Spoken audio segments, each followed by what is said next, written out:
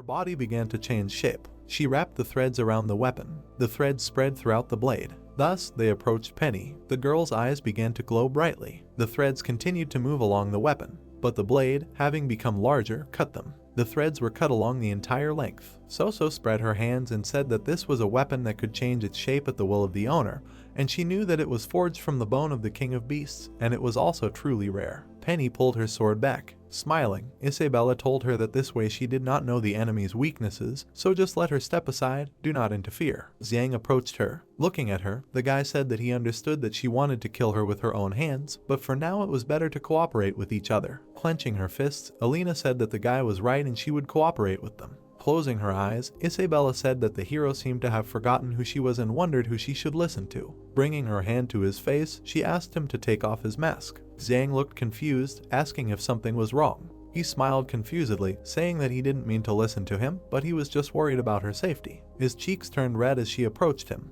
Isabella kissed Xiang. The guy looked completely embarrassed. He looked at Isabella with wide eyes. Alina looked at this with a smile. Surrounded by red threads, So-So said that it was romantic. But did they really think that the battlefield was the place for this? The threads rushed forward. Penny's swings left traces. Looking away, she said that it was confusing. Isabella let go of Xiang's lips. Smiling at him, she asked about how he always liked the queen and reminded him that she was Isabella, so he didn't need to worry about her and let him do what he had to do. In response, Xiang only smiled stupidly. Turning to the others, she asked if Penny had an opinion. So-So looked at them silently. Red threads went to the group. Isabella reflected them. Frowning, the girl told the guy to go forward, and she believed in him. Xiang looked at her confusedly, trying to say something. Then he closed his helmet, saying that he understood. So the guy headed up. Looking down, the guy said that Isabella was right, because she had great strength, and there was no need to worry about her and be distracted from the fight. Something surrounded by green light was visible ahead. Looking at it carefully, he noted that it would be better if the general led. The sarcophagus was rising with tendrils, so it was completely covered with them. It was surrounded by a green aura. The hero noticed Lawlin next to him, thinking that everything was going according to the battle calculations.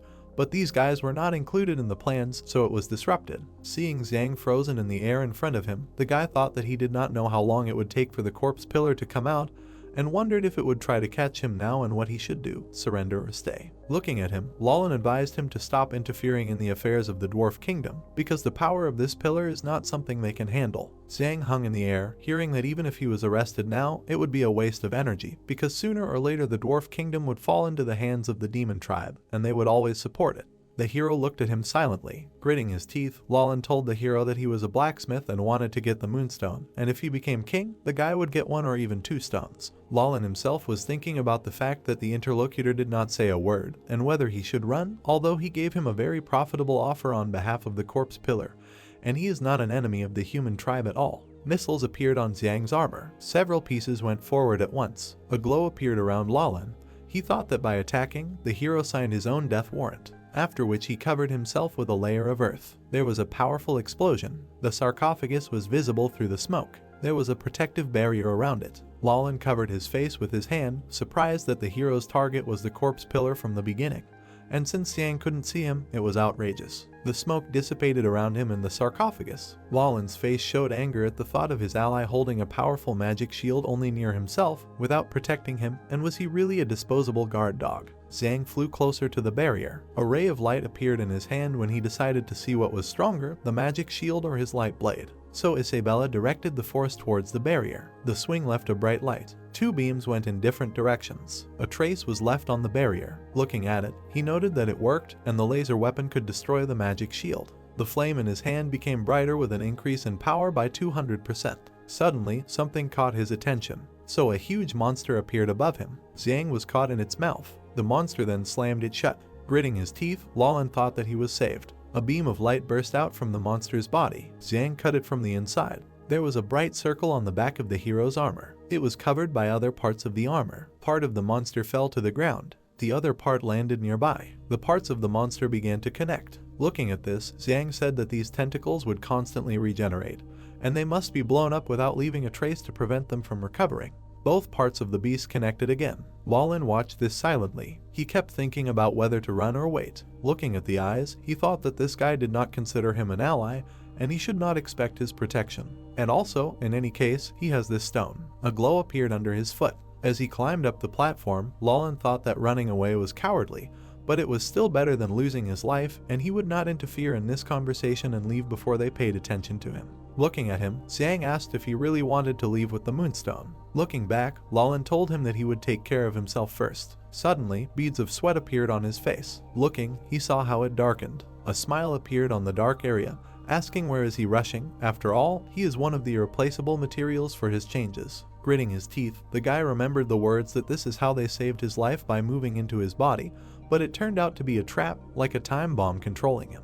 The dark area spread throughout his body, so there was a syringe in his hand. He injected it into his leg. Lalan's pupils turned red, but the eyeball turned black. The guy fell off the platform. Hands from the ground reached out to him. They were trying to catch him. Lalan fell into their embrace. They gnawed at him as he was trapped inside. Meanwhile, a bright beam rushed forward. Mucus received a blow to the face. This caused him to fall to the ground. A mark was visible on his face. The demon said that it hurt. Looking at the people in front of him, the monster said that he was not as effective in combat as the other generals. A trail of fire rushed past him as he said that he would definitely be in the top 3 if only the mucus that stopped him ended. Air immediately approached him, so the boy struck. Receiving a blow, Mucus reminded him of what he said, that fire has no effect on him. But Air struck again. The swings of his fists left traces of fire. The boy continued to beat the demon. Nanai and Aisha watched their comrades' attacks. Air took his hand behind his back, using dark energy, so he gave a strong blow to Mucus. Opening his mouth wide, he screamed for the enemy to die. The blow literally flattened the demon. Mucus exploded. Slime fell near Nanai and Aisha. The drops of slime began to gather together. Frowning, Aisha told Nanai to use this opportunity. A magic circle appeared in front of her by using the ultimate freezing magic. Ice covered the slime. Nanai scattered flour. The flour prevented the slime from connecting. Batter appeared on top of the slime by using pancake crust. After gathering everything into batter, Nanai said that they will see what the enemy can do with it.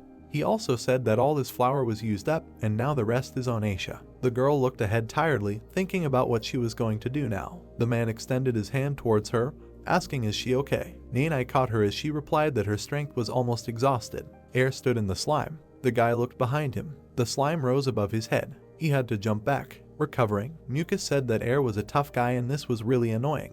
Looking at him, he also said that he actually only destroyed a third of his body. The demon saw the slime in the ice. He brought his hand to his nose, so he sucked in the rest. His hand recovered with the words that unfortunately for them, even if only one drop remained, he would be able to recover again.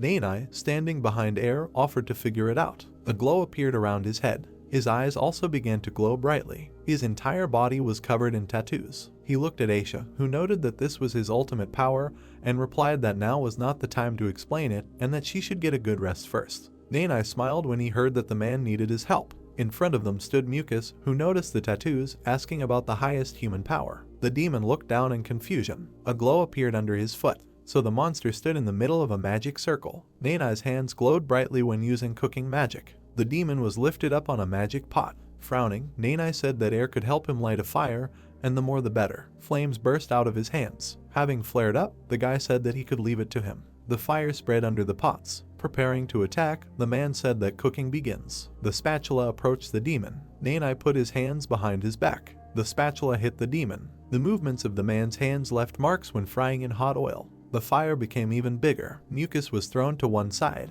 then to the other. The demon tried to escape. Nanai squeezed his hand, using stirring, so he pulled it forward. The demon and the pan seemed to be stirred. Nanai spread his hands. Then he slammed them together, using the lid on top. The lid landed on the pan. Now it completely slammed it shut. Sliding it into his palms, the cook closed the lid. Both parts of the pan rotated. Then they completely closed. Surrounded by flames, Air thought that he couldn't deal with the enemy directly with fire, and Nanai decided to convert heat into pressure. The unexpected lid swelled. Both eyes became smaller. The lid became larger. Opening his mouth wide, Nanai shouted that it was time for the fryer and asked his comrade to move away. The entire pressure cooker exploded. Aisha covered her face with her hand, turning to her comrade. She opened her eyes in surprise, asking why this happened. The demon's slime spread everywhere. Nanai appeared behind the girl, saying that he and Air could do nothing. His body was shaking, and he also said that her boundary power was too exhausted, so let her find Zhang and the commander, asking them for help. Air was lying on the ground, saying that his whole body was in pain. Barely able to stand up, he said that he was sure that he would think of a way to defeat the enemy, and he would try. The girl looked at Nanai in confusion, wanting to say something about the hero and the commander, but he said to be careful. Mucus approached her. Aisha managed to cover herself with a magic cube. The girl nervously clenched her teeth. Clinging to this cube, the demon told her that the more she refused, the more excited he was. Aisha closed her eyes, screaming for them to not come closer. The bald man with tattoos was shaking, telling him to move away from the girl. Green slime flew into Nanai's shoulder. Mucus with red eyes said not to try to hurt him. If she was obedient, he would reward her with watching this spectacle. He reached for the girl, saying that no one would bother them anymore. If she was obedient, he promised to be gentle. A man standing nearby said that he did too. Air's body and hair were burning. He said that he had not lost yet. They would decide the outcome of their battle. The green monster turned to him and noticed that it was him again, the muscular guy. It was annoying. Why did he interrupt the performance that everyone wanted to see? The girl standing behind the barrier exclaimed that they could not do anything more. He had to find Xiang and bring help. Nanai closed one eye and said that he was indeed holding them back. The guy with burning hair was approaching. Air frowned and asked, holding them back, was it the same as before entering the South Ruins gate? His eyes flashed with rage. He said that he had thought of a way to win. The guy remembered the man walking on the stage, saying that they had all mastered the ancient martial arts. Why didn't he continue training and return to boxing? Would he go to the pavilion? Air with burning fists said that he was returning to his hometown with Xiang. After the battle with the enemy he met, he had many questions. Yasuo's fist was also burning. He said that he understood that he had used the tradition of their martial class to solve the problem through combat.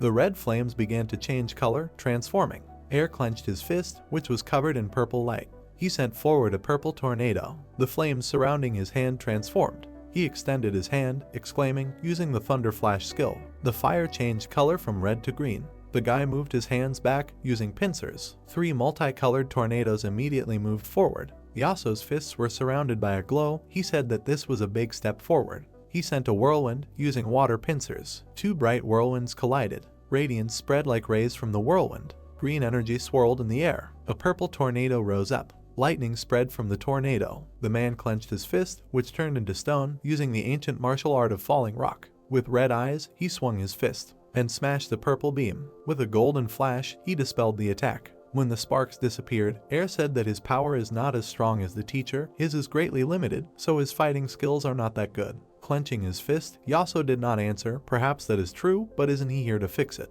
With red eyes, he is black fire. The dark flame formed into a monster that opened its mouth. Air frowned, thinking that the teacher was so serious. What a fierce blow. His fist was engulfed in blue light. He thought that since it is the fire element, he will try to use the water element with all his might, and this should solve the problem. A blue tornado flew forward. The light and dark whirlwinds collided. The dark one managed to smash the light one. The image of the 3-eyed beast opened its mouth. Air watched tensely as it approached him. The fist stopped centimeters away from his face. Yasuo hovered nearby. Then his feet touched the ground. Clenching his fist, the man asked if he understood that real strength is greater than the sum of its various elements. Clenching his fist, the boy exclaimed that he understood the teacher. He needed to train more to improve his real strength. Yasuo looked away, saying that this was one aspect, but he thought he needed more flexibility than practice. As he walked away, he waved his hand and told him to think about it himself. Surprised, looking after him, the boy mentally repeated that flexibility was more important than practice. Looking ahead, the boy with burning hair said that after the instruction of the teacher Yasuo, he understood something. In order to defeat him, he must learn to adapt. Aisha looked at him and said that it was true. The martial class uses borderline power, and he can use ice in his style. The blood-stained Nanai asked, did he really know how to defeat him? The boy's hands were surrounded by flames. The fingers clenched into a fist were burning. Then the glow became much brighter. Resolutely clenching his teeth, Air exclaimed that since fire was useless to him, he would burn and raise the temperature until it became useful. His comrades looked at him in confusion, saying that this was what he called adapting. The flames on Air's body became much brighter. The huge green monster said that he was as stupid as a drilling pillar. He was too lazy to even talk to him. The hero quickly approached the enemy. A powerful blow threw Mucus back. Columns of dust rose up. Opening his mouth in surprise, Nanai thought that he did not need flour. Air could use his essence for this. The glow around the girl became smaller. She looked ahead in surprise, thinking that it was just residual heat, but it melted her high-level magic shield. Nanai's hand was entangled in green slime. Air, looking at her, said that he was concentrating. He was gathering the temperature above his fist to control the flames. With his burning hand, he tore off the slime, freeing his comrade, and said that he could usually control the temperature so as not to harm others. But when he relaxed, it could instantly reach a high temperature. Standing next to the others, he said that he wanted to be resistant to fire, but not protected from it. Now that he could attack, confidence that he could win. Rays of dust rose up. green slime flowed down the monster's body. It parted and seemed like a mouth. Rising, Mucus said that it was a little hot, but he was already exhausted, so should he be afraid of it? Stretching his palm forward, the demon said that if he was tired of playing, then let him try to kill him. Green tentacles of his power flew towards the guy. Kicking his fist forward, Air exclaimed that first let Nanai take Aisha aside and leave the rest to him. He quickly ran forward, escaping from the green beams. The guy jumped on the green slime with powerful jerks. The green glow surrounded him, but he used an ancient martial art. Striking with his fist, the guy used an alloy of gold and platinum. The bright golden glow collided with the green slime. Air with burning eyes opened his mouth. The glow became blindingly bright. It moved forward in circles. The guy with burning hair attacked the monster. Bright energy spread from his punch. The powerful blow collided with the demon's body. With a cry, Air swung his fist again. He hit Mucus in the head. Green slime gurgled inside the monster's body. It rose in drops. The monster's head recovered, and he said that he thought he should be afraid of such a blow. He thought how it was possible. It took a lot of marginal power to accelerate the heat release, but it still destroyed half of the body. His fire resistance was enough to allow him to swim in magma. Jumping up next to the monster, Air replied that if it didn't work the first time, he would continue and do it a second time. If it didn't work the second time, they would continue the fight and try a third time. Trying to grab the hero, Mucus exclaimed that he was tired of him. He had to stay away from him. Fiery fists clashed with the monster's fists. Putting out his burning palms, the guy used an ancient martial art. A huge tornado scattered the demon's hand. Mucus screamed in shock. Drops flew from his hand. The demon trembled, having lost one limb. The screaming monster's eyes glowed red. His face seemed to be dripping down. Green slime flowed down his body. Air, who was standing next to him, said that the teacher was right. Flexibility was very important. He shouldn't think only about strength, and as long as his cell regeneration was high, he could defeat him. The slimy demon chuckled and asked, that was something, but did he think his marginal strength would be enough to last that long? The fire around the hero's fist dissipated. His hair and eyebrows went out. Then he concentrated, and a glow engulfed his hand. The fist shone brightly. A lot of steam appeared in the space around. Mucus looked at it in surprise. Clenching his shining fist, Air said that he was right. He couldn't drag it out, using this blow to achieve the result. After that, he would simply evaporate. Slime flowed down the monster's body. It rose to one side. Then it rose to the other side. From Mucus's body, peculiar tentacles appeared. The monster's eyes were burning with rage. He exclaimed that he thought if he shrank a little, he could make him evaporate with one blow. What big words. Green tentacles flew forward, his powers. He decided that he needed to control its approach and let it spend all the border power. The green substance was approaching Air. He dodged, and it flew past. The green tentacle crashed into the ground behind him, raising dust. Directing the fetters again, the demon laughed and said that having gathered this fire into a fist, he could no longer move. Several tentacles flew towards the guy at once. He stretched out his shining fingers. Putting out his palm, he stopped the movement of the slime. Air waved his hand, as if then throwing the slime back. The monster stood with stumps of tentacles and thought that he was able to burn part of it further without touching it. He had never encountered anything like this, except for the fire of the ninja pillar and the black flames of that small man he encountered on the battlefield. Bright traces appeared from the jumps. Air jumped up, rushing to the attack. With a determined frown, he offered to determine the winner. Mucus tried to cover himself with his hands, shouting for him to wait.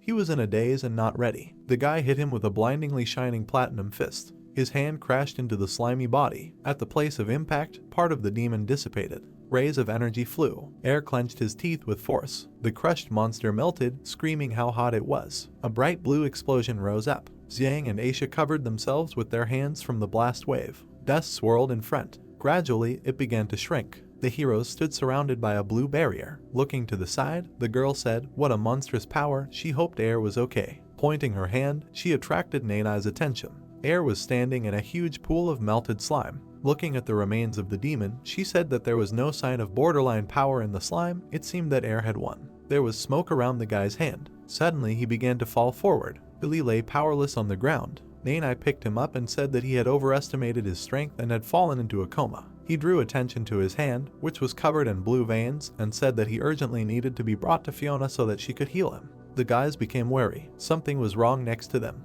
Aisha was ready and turned her head to the side. Her hand was motionless. Mucus was hovering behind the girl, saying that he was very bad and that they could do nothing to win. The bald man looked at him. He frowned and shouted at his partner to go away and leave everything to him. Frozen fragments of the monster were flying behind him. A frozen slug was lying on the floor. Its eye was open. The girl was sitting in front of him and he was asking her if everything was okay. The ice blocks did not move and Aisha said that everything was fine and suggested to return quickly. There were two powerful cuts. Bei and Trost fought So-So. The fencer dealt many blows. The girl with the blindfold easily parried the blows. The archer hit the opponent together with her partner. The doll lover coped with the pace of the fight. She missed the blow and it pierced her. The pillar froze. A huge blade was visible in her chest. The queen looked at her carefully. The enemy was in a stupor. The white-haired girl jumped away from her opponent. She turned to the student and said that by distracting her and creating opportunities for attack, she made a good start. The archer looked ahead and said that she did not want to compete with her, she just wanted to know if orcs really still exist in the demon world.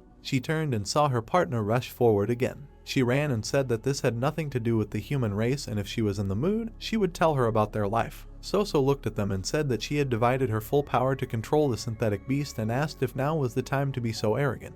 A figure appeared behind her and she stood up. Behind her stood a girl who threatened to kick her. The girl with the bandage turned towards the sound. A huge foot crushed the pillar, and with a sharp movement kicked her to the side. The beetle's sister was battered and battered. They watched the mortal body fly away. They swung her sword. A huge cut approached the enemy. The beetle's sister watched the approaching death. She wiggled her fingers. She was divided in half. Her two parts flew apart and she said that she could not hurt her and that her attacks were useless. Trost was approaching her head. She pointed her sword forward and said that she now needed to hide well. Something was approaching her. A huge hand hit the girl. The fencer saw her partner hit the ground with all her might. She looked to the side. A huge foot was approaching her. Alina was walking towards the student and she asked her what she was doing.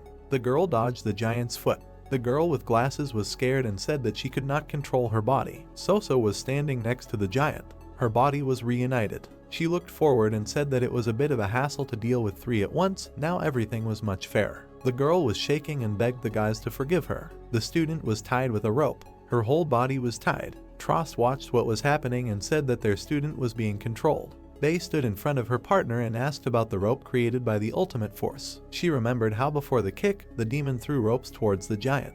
The girl thought about it and realized that the needle was implanted upon contact. The giant stood in front of the girls. Alina was excited and warned the students about the attack. So-So waved her hand and said that she did not allow talking. The giant's mouth became sewn up. She turned her head. Her hands clenched her palms into fists. The student rushed at her friends, swinging her hand. She approached the couple. Her hands began to strike blow after blow on the ground. The archer jumped to the side. She landed on the arm. The girl ran up the limb. She made a powerful cut. Trost struck many blows to the ropes on the body. 3 powerful cuts passed through the ropes on the legs. Cuts were visible on the bent Alina. The savior jumped off her hand. She noticed that it did not help and thought that it seemed that in order to get rid of the control, it was necessary to cut the rope created by the ultimate power. The girl parried the giant's blow. So-So mockingly watched what was happening and said that she could not kill her comrades. Bei was behind her. The demon managed to parry the powerful attack. She held her sword and said that her sword irritated her and now she could focus on her. Many threads began to move towards the opponent.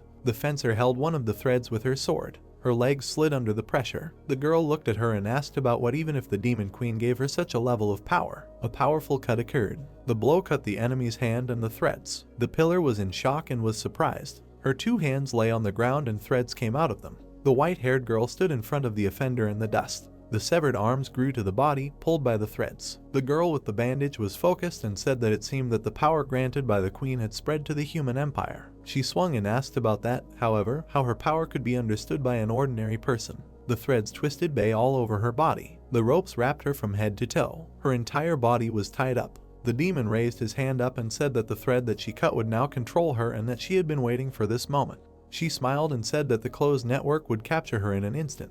The swordswoman looked at her emotionlessly and asked her if she was finished. The girl with the bandage looked at her opponent and asked that she wanted to calm down before death and said that she could finish her off with 1 finger. Bei looked ahead and said that this was great impudence. The strings began to tighten the girl's body. So-So was puzzled and thought about why the man's words made her heart beat faster and that it couldn't be that she was afraid of her. The girl was shaking from the pressure of the ropes. The girl with the bandage on her face waved her hand and told her to go to hell. The strings squeezed the girl even tighter and held her in the air. The ropes began to cut the girl's body into pieces. The pillar smiled and said that she was finished. The fencer looked ahead and was silent. Dark magic enveloped her and her eyes glowed red. The ropes that tied her began to burn. They broke and there were no cuts in the places of pressure. The girl flew up and the strings flew to the side. Soso was scared and asked about what happened, and she did not understand what happened. Tears were running down her cheeks and she was thinking about how she couldn't use magic because she was tied up tightly. There was a cut on her face and she was thinking about why she felt depressed. Isabella hit the girl in the face with her sword with all her might and blood gushed out. Her opponent flew away from her. Trost looked at the enemy and said that since this is how it turns out, she will kill her. The whip was approaching the girl. She imagined how she would be cut into pieces. Alina crossed her arms in front of her to protect herself from the blow. The archer looked at her and thought that this was enough. She waved her hand back and began to pull the weapon back. The blonde watched as the weapon returned without touching her. The controlled body rushed to attack again. Suddenly, the ropes that controlled her began to disappear. The girl in glasses looked at her hands and said that she could control her body again. She looked with tired eyes and said that because her body was huge for so long, her strength weakened. She began to shrink and fall powerlessly in front of her former opponent. She lay spread-eagled on the ground. The archery class student looked back and asked if it was really over. Soso held her wounded face. She covered her eyes with her hands and said that it was unforgivable and she suffered for her eyes. They approached her aggressively. She looked at her and said that it was disrespectful, and now her face was the same as it was when she betrayed her.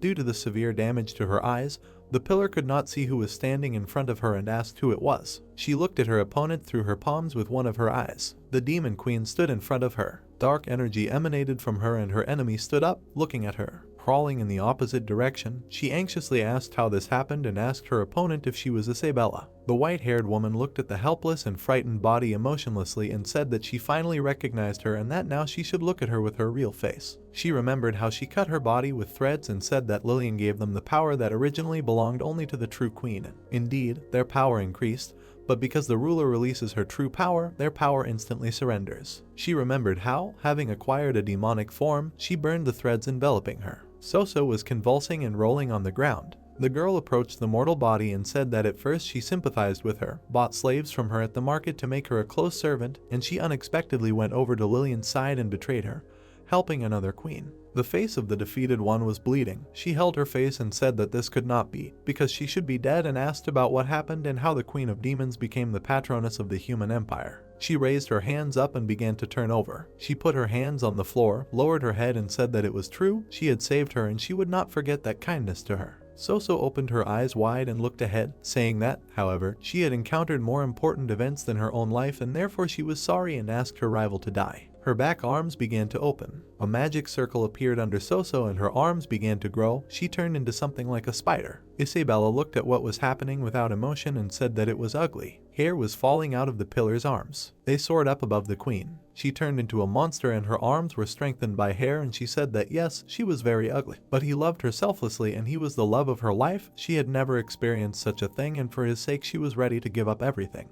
Bae looked ahead and said that it was not her appearance that was ugly, but her soul ready to fall to such a thing. Soso looked down and said that the corpse pillar's concern for her was sincere and a person of high standing would not understand it. She tensed up and thought that her beast had lost control and wondered what had happened to it. She turned her head to the side. Her transformed body ran away from her rival. The queen frowned and asked what she was running from. A huge cut followed the creature. The monster ran with long strides and threads were sticking out of it, and she said that nothing would happen to her road and she would rush to it now. Bae thought about it and thought that Xiang was above the corpse pillar. She watched as Soso climbed up using the ropes for support. The sky was blue. A column of smoke rose up. A blue robot flew out of the cloud. He looked ahead and said that if he fired like that, regeneration would not be possible. The mechanism hung in the air and looked at the huge blue craters. He turned and looked at the Egyptian mechanism and said that it was taking him too much time and said that he was next. The war machine headed for the enemy and increased its power by 5 times. A huge cut occurred.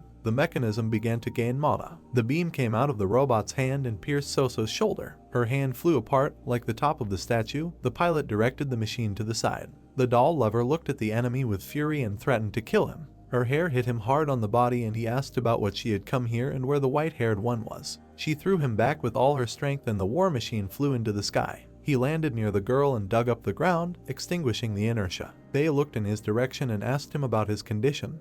The pilot of the mechanism said that he was fine and asked about why she became like this. The girl looked away and said that she had been defeated and that her regeneration abilities had ended and that this was the end of the battle. Soso was scared that her limb was not growing back. She looked lovingly at the statue of the pharaoh and told him not to worry and that she would not allow him to be harmed so he could calmly recover. Trost came up behind the swordswoman and asked her to just destroy the coffin, to which she asked her to stop them. The robot's eyes were shining and he said that they should let him finish this and noted that they had not started very well. The one-eyed girl looked back with a grin. Homing missiles were approaching the monster and the coffin. She extended her hand and it split into many branches. The organic shield took the blow and contained the explosion. A powerful cut off several branches of hair. A white-haired girl with a sword appeared from a cloud of smoke. She swung her weapon and said angrily that she would show no mercy to the traitor. A strong blow rushed towards the demon's limb. Soso looked forward and was in a state of shock. The blow hit her neck and the head instantly flew off the shoulders of the terrible body of the pillar. Trost held the magical huge swords in the air, which were aimed at Raymond's coffin.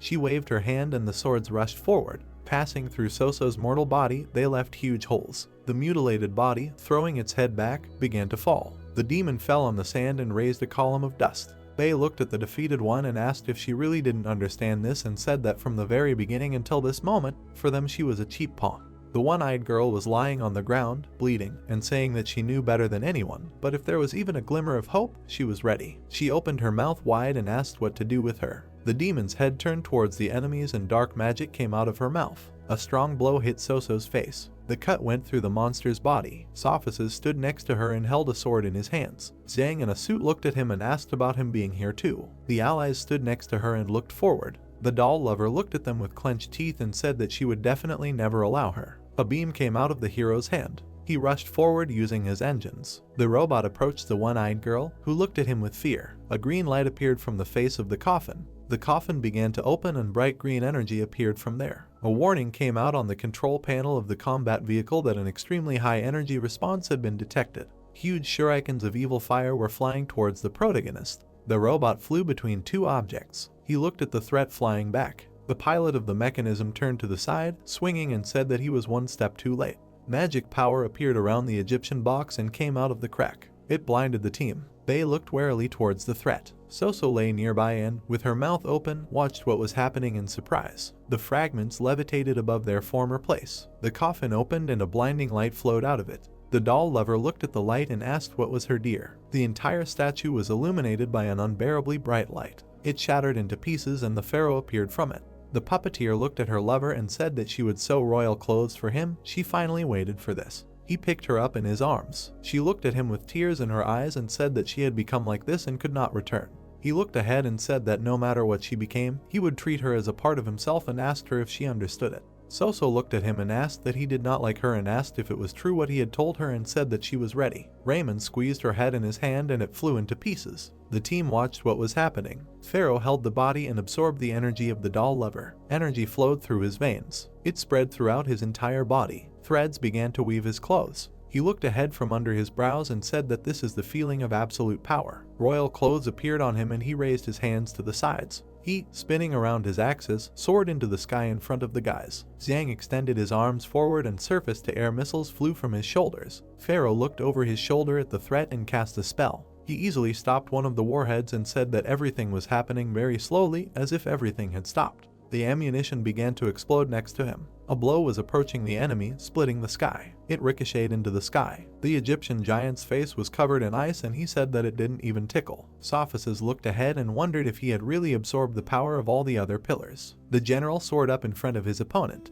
The pharaoh appeared behind the commander and asked if this was all that the hero of the human race was capable of. The fist of the pillar turned into a block of ice. It rushed towards the blonde man's back. The master managed to react and block the blow. A shockwave spread across the sky from the blow and the man flew up. The demon looked at the enemy and said that with such powers, neither Darkulo nor Lillian would matter to him anymore. The little robot started projecting digital honeycombs. Two mechanisms made a Dyson sphere around Raymond. Zhang was next to the pharaoh. He looked at him through the control panel and said that no matter how good he was, everything would end when he got into the sphere. The enemy disappeared from the sphere and the guy wondered why he was escaping. A figure began moving in front of him at great speed. He could not focus on it. An Egyptian giant appeared in front of him, who said that he had already seen the opponent's abilities and, therefore, he would be attentive and asked about the fact that the blacksmiths of the human empire, whom he called useless wood, did not have a borderline force. The demon looked at him from under his brows and asked if he would allow him to check it.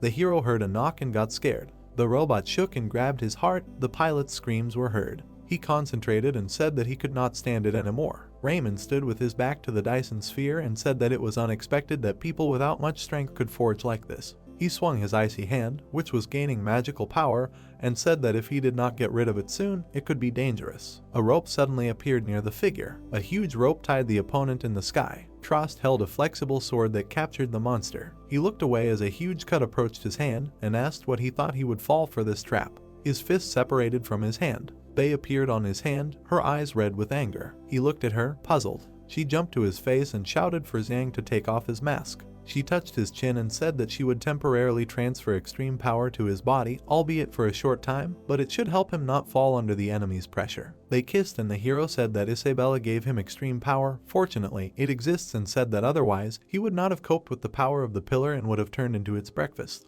The protagonist looked forward in confusion. The girl looked at him with excitement. An ice fist joined in his hand with a crack. Raymond grabbed the whip that held him. He freed himself from the shackles and said that it was not surprising that the guys were able to defeat the other generals. They are really capable. Trost looked up with incomprehension and thought about the fact that she used the strongest block and that it did not work. The pharaoh finally untangled what was stopping him and, looking at the couple, said that he was now invincible. Zhang took Isabella by the arm and they flew in the opposite direction from the enemy. The archer tried to maintain the block, breaking her feet on the ground. The Egyptian giant yanked the whip and, lifting the purple-haired girl up, said that he wanted to swallow them all, starting with her. She looked at the monster with a grin. The rope began to transform. The girl pulled the elastic blade towards herself. It began to gather into a sword. Her weapon did not have time to form and countless threads flew at her. The rope stretched from Raymond's back. He looked at his victim and asked that if he was not mistaken. This weapon was made from the bones of the king of beasts, and said that their tribe was truly amazing if after the destruction of the orcs, their bones were used. Trost grabbed the needles and asked with a smile to take her blood. She swung the sword and shouted the order to become stronger. She swung the weapon and cut all the threads that were directed at her. Raymond extended his hand forward with his palm and cast a spell. A strong blow was approaching him. The cut almost reached him. The girl bared her teeth and looked at him. She began to strike many blows and sent him away, laughing loudly. The pharaoh received numerous blows. Trost accelerated and continued to hit him again and again. The hand slipped through her blows and rushed at the archer. She was grabbed by an icy hand. The Egyptian giant looked at the victim he held in his hands and asked if she was the regent's daughter and said that she looked very much like a disobedient animal. She was angry and looked at him with the desire to kill. He squeezed the girl in his hand, who was struggling with the pressure, and said that it was a useless struggle and he wondered if she could be useful to threaten the prince and said that otherwise, he would simply crush her bones with the power of light. The girl screamed in pain and tried to get out of the shackles. She winced from the pressure and blood came out of her mouth. She bared her teeth, raising her head up. Trost broke free from captivity and jumped away from the hand. Out of anger, she took on a beast form and looked at the enemy with anger. Her pupils also resembled snakes and she, frowning, called out to her dad. A huge cut appeared. The girl in beast form hit Raymond in the face with her claws. He did not react to the blow and asked about the fact that these claws can really tear a diamond. The girl began to fall down in front of the pharaoh and he said that although she was a beast, she was afraid that if she was released sooner or later she would become even more beastly and dangerous. She fell on her back and the Egyptian giant followed her with his gaze, saying that it was his style to eliminate all threats immediately from their inception. He met the falling body with his knee and she hit him with furious force. The beast flew away from him with great speed and he said that because he eliminated small threats that were invisible to others, he received supreme power. Trost screamed in pain and blood flew out of her mouth. She hit the ground and raised a column of dust, extinguishing the force of inertia on the sand. A couple watched what was happening and the robot asked that she would not die. Raymond landed in front of them. He looked at the people and said that he wanted to use her as a bargaining chip against Regent and let her calm down and said that if they stood in his way, he would not be so kind. He pulled a staff from his sleeve. In his tool was a sphere with magical power. He imagined a wasteland. A city of gnomes was rolling out from under the plateau. Martin looked at the projection and Moto was lying next to him. Hands were visible on the screen, sticking out of the sand. The king of the gnomes stood next to the bald man and they indignantly asked about forging. The mustachioed man looked forward and said that this is something that no one can use except people and gnomes. Khan began to walk away from the teacher and said that there is only one option. The pharaoh absorbed his son. In front of Xiang and Isabella looked at the hands that came out of the ground. Raymond used the forging of corpses to summon creatures. The pharaoh looked at the little people and said that what he had previously forged had completely laid down his army. The Egyptian giant looked down holding a staff in his hands and asked if forging was really that strong and asked him to teach him this. He, with a smile on his face, held the tool forward and it shone, and he said that if the guy was interested, he would make him immortal. The hands rushed to attack the couple. The hero stood in front of the girl and said to leave it to him. The hands surrounded them and prepared to attack. A feather appeared from his suit. He stood in a stance with a tool in his hands. The creatures were trying to attack the protagonist. He swung and the stick in his hands began to glow. The moonstone created a blinding beam. Yellow discharges of electricity appeared around the robot. It began to create a light tower. Under the pressure of long limbs, a warm light formed. A strong blow passed through the summoned creatures. A cut passed through the pharaoh. A laser cut everything around. The pharaoh looked at what was happening with admiration and said that no matter how hard he tried, he could not do anything. But they dealt with it so easily and thought about the fact that it did not consume his energy. It seemed to him that he had lost the strength of dozens of corpses and wondered if this could be caused by exhaustion of stamina, and thought that for him, the owner of borderline strength, this ability did not seem so useless. Wooden hands flew into pieces. Debris fell on the light tower. The tower towered over the severed creatures. The robot pilot smiled and asked what the difference was between his tricks and magic. The guy with the ulcer looked at the enemy through the robot's eyes and said that forging was not as easy as he thought, and the gap between them was such that he would never be able to overcome it. Raymond got angry, looked at the offender from under his brows and asked what he thought about his concern for forging skills, and said that if he was tired of this game, then let him die. Xiang looked at Bei and asked her not to do anything. He pointed his finger at the castle walls and said that there were surveillance cameras on the walls and she could be noticed, and that the captain was there too, so she should not reveal her identity under any circumstances. The girl looked at him with a frown and told him to be careful and warned him that he was going to use all his power. The clothes on the corpse pillar began to melt. He soared upward, spreading his arms to the sides. He began to use royal magic and magic rings began to form above him. The pharaoh cast a diamond storm spell and huge chunks of precious stones began to fly out at high speed from the circle that hung in the sky. They flew towards the people, smashing the built tower. The guy covered his partner with himself and extended a shield. With great speed, the stone crashed into the shield and it bent. The robot's body could not withstand the attack and the protagonist's arm broke in the area of the radius. He frowned in pain. Columns of dust from the falling threat surrounded the couple and Xiang continued to hold back the blows. A large number of fragments hit one area, making a dust curtain. Raymond watched what was happening and diamonds continued to fly past him. Through the dust cloud, a crater was visible in which a warm light was visible, resembling fire. When the fog cleared, the Egyptian giant saw a large number of burning depressions. Some of the pits were still covered in smoke. MC's shield was badly damaged. The guy kept holding it in front of him. The hero looked at the system notifications with rage and thought that the diamond attack before was weak, no stronger than the one he used, but the magic of that one completely destroyed his shield and armor and that now his power was useless. The girl looked at the guy and said that now was not the time to worry about revealing her identity and asked him to get out of the way, to which he only said her name. They frowned and resolutely said that even if her strength had not recovered to 20% of its potential, she would be able to win. Raymond soared up above the exhausted ground and the couple. He looked at the fighter with a grin, stretched out his hand and said that it was commendable that he was able to withstand this blow. But how stupid it was that he understood that he was weaker and still continued to fight him and asked what he would do this time. Sophists swung, lowering his head and hiding his eyes. He cast a spell and an enormous air knight appeared in front of the pharaoh. The Egyptian giant looked at the summoned creature with horror. The creature's enormous hand grabbed the demon. The general used an air prison spell and the knight closed the monster inside himself. The white-haired man appeared near the couple and Xiang asked the leader if everything was okay with him. He rushed forward and without turning to the young man said that he was fine and that it was his fault that he allowed the student to face such a powerful enemy alone. He looked at his creation and said that he was incompetent and promised that such a thing would not happen again and thought that the vacuum world had almost reached its limit and he just needed to strike hard and win or be defeated. The knight's hand squeezed the creature and increased the air pressure 100-fold, while the commander stood in front of him and swung his sword. Raymond writhed in pain under the pressure. He could not cope with the knight's strength and blood gushed from his nose and mouth. He continued to be squeezed by the summoned air creature. The pharaoh's eye fell out of its socket. A bright light spread from the hands of the air warrior. The Egyptian giant broke free from the shackles, cutting the arms of the creature. Sophis' servant leaned back under the influence of magic. A shockwave began to spread from the demon throughout the area, sweeping away everything in its path. The general tried to stay on his feet and thought that his opponent could use this trick. He turned to the youths and called out to Xiang. He stuck his sword into the ground to withstand the shock wave. He cast a spell and a knight with a shield appeared in front of them, protecting them from the airflow, and he asked the students if everything was okay with them. To which they replied that everything was fine, asked him not to worry, and Bei said that it seemed that the situation was now even worse. The beaten Raymond looked up and shouted a damage transfer spell. A dark substance flew up from his mouth. It fell next to the people and the hero asked what she meant and that it was obvious that he was injured. The girl thought about it and said that this was the ability of the corpse pillar. The more damage it takes, the better and faster it gets immunity, and said that it turns out that the commander's fencing will soon become useless, to which the protagonist said that such an ability exists. His face changed and turned to the blonde with a question about whether he absorbed corpses that survived nuclear explosions. A hologram of the site appeared in front of the robot. The screen showed an analysis of the fallen substance and it was clear that it contained a radioactive substance. They looked at her partner with irritation and said that it was enough to waste time and that now was not the time to worry about identity, and said that measures should be taken.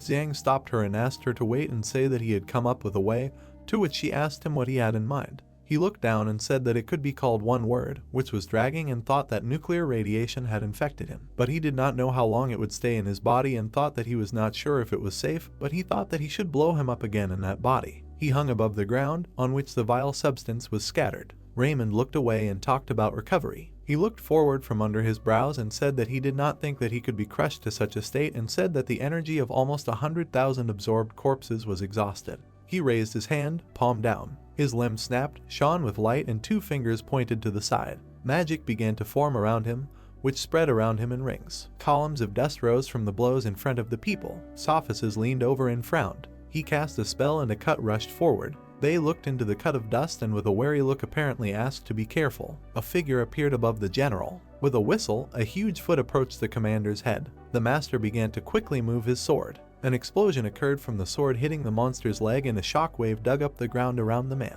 Xiang activated the Dyson sphere, covering himself and the girl with it. The professor held the creature with his sword and grinned. Raymond watched what was happening and asked the white-haired man about how it felt to be trampled by his humble servant.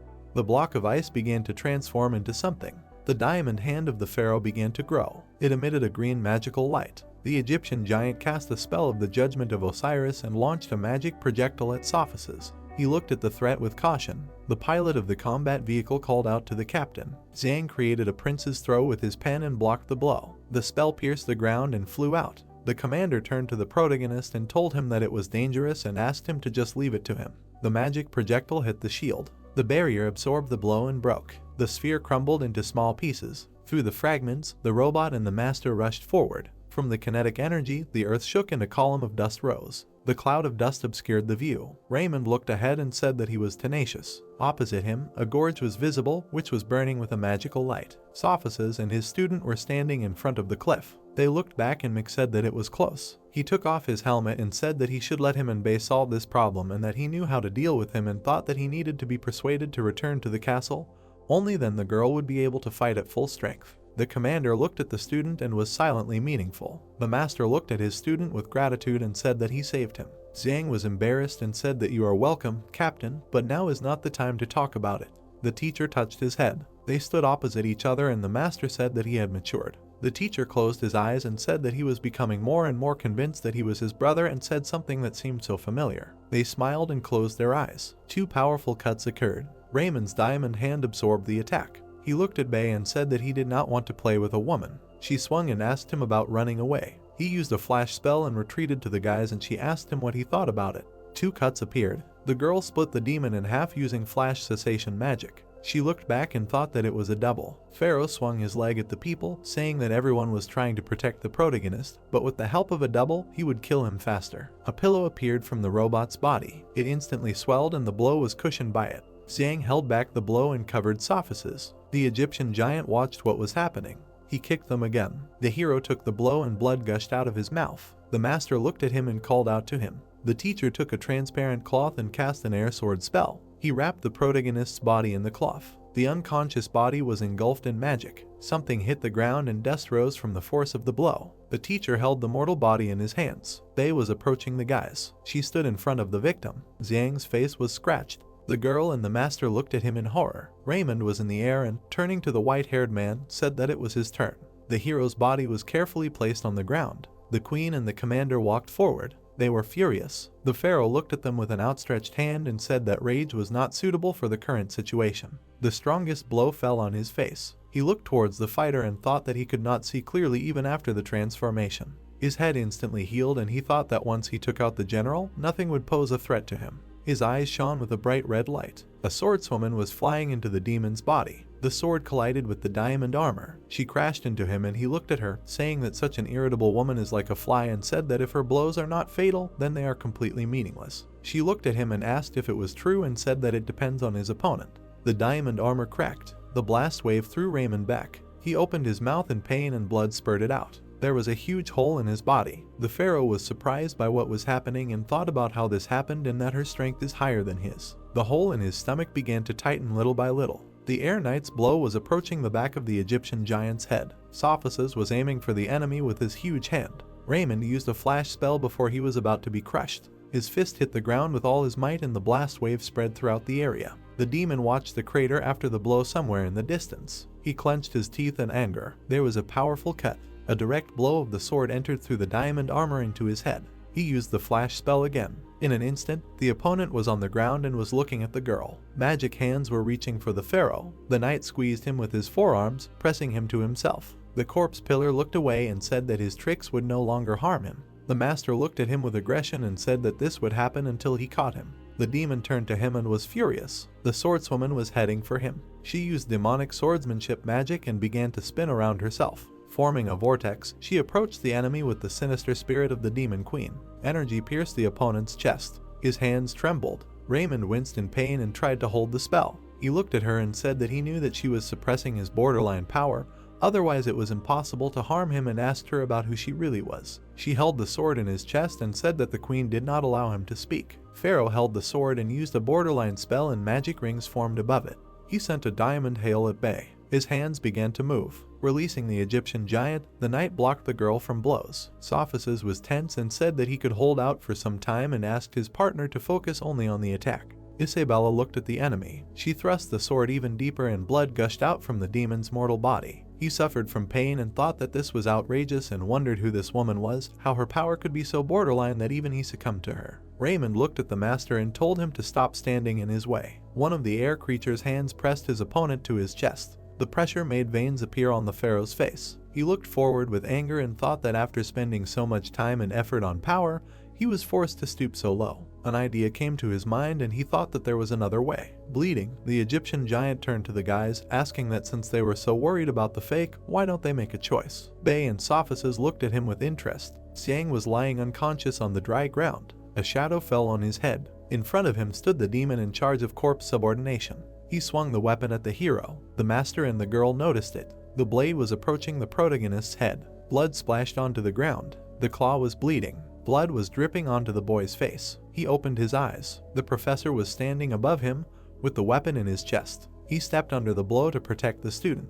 Blood was dripping from his face and the enemy was saying that he wanted him to suffer. Raymond raised his hands in front of him and smiled widely. The diamond hand was shining in the sun. The girl dodged the blow. The pharaoh looked at the enemy with a grin and said that if they can't even cast aside their emotions, how are they going to defeat the king of corpses? The girl's face changed. The corpse pillar's hand was approaching her and he was shouting that she was also standing in his way and ordered her to disappear. She parried the blow and carried the limb in close proximity. The monster was transformed. He looked at her and said that he didn't know why, but as long as he was away from her, his strength shouldn't be affected. Bey was focused and didn't react to him at all. He rested his foot on the teacher's back. The Egyptian giant held a sword and said that to think that the captain of the White Dragon squad of the Human Empire, known as the Battle Reaper, did such a stupid thing, and sarcastically said that it was a pity. He began to pull out the blade and blood splashed in all directions. Sophocles felt pain. Xiang, finally waking up, called out to him. Experiencing terrible pain, the master froze. The guy tried to get up and said in a trembling voice that he would save him. He looked away with alarm. The hero, continuing to tremble, ordered the suit to activate urgent emergency assistance. A syringe in his suit with a universal drug appeared near the skin.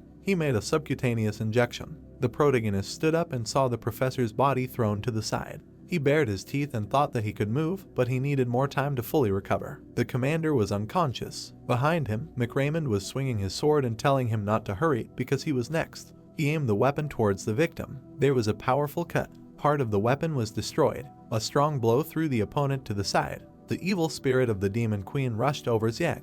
The pharaoh landed on his feet and slowed down. A drone with a surveillance camera hovered over the battlefield. A shockwave was approaching it. The device exploded at that moment. Martin looked at the white noise of the screen. He was unhappy with what was happening and asked what was happening. The Egyptian giant looked at the hole in his stomach and asked what it was and said that his demonic powers were quickly running out. He opened his eyes wide and asked. He saw an evil figure in front of him. He turned his attention to her horns. They transformed into her demon form in front of him.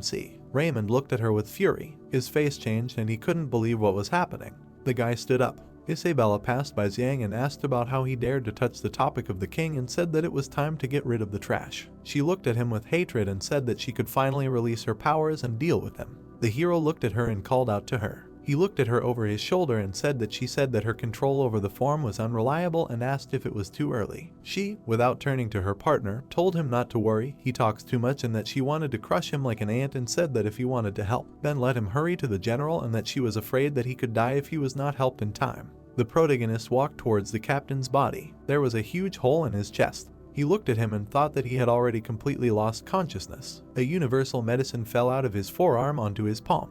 He opened the can and thought that he had already given half a bottle to Khan and injected some into himself and wondered if it would be enough for sophisis. Nick poured the entire contents onto his mentor's wound. The wound healed instantly. The demon queen stood in front of the corpse pillar. A strong dark energy emanated from her. Raymond looked at her with excitement and said that it was no wonder that his demonic powers were gradually depleted and recognized Queen Isabella in her. He looked at her with excitement and said that no, this is the former queen and Lillian is now their queen, and said that her era has already passed. The girl looked at him and said that he is a shameless braggart. The opponent looked at her from under his brows and said that her manners were still impressive. It was very noticeable, but because she was hiding behind a human form, her power had already faded. She extended her finger forward and dark energy appeared from it. She ran her finger from the other side and the mountain ranges were cut off from the base along with the offender's head. He looked at her and thought that during damage, his recovery was suppressed by her border power.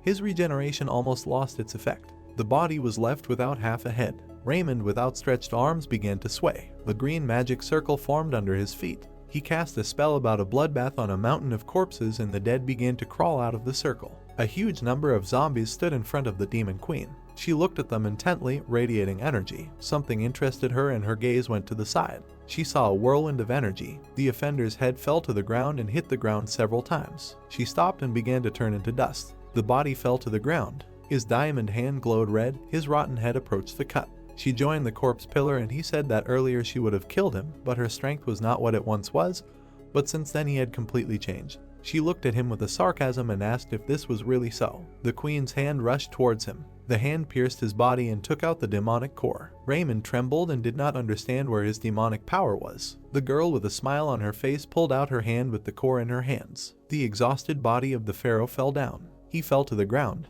The cut went through his head. The girl pressed his head. He was bleeding and she said that she had not experienced this for so long and asked if this was all he had. She squeezed the demonic core of the Egyptian giant in her hand. She began to absorb his energy. Her neck ring glowed even brighter. It began to absorb power. The girl raised her hand above herself and said that it was so good and her power had recovered by 20%.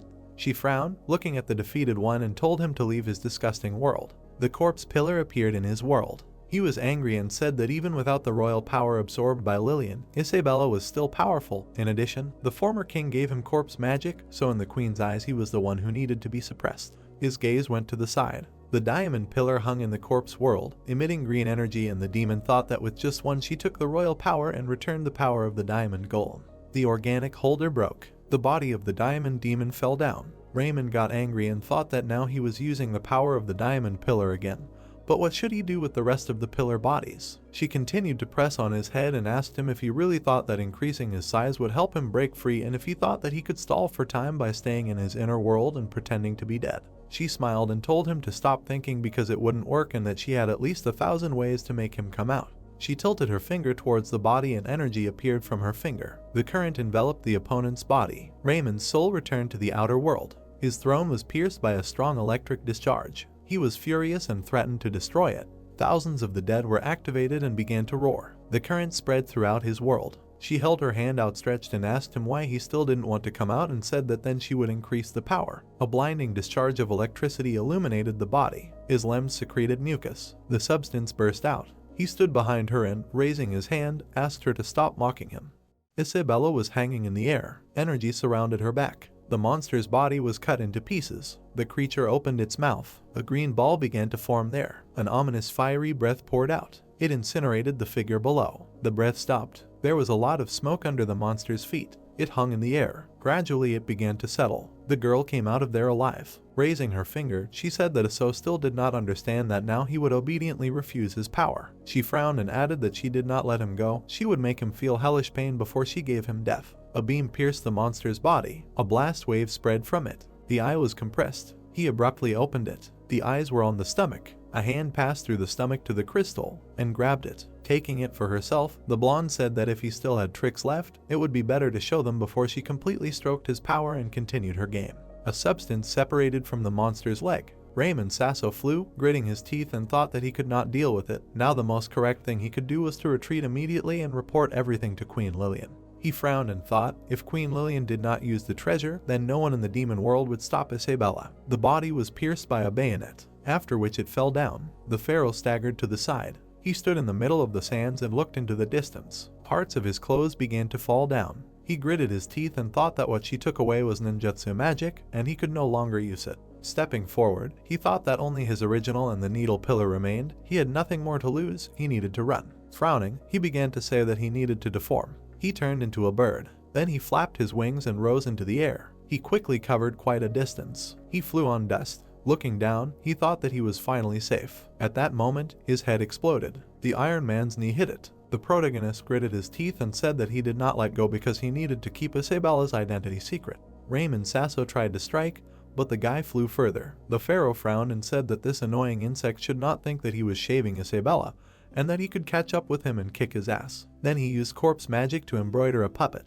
4 creatures surrounded the guy. Threads flew out of one of their mouths. Then the other one also flew out. The threads entwined the young man's elbow, and also his foot. In the end, he was all wrapped in threads. Iron Man frowned. The protagonist inside thought that the demon would use this to stop him and escape, but he would not let him go. He put his hand in front of him. A laser appeared from there. It cut all the monsters, after which the guy quickly flew up. He tried to catch up with the pharaoh. The protagonist frowned and thought that he had lost his diamond and teleport abilities, but he was sure that he could grab him. He applied flow enhancement and put his hand in front of him. Striking, he said that he would not escape. The pharaoh turned around to look at him. Dodging the blow, he began to transform. Iron Man was surprised by this. Hiding in the sunlight, Raymond Sasso said that he did not want to fight him, not because he was afraid, but because he did not want to waste time. He opened his eyes wide. Smiling widely, he said that those who cannot help themselves go inside him to think about what kind of death awaits them. Air began to be drawn into the mouth. The young man directed his powers there. Gritting his teeth, he said that after Isabella took away his powers, he really became weaker. At this stage, he could increase his power and avoid the attack by leaning forward.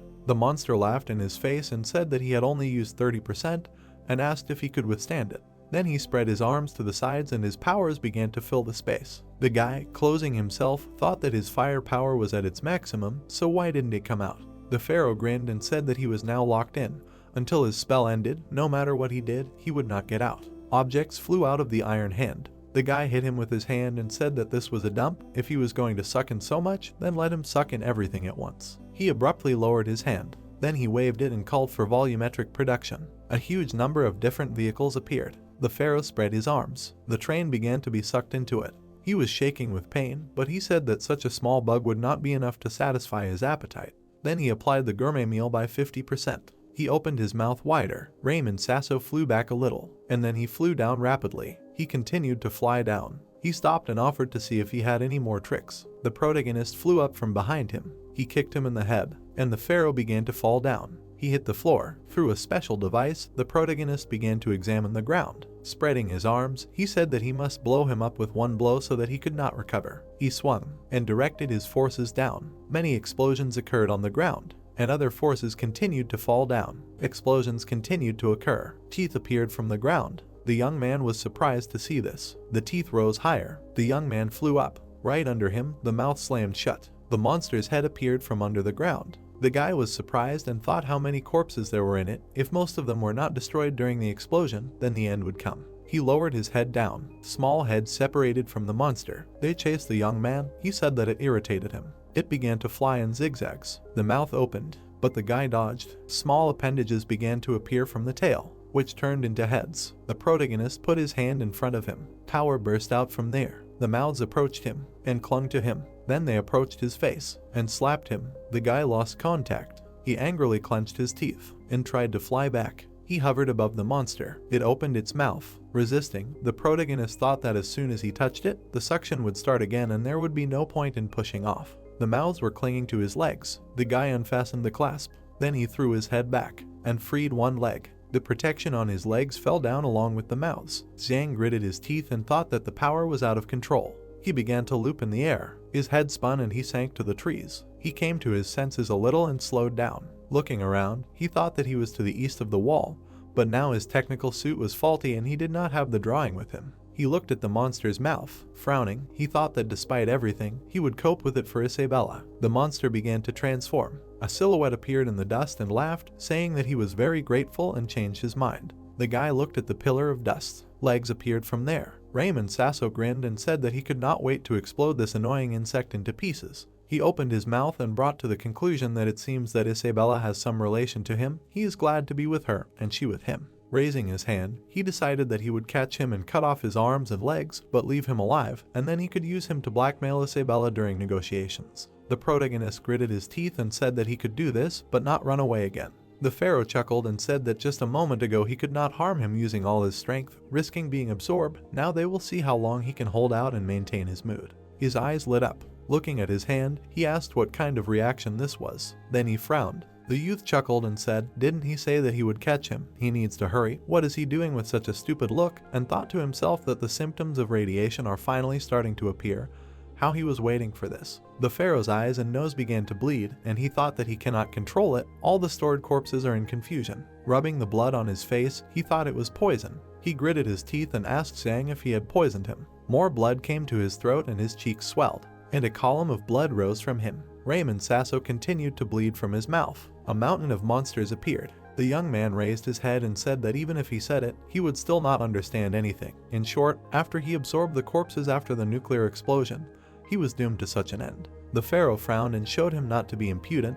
Did he really think that such a minor poison could harm him? Stretching out his hand, he told him to come to him. But then his elbow joint broke. He gritted his teeth in pain. The protagonist frowned and said that the suppuration, pain, loss of control over the body are just the beginning. Didn't he want to use him as a bargaining chip? He had to hurry because the guy didn't intend to wait. He thought that it was a good idea to continue stalling, because the longer he stayed in one place, the faster the radiation would spread. Blood flew out of Raymond Sasso's open mouth and he said that this was ridiculous. And then he used the slave summon. The monster bared its teeth, and then it roared. The pharaoh watched the falling corpses. He frowned and thought that they were also poisoned, but that was impossible. Corpses should not be susceptible to poisons. He sat in his inner world. Loud screams rejoiced from the corpses. Blood flew out of their mouths. Some corpses froze. Raymond Sasso frowned and said that the corpses were contaminated over a huge area. It was like Lillian's poison, but even that was not that strong. Slime stretched from the corpses. Veins appeared there. The pharaoh leaned back, and then he flew up. The infection spread to his legs, so he cut them off. Then he gritted his teeth and said that this was not the way he wanted to die. After all the corpses inside were charged, his body would not escape the same fate. He opened his mouth and added that the only way to save himself was to find a vessel to which he could transfer the corpses and expel them from there. Lawlin stood silently. He suddenly opened his eyes. The protagonist adjusted his suit. He opened his mouth and shouted that he could not continue to stand there dumbfounded, but he was certainly merciful. Then he released his powers. They headed for the pharaoh and pierced his body. An explosion occurred. The youth screamed, directing his powers at the enemy. He frowned and thought that it was necessary to continue the bombardment until his body was completely filled with radiation. The sounds filled the entire area. Thick, acrid smoke poured out. The young man gritted his teeth and thought that his right leg armor had been damaged. The recoil was so strong that it would soon become unbearable. His table leg was a little further away and was slowly sliding back. It began to swell from the strain. Gritting his teeth, the protagonist thought that he had been blowing it up for 15 minutes straight. That should be enough. The smoke gradually began to dissipate. The pharaoh stood, covering his face with his hands. They were all damaged. His eyes were burning, blood was flowing from everywhere, and he was screaming in pain. Then he lowered his hands and began to cough up blood. Blood vessels were bursting in his eyes and blood was flowing from his nose. Zhang grinned and thought that he could admit that it was just wonderful that he had not been blown to pieces, but his body was already on the verge of dissolution. This was his victory. But then his eyes widened in surprise, and he saw a silhouette emerging from the smoke screen. A lump was rising in the pharaoh's throat. An egg appeared from his mouth. It seemed even bigger, and then it fell out completely. The body fell to the ground. Slime was dripping off it. and then it dissolved, becoming an incomprehensible substance. Raymond Sasso was breathing heavily, his mouth open. He squinted and said that this was unforgivable. He bent down trying to breathe. Then he began to look around. Coughing up blood, he said that he had collected corpses for decades to come, but because of him, nothing remained. The young man laughed and said that there was nothing to thank him for since he was so angry about losing everything. He should kindly remind him that these poisons have a side effect. The monster swung and screamed. Raising his hand even higher, he said that as long as he did not kill him, he would be able to adapt to all his poisons. And then he used a frontal attack. His hand rushed towards the guy. He gritted his teeth and thought that he seemed to be able to adapt even to radiation, and then remembered about his mechanical armor. Raymond Sasso opened his mouth and screamed, but then a foot approached his face. The blonde struck his nose. She turned in the air. Then she rose into the air and an explosion occurred below. Pressing the protagonist to herself, she said that he was in no position to touch her people. Turning his head, she asked if she hadn't ordered him to stay here and not interfere, as he was not disobeying her orders. The guy's face was pressed to her chest and he was trying to say something. She pulled his head away from her and he finally inhaled air. His eyes lit up with happiness and he said that Isabella had finally arrived and laughed, saying that it was so close. The girl gave up his cheeks. Getting close to his face, she told him not to think that she would not punish him just because he was faithful. Next time he should stay away from dangerous situations. The young man with shining eyes replied that he understood. The girl made a serious face and said that this was much better and added that while he was listening to her, she would think about rewarding him tonight. The young man thought about what it meant to reward. The pharaoh flew to the side. He rolled down the mountain. He knocked down everything in his path, and then he crashed into a rock. The face of the pharaoh looked disgusting. Someone was hitting him with a whip in the face while he was thinking, disgusting. Explosions occurred. The man was chained while he was being beaten. At that moment, he thought, why were some people born with power and privileges while he was born a miserable slave? Lowering his head, he thought, this is unfair, but what can he do? Kneeling down, he had a thought in his mind. Fortunately, the heavens had finally blessed him. He worshipped the man on the throne and thought only he, as a slave, was able to take the power that the royals had given up. He held the magic ball in his hands and remembered, the moment he received this gift, he felt that this power was created only for him. Raymond thought that his ability was endurance, and as long as he had enough time, he would definitely someday. Then he smiled maliciously and added he would climb to the top and take revenge. The hero stood up and raised his hands up. He stood on the top of the mountain. Then he smiled widely and thought he would get the strongest power. He would overthrow everyone and become the king of the demon kingdom. His face was broken when he noticed that today everything was destroyed. He lost all his achievements and the power that he had saved up all these years. Now there is nothing left. Lying on the floor, he thought, Isabella, just because she is from the royal family. Suddenly he opened his mouth wide and screamed, this is not fair, he will not back down. Blood flew everywhere. The pharaoh began to tear something. He screamed loudly, tearing his chest, that he had nothing more to lose anyway. If he had to return to slavery, he would rather die. Organs were pouring out of his chest. A magic ball was visible in them. It was glowing brightly green. The hero took out the ball and raised it up. Opening his mouth wide, he screamed that he was going crazy. The ball began to pulsate intensely. A crack appeared on it. Suddenly it opened wide. A bright flash flew out of the magic ball. It spread across the territory. Its length was very large. The ball closed. Then he licked his lips. The bloody man smiled widely and said, she destroyed everything he had, so he will do everything and use the remains of himself to take her with him. The hero stood in the scorched earth. He frowned and screamed for Isabella to die. Then he used gourmet meal with 100% full power. The protagonist and the girl were standing on the plain.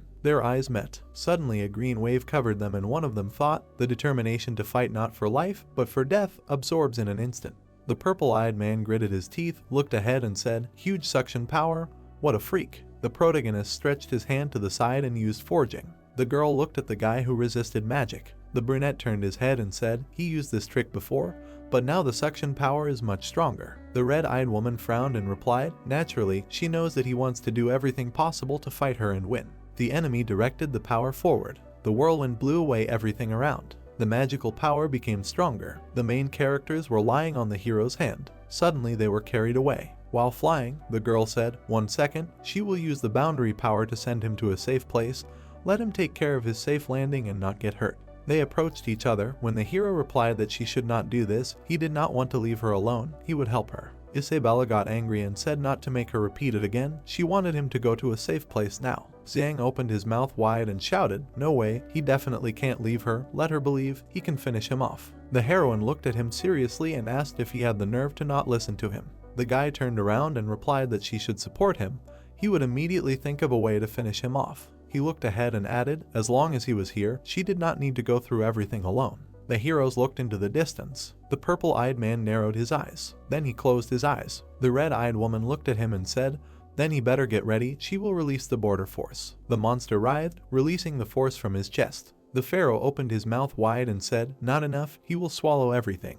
Then he smiled maliciously and told Isabella that he could only satisfy his hunger with her. He opened his mouth wider and said that the target lock had been improved, it would absorb everything. The suction power spread. It became brighter. The hero's eyes glowed red. A green beam shot into the distance. The girl looked at him and thought she was afraid that he would not be able to bear it if she released too much boundary power at once. It was better to partially concentrate it. She frowned and looked forward in surprise. The lady noticed that the suction was getting stronger. The brunette stood with his eyes closed and did not react. The heroine touched him and told him to just tell her when he was ready. Suddenly, she used the claw of the demon queen. Her hand clung to the ground. The pharaoh screamed loudly, again, strengthening again. The power became stronger. The girl ran through the magic tunnel. She turned around and said that his ability was so weak, and yet he dared to be so arrogant in front of her. The heroine controlled the royal demon claw. The protagonist rushed forward when the lady tried to stop him. She opened her mouth wide and shouted the name Xiang. Suddenly, she fell silent and looked forward in surprise. The hero was hanging in the air. Magic was flying around him. He looked forward. Then he closed his eyes and thought he can repeat the technique of the strongest forging in the same way as long as he is not distracted. The youth stood with his eyes closed and thought he can enter this state. Suddenly, he opened his bright blue eyes. The guy spread the forging area around. Isabella was standing behind him. When he thought, it felt like he entered the temporary forging space. He remembered that he had already experienced this when he tried to save Ibe and teacher Martin. He stood and thought that everything seemed static. His eyes glowed with magic and thought everything that exists is subject to his forging. Stones were flying around the pharaoh. He opened his mouth wide. The brunette looked at it and thought about how he should deal with it. Then he frowned and asked, should he continue using the nuclear bombs? Looking at the suction force, he thought, no, there was a chance that it would absorb them before they exploded. The protagonist looked away, thinking, could he use the gravity field to turn it into mincemeat? He narrowed his eyes and continued his thought. No, the layout range was too large and there was not enough time either. The youth opened his eyes wide and thought, then. He looked up and added, the last method was an illustration of the testing phase, the only one he had not tried yet. The young man looked at the dot drawn on the sheet. His eyes glowed as he thought, if he used it, it would instantly destroy it. However, if this destructive force got out of control. He stood in the forging area and thought, no, in this space. Suddenly, he looked away and added, he was able to control it. A spear came out of the iron hand. The protagonist held it. Then he pointed the weapon at his opponent. Taking aim, he thought, although it was still quite far away. Stretching out his hand, he thought if he imagined this field as a canvas. A dot appeared in the air as he continued his thought, as long as he controlled the spatial perspective. The tip moved away from the dot. It began to increase. The stain became larger and larger. Looking at it, the guy thought that this ink stain would have enough mass when it was next to him. The portal was opposite the opponent. The protagonist held a pen in his hand. Then he pointed it towards the pharaoh. He held his hand still. The blue-eyed man looked ahead and thought, this should work, right? The first test. The ink stain became larger. It turned into a black hole. The brunette frowned and asked if he could do it. Fear appeared in his eyes. The heroine's hands held him tightly. She grabbed him, using the wings of the demon queen. Raymond laughed angrily and shouted that they would both die. The black hole was approaching him. It was hanging above his head. The pharaoh's face began to blur. The portal began to suck him in. A cut appeared in the middle of the forest. A whirlwind began. The plot noted that once it began, it could not be stopped. An impending crisis was happening. There was an unstoppable expansion in the black hole. The red-eyed girl grabbed the guy and told him to grab on. Using the wings of the demon queen, she dashed forward. The resistance pulled her back. She turned her head and thought that her wings were capable of flying half the demon world in 1 second, but right now she could not leave what that brat Xiang created. The heroes stopped. Behind them was a black hole that was swallowing everything around. The brunette frowned and asked Hibei to help him stabilize a little. Then he gritted his teeth and thought, this is why no one dared to experiment with this, because if it got out of control, the consequences would be catastrophic. He stretched his hand forward and shouted, forge. The black hole began to narrow. A blue magic sphere appeared around it. The Dyson sphere surrounded the portal. It made strange sounds. The protagonist frowned. Gritting his teeth, he made a jerk and put the handle forward. The hole was moving away. The triple Dyson sphere stopped sucking. The magic step hung in the air. The sphere sparkled and shone. Suddenly, complete destruction began. The protagonist smiled when the lady looked at him and asked if he had any ideas, to which he replied that he would definitely think about it. The portal disappeared into the distance. The heroes rushed forward when the guy said, "Right, if he mixed teleportation magic and fake, maybe he could." The girl's eyes glowed red. She rushed forward and shouted, "Then he can stay here and take his time to think," and she went to deal with his mess. The young man opened his mouth wide and shouted, "This is dangerous, she must not be reckless." The girl's hand changed. Her body began to transform. Looking up, the young man shouted Ibe's name. Suddenly, he froze and fell silent. The heroine's eyes lit up. She had completely transformed into her true demon form. The lady floated in the sky. The protagonist looked at her in surprise. Isabella looked down and said, now, although her royal power had not fully recovered, it should be enough to deal with this mess. Magic hovered around her body. The devouring demon queen headed towards the black hole. It was getting closer and closer to her. The brunette watched the magical actions. With wide eyes, he asked, Ibe is in control. The blonde stretched out her hands and said, although this thing does not give her any magical response, waves of horror emanate from it. She grabbed the black hole. A bright flash occurred. The protagonist closed his eyes and clenched his teeth. The girl enveloped the hole with her magic. She concentrated. Her hands grabbed the black spot. She squeezed it with all her strength. Suddenly, a magical flash occurred. It illuminated the entire area. Resisting the force, the brunette shouted the name Ibe. A bright flash eclipsed him. The glare became brighter and brighter. Stones fell to the ground. The protagonist flew up. Gritting his teeth, he said, yes. Then he opened his eyes. The silhouette of the queen was visible in the sky. Seeing her, he opened his mouth wide and shouted the name Isabella. The heroine was turned away. The guy approached her and repeated, Isabella. He frowned and asked how she was. Should they go back or ask Master Fiona about her condition? She needed to be treated. The blonde turned around and said, oh well, he says to get rid of what he forged, she needs to use all her magic. And she thought, this is the first time she has had to go to this level. The high priest summoning technique is correct. Zhang is really the one who can save her demons. The purple-eyed man looked away, sighed heavily and thought that Isabella could easily destroy this pillar, so the black hole could be destroyed. Suddenly he frowned and said, Ibe, she. Then he reached out to her. The brunette looked at the tired girl and said, everything is fine, he will send her back now. He picked her up in his arms. Then he lifted her up as her suit began to smolder. The protagonist held the lady in his arms. He blushed and said,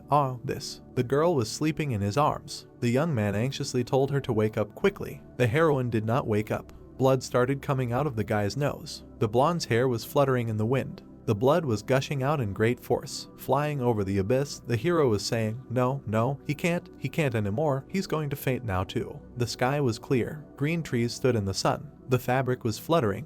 The hero was standing near the bed where the lady was lying. The brunette blushed, lifted the blanket and told her to take a break first. He didn't look at her while she was sleeping. The protagonist looked away and thought, no, he can't take advantage of this, although he had seen her several times already. He closed his eyes and thought, otherwise, how is he different from an animal? Then he opened his eyes and continued his thought, he'll just cover her with a blanket, his eyes don't want to look that way. The hero covered her legs. Squinting, he said that he can't let her catch a cold. He was all red and told himself not to look that way, not to look that way. Suddenly he opened his eyes and repeated, don't look there. He saw her bare stomach. He felt uncomfortable and asked who could bear it. Then he looked away and thought, but they were husband and wife, he didn't know if she had been injured in battle. The brunette covered her chest and swore that he would help Ibe check the integrity of her body because he was worried no one would blame him, right? Suddenly the heroine opened her eyes. The guy looked at her embarrassedly and asked when she woke up. The red-eyed girl narrowed her eyes and answered, probably from the moment he stared at her leg and began to stare at her and asked why she was so good. The violet-eyed man answered frightened, good, she was good. His head was boiling when the girl asked him again, good. The hero blushed and smoke began to come out from around him. After which he suddenly jumped up and started shouting, no, he means she is very beautiful, super beautiful, no, he did not see anything. Then he turned away and added that his queen would be fine, he was worried, that's why he helped her. The blonde lifted her body. She looked at her hand and said, despite the fact that part of the royal demon power had returned, it was completely spent, now they must wait for it to fully recover. The brunette smiled and replied, now that she was awake, they must return to the dwarf castle, let teacher Fiona examine her, make a diagnosis. The heroine looked at him and said to turn around. The protagonist opened his mouth wide, blushed and shouted, turn around. He stood with his back to the girl when she said, the last warning, let him not make the queen repeat herself. With a sly smile, he turned around. He narrowed his eyes and asked what the queen wanted. Bei was lying in bed and asking the guy what he was doing with his eyes closed and asked him to open them. Xiang looked at her with his eyes narrowed and said that he would do it. He began to open his eyes and saw the blurry outline of the queen. She was lying naked, covering herself with a blanket and asking if he knew that he had made a mistake. Blood gushed from her nose. The guy was embarrassed and his nose was bleeding. He fell to his knees in front of the bed and asked for forgiveness, addressing the queen. He wiped the blood from his nose with fear and said that he admitted that he had seen everything and that he would try to forget about it as soon as possible and continued to ask for forgiveness. The white-haired girl closed her eyes and said that this was not what was meant. Xiang was excited and, lowering his head down, continued to tearfully ask for forgiveness, saying that whatever it was, he repented. She stretched her leg forward. She lifted his head up with her toes. She looked at him with displeasure and said that he disobeyed her orders and did this strange thing. Bei leaned forward and said that it was almost uncontrollable and, in the end, she had to put all her strength. The hero looked away in embarrassment and could not say anything.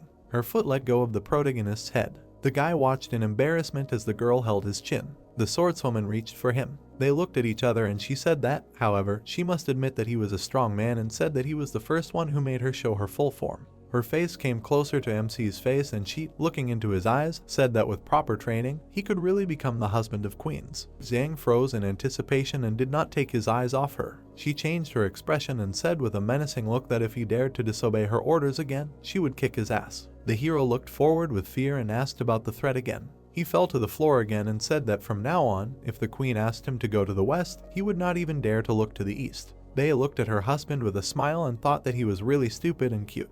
Above the forest landscape, mountains rose, cutting through the clouds, and a conversation arose between the couple about how she wanted to take a bath and he was now using forging for this. The sky was painted in a blue gradient, smoothly flowing into white. Under the night sky, among the mountains, a plateau rose. Between the hills, the kingdom of gnomes moved. The team stood in the hall and they watched as Fiona, using a magic circle, healed Sophices, who was lying on the bed. Martin stood next to Moto and was tense. Khan and Bart watched the events and were silent. Nanai and Trost were silently looking at the patient. Emery was holding Ellie's arm and he was saying that the commander should hold on, and she was thinking that he was a good person because even when he was wounded, he still cared about others. Moss was sitting on the cat and was saying that even a teacher had to heal longer and, turning to the woolly one, asked what he thought about it.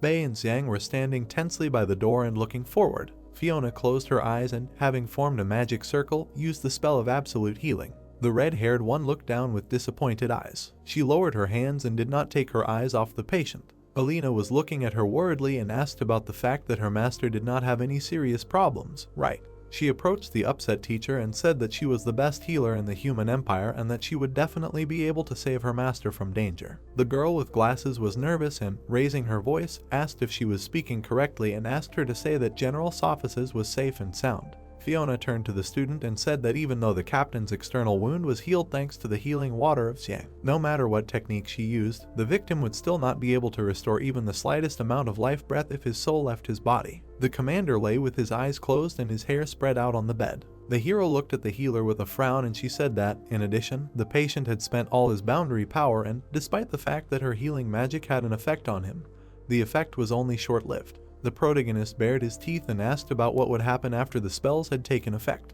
Fiona looked at the guy with terrible melancholy and said that she was afraid that he would not live to see the evening. All the guys in the hall were in shock and Martin was surprised that even the most powerful healer in the human empire could not do anything. She looked down and said that healing magic can only help when the soul still exists in the body, which is why, in this situation, it is powerless. Xiang looked down, frowning. Alina burst into tears and called the master. The guys watched as the girl in glasses asked him to wake up and said that he could not leave her. Khan looked forward without emotion and said that they must come up with a solution, even if it takes everything that is in the kingdom of the gnomes, and he remembered that in the north there are hot springs that are very helpful for recovery. Fiona was upset and stood with her eyes closed. The hero was in the hall and said that there was another way. Bei looked at him with her arms folded. The redhead looked at him and asked about his desire to use the teacher's medicine and said that the patient's condition was very deplorable. A tearful Alina looked back over her shoulder and said that they, no matter what, had to save the professor. The protagonist frowned and said that he could not give guarantees about this. The bald man looked at his student and said that if he needed help, he should not hesitate to ask them, they would definitely help him. MC, without turning back to the teacher, said that he also did not know if they would be able to succeed, but there would be one thing where he would need the help of each of the guys present. He stood next to the doctor and said that he would ask everyone except Bei to step aside and said that he would ask them to keep what was about to happen a secret. Zhang looked at the body and thought with a serious expression that even if he had to break the rules, he would bring him back. Sophus was lying lifeless on the bed. The walls of the room were blue. A couple stood silently in front of the patient.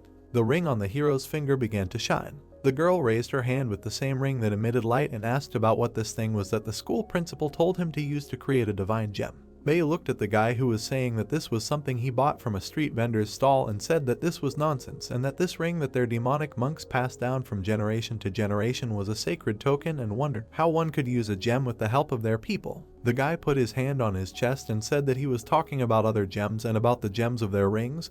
Even the director did not know anything and said that in any case, the captain sacrificed himself to save him. He wants to reciprocate. A memory of the sword piercing the commander's chest flashed in the white-haired girl's mind. She looked at her husband and said that since he was using it to save Sophus, she would listen to him.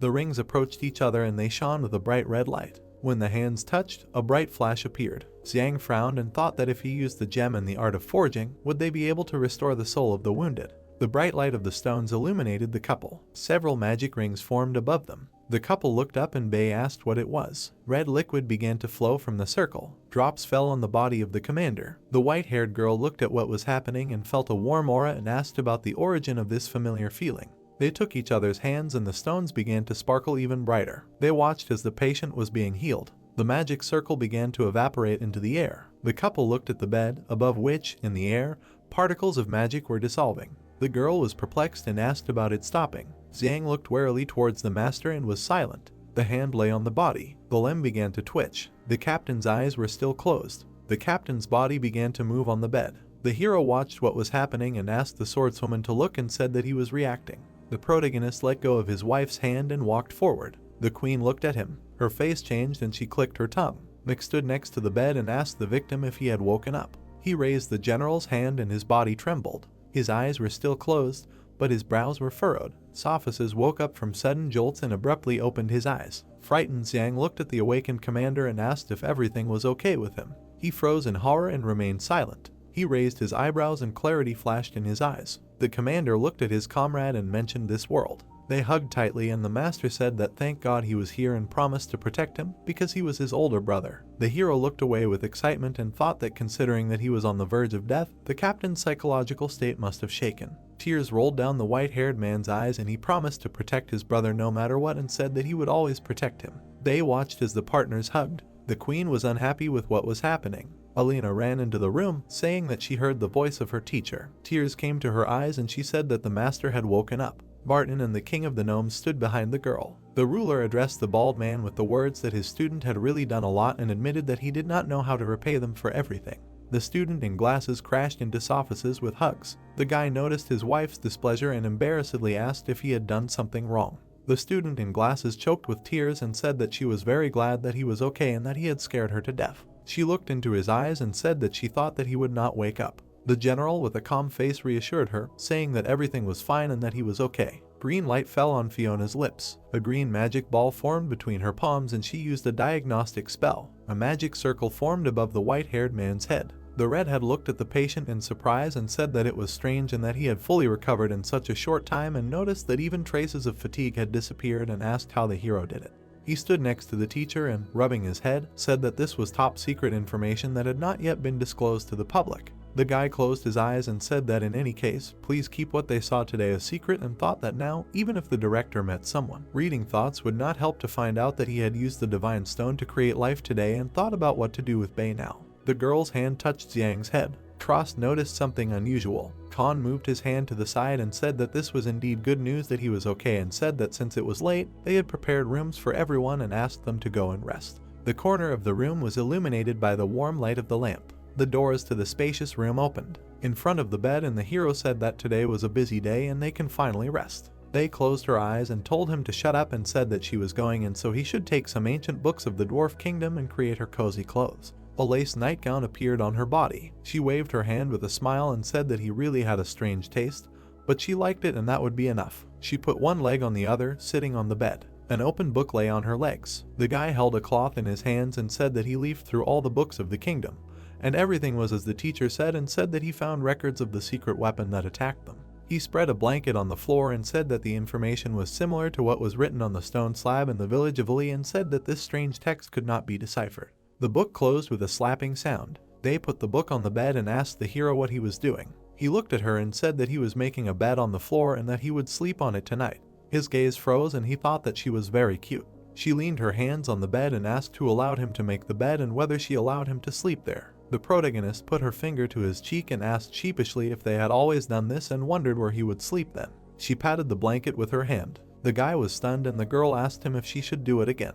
The room was enveloped in the darkness of the night. Smoke was billowing from the extinguished candles. A married couple lay on opposite sides of the bed. The guy lay and thought about how gnomes were kingdoms that were not very tall and why they needed to make such big beds. He looked at the floor and thought about how they were sleeping far apart. He looked away and thought about how the white-haired girl had finally allowed him to sleep on the bed with her and wondered if he should take the initiative. Xiang turned over on his back. The sleeping queen was lying to the side of him. Her back was half exposed. He looked at her and thought that the view from behind was like a beautiful painting. The girl, without turning around, asked him if he had fallen asleep yet. Her hair was spreading over the pillow and she asked him to move closer to her and scratch her back. The hero smiled and asked again about the request. He was very happy to hear it and shyly asked if he could start. His hand touched her back. He lay behind her and said that if she did not like the intensity, then she should not be shy and say so. His hand made monotonous movements, scratching the girl's back. His fingers slowly went down to a lower part of her back. They, without turning around, told him to scratch lower and asked him to stretch his hand lower and continue. The guy asked again, embarrassed, and she told him to stop, making her repeat.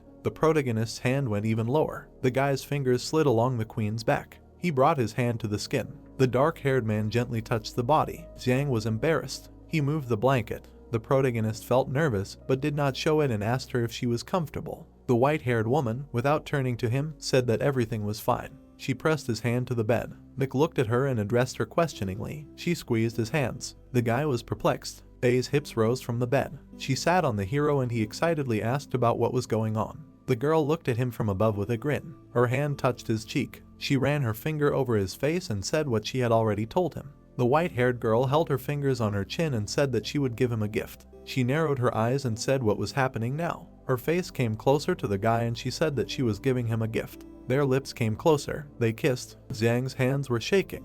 The girl sat on him and kissed him. Two girls stood next to him and one offered to give him the remaining 1% of the Demon Queen's power. The interlocutor looked away and said that if she did this, they might not meet again. The second looked in her direction and said that it would be more accurate to say that she would not appear again. The two personalities of the girl stood next to each other and one of them said that earlier her part fell asleep due to a complete loss of power. She glanced at the pink personality and said that she had already restored some of the energy, but it still did not return completely. The other closed her eyes and said that after restoration, they could merge together and return to their original form. The red one looked away and said that, having received the power of the Demon Queen, he would no longer experience pressure from strong creatures. They looked at each other and one of them asked about their common desire, to which the other meaningfully remained silent. The first personality looked towards the other and asked if she wanted to thank her for everything she had done all this time. The second personality looked away and meaningfully remained silent. She imagined moments of intimacy with the guy. Her gaze fell on the interlocutor and she said that she really appreciated what she did. One of them approached the other and said that although their style of communication and doing were different, she whispered in her ear that they both liked this guy. The two girls became transparent. Their bodies began to connect. The two personalities reunited. Xiang looked forward. There was the energy of the Demon Queen in his throat. They looked at him with a calm gaze. Their lips moved away from each other. The girl leaned on her hand and stood up. Her gaze was focused on the hero. The guy looked at her embarrassedly. She, sitting on him, folded her hands to her chest and ordered him to sleep. She got up from him and the protagonist watched her return to her place. The girl began to lie down in her place. Nick was embarrassed and froze in one position. He was in a stupor from what happened. The girl's hair lay on the pillow. She was very embarrassed. Fireworks exploded in the sky. Pyrotechnics were being launched above the dwarf kingdom. Khan opened his mouth wide and called out to the people. He stood in front of the people and wished them a warm welcome. He extended his hand towards the team and asked them to welcome their heroes. The crowd shouted triumphantly. The dwarves raised their fists and words could be heard among them about them being heroes. Moto stood next to Martin and said that the dwarves were full of enthusiasm. The two creatures fell to one knee. The ruler and Bart bowed their heads down and thanked the people for saving the kingdom. The bald man leaned towards the leader and said that he was too serious. The people began to kneel. The citizens of the kingdom began to worship the heroes. The guy with glasses was surprised. Zhang approached Khan and said that the king did not need to kneel, which the teacher confirmed. Violet-eyed looked ahead and said that if he had not met the gnomes and learned forging with them, he would not be who he is now. He extended his hand to his friend and addressed him. They shook hands. The friends looked into each other's eyes. Bart opened his mouth wide and shouted what he did every year after today. He pointed his hand at the hero and said that this would be a day of remembrance for their gnome kingdom and that they would always remember the kindness of each peacemaker. The audience rejoiced. The sun pulled the curtain aside. The team looked at the canvas. An outline of a statue appeared from under the fabric. A statue appeared in front of the guys, on which each of the figures was forged. Aisha looked at the creation with admiration and said that it was such an honor. The cat indifferently looked at the monument and thought that even he was here. Moto stood next to the woolly one and said that everyone was so cool. He lowered his head and said that only he was very small. Khan looked at the bald one and said that he knew that he would soon leave for the empire. The king closed his eyes and asked them to stay for one more night and said that their kingdom was going to the hot spring valley in the north. The students looked at them with delight and repeated what they had said. They imagined a geyser and were very pleased. The furry general remembered how he was afraid of water and was unwavering. Zhang looked at Ali and said that the hot spring valley had a healing effect, and he hoped that it would be able to restore everyone's body and said that the hot spring would be useful for him and that he would be able to rest. Sophists stood behind the team and said that they would not succeed. His hand was on Alina's shoulder and he was saying that it was urgent and they should hurry back to report to the kingdom. The protagonist looked at Sophists and asked if he was feeling better. The blonde looked away and told Your Majesty that he was very sorry. This time they came here by the will of His Majesty to help the dwarf kingdom. The actions of the demon tribe are now emergency information, so it would be better if he returned to the human empire right now to report to His Majesty. The heroes raised their hands and started shouting, no. Moto approached the brunette and asked if he really wanted to go to the springs too. The guy turned around and answered, a little. He thought that they could rest in the hot spring. So much time had passed that he did not, and laughed, after which he added, but. The captain looked at the teacher and said that in that case, they would stay for the night and return to the empire tomorrow. People were walking down the street. Suddenly, the bald man put his hand on the protagonist's shoulder and called him. The man frowned and said that he wanted to tell him something. The three people walked forward. The violet-eyed man turned around and asked the teacher where they were going. The heroes stopped. The dwarf looked up and said that they were heading to his laboratory, usually a closed space where they hone their forging skills as sons. The young man turned his head when the teacher said his name. He addressed him and said that from now on it would be difficult for them to see each other, to which the young man asked why. The man looked away and replied that regarding saving the dwarven kingdom, the regent would surely use this excuse to make a fuss, so they should have someone to take the consequences. He frowned and added, and that person would probably be him. The king frowned silently as well. The bald man looked at the boy and said that it was his will to come here and save the kingdom, but he didn't expect that Sophists and all of them would be involved in this. He and Sophists have no reason to take responsibility for this. Then he looked down and added, that's why from now on he will stay here and will not return to the empire, and he is leaving the forging class. The brunette opened his eyes and mouth wide and said, no, teacher. The man put his hand on his shoulder and said that he will now be the teacher of the forging class, to which he replied that he is afraid. The boy thought, right, this time the regent will definitely take advantage of Sophists' condition. This is the best way for Teacher Martin to save everyone. The mustachioed man frowned and said that the next thing that should be taken seriously. The young man smirked and thought, take it seriously, and then asked, is he talking about developing a new defensive technology? He will make the drawings now. The man stopped the guy and told him to wait and listen to him. His abilities had already reached a high level. He remembered the forging area he had told him about, to which he replied, what they had talked about earlier. The bald man looked at the protagonist with hope and said, sure, let him accept the duel and fight him. The purple-eyed man thought about it and replied, oh, okay, with the teacher. Suddenly it dawned on him and he shouted, what, a duel? The guy took a step back when Martin replied, yes, moreover, it would be an all-out battle. When the young man shouted, a battle? Is it really necessary to go that far? The two looked at him seriously when the bald man said, yes, in this battle he would pass on the last secret of forging to him. The brunette opened his mouth and thought, the last secret. The sun was shining on the building. The heroes went inside when one of them admired it and said, wow, so spacious. Zhang looked around and said that this place was really suitable for training forging skills, and thought once he could only dig in a small dorm room where there was not enough space to place the parts of the mechanisms. The teacher stood in front and said, they will move on to the next one. Then he turned and told him to take out his pen. He held a magical thing in his hands and said to keep in mind that he will use all his abilities. Let him show no mercy, they are opponents. The guy was surprised and asked if the teacher seriously wanted this. Suddenly, the man waved his hand.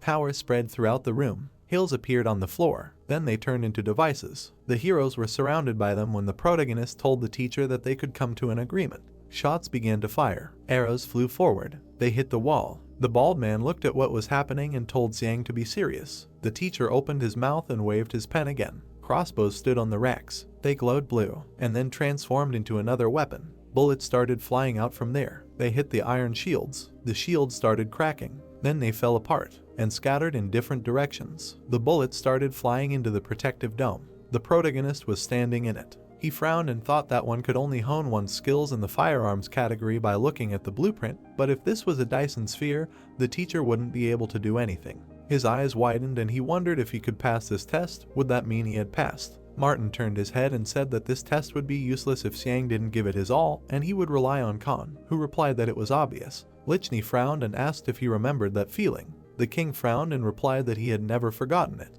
The hammer and sword hit each other. The men's clothes were torn. Both men had symbols on their hands, and also on the face, and they activated the forging space, and then simultaneously hit the weapon on the floor. An impulse passed through the floor. He headed towards Cupel with the main character inside. He carefully watched their actions. He frowned and wondered what it was, but then the protective dome disappeared from near his face. He raised his head up and was surprised at how the Dyson sphere disappeared. The weapon was aimed at him, and then even more. The guy gritted his teeth and thought why this happened. He stood at the end of the room. The man shouted that in fact, this is his last lesson, there will be no leniency. The young man was surprised to hear this. Martin frowned and said, do not waste the teacher's efforts in vain, he must feel how the forging changes in space. The guy opened his mouth and thought that in the end he has the forging space of the teacher and King Khan. His eyes widened when he realized that even his forging can be changed if desired. The bald man opened his mouth and said that this was the forging space that he had unintentionally used before. He turned his head and said that he had to combine forces with Khan to use it. The king looked straight ahead and said that only by using the forging space could the forging potential be fully released. He frowned and added that the forging space was limited. As long as it was his will, anything he wanted could be forged. The protagonist's eyes widened and he thought that the forging of black holes was just like that. He opened his mouth and called out to the teacher. Martin leaned over and said that ordinary people's mental strength was limited, that they had to use diamonds as concentrators of mental strength, but Xiang was different. Whether it was the test at the academy or the battle for the Dwarven Kingdom, he had never seen him get tired of forging. It seemed like he had endless mental strength. He frowned and added that he was even able to understand the principle of using the forging space on his own. He, like Khan, paid a huge price to even get close to the threshold of the space, so if Xiang cultivates his talent, he will be able to forge without using auxiliary means. The young man enthusiastically opened his mouth and asked again.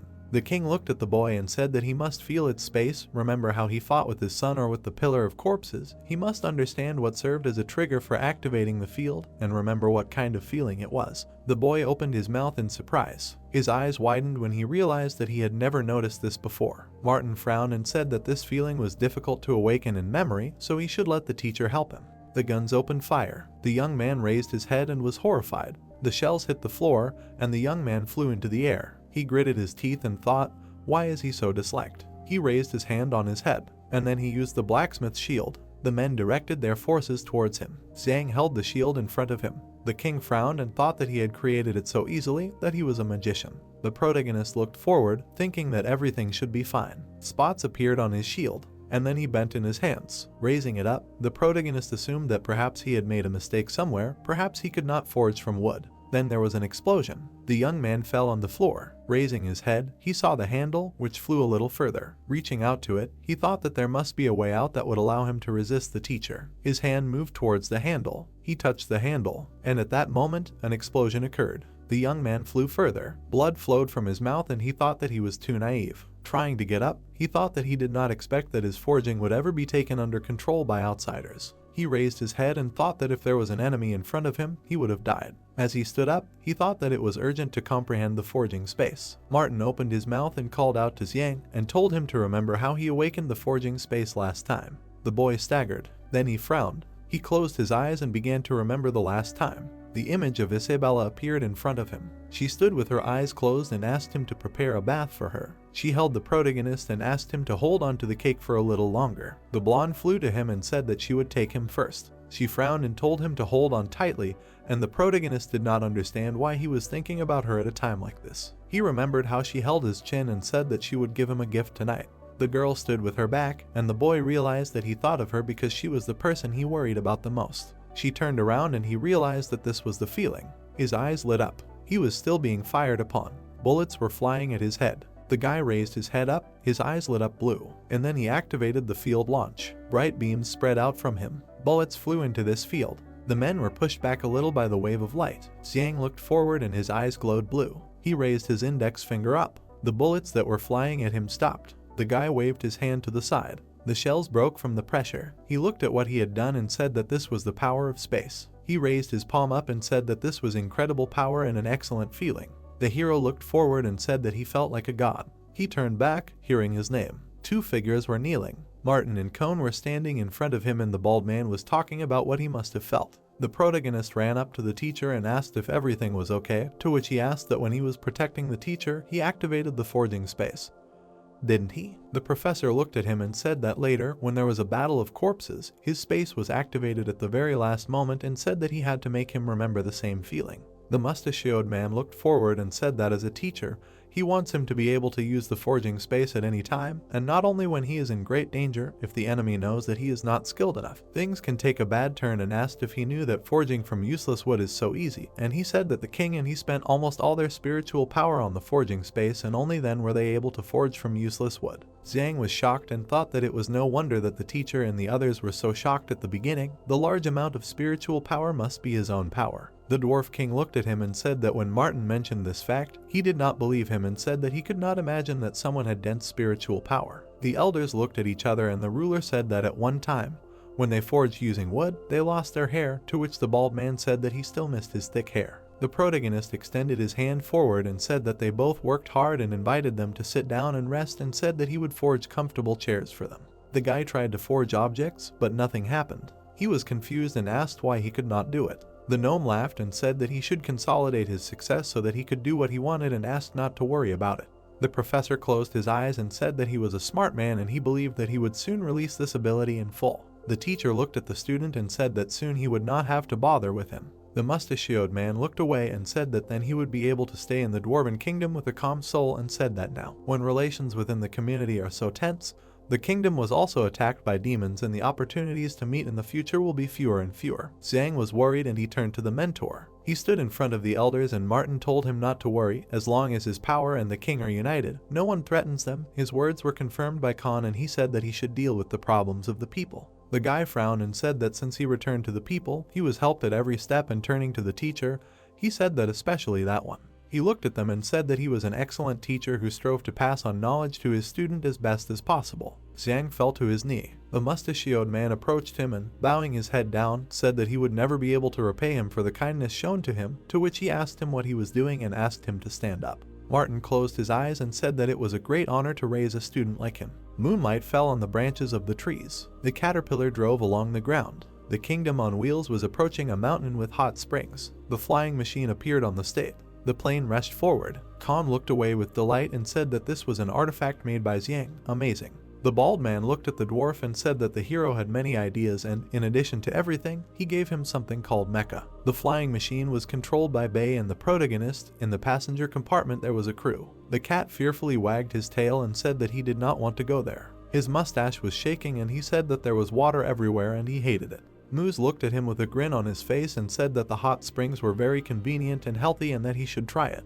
Wooly lay down by the cargo compartment and said that he didn't want to and she wouldn't go anywhere, to which the green-haired one said that the general didn't like water that much. Aisha looked at Emery and hesitantly addressed her. She looked at the girl and asked about the water in the springs being very hot and said that she was a little afraid of hot water. Emery's face was blank and she blushed. The pink-haired one looked at her and asked her about why she was red and if she was sick. Ellie stood with a cast on his arm and asked about how they train their muscles like that, while the dark-haired one looked at him from behind. He looked at the dwarf and said that he didn't think dwarves were capable of such a thing, to which he said that his training method was also good. The girl looked at the fighter and thought about being in the hot springs with him. The warrior's naked body stood by the geyser. Streams of air blew over his body. He looked to the side and asked the deer about what she was waiting for. The guy extended his hand to her and encouraged her. She stood with her back to him in a cloak. The girl looked at him over her shoulder. She began to throw off the fabric. Emery turned half a turn to him. The girl covered her eyes with her hands in shame. The dark-haired girl sat next to Aisha and said that she didn't expect to do this with Lee so early, it was so embarrassing, to which she asked her about what she had imagined.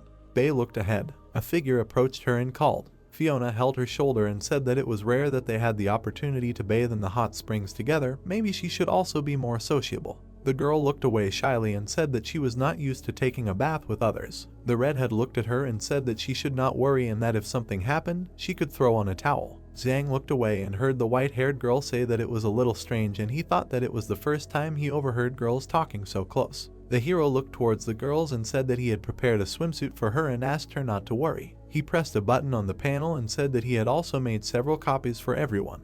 The protagonist ran his finger across the screen and offered the guys to choose. A wardrobe with a wardrobe appeared on board. He stood in front of the girls and said that these were swimsuits and they should be the right size for everyone, to which Fiona asked what they were and he replied that they were swimwear so that they wouldn't be embarrassed in the hot springs. The redhead turned to the fencer and said that her husband was thoughtful and had already prepared everything. Zhang put his hand behind his head and said that if Bae felt uncomfortable, he thought that Aisha was also needed and in that case his wife wouldn't be so embarrassed. The girl looked at the guy with displeasure. Moss and Moto asked the pink-haired girl what type of swimsuit she would wear and the guy with glasses said that she would go naked because that was the only way she could relax. Several blows occurred. The girl stood in front of the beaten guys and said that they had very dirty thoughts in their heads. They were lying on the floor talking about not being understood. Zhang looked away and said that he had prepared everything for them as well. Alina was lying on Sophus's shoulder. She was holding his hand and saying that she wanted to go to the hot springs with him. He looked at her and only made an incomprehensible sound. The flying machine landed on a rocky formation. People started getting out of the cabin and the hero was saying that the air was very fresh here and Nanai was delighted and liked this place. The protagonist looked around and said that the atmosphere was amazing. A crowd of guys were standing by the streams of water and the king said that this was their hot spring area. Streams of water were flowing down the mountain and Khan was saying that they were located higher up the mountainside than the hot spring. The cat looked ahead and said that he thought it was nice here and that he shouldn't be irritated by the water here. The gnome stood with his eyes closed and said that welcome to the hot springs. The grandmother and the old man stood in front of the king and said that they had prepared for the arrival of the king and his friends. Alina looked ahead excitedly and asked if men and women should not go together. She stood in front of the dwarves and asked if there was an option for everyone to go together, to which she was told that there was no such option and that they had rules. Aisha looked at Emery who said that she thought that this time and told her to come to her senses already. The girls and boys were distributed and went to their sections. The figure went into the water. The body plunged into the geyser. Xiang closed his eyes and said that it was very comfortable here. He looked at Moto and told him to take off his glasses, to which he said that he often goes swimming, but he has never felt as comfortable as here. Moss opened his mouth wide and said that it was rare to see a general not resisting the water and suggesting having fun. A look of pleasure flashed across the cat's face. The guy with glasses was floating and saying that the glasses were a part of him and he couldn't just take them off. A shadow fell on him. The general was visible above him. The woolly one and the green-haired one were flying at the bespectacled one, who was asking in a panic what he was doing. Splashes of water splashed in all directions. The cat and his partner were standing in the water and the guy was asking if the water here wasn't wonderful, to which he said that he didn't hate the water here. Moto's friend came up to him. They looked at each other and one of them asked what he thought. They had already started swimming, to which he asked what he thought. Zhang chimed in and said that he would advise holding the horses for a while. They were so weak that they would be killed in a second. The foot touched the water. Bae was standing in the water. She smiled and said that the temperature was acceptable. She began to descend into the water. The girl plunged into the hot spring. She leaned against a stone and said that it was comfortable. The white-haired girl threw her head back and enjoyed the moment. A duck's nose appeared in front of her face. It was an inflatable duck. The girl jumped up in fright and asked what it was. Aisha covered her mouth with her hand and left. The pink-haired girl looked ahead and said that she did not want to scare her and said that it was her little yellow duck, which she always takes with her when she swims. The girl, recovering from the shock, put her hand on her neck and said that she thought it was, to which she apologized for disturbing the peace. Emery looked at them. She was standing in a swimsuit and said that she did not know. She moved her hand to the side and said to dress like this, would it not be strange? The red-eyed girl looked at her and said that this was something new. They looked at the girl and thought that she usually dresses covered up and she didn't expect that she had such a good body. Aisha leaned towards her friend and said that she had changed a lot after she started clinging to Ali. The girl became embarrassed and said that she would like to show him like that. She addressed the swordswoman by her last name and said that she was very beautiful and that she envied her figure. The white-haired girl looked away and thought that she remembered that in the demon clan everyone addressed her by their last name. The black-haired girl looked away and said that if she had such a figure, she would become the center of attention wherever she went. Her gaze fell on the pink-haired girl and she asked if everything was okay with her. She held onto the circle and thought that there were no boys here and she could relax. She looked at their bodies and thought about why they dressed like that. Her attention switched to another direction. Emery watched as two figures approached them and she asked why they were late. Fiona put her hand on her chest and said that she took bathing products. The black-haired girl stood among the girls and told them to settle in and said that it was very relaxing here. She stood in front of Red and Alina and asked why they weren't wearing what Xiang had made, to which she was told that there were no boys here. The teacher looked ahead and said that in any case, there weren't that many of them here, so there wasn't much point in it. She threw off her towel. Her friend stood in front of them and the girl with glasses said that wearing bathing suits must be uncomfortable and said that she and her master liked everything to be natural. Aisha's nose started bleeding. Red liquid dripped onto her lips. She became embarrassed and thought about why she went to the hot springs. The girl went to the water and said that she would go away while they were talking. Alina stood next to Emery and asked what happened. Her gaze fell on the embarrassed girl. She hugged the nurse and said that she was still growing and needed to need them. Fiona was lying in a hot spring and was talking about something she had only just realized. Her gaze looked up and she was talking about how the water in the hot springs not only had a healing effect, but also improved the quality of the skin. The teacher looked at the boys and told them to enjoy themselves. They looked away embarrassedly and said that she thought it was almost enough. The veins stood out on the body. Bart posed and veins and muscles stood out from under the skin. Lily looked at his form with admiration. The fighter posed and said that he would not lose to him. The king of the gnomes and Martin were watching them and the ruler said that they were both in good shape. He closed his eyes and concentrated. He frowned and looked forward. The old man also started posing. The bald man looked at him and said that he was not bad. He clenched his fist and said that it was not enough. The teacher started posing and he said that he should shine. The brother and the warrior admired the form of the elders and Xiang thought that the atmosphere had changed a lot. The hero looked to the side from which someone asked about so what if you have a mountain of muscles? In front of the guys stood Moto who asked if this makes them a man. He grabbed a towel. With a wave of his hand, he threw it to the side. A bright light began to emanate from him and he shouted that a real man should look like this. He looked up and said that how about this? The snake stood in a fighting stance. The guys turned away from him and talked about their own, offering different types of entertainment. Moto stood with a smile on his face and said that they were just jealous of him. Xiang stood behind him and he said that it was very sad to see that face with complete self-confidence. The guy with glasses looked at him indignantly and asked that he dared to compare him with him. He asked that he also envied him and Sophists appeared behind. The hero saw him and called out to him. He looked at him and said that he was late. The protagonist's face changed dramatically. Moto looked at the interlocutor and asked what happened to him. The guy with glasses turned to the white-haired man and put his hand to his head. The general stood in front of him and asked that he just looked energetic and asked that he compared something. The bespectacled man looked up in horror and thought about what kind of giant this was. An enraged mammoth stood in front of the frightened snake. The commander plunged into the water. The two brothers sat next to each other and the master said that the water in the spring was very relaxing, to which the interlocutor said that in this spring he could heal his wounds, so he should stay in the water more. He put his hand on MC's shoulder. The captain looked at him and said that he was grateful that he cared about him.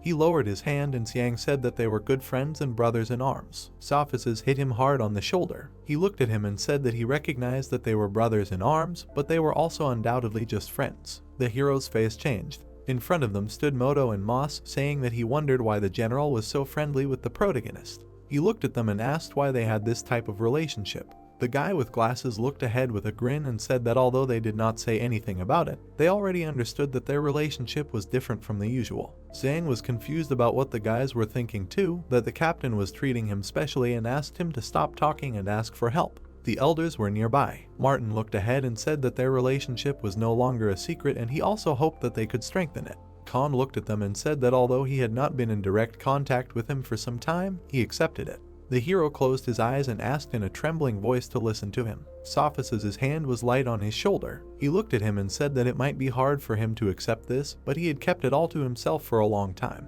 He leaned over and said that after the last crisis, he was very scared that he would no longer have a chance. The general approached him and said that he would show him everything. The protagonist sat in front of the team and said that he already had Bei, so nothing would work out with the commander, to which Lee was indignant at the fact that he was saying that. He stood in front of them and said that as soon as he got to know him better, he realized that he was a very proactive and intelligent man, asking them how he could ignore Sophists' love for him. He stood in front of the fighter, who was asking about how he remembered his wife, but forgot about the commander. The bald man leaned towards him and said that he, as a teacher, should say a few words to him, that he should accept and cherish these feelings. Xiang was horrified and asked that even the teacher had misunderstood everything. The captain looked at the frightened protagonist and the guys said that they knew everything. The teacher, looking at the guys, said that this was his long-lost brother. The protagonist's eyes widened in surprise. He looked at the other guys. They stood and giggled. Martin laughed too. The king and his son stood smiling. The blonde said that Sophices was his real name. Sat down and hugged him. Stroking the back of his head, he added that he inherited the hair color from his mother and the brunette from his father. The young man looked at his new brother. He looked back and thought that they were related. He remembered that he graduated from a prestigious educational institution earlier than many. He did not have classmates of the same age as him and close friends. He opened the door and told his mom and dad that he came home. He went into an empty apartment. After that, the guy went to the board. There he read that mom and dad were at an important meeting, and he had to take care of himself today on his own. He thought that even when he came home, he was alone. All he did was play games, and he also drew to somehow diversify his life. And when he stopped, he felt lonely. He lowered his head. He abruptly came out of a trance when he was called Xiang. The blonde touched him on the shoulder and said that he was dragging himself. He could not yet accept the new name. He looked at him closely and said that he knew that it might be hard for him to accept the fact that they were brothers, but he could treat him like a friend like before. The protagonist was embarrassed and apologized, saying that he had misunderstood. He turned his head and said that he didn't mean to upset him. Martin came up to them and said that Xiang didn't need to be so tense, that Sophices was treating him like that wasn't bad at all. The guy closed his eyes and thought that it was bad. He was busy with his brother's body, but he was recognized by Isabel, so it wasn't his case. The blonde came up from behind and suggested that they do something for now. He rose from the water. All eyes were on him and he asked them not to pay attention to what he had just said. Everyone's eyes widened in surprise and they thought that he was so majestic. He approached the protagonist and said that he would give him some time to accept this fact. He smiled and suggested that they finally enjoy the rest they had worked so hard for. The young man looked at him and said, "Okay," and then he looked down and thought, "Brother, not bad." The grandmother, holding the basin in her hands, said hello. Then she put it down on the floor. She smiled sweetly and asked the girl why she didn't go inside and bathe with everyone, and then said that she had brought her some fruit. The girl put her feet in the basin, and she took a piece of watermelon in her hand. The grandmother said that if she needed anything, she could just say. Penny bit off a piece, and she thought it was sweet. The old woman bowed and said that in that case she was leaving her. The girl watched the old woman coming out. Then she took her foot out of the water. She continued eating the watermelon. The girl looked first one way, then the other. She put her hand down. Penny scratched her shoulder. A tattoo was visible from behind her bathing suit. The full moon illuminated everything around. Lights were on in some of the windows of the house. Two people were lying on the bed. The protagonist looked at the ceiling. He turned his head and asked if she was asleep. Isabella, with her eyes closed, said, "Aha." She opened her eyes abruptly when she heard the boy say that when they were at the springs, Sophices. She interrupted him, saying that it was better for him to stay away from him in the future. The young man looked at her and said that even she had misunderstood. Then he moved closer to her, and even closer, and touched her back with his shoulder. The girl blushed from this action. The young man's eyes narrowed and he thought that she was not angry. They continued to sit next to each other and the protagonist said that only today he learned that he always treated him like a long-lost brother. He turned his head when she asked, "Little brother." She lay and listened to him say that ever since he first saw him, he felt that he was like his little brother. Looking at the ceiling, the guy continued that he felt that he had always been kind to him, and he was also curious for a moment if he really was. But the blonde interrupted him, saying that this is how things turned out in the end, and the guy asked what she meant, that he had somehow just offended her. He looked at the ceiling again and said that he must have thought about everything for a long time when he heard him talking about the demon tribe. He opened his mouth and continued that she knew that he made it all up, so how could he even be a brother? But Isabella outlasted him again, saying that Sophices was a good person, and asked if it was bad to have such a brother. The protagonist stood up and said that she seemed to be misunderstanding something. What if he found out that he was not his brother? He clenched his fist and said that he had been so good to him all this time, and he did not want him to give him love that, in truth, was meant for his brother. The blonde turned around and said that she felt like he didn't understand something. She looked at him intently and suggested that he shouldn't say for now that Sophices' feelings for him were sincere, and that she wanted to share something. The young man listened carefully when he was asked if he knew what happened to the people who fell into the hands of demons after the war. He opened his mouth and asked what it was. The girl looked away and said that when she was younger, she witnessed a scene on the battlefield. She remembered how a prisoner was tied to a cart, which was heading towards an army of people. Several such carts were driving forward. The man clenched his teeth. Blood flew in all directions. The guy swallowed hard, and the girl added that in addition, the fate of the people who ended up in their slavery was very sad. The guy opened his mouth and said that Sophus's younger brother might already be. But the blonde interrupted him and said that when he disappeared, she was already the demon queen and forbade cruelty to human slaves. She looked to the side and said that this did not mean that they began to live well. She looked down and thought that in their tribe there was always a strict hierarchy. From the demon queen to ordinary people, those lower in the hierarchy are always exploited by those higher up. Slaves are generally sent on the most exhausting and difficult tasks. Even the food is strikingly different from what their superiors eat. The main character opened his mouth and said that in that case, when he said that he was a slave, it was very implausible. The girl opened her mouth and asked where one could even find a slave with your soft skin. An adult would barely survive, let alone a child.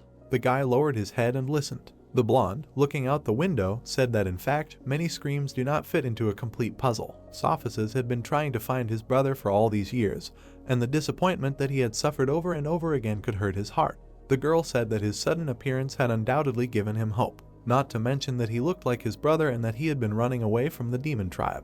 It all seemed to make him think that he had found the one he was looking for. He was the only relative he had missed. The protagonist sat with his head down. He looked forward and asked if he was his last hope. Isabella opened her mouth and said that if she were him, she would admit that she was his brother. The entire room was dark, and Xiang said that she was right and that he would do so. Sitting, he said that if his brother died, then from now on he would be his brother. He opened his mouth and added that if his brother came back, then he would be his brother too. Looking up, he said that Sophus had risked his life for him. For a while, he wanted to be his last hope. Turning his head, he said that in the future, when they returned to the dragon tribe, she would help him find Sophus's younger brother. The girl closed her eyes and turned away, saying, "Okay." The guy lay down on the pillow. Looking at the ceiling, he said that he felt such a surge of strength that tomorrow, when they returned, he would begin mass production of good luck robots. Looking at the ceiling, he added that he would gather an army consisting of forging squads. The blonde listened to him say that after that, he would help her regain the throne. Then she pursed her lips. The sun was rising.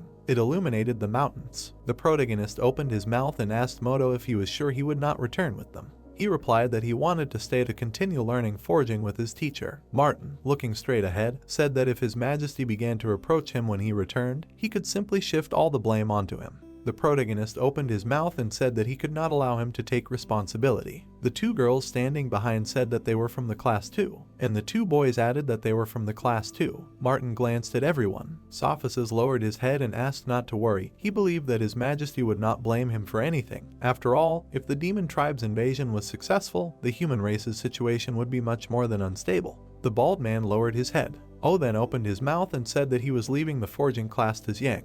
He chuckled and said not to worry, his brothers would help him. The turbine spun. The aircraft rose into the air and rushed forward. Birds were flying above the rocks. A hand appeared from the sand. Then a head appeared. Lawlin crawled out of the sand completely. He began to look around and shook off his hands. He cut his chest, and standing on the hill, he asked his demon queen to use the blood of his people to open the door of the crossroads so that he could return to her. Green blood poured onto the sand. A sign began to form there. It appeared completely, and from there a pillar of light rose, and it transformed into a door. The gnome thought it was good that the blood in his body became the blood of a pillar of corpses. Raising his head up, he thought that the demon gate had answered his call. The door was closed. Then it began to open, and Lawlin thought that this was all he could hope for, and then he stepped into it. A portal opened in the door, from where a hand appeared. It moved toward the gnome, and tried to hit him with a blow to the sand, but he jumped aside. He frowned and wondered who it was. A weapon appeared from the portal. It began to descend to strike. Lawlin moved his hands back and shields began to appear below, and he covered his head with them. After the blow, he flew back. The man tried to break. He gritted his teeth and said that he was the second prince of the dwarf kingdom. He had come to surrender to His Majesty, the demon queen. A leg emerged from the portal, and from there, a huge monster emerged. One of the heads turned and asked why his body smelled like a pillar of corpses. The second head said that he was neither dead nor alive, he was pure evil. He straightened up and said that he was the gatekeeper of the demon kingdom. Who the hell was he? He did not think that he could enter the land of the demon tribe. The dwarf raised his head and replied that the pillar of corpses told him to come. Frowning, he added that it said that Her Majesty Lillian would help him reclaim the throne, and in his mind he thought that he could not tell him what the pillar of corpses did to him. The monster opened its mouth and asked where the pillar of corpses was. Lawlin opened its mouth and said that it was destroyed by a man named Xiang. The head opened its mouth and screamed, so it was he who killed him and was now using his magic. The prince did not understand what he meant. The guardian swung his weapon. When it flew past the dwarf's face, he thought that this guy didn't even want to let him through. The weapon sank into the ground. A drop of blood flowed from the prince's forehead and he asked if he wanted to take his power for himself. The guardian held a purple sphere between his hands. One of the heads said that since he understood this, he should stop resisting. But then he heard a voice that ordered him to let him through. The monster raised that it was the voice of Her Majesty Lillian. His fingers were spread out and after she ordered, he let the dwarf through. Then he pointed to the door and asked the prince to come in. He frowned and said that servants are servants. The guardian looked at him disapprovingly. Clouds floated across the sky. The demon's palace was on a huge boulder, spoiling the air. The door was tightly closed. The three walked through a huge hall. Lulin stopped. He fell to his knees and turned to the demon queen. He stood before the three figures. They called him a damn fanatic. Liberi put her hand on her waist and said that he did not prostrate himself when he saw her queen. Dianwei stood next to him. Matoso folded his arms. The prince looked at everyone and said that he was also a member of the royal family, so he did not have to show excessive courtesy to her queen. He frowned and added that he knew etiquette much better than she did. The girl opened her mouth and said that she thought he was capable of something after all. The dwarf frowned when he was hit. He fell to his knees. Putting her foot on him, the girl asked, his kingdom abandoned him, so why did he consider himself a member of the royal family? The man gritted his teeth, looked sideways and replied that he apologized and swears, in the future he will swear allegiance to her queen, and he thought, strong, he is definitely not able to fight her now. The heroine smiled sarcastically and said that he smelled like a column of corpses, and he in turn was killed. Pressing her leg harder, the queen asked him to tell her who it was. She removed her leg when the dwarf answered, it was a man named Xiang, he is a very capable blacksmith. The lady smiled and asked again, a man. Lowering his head, the brunette answered, also, there was a woman who radiates demonic magic, it seems she is Isabella. The mysterious woman turned her head and asked again, Isabella. Then she stretched out her hand forward. A blue magic circle appeared on the floor where the dwarf was sitting. The power began to act on him when the heroine said not to be afraid. This is just Dianwei's memory magic. A magic cloud rose above the hero. The silhouette of Yubei appeared when the man looked at her and said, here she is, this woman, she owns powerful magic. After which the protagonist appeared next to her projection. When the dwarf added, this person's Yang, they defeated not only the Pillar of Corpses, but also Zuanju. The brunette frowned when the hero said, if it weren't for them, he would have already been the king of the Dwarven Kingdom. The man with glasses raised his head and added, in the future, this guy will definitely be your majesty's biggest obstacle. The girl opened her mouth and said, excellent. The dwarf frowned and asked what. There was magic in the room when the heroine said that after she took away the magic power, she was able to restore it. All the heroes frowned. The blonde looked forward and asked, your majesty, she is the former demon queen. A shadow was reflected on the curtain when the queen replied, she is new here, so she does not know her. The woman smiled and said, I never thought I would see her again. She opened her eyes and added, she is still so majestic, so beautiful. The demon queen licked her finger and thought, when you see her, it's so exciting, it can't be any other way. The dwarf grinned and said, unexpectedly, he was defeated by the former demon queen and her man. The lady smiled and replied, he tried hard, so she will grant him the opportunity to become a new pillar. The hero was happy and said, thank her, but now he is not. The heroine sat and said, she knows what he is worried about. She extended her hand and added, she has so much magic power, so she will share with him. Creatures crawled out of her hand. They were huge. Divori looked at them and asked the queen, is she trying to kill him? The monsters moved towards him. The dwarf dodged, fell and shouted, no. A snake appeared in front of his face. It climbed into his mouth. Then it moved deeper. There were more monsters and they continued to climb into his mouth. It looked terrifying. The creatures were not going to retreat. They were so deep that only their tails were visible. The man fell abruptly. He lay on the floor and was silent. Then his hand began to swell when he shouted, his hand. The monsters crawled inside his eyes when he thought he felt full of strength. They writhed inside when he thought it was amazing. His pupil glowed brightly, after which the dwarf began to get up. As he rose, he said, thank you to your majesty, now he is completely reborn. The blonde smiled and said, she would also like her majesty to give her such an honor. The hero frowned and thought, the proud prince really fell like this. The anonymous man's eye glowed red. The guy got off the ground. He transformed and thought that he would personally kill Xiang. Then he smiled maliciously and told your majesty, do not consider him as your right hand. The dwarf landed on the floor and added that he would do a good service to the demon tribe. The queen looked at him and replied, very good, and now let everyone gathered listen to her order. She smiled and said to immediately begin moving troops to the borders of the human empire. Remembering the heroes, she added she wanted to personally greet her queen.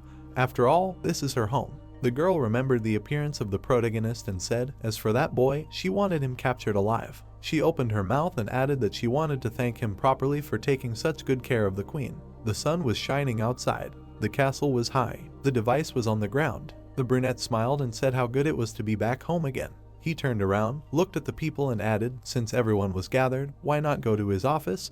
There he could entertain them. The heroine approached the guy and asked where Penny went. The protagonist caught up with the lady and asked where she was in such a hurry, why she didn't come to him. The yellow-eyed girl looked at him sideways and replied that if she was seen with him, there would be problems. The violet-eyed man began to answer her when someone called him. The blonde came up to him and said why he didn't hurry up, everyone was already waiting for him, to which he replied, exactly, he was already on his way. Looking after the pink-haired girl, he said that she could come if she found time, and left. The couple walked through the castle. The protagonist got angry and screamed, God, how is this possible? Looking at the landmark, he spread his arms and asked where his statue was, what happened? The heroes stood there surprised when one of them asked who did this, and the second answered, usually there are a lot of merchants here, scurrying back and forth, why is it so empty today? The captain frowned and said, this is a general gathering of knights. The brunette turned around when the blonde started shouting for him to come here right now, and he asked what happened. The red-eyed girl looked at the knights and said, it seems they are in trouble. The couple walked, turning around when the brunette asked, those soldiers came for them. The knights surrounded the heroes. Xiang looked at one of them and said, this is the adjutant's older brother. The young men looked ahead when Sophices asked what happened. The knight looked away and told the commander, this is an order from His Majesty. He held a package in his hand. Opening the letter, he read out, the order from His Majesty states that Mr. Martin and Xiang incited teachers and students of different classes to break the alliance between humans and demons. Frowning, the guy continued to say that they should be detained and imprisoned for further hearing. He looked ahead and told the commander that he was simply following orders and asking for his cooperation. The protagonist gritted his teeth and said, but it was obvious that they had gone to help the dwarves. How could he say that they had collaborated with the enemy and committed treason? The blue-haired man approached him and said, exactly, the dwarves were also allies of the Empire. The knight became embarrassed and said that he could not explain it fully, but His Majesty said that when they returned, they should go to the hall for an explanation. Then he frowned. The yellow-eyed man's gaze was angry. The girl was sad when she said she did not believe that His Majesty ordered their arrest. Someone must have set this all up.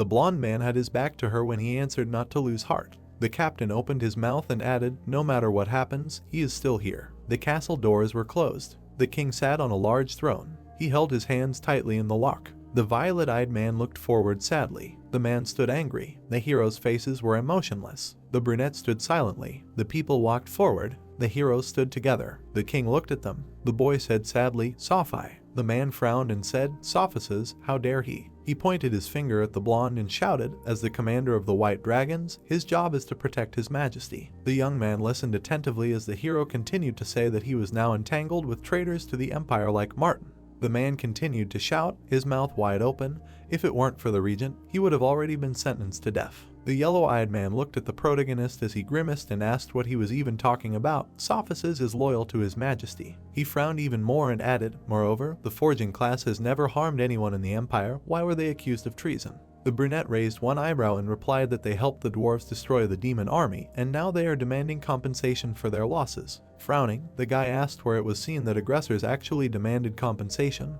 What kind of reason was that? The hero got angry and shouted, how dare he contradict him. Sophices closed his eyes, placed his hand on the pile and said to Your Majesty, even though they violated the imperial edict, if they allow the demons to annex the dwarven kingdom. He then opened his eyes and continued, it will only make the demon tribe a bigger threat to the empire. Looking at him, the man replied, nonsense, they are their allies, this is diplomacy. The blonde furrowed his brows and asked what about the demi-human race, weren't they their allies in the beginning?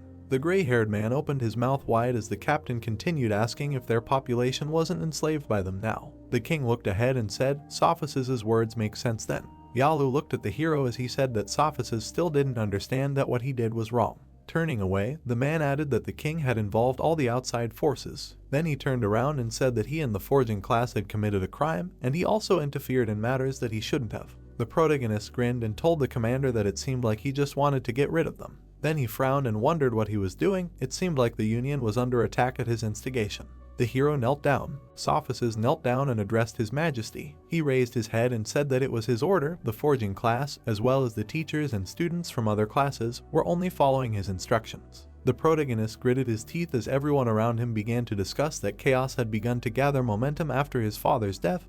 Perhaps it was an attempt to start a rebellion. The people who were not discussing what he wanted to suggest. Blondie stood with his head down and listened. The assumptions that his father also had thoughts of treason. Maybe he committed suicide when he was caught red-handed. The protagonist opened his mouth and shouted for everyone to shut up.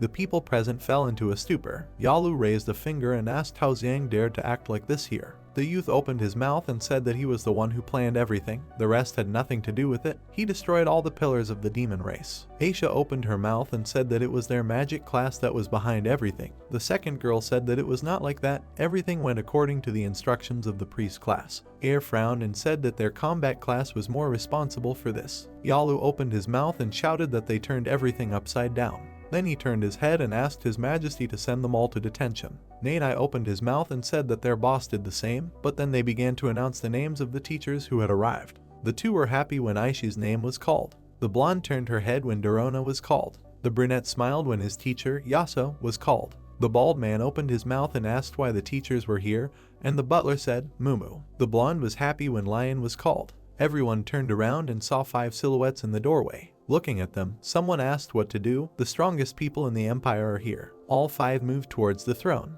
Aishi closed her eyes and told His Majesty that they had urged the students to act. She opened her eyes and added that if they needed to blame someone for what had happened, they should let them do it. Mumu came closer and said that although His Majesty had grown up on his cooking, he shaved, and now other people would have to serve His Majesty. He lowered his head slightly and said that if he wanted to reproach him, he could do so. Then he clutched his heart and said that in any case, he would not stay long in this world. Then he fell on the carpet and Lion came up to him and asked him not to scare him like that. He bent down and said that it was unexpected, but this day had come, but there was no need to worry because he, too, would soon join them. The bald man ran up to them and began to ask if everything was all right with the teacher. The king opened his mouth and asked for the royal doctor. A bubble blew in the man's nose. Everyone watched silently. Yalu opened his mouth and shouted, how dare he make such a show in front of His Majesty. Lion started shaking Mumu's shoulders. The king looked at all this and said, okay. He turned his gaze when he was called. The girl walked up to the stairs and said that she did not understand the purpose of the regent's political decrees. She opened her mouth and added that the belly had been around for more than 50 years and the empire had always resisted the demons together with the dwarves. She looked back and asked, shouldn't they think about acting together with them?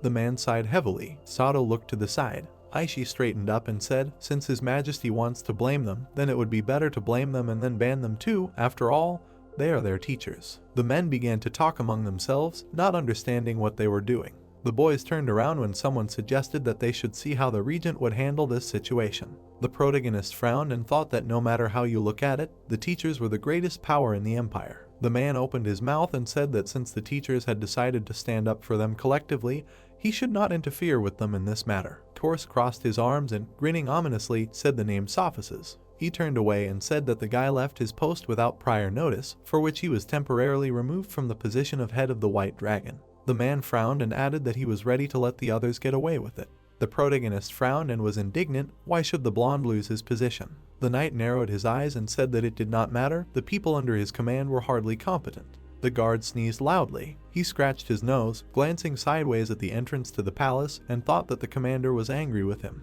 The sword was abruptly pulled from its sheath. Sophices stuck the weapon into the floor and exclaimed that he had no objections. The king looked at him in confusion and muttered that everything was fine now and they could begin to disperse. The regent froze and said that he would like to clarify something with Xiang. The man stood with his back to the hero, telling him that not long ago many people came to him and said that the guy controlled the main economic artery in his hands. The brown-haired man frowned and replied that it was just a small business, like a drop in the ocean for the prince. The red-haired man's eyes flashed and exclaimed that a slave of the demonic tribe had returned to the empire and was monopolizing the markets. Sophices frowned and stood up for him, saying that the main character was very talented in forging, so there was nothing strange in this, taking into account his abilities as well as his intelligence. The interlocutor grinned and muttered that he also thought that the young man was very gifted. Torst turned around and said that he did not want to see a foreigner encroach on the good of the imperialists. The people standing around the hero's allies started shouting that this was treason when the regent exclaimed that what the guy was doing was testing the laws of His Majesty. Zhang gritted his teeth, wondering if the man knew his true identity, but quickly calmed himself down. Yalu looked at the brown-haired man sarcastically and declared that he was dead, but the hero mentally assumed that they just didn't like his idea of unions. The guy frowned and said that he had never stopped paying taxes, and this was just business, so there was no point in making a mountain out of a molehill. The red-haired man grimaced and was indignant that he dared to quibble over words. The man glared and declared that this was all manipulation. A vein bulged on his forehead when the regent shouted that this was all the protagonist and the work of demons. The brown-haired man and Isabella standing behind him frowned, and the young man guessed that the other man didn't know about it yet. So he shouted that there was nothing like that, and if the prince didn't believe him, he could revoke his membership in the Chamber of Commerce. Torst looked at him coldly and said that there was no need to change the subject, because his words were extremely pure, so why continue to pretend God knows what in front of his majesty? The blonde frowned and thought that the worst had happened. A finger was pointed at her and she was asked to reveal her identity. The regent stood in front of the guys, calling the girl the former queen of demons. Isabella crossed her arms and the man shouted her name. The protagonist and sophists stared in shock, not believing what was happening. The king, his subjects and teachers turned pale, deciding that this was too obvious slander. The knight narrowed his eyes and asked what the hell he was talking about. Yalu sweated and muttered that perhaps the master had gotten it a little wrong. Sato bared his teeth and retorted that the prince would not talk nonsense. Zhang gritted his teeth, trying to figure out how he knew, since even those with them did not understand anything. Fei Li, standing next to Air, frowned and exclaimed that the general had always been very sensitive to the breath of demons and would have felt it immediately. The beast narrowed his eyes and retorted. He remembered the image of the girl and said that he felt a trace of the demonic spirit in her body almost immediately. The cat frowned and added that he thought then that he imagined it. His master put a finger to his lips and asked him to stop talking, although his partner replied that he was simply telling the truth. Aisha looked ahead worriedly and said that they were with her all the time, so how could they not know it? The magic teacher frowned, remembering their meeting, and thought that the situation with the orb made sense if the girl really was a demon. Dorona gritted her teeth, realizing that she hadn't even noticed it when the blonde was meditating. The protagonist stepped forward and loudly demanded that they stop talking nonsense and provide evidence. The red-haired man opened his mouth wide and left. Torst waved his cloak and exclaimed that the boy was simply ridiculous. After all, this is the Empire, so what other proof is needed? Guards ran into the hall. They drew their swords and spears. The boy gritted his teeth and thought that it seemed like a fight was inevitable. The soldiers blocked the exit, and the regent loudly ordered that Xiang and the demon queen be captured. The guards sweated, wondering if the regiment would side with the protagonist. The brown-haired man frowned and thought that it seemed like they were already prepared for anything, then even suggested that Penny had exposed them. Sophists lowered his head and asked the boy to tell him the truth. The hero turned to his friend and muttered that he had been hiding this fact from him on purpose. The girl came closer and asked not to put the knight in an awkward position because of them. Horns appeared on her head and she decided to fight to the death since she couldn't sit back. Zhang gritted his teeth and asked if the situation had really come to this. The blonde took on a demonic form and said that she was the queen of demons. Yalu sweated and muttered that the Empire's strongest enemy had been hiding under their noses all this time. The hero and his partner stood in the center, and everyone shouted that they needed to be captured quickly and protect his majesty. The teachers looked at them in confusion, muttering that this was unexpected. Dorona and Aishi widened their eyes, not believing that they had become the queen's teachers. The knight stood still while the boys around him whispered that they hadn't even noticed. Aisha looked ahead, upset. The king frowned and wondered what he should do, since this was the real demon queen. Torst's eyes flashed and advised his highness not to panic. The red-haired man narrowed his eyes and exclaimed that he was here. Isabella tilted her head and said that she knew that no matter how she tried to explain it, it would be pointless. She turned to her friends and added that this was all about her, not them. The teachers were standing behind her, and the girl asked them not to interfere. Sophists lowered his chin and asked if Xiang knew that harboring an enemy was a crime punishable by death in the Empire. The knight pulled a sword out of the floor, and the boy asked in surprise what he was doing. The brown-haired man frowned and promised to explain when everything calmed down. The blonde pushed off and jumped, swinging his sword towards the hero. Zhang closed his eyes and cursed. The blonde landed in front of the guy and with precise movements deflected the projectiles flying at him. The archer stood nearby, having just released the bowstring. He looked at the sophists and declared that he could not stop them. The knight frowned and shouted that whoever dared to touch them would be killed. The girls turned to the master in surprise, and the blonde ordered Alina to come to him. The protagonist touched his hand, on which armor began to appear, and the knight said that he must protect Isabella and not let her fall into their hands. Armor appeared on the young man's body. He looked forward resolutely, engulfed in magic. Finally, his suit was completely assembled, presenting the image of a magic rider. Steel horns adorned his helmet. Zhang leaned his back against the girl and asked her to stay close, to which she also advised not to get lost from sight. Sato raised his hand and ordered the White Dragon Regiment to seize the traitors, indignant that they were inactive. The commander shuddered when his soldiers ran forward. He frowned and shouted that he did not give the order. The heroes turned around, noticing the approaching warriors. Sophus turned around and frowned. He touched the blade with his hand, and it began to glow. The guy in one movement found himself behind the guards, leaving a trace of the blade in the air. A large dent appeared on the soldier's armor. The others also flinched as their armor was deformed. They were all thrown violently in different directions with screams, and the former general stood in the center, using the sword art catapult. One of the guards hit the column next to the man. The others also flew into the walls near Sato. The brunette grinned and said the knight's name. Yalu created a sphere in his hands and called the blonde an impudent man. His legs were wrapped in vines. The man clenched his teeth in fear when he felt that he could not move, and asked what it was. Lion stood nearby, also attacking the soldiers, so the official asked if this was an attempt at treason. The teacher drank several potions and told the surprised heroes that she would help. Green flashes appeared on the floor of the throne room. A wall of ivy grew in front of the old woman. Huge vines rose to the ceiling, engulfed in light. Yalu looked at all this and asked if they had really gone crazy. Zhang glared and told the girl next to him that they had to act quickly. He turned to Sophus and exclaimed that it was time to leave together, after which the blonde agreed and said that he would pave the way for them. The three of them rushed forward. The knight looked at Alina and ordered her to protect them. Suddenly, the wall of vines shook. An explosion was heard that tore apart the obstacle. Sato rushed forward with a smile, and the old woman exclaimed that the brunette had finally managed to break through. The teacher jumped, opening the potion, and said that he probably thought that she was just an old woman. Lion appeared in front of the enemy, pouring the contents of the vial. Ice appeared from the drops on the floor. The brunette stopped in front of the frozen block.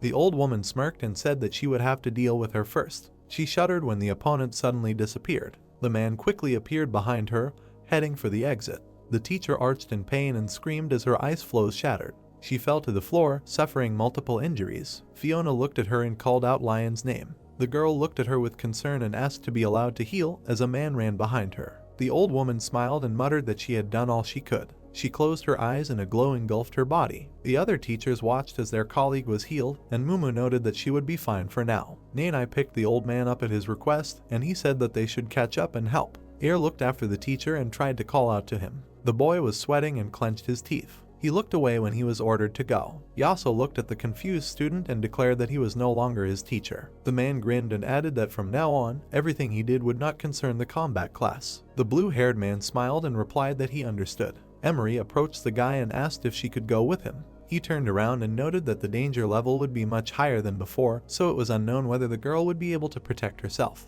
Fiona, supporting the old woman, came closer and asked to let the brunette accompany him.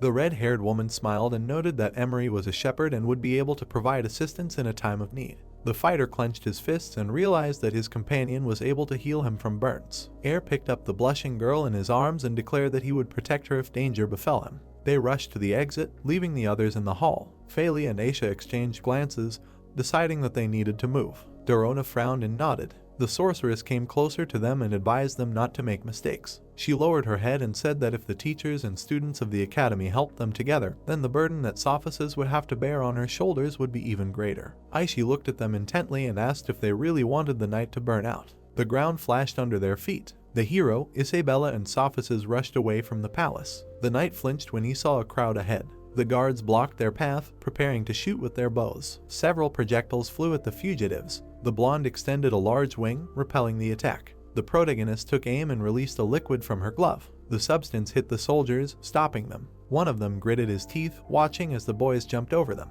A man in a green suit was coming down the stairs. He stood up and pulled the bowstring of a mana bow. The warrior narrowed his eyes. The man watched his friends retreat and asked if Sophus would be the second person to dodge his most accurate shot. Suddenly, the archer flinched, feeling pressure. An energy field appeared in front of him. A blue wall surrounded the palace. The archer turned to the silhouette above and asked why teacher Aishi had interfered. The girl focused energy in her palms and replied that she had done so of her own free will and that it had nothing to do with the school's affairs. Yalu, standing next to the regent, pointed a finger at her and exclaimed that she would go to jail. The red-haired man's eyes flashed and ordered his subordinate to shut up. Torse glared at the sorceress and asked how she would explain such a thing to the principal. Aishi smirked and replied that she would not need to explain. The trio ran out of the stone arch. Sophus looked at the girl and asked what was next, to which he received the answer that she wanted to go to the territory of the demons to ascend the throne. Zhang looked at the knight from above, and he advised him to use his power to help Isabella because he could no longer stay in the empire. The hero nodded and said that after they crossed the city gates, they would immediately go to the demonic tribe. The blonde frowned and noted that because of her, the knight betrayed the empire. The guy glanced sideways at his interlocutor and said that she was his family, so he could not leave her in trouble. The blonde frowned and added that everything happened only because the guy was not attentive enough to her, otherwise he would never have allowed her to return. Isabella narrowed her eyes, remembering the old woman, and thought that she could not allow anyone to sacrifice themselves for her. Green chains flashed in the air. They grabbed the shocked girl and guy. The chains tightened around the blonde's waist. The second ones were around the protagonist's neck. Sophus's eyes widened as his companions were jerked back, and Alina shouted that they were caught. The knight stopped and called out to his friends. Isabella and Xiang looked back, noting that something was wrong with that chain, as they couldn't do anything.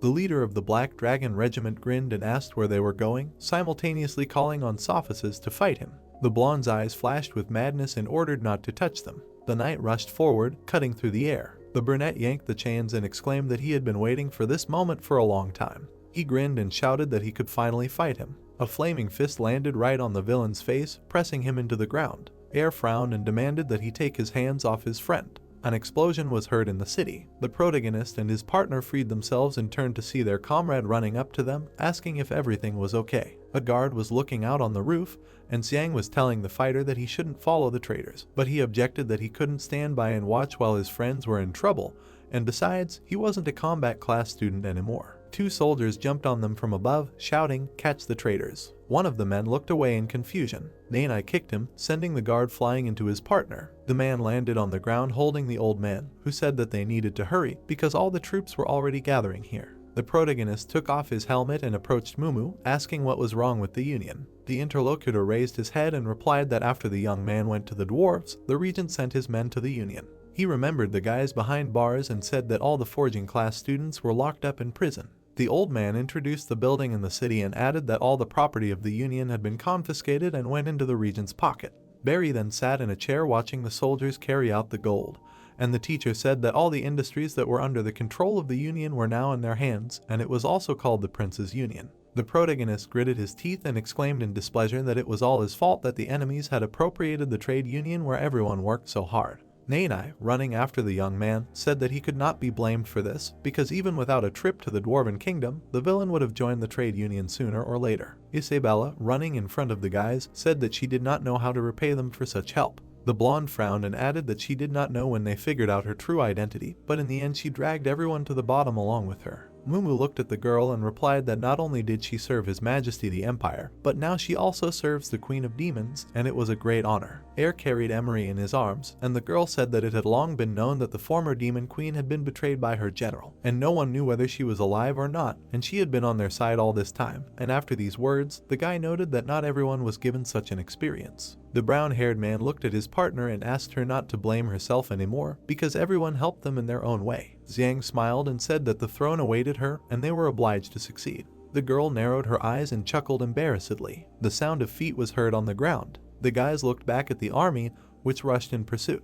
Nanai and Mumu stopped, declaring that they would cover them. The old man looked at his partner and said that he could go, because His Majesty would not kill him. One of the soldiers looked at Sato, rising from the ground. The brunette leaned on his feet when the warrior asked if he was okay. The leader of the Black Dragon Regiment widened his eyes in anger and muttered that it was because of this that the boys were in such a shameful situation. The warriors rushed forward, shouting that they could not let them escape. A crowd was approaching the fugitives from the gate. Sophus and the others stopped in front of them. The blonde man raised his glowing sword and used Kai swordsmanship. A ring of light and gusts of wind rose around the man. Alina folded her hands, using magical enhancement. The guards recoiled from the powerful energy. A huge silhouette of a knight appeared above the blonde man, and the enemies exclaimed that this was too much. The summoned warrior raised his sword above himself. The townspeople looked at the glowing statue from behind the houses. The soldiers scattered in fear. The knight delivered a slashing blow to the gate and the ground. Dust rose from the outside of the city. The protagonist leaned his quill on the parchment,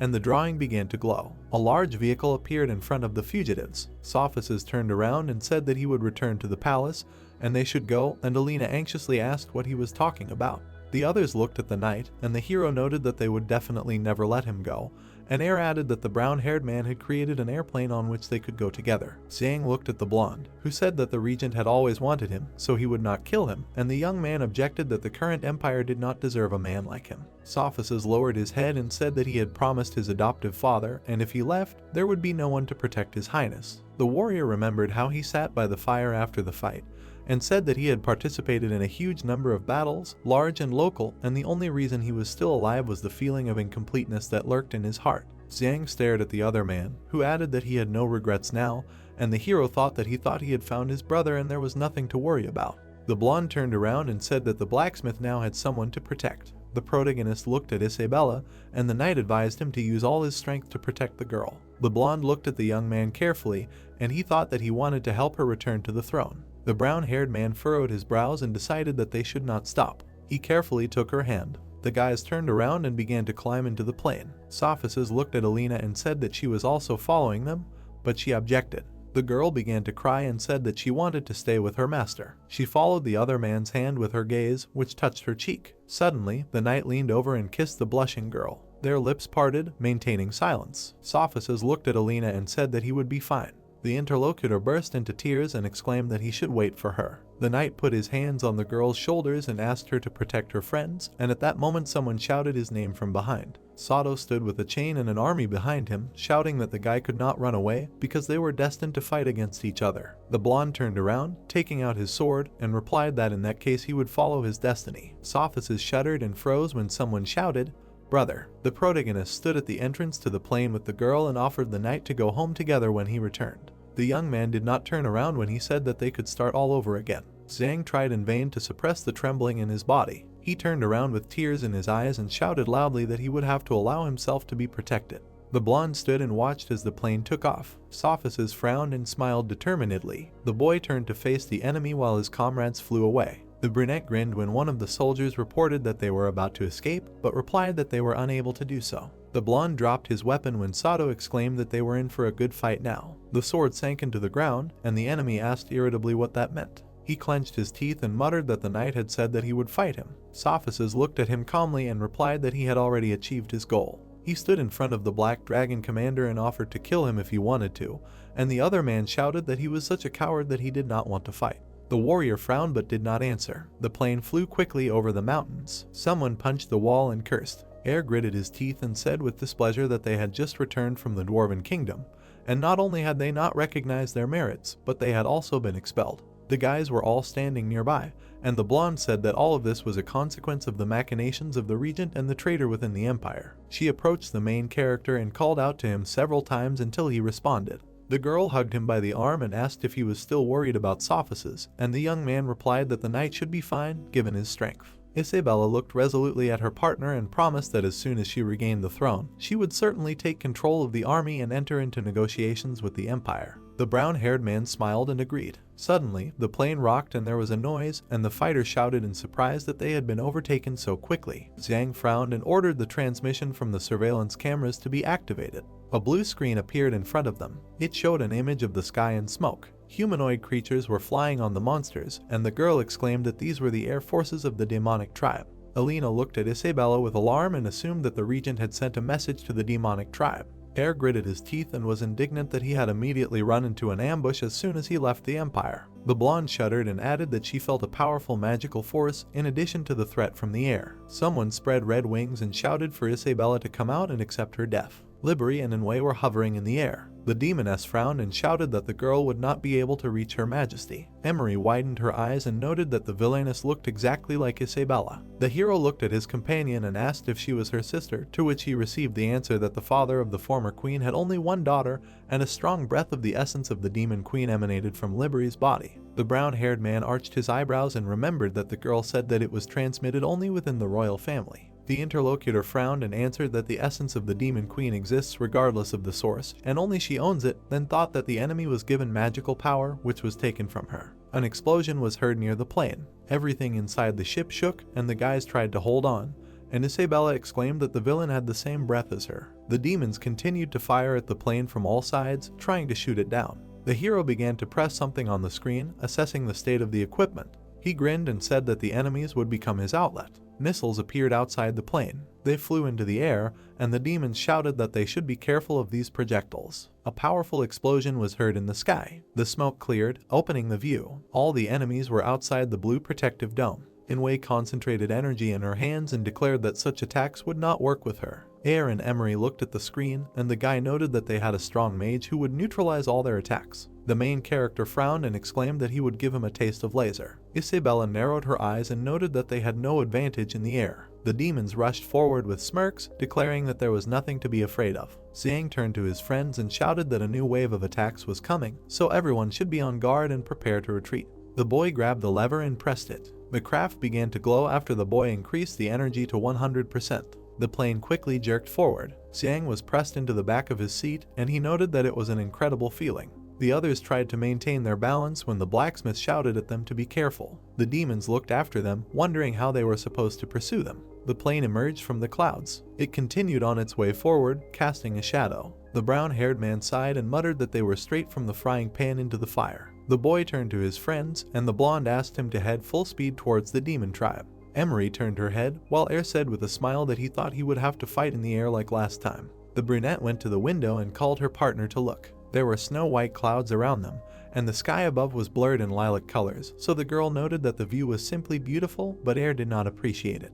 The protagonist approached his friends and suggested that they take a break while the plane was in autopilot mode. The blonde sharply frowned and exclaimed that something was wrong. She pointed forward, and everyone turned there. Something was rising from the clouds in front of the plane. A winged monster appeared from the funnel, from which red energy emanated. It opened its mouth and asked if Isabella really thought that she could escape. The hero and his partner looked at it warily, and the young man noted that this demonic form was like the blonde's, to which the interlocutor replied that this one was a little weaker, but still dangerous. The former demon queen raised her eyebrows and muttered that only the royal family had demonic form, so it was unclear why she did too. A shining sphere appeared in front of the monster's mouth. The enemy sent a projectile straight at the plane, shouting for the blonde to go to hell. The fugitives inside the ship tensed up and shouted for them to leave, but it was too late. A white disc appeared under the plane. It began to rise upward, absorbing the equipment. The sphere approached, and the ship was almost completely hidden from view. The projectile flew past, brushing against the clouds. In the distance, the sphere grew, emitting a bright light.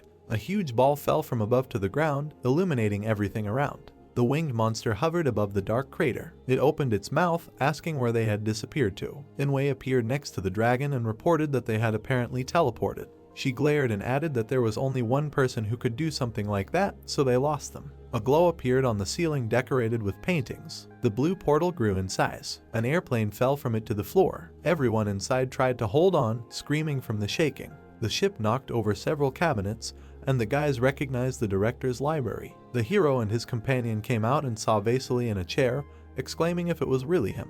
The blonde smiled and noted that they had not seen Xiang for a long time. The man stood up and said that he should not interfere in the affairs of the empire. He straightened up and added that otherwise they would not have been able to get into the territory of the demons. The red-haired man smiled and said that the gentleman once made an agreement with a big man. This time he made an exception for them, so they should remember this kindness. Xiang scratched his head and said that he could only rely on him, so the young man was naive. Vasily looked at the student and advised him to be more confident, because he was stronger than before, and then asked him to tell her about his plans. Isabella took human form and said that her subordinate, the Pillar of Darkness, once hinted that he would wait for her in the demon territory, so perhaps he still remained loyal to her. The blonde frowned and added that with his help their chances would be higher. The others looked at her, and Air said that he would do everything possible to help, and Alina said that the master asked her to make every effort to do so. The director smiled and noted that he became jealous when he saw how they treated each other. He stood in front of the students and said that the entrance to the demon territory was guarded by demon soldiers, and someone had cast a spell that prevented them from getting inside, although the man could immediately send them deeper into the territory. Isabella narrowed her eyes and said that she was once part of the demon tribe, and as long as she did not use magic power, the enchantment would not be able to detect her, but this did not apply to the others. The blonde looked at them and noted that they did not have any plan, because even if they could penetrate now, they would simply die. Vasily raised his hand and added that now that they had some thoughts on this matter,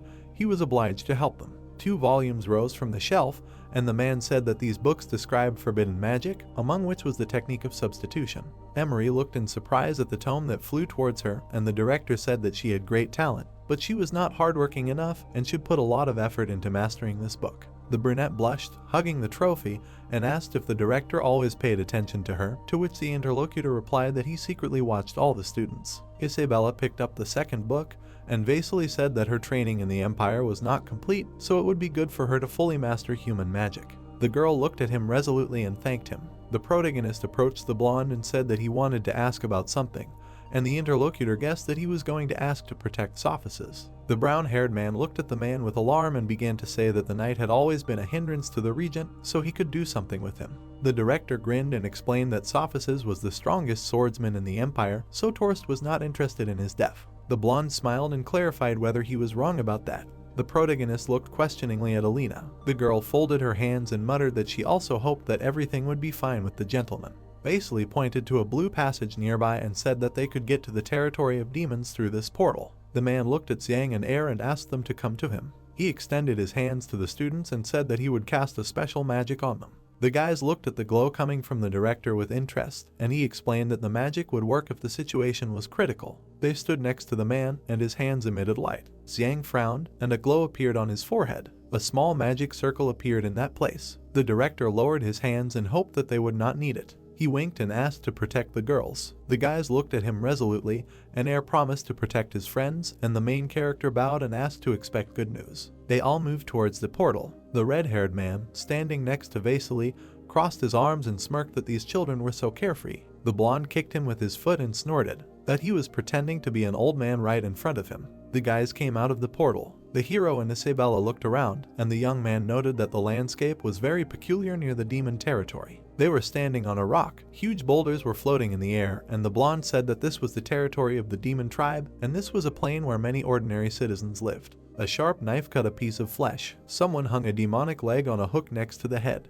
The seller opened his mouth and loudly advertised the highest grade of monkey meat, which strengthens health. He looked at the passers-by and invited them to come up and try it themselves. There was a large crowd in the square, and the voices of the merchants were heard. The main character with fangs and horns looked away and noted that life was simply in full swing here. Er drooled and exclaimed that the food of the demon tribe seemed delicious to look at, but he was told that for the guy absolutely everything looked delicious. The boys, all disguised, walked forward, and the blue-haired one said that he thought the demon tribe was a very dangerous place, but it was no different from the Empire, to which the blonde asked if everything here was supposed to be littered with dead bodies. The protagonist leaned back when a huge paw landed next to him. The large creature looked down at him and apologized for almost hitting him. Xiang smiled tightly and thought that the inhabitants of the demon tribe were very different from each other. The young man hit the child, and he dropped the apple. The brown-haired one turned to him and asked if everything was okay. The boy in the collar reached for the fruit. Suddenly, he was yanked sharply by the chain and cursed. The big-headed woman looked at him irritably and, calling him a stinking slave, exclaimed that she was in a hurry to get to the party, so the boy quickly apologized. She kicked him in the chest and muttered that he should have bought a hunting dog.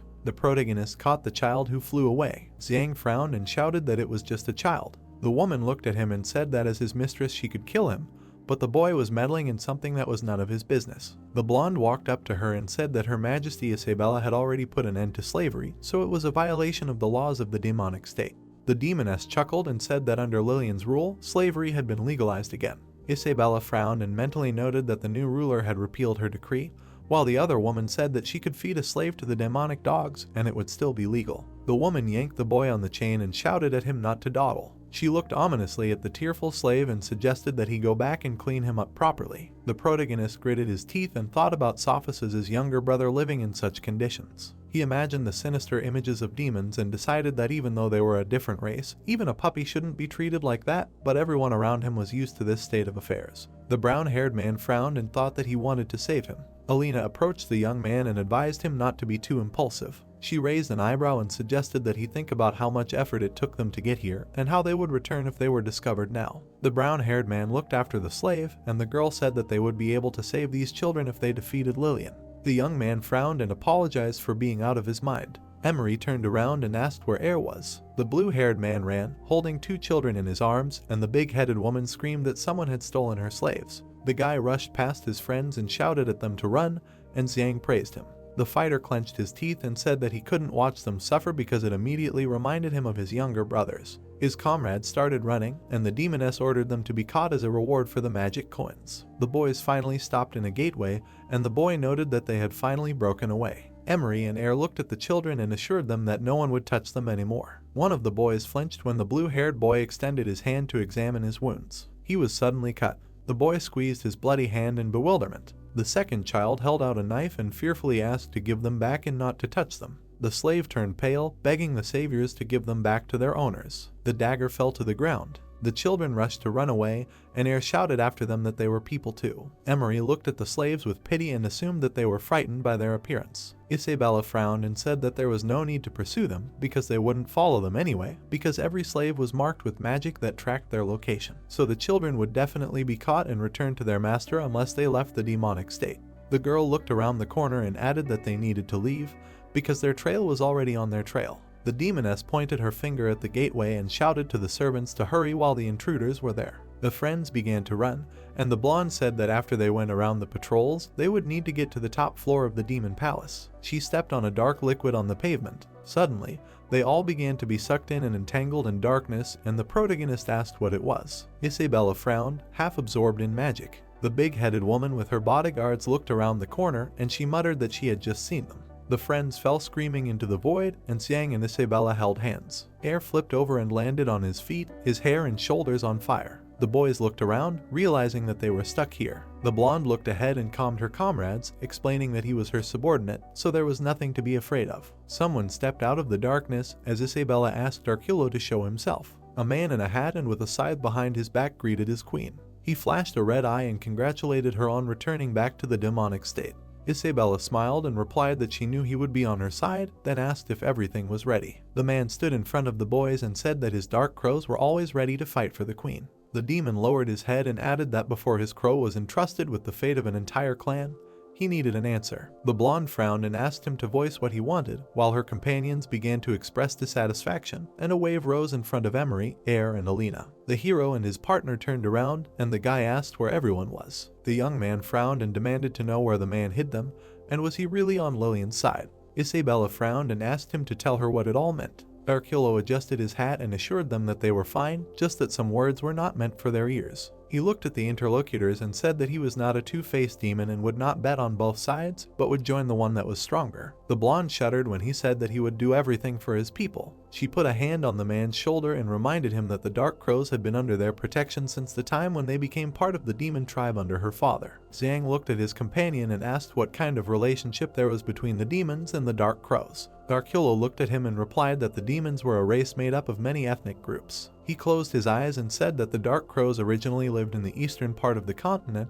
where the human empire was now located. The man presented a map and said that they had once peacefully coexisted with the human race. He recalled a great fire and said that the empire then began a rapid expansion and occupied the forest area that they needed to survive. Darkulo visualized his tribe standing in front of the winged creature and said that they had to go to the outskirts of the demon state, and there the former demon king accepted them without any conditions. They recalled the cave and added that the ruler made the lower level of the demon territory suitable for them to live in, and also selected the strongest warriors of the clan for further training. Isabella looked at the interlocutor carefully and added that he was a grown warrior, a student of her father, whom he was most proud of. The man looked at her and said that they, the Dark Crows, would never forget the kindness shown. The protagonist made a gesture with his hand and exclaimed that the brunette was so strong that he himself could lead the clan to help them. Darkulo's eyes flashed and objected that if everything went to hell, the pact with Lillian would be invalid, and then his people would become a sacrifice to the gods. The brown-haired man gritted his teeth and asked if he really didn't care that other races would be sacrificed then, since he already had a similar agreement with her. Isabella looked at the young man with displeasure and asked what this meant and whether the guy was hiding something from her. Xiang looked away and felt guilty. He stood next to Bei and said that no, he meant that she, in a way, was crippling her people and said that Lillian definitely deserved to die. Darkulo stood next to the couple and, turning to the lady, asked about whether they knew about the sacrificial offering to the gods. The girl grabbed the hero by the clothes. She looked at him with hatred and, screaming, said that she trusted him so much and asked about what he was hiding from her, to which he looked away and mumbled something.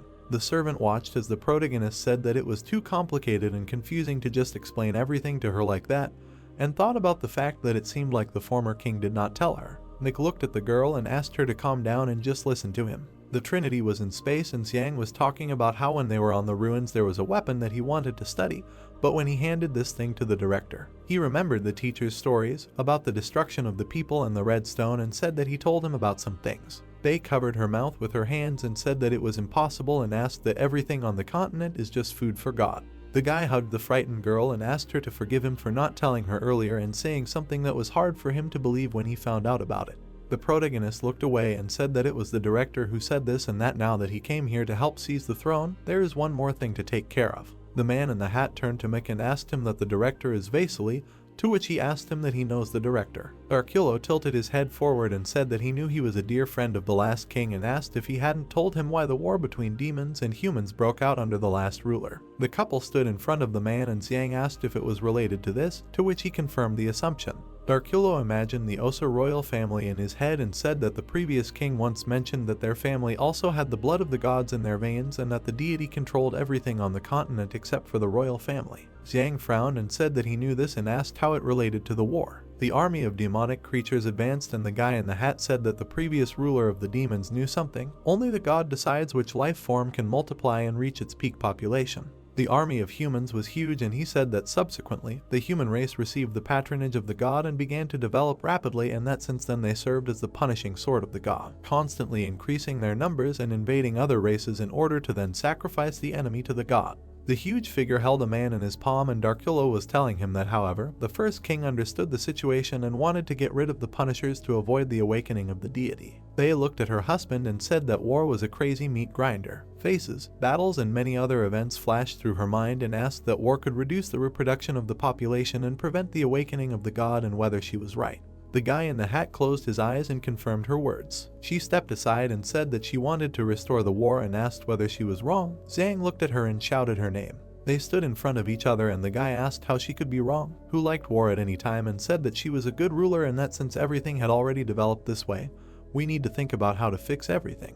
The protagonist looked ahead and said that she should not forget that he was the one who was called the savior and said that there should be an option in which the strongest demon queen and the savior would join forces. She looked at him with a tired look and said his name. Darkulo interrupted the conversation and said that Lillian began an invasion of the Dwarven Kingdom, following the example of Regenta to annex other races and that is why he went to war. He looked at the couple and said that now that they have returned to reclaim the throne, he needs to take a promise from them. Xiang looked at the interlocutor and asked about what he wants, so that when Bei ascends the throne again, she will not allow her people to be sacrificed to the god, which he confirmed. The hero got angry and asked aggressively about what he thinks and said that when her father accepted them as part of the tribe, he already considered them his people. He looked at the boy and said that he only singled out his clan, to which he replied that he was the head of the clan.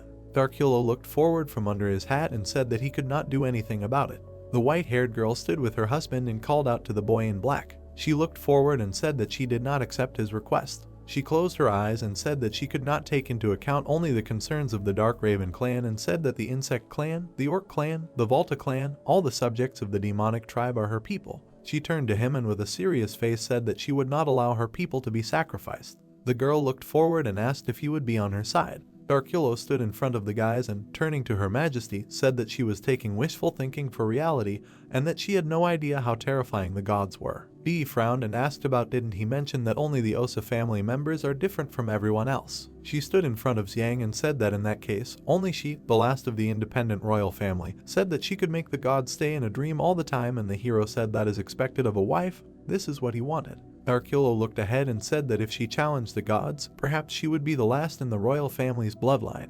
The girl closed her eyes and said that he should not be so reckless. She took the guy's hand and said that if she failed, They raised her husband's hand and said that the Osa bloodline would also multiply. She addressed Darkulo and said that her descendants would continue to fight against the gods. The white-haired girl looked towards the protagonist and said that he would help her, to which he replied that he would do everything in his power. The fingers of the head of the Crow clan touched his hat and he said that it was a pity that this was not the answer he wanted to hear. He stood with a scythe behind his back and said that Lillian was the enemy of those, which meant that he would lead his entire clan to fight for those. The man in the hat began to dissolve and finally said that they had illusions that they were able to resist the gods. The couple looked at the remaining particles of the figure and he wished them luck. Xiang looked at the queen and said that they were alone now, to which she replied that she had great confidence when he was with her. The guys were standing behind them. Alina in demonic form asked if everything was okay with them. Emery asked about what happened and Ali said that he thought they were going to be captured. The warrior looked ahead and asked what he had done to them, to which the dark-haired woman told him to take a closer look.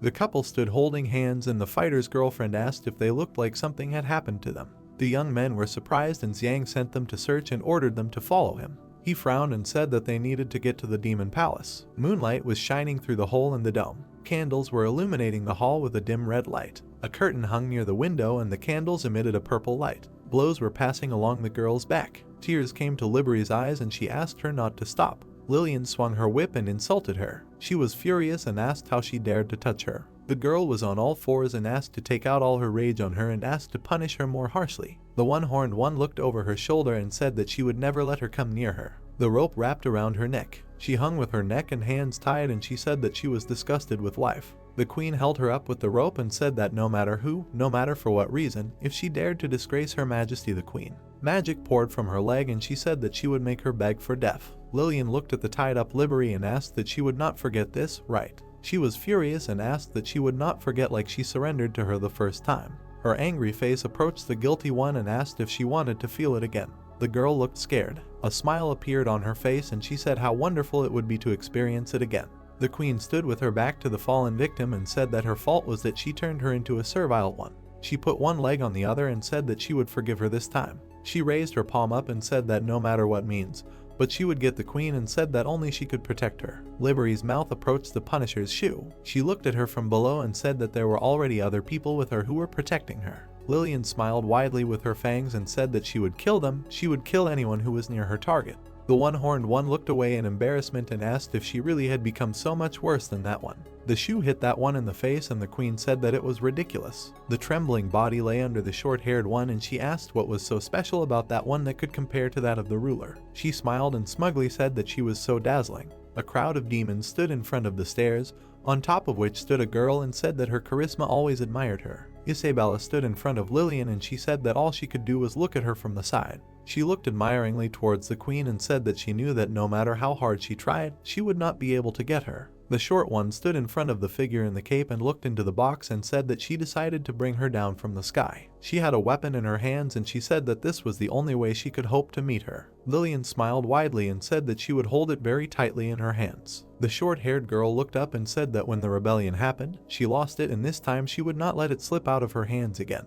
Her hand touched Liberty's cheeks and she said that she was only a substitute for Her Majesty, the Queen. The girl looked into the victim's face and said that she thought she could find solace in her. Throwing it aside, she said that now she understands that she was wrong. The girl was lying on the floor and she was saying that she was not the same at all. Tears came to the eyes of the one-horned one and she said that it was all Isabella's fault. It was she who stole all the love. The girl was embittered and promised not to let this go. The sky was covered with clouds. A huge structure towered up. A huge owl with people was flying near it. A team was flying on the summoned creature. Xiang looked at Emery and said that it was all thanks to the book of magic that Basili gave him and said that he learned invisibility from there and told the interlocutor that her invisibility was incredible. Bei looked over her shoulder at the girl and said that only a couple of glances were enough for her to learn such advanced magic and said that she had great talent, to which she asked not to embarrass her like that. They climbed to the top of the tower and the queen said that if it weren't for the invisibility, they would have to face many difficulties to get to the demon palace. The guys looked up and said that however, there is still a barrier on the top floor and if they just cross it, the alarm will go off. The bird sped up and the guys asked how they could get to the top then, to which she replied that all they needed to do was make a hole under the demon palace and make their way up. The bird flew high above the ground. The team's attention fell on the figures standing in the tower and asked what they were doing.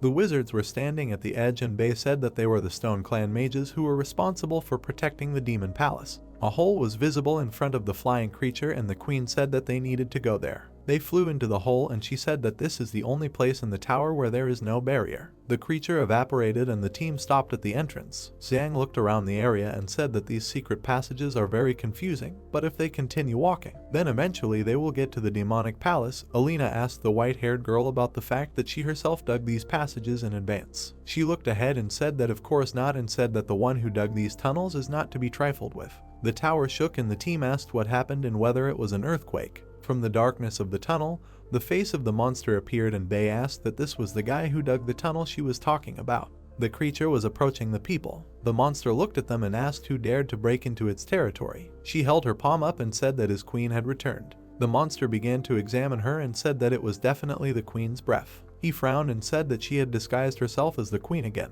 The dragon began to take in air and said that the ruler was so good and asked how she could pretend to be her. The girl bared her teeth. The guard's limb rushed forward and he ordered her to go to hell. A column of dust burst out of the hole. The paw was approaching the guys. Isabella put out her magic hand to protect herself from the blow. Her magic held the creature. She looked forward, frowning, and asked about how, knowing that it was her, he continued to attack her. The guard looked at her and said that she was not the queen, because the ruler was dead, and called her an imposter. The white-haired girl slowed her feet on the floor. She extended her hand forward and ordered everyone to step back. Li rushed to attack, asking to let him get acquainted now, and Xiang's wife screamed that he should not hurt him. He prepared to attack. The fighter hit him in the arm and it cracked. The shockwave spread through the tunnel and an explosion occurred. The fire warrior looked at the creature and said that it could really withstand his blow, and said that it was not bad. The limb rushed at the opponent. A column of dust flew out of the hole. The wizards heard strange sounds, and one of them said that it was a large beetle digging again. The white-haired one looked forward and said that in any case, he was already unhappy enough, he needed to splash out his indignation somewhere. Dust rose up. The owl flew to the hole. Isabella looked back and Xiang asked her about her condition, and Alina said that if she had not asked Li, she thought that he would have already dealt with the huge monster. The queen lowered her head and said that he had always been very obedient to her, and said that she did not understand why he was acting like this now. They hovered above the entrance, watching the monster crawl away, and she said that the rocks in the demonic state were hard and tough, but to him they were like butter. The guard opened his mouth wide and she said that he was called an empty worm.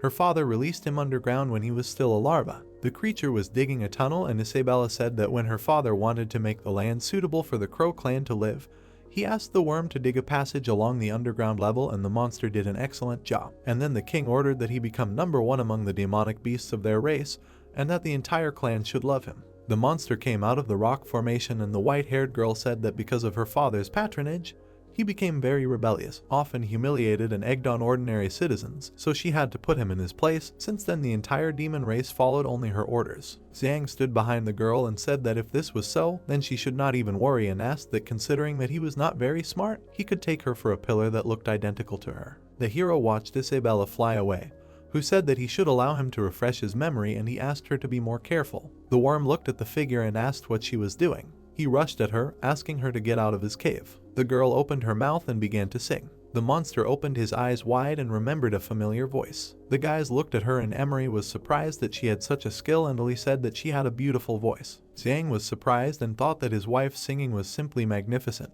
but he could not understand what she was singing about at all, and asked that it was a song of the demonic race. The girl continued singing, with her palm raised up. The palace cut through the clouds. The guards walked along the path. Li looked out from behind the corner and looked at the figures near the building. He turned to the guys and said that there were a lot of patrols, and said that it would not be very convenient for them to use this path. They turned to the worm and said that it was very easy to notice it because of its size, and asked it to go back underground, to which it asked it to be more careful and said that it would wait for her so that they could play together again.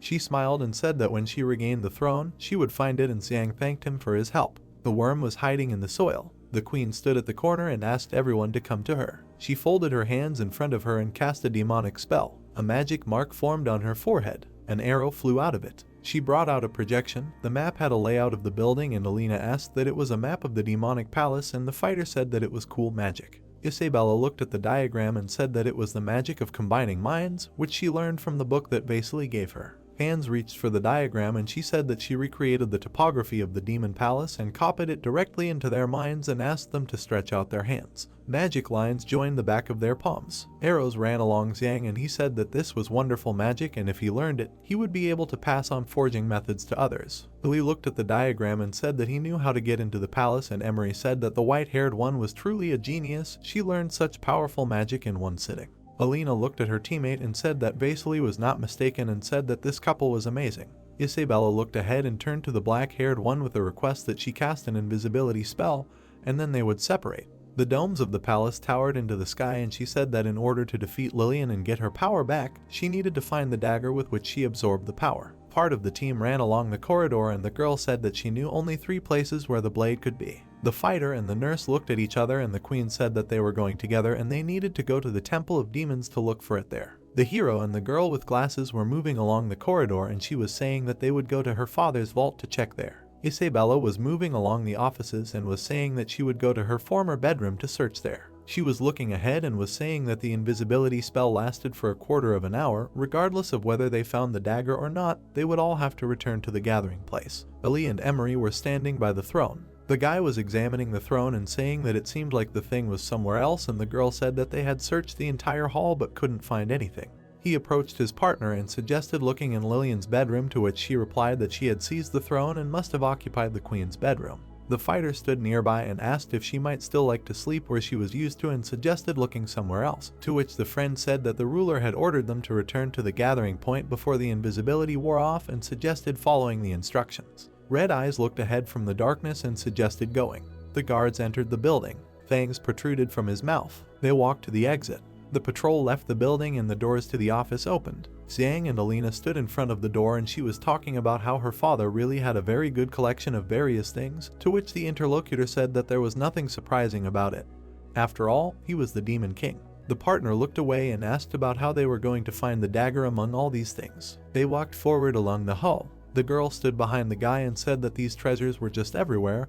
It would take them days to find the dagger. There was a flag of the Red Dragon Regiment hanging on the wall, and Xiang asked about how it could be that Sato had fought against the former Demon King. The partner took her hands and said that Regent had used a flag with a red dragon before, so this flag belonged to him, and the hero said that he remembered that Isabella had said that he alone had fought the Demon King. The flag was torn and he said that apparently it had been hung as a trophy. He opened the scroll and said that since they had no time to search, they would take everything that was lying around. There was a guard at the door. They looked ahead and were silent. One of the guards was interested in something. He looked at his partner and asked him what was wrong with him. He looked away and said that there was something there. The blow hit the man's spine. The door opened and servants were dragged in. Isabella was standing in the room. She looked ahead and thought that Lillian was not here. She did not know if there was a dagger here. Two figures ran along the corridor. Xiang and Alina ran ahead and said that they needed to hurry, because the invisibility would soon wear off and that it was unexpected, but everything went well. The girl in glasses looked ahead with interest. She touched the hero and said that they needed to hide because she felt a large detachment ahead.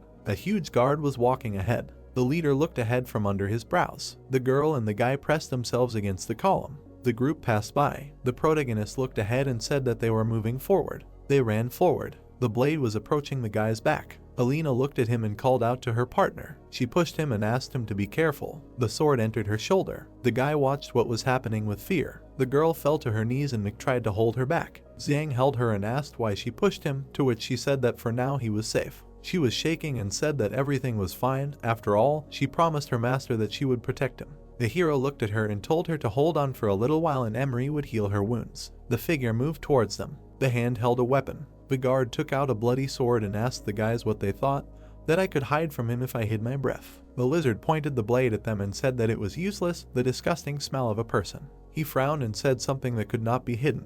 The healer was tied up. Lawlin held her and said that he did not expect that they would meet Lee so quickly. The fighter stood in front of the dwarf and said that he was too cunning and attacked them when they did not expect it, to which he replied that if they were talking about cunning, then he was no match for Xiang.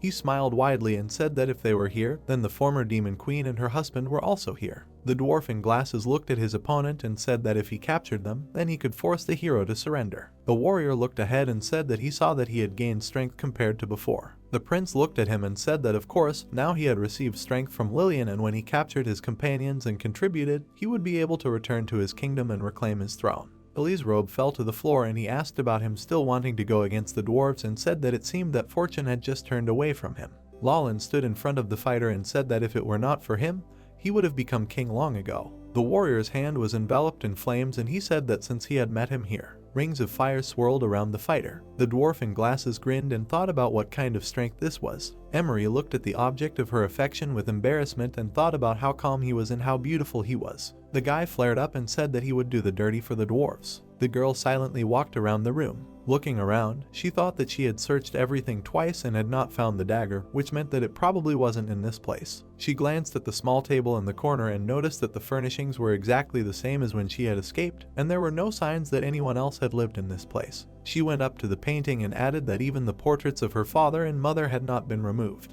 Looking at the portrait, she wondered if Lillian had arranged everything like this. She looked at her mother's face. After a moment, the girl transferred her gaze to her father's shining face. She closed her eyes and thought that it was her fault, that she had been careless and had not protected her country. Turning around, she decided that Lillian would answer for everything. Suddenly, a magical ornament began to shine under her foot. She frowned tensely, thinking that this was the trap that had worked. The girl quickly looked over her right shoulder. A similar ornament appeared on the wall, revealing a dagger. The girl looked at the weapon and thought that Lillian had hidden it in this place. Alina, lying in bed, asked the hero not to worry about him and to leave quickly. The young man frowned tensely and asked her to lie down in a safe cabin that would temporarily protect her. The cabin closed at the moment when the young man looked back, hearing the question of whether he had created this iron box. One of the opponents stood a few meters away from him and said that he did not feel any magic in the guy. He smiled and asked if the young man was a mage or a swordsman. Spinning the weapon in his hand, the hero replied that neither was true for him. Pointing the spear at his opponent, the boy said menacingly that he had the strongest profession in the empire because he was a blacksmith. The man took a step forward and asked if the blacksmith was the person responsible for building houses in their empire. The young man ran the tip of the spear along the floor, while the demon was surprised that a man who built houses could kill a pillar of corpses. An evil grin appeared on his face, and he said that this proved that their strength was already comparable to that of a general from the human empire. Zhang smiled widely and noted that he was the general's younger brother. The man immediately jumped up from his seat and menacingly said that he was not surprised then, that the boy immediately became disgusting to him. Approaching instantly, he swung his right hand and said that the general had killed his brother, so it would be fair to kill the boy to avenge him. Suddenly, a bright flash lit up the room. The demon crashed into a hard surface. The boy smiled widely, armor began to appear on his body, and he said that he knew that close combat fighters like his opponent liked to talk about heroes in terms of speed. The man was stopped by a high translucent wall. The boy noted that colliding with such thick bulletproof glass at such a speed must have been painful. The armor completely enveloped his body, and the boy rushed into battle, saying that he seemed to have guessed whose demon the younger brother was, but now he did not have time to take care of him. The man rolled down the wall. The hero added that the one who really killed his brother was the general, but he would explain everything later when he had a chance. All this time, the demon was confused by the strong blow. The dark sky hung over the castle. Suddenly, something destroyed the wall of one of the towers. The demon with tentacles flew out, thinking that his opponent was very strong. Gritting his teeth hard, he noticed that the man's strength surpassed that of his older brother, or rather, he was much stronger than him. Looking at the hole in the wall from which smoke was pouring, he noted that now was not the time to think about it, because he needed to find the queen. The guy, engulfed in flames, flew out, while the demon wondered what to do, because the enemy did not even give him a chance to escape. Directing his tentacles towards the guy, he shouted that now he had the power given by the mistress, and he was no longer who he was before. The mouths of the monsters opened, heading towards the guy. A moment later, the fire destroyed their heads. The demon frowned tensely, thinking that they had burned just by approaching him.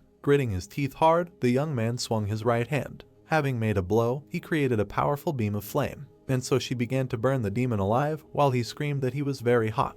And in the middle of the square, a powerful explosion thundered. The girl raised her hand, rattled by the shock wave. She squinted one eye and thought that the heat wave was felt even at such a distance, and air was now stronger than it was at the Empire Cup. Thick smoke covered the space around. The girl noted that this way the guy would definitely get more serious injuries. Lillian looked at what was happening from the balcony, noticing movements in the center of the square. She smiled widely and said that it was definitely the queen, because she had returned. The soldiers ran to the explosion site, shouting that it was too hot in front of them and they couldn't get any closer. While they were in confusion, one of the soldiers said that they couldn't handle this man, so they needed to call the Pillar of Swords immediately. At the epicenter of the explosion sat a crippled demon, thinking that he felt like his internal organs were burning. He raised his head and looked up at the sky and noticed that he now had the ability to regenerate. The young man approached him from behind, while the demon was happy that he still had a chance. Suddenly, he looked back, hearing the boy's words that his only chance was to stop groveling before the queen and return to the dwarves to admit his guilt. Air flared up with renewed vigor, while he said that the enemy would be consumed by his flames if he did not. The dwarf looked at him and was surprised by the white flames. Looking at the fire that enveloped his opponent's hands, the man thought that everything around him was distorted by this heat. And his eyes cleared up, and the tears began to evaporate while he thought that maybe he really should just give up. In his mind's eye, an image of a joyful crowd of dwarves leading the king appeared. The man remembered standing in front of them with a crown on his head, and thought that even if he got the throne, he didn't care about it because he wanted something completely different. Khan approached him from behind. The old man put his hand on the boy's shoulder, and thought that all he wanted was to receive his confession.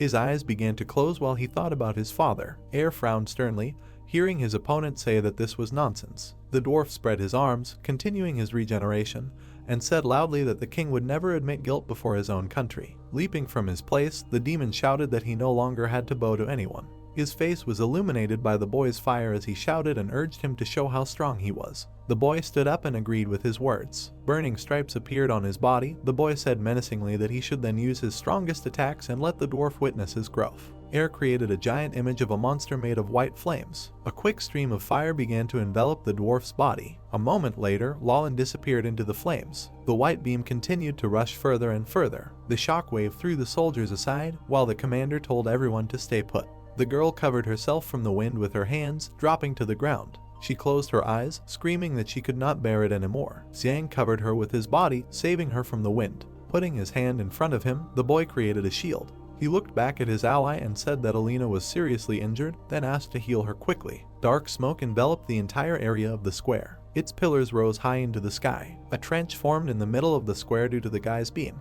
Air continued to stand in a stance, although his flame had already gone out. Suddenly, a small robot flew out of the smoke. The robots surrounded the guy. Opening the compartment, they released an aerosol. The young man flew up to his ally while he was being cooled and said that this aerosol not only cools, but also has a healing effect. Coming closer, he also added that he had been thinking about making it since the guy was injured in the ruins. Xiang looked at his ally from behind and said that he left scars on himself every time he used too strong a technique. Not hearing any answers, he became suspicious. The suit began to read the state of the sleeping air, after which it reported that the subject was breathing evenly, all parts of the body were in good condition, and at the moment the eyes were in a state of rest. The hero sighed in relief, saying that his strength was truly terrifying, and fortunately, he just fell asleep. The demon soldiers approached the square, saying that the smoke was slowly dissipating, so they could slowly move forward. The captain looked back at his soldiers, hearing the question of whether he had said that they could not cope with this enemy, after which he replied that if Her Majesty saw them in such a state, she would definitely kill them, after which he ordered them to move forward, because they could try their luck if the outcome was still death.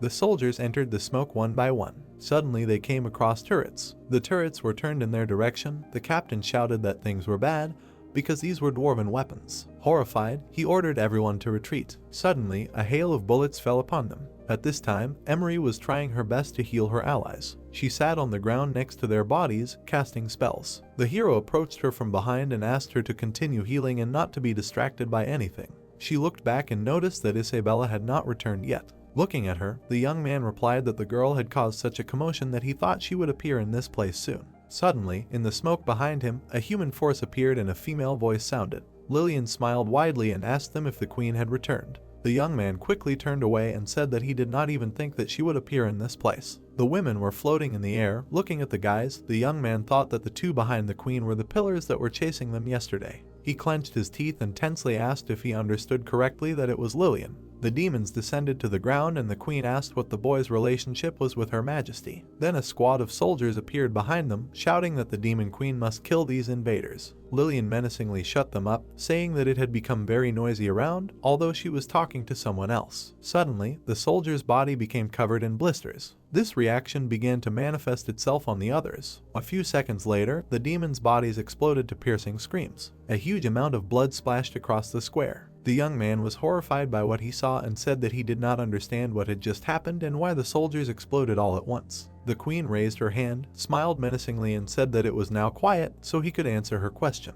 Coming closer and closer to the hero, she said that he still had not answered her question. The young man removed his helmet and said that the queen probably didn't know, but Isabella was his wife. These words shocked the girl. The young man spread his legs wider and said menacingly that since they met, I would fight in this place. A moment later, the girl was on his shoulder and asked if this meant that he and the queen were already married. The young man pointed the repulsor at her and said that this was not so, but he did not understand what this had to do with her. A powerful beam burst out of the glove, but the demon was no longer there. Emery frowned tensely and asked the guy to be careful. The demon touched his armor and said that his words meant that Her Majesty the Queen was not yet his wife. She paused for a second and asked if she understood correctly. Her face distorted in rage and she was indignant that he dared to kick her queen's reputation. The boy extended his hand to the side, taking out his brush. Suddenly, a powerful bolt of lightning struck the girl. Slightly shaking his head, the boy thought that he needed to increase the distance. He tried to get out, but the queen stopped him and said that if he dared to approach Isabella, then she would kill him. Veins bulged on her face and hands from anger while the boy said that she was the one for whom the queen had to leave the castle, to which the girl replied that he was talking nonsense. The boy gritted his teeth in pain and thought that she was still a monster here, because even the highest magic could not damage his armor made of useless wood, and she turned it into scrap metal with her bare hands. Enwei interrupted her, saying that traces of the queen had been found. She opened a holographic image of Isabella and said that the girl was now in the imperial garden of the Demon King's palace and was moving in that direction. The girl smiled madly, flew up and said that she would immediately greet Her Majesty the Queen. The young man frowned tensely, not noticing the approaching leg, and ordered the girl to go back. Liberty hit him in the face, throwing him back several meters. She lowered her leg and said that she had no need to go back because the lady was heading to that bitch. The boy's body flew a huge distance and dug a trench. Leaning his hand on the ground, the young man coughed loudly. The boy's nose and mouth were bleeding as he thought his allies were injured and he had to protect them. Suddenly, his body was bound by the girl's shining blades. He tried to move and said that there were two of them against him and they didn't even give him time to prepare himself mentally. The girls rose into the air in front of him. Liberty told her ally that the boy was her target. She stepped forward with a mad expression and asked her ally not to talk nonsense when she said that she needed to finish quickly to go meet Her Majesty. The blades that bound the hero crumbled. Liberty enveloped her body in a dark aura and said that if they hadn't returned, she could have enjoyed Her Majesty's favor forever. Approaching the hero, she added that everything had changed now and she was going to take out all her resentment on him. The boy frowned and replied that she looked quite cute, and he didn't expect her thoughts to be so twisted. Liberty continued to approach him step by step. Zhang asked his ally to take the boys while he dealt with them. The girl looked at him tensely, trying to object. Suddenly, Inwei appeared behind her and said that they couldn't leave. Emery spread her arms out to the sides and wrapped her allies in her magic. Raising them up in a kind of cocoons, she said that they weren't going anywhere. The girl frowned sternly, her ears fell apart. She said that her allies were injured, so now it was her turn to protect them. Suddenly, she materialized her weapon. The girl took hold of the staff with both hands, looking at the enemy. Inwei was surprised that the girl was also a pastor. The girl frowned tensely and wondered how the enemy knew that he was a pastor, since most people would think that she was a mage when they saw the staff, and then decided that she didn't care. Raising the staff above her head, she summoned an ancient beast. Looking at what was happening, the young man noticed that the girl had also decided to fight. While he stood aside, he also thought that he should quickly deal with her to help his ally. The girl, furious, continued to walk towards him, saying that he was on the verge of death but still cared about others. The young man frowned tensely and replied that he would not drag it out, and then began to egg her on, saying that she would try the power of modern technology. He pointed his repulsors at her and said that since she was so strong, she should try to take his attack. The next second, two beams shot out of his hands. The girl transformed her hand and covered herself with it, saying that such a magical attack would not bring her any harm. A moment later, the beams broke through her defense and body. The demon was shocked while her blood was splashing around. She clenched her teeth, holding back the flow of blood, and thought about why it affected her. At this time, Isabella ran through the territory of the 20th. Heading towards the square, she thought that there was a lot of movement there, so she should go there right now. Suddenly, she looked back, hearing Lillian call out to her. The girl was only a few centimeters from her face, and with a smile, she said that they finally met again. The woman swung her hand and menacingly shouted her name. Waving her hand, she created a powerful shockwave. The girl asked why the queen would immediately attack people. Frowning deeply, the girl was indignant that she still had the audacity to ask such a thing. Transforming into her true form, she also asked if the girl knew how long she had been waiting for this day. Lillian rose into the air and asked if the queen had really missed her too. She smiled happily, blushed and said that she would give her the throne right now. Suddenly, a giant demonic hand came towards her and Isabella said that this was a very funny statement. Lillian covered herself with her wings from the attack, while the girl screamed that the throne was already hers. Spreading her wings, she dispelled the demonic hand. The girl touched her chest and awkwardly asked if the mistress was still angry that she had attacked her. The girl frowned angrily and replied that the girl was crazy and, as it seemed to her, she did not even understand what she had done. Remembering her negotiations, the girl said that at that time, the queen took on the mission to negotiate with the human empire. Then she remembered the image of Sato and noted that he and Lillian did not just betray her. Remembering how the girl stabbed her in the back, the girl said that this also led to her losing all her magic power and experiencing 9 deaths. Remembering the girl's crazy smile, she said that she always considered her confidant and never thought that she would betray her. Then she remembered the bodies of the killed subordinates and added that all her poor guards died in a foreign land. Suddenly, a horrifying image of the murder of the priest appeared in her head and she said that the high priest, who accompanied her since childhood, also remained there. Isabella closed her eyes in anger and noted that the girl was still pretending to be offended and this was very disgusting. The giant demonic hand again headed towards the enemy. The queen's attack caught up with the girl, but she managed to fly away. Lillian looked at the wound on her shoulder with annoyance. Smiling softly, she asked the queen again if she missed her love and if she didn't feel it. The girl, without opening her eyes, asked her to stop talking nonsense. Raising her hand, she began to gather dark energy. Suddenly, a dark sword appeared in the queen's hand. She called Lillian disgusting. A moment later, the queen closed the distance between them. She made a sweeping attack, which the girl dodged. Raising her eyebrows tensely, the girl said that she did not expect everything to get so out of control. Isabella did not listen to her and swung her blade again. The girl stretched the magic thread, blocking the queen's attack. Suddenly, she noticed that the enemy grabbed her threads. The queen quickly turned around, swinging her body at Lillian. She threw it with incredible force, like a pitcher. The girl's body broke through several stone walls. When the momentum diminished, the girl crashed into the tower and stopped. Blood was streaming down her face, and she said with a crazy smile that she did not expect the queen to be so energetic, so it was great. Suddenly, she noticed that Isabella was flying straight towards her and was surprised by her speed. The queen delivered an incredibly strong attack, which the girl blocked with her threads. Holding the blade a few centimeters from her face, the girl said that she thought that Her Majesty, who had lost her magic power, was still very strong.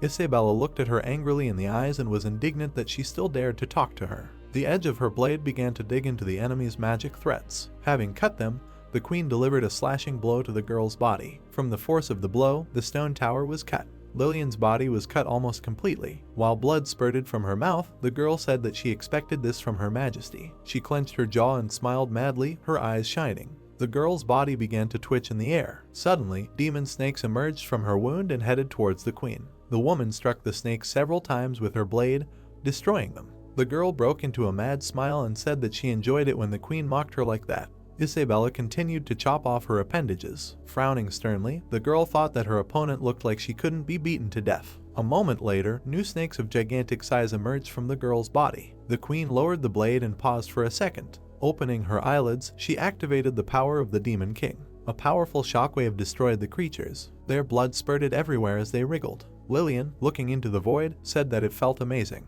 With a powerful blow, the queen sent her to the ground. A thick wall of dust rose behind the houses from the powerful impact. The queen flew closer to the newly formed crater. While in the air, she looked at her opponent and ordered her to get up, as this was not enough to atone for her sins. She frowned tensely, hearing the girl say that the queen probably did not know some details. Her body rose from the ground. A mad smile appeared on the girl's face, and she told her that the previous king recruited her under his command.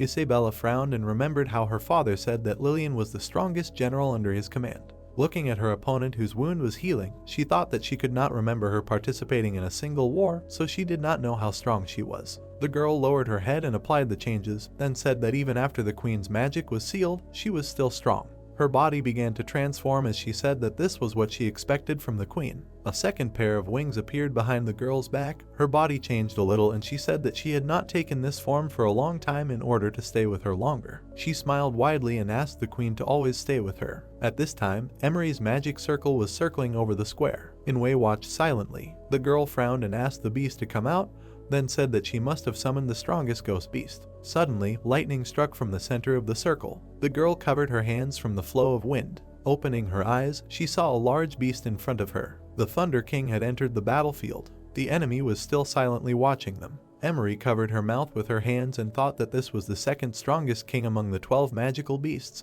so there would be no problem now. Looking back, the wolf asked if she had summoned him, to which the girl silently confirmed. Looking at the enemy, the wolf also asked if she wanted him to defeat the man in front of them, to which the girl awkwardly confirmed again. Suddenly, he angrily yelled at her, saying that if the opponent was weak, then she should not summon him next time. The girl said in fear that the opponent looked quite strong. Inwei interrupted them and said that she thought the girl's summoning technique was not refined enough because she could not summon a specific beast and the summoning was too random. The wolf interrupted her reasoning and said that only he could teach this girl, so the opponent should not interfere. The Thunder King looked back at Emery, hearing her address him. The girl looked away in embarrassment and asked him to deal with this enemy because she urgently needed to treat her comrades. Her beauty plunged the wolf into a stupor. Looking at the opponent, the wolf asked her to go back and prepare 20 cows for him as a reward. The next second, he jumped up from his place. The wolf prepared to attack, raising his paws. He frowned and said that the enemy must accept the judgment of thunder. Suddenly, his paw stopped a few centimeters from the head of the enemy, who used an electric arc.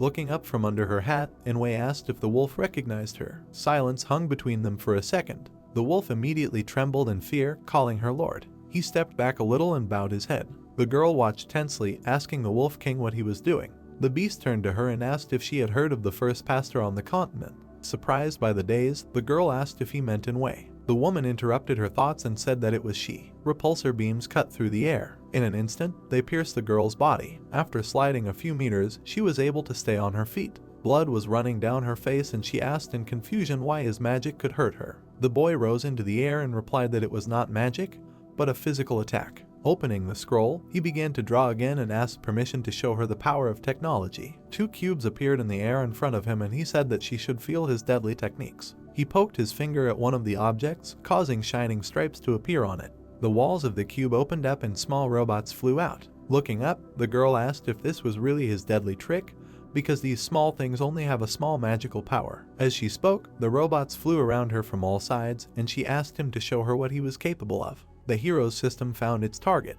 Liberty began to look around, noticing that they were preparing to attack, and thought that each of them would strike right now. Repulsor beams again headed towards her from all sides. Looking back at one of them, the girl decided to simply dodge. A moment later, she tilted her head, letting 2 beams pass over her. With quick and masterful movements, she was able to avoid each beam. To avoid getting stuck, she pushed off the floor with her hand. Spinning in the air, she destroyed 2 robots with her foot. Some of the robots continued to shoot beams. Liberty jumped, dodging the danger. The girl waved her tail, preparing to attack. With a quick movement, she destroyed 2 bots. A confident smirk appeared on her face when she thought that although their attacks were dangerous, they could not hit her. A moment later, 2 beams hit her right in the face. The young man shot her, pointing downwards. Holding his hands in front of him, the guy noted that she looked cute because she somehow resembled his companion. He kept his eyes on her as he said that when he saw her gigantic form, he knew he couldn't show her mercy. Rising from the ground, the girl became enraged at his words. With explosive force, the demon pushed off the ground, raising dust into the air. The boy flew to the side from the dangerous attack and said that he complimented her and that she was being ignorant.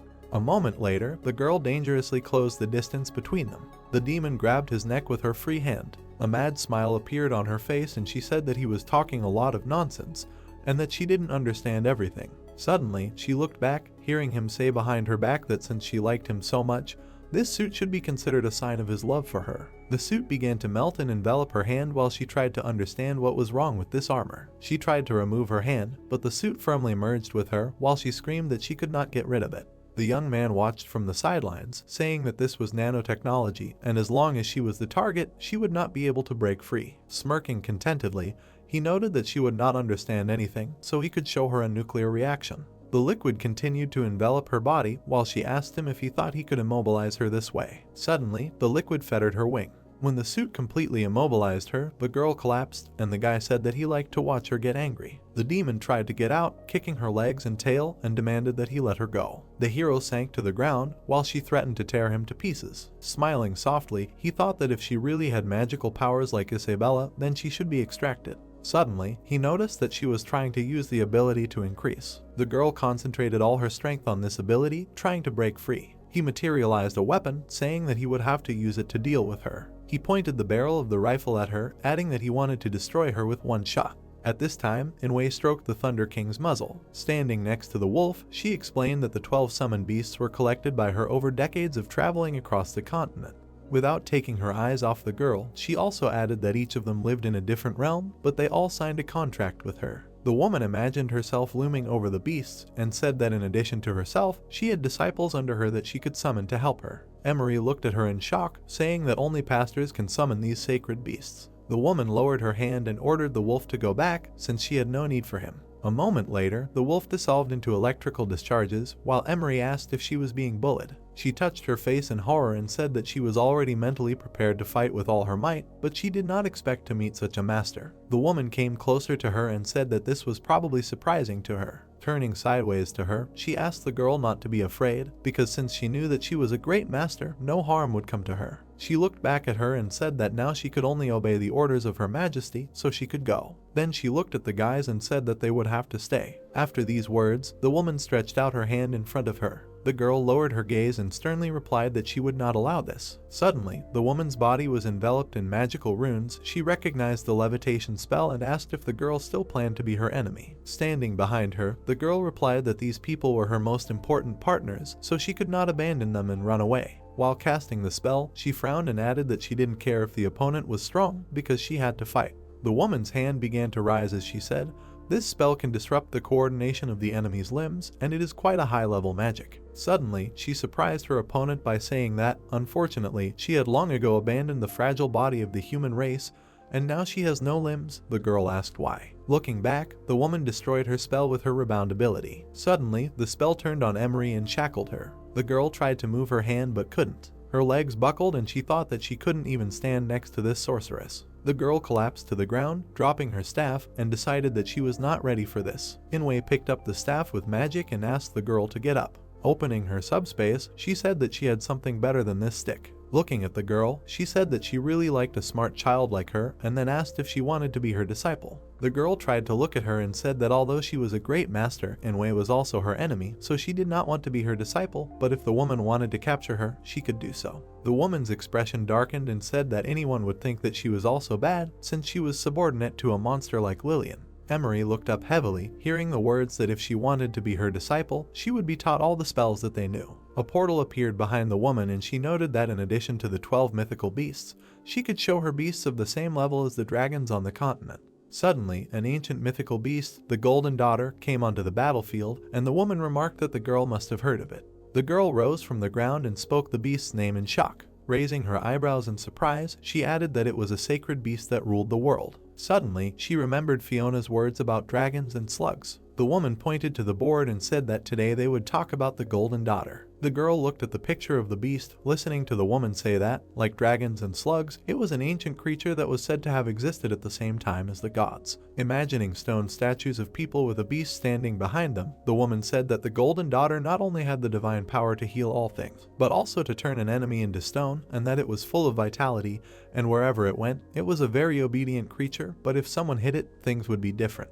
She imagined several dark beasts and said that the evil spirit was the strangest creature on the entire continent, and legend has it that it could appear in many different forms, love to coexist with poisons and evil spirits, and love, whoever approached it became unhappy. The beast continued to emit steam from its mouth, looking at her. The girl rose to her feet and asked in surprise why she had come, because legend says that the Golden Daughter would not be conquered by such bad guys as them. The woman looked down and said that from their point of view, Lillian was indeed bad, but for her, things were completely different. Stretching her hand out in front of her, she gave the beast an order and said that for her, it was a mistress whom she must obey. The beast opened its mouth and roared, creating magical waves. The boys' bodies began to turn to stone. Emery closed her eyes in fear as she was covered in stone. Pursing her lip, she mentally apologized to the guy and noted that she had tried her best. The woman waved her cloak, under which was a cosmic void. The boys' petrified bodies were immediately sucked into it. Enwei dispersed the body of her beast, ordering it to return. Suddenly, she heard something.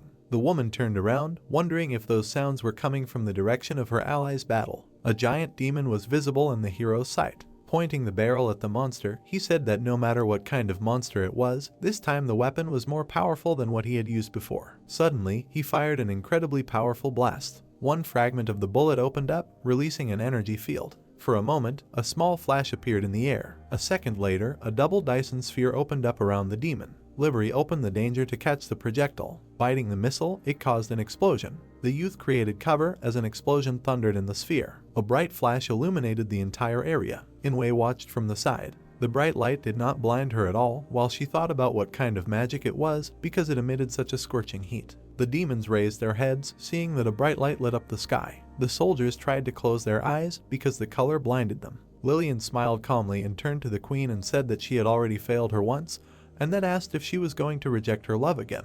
Isabella frowned. Jesus said that he did not understand what she was saying.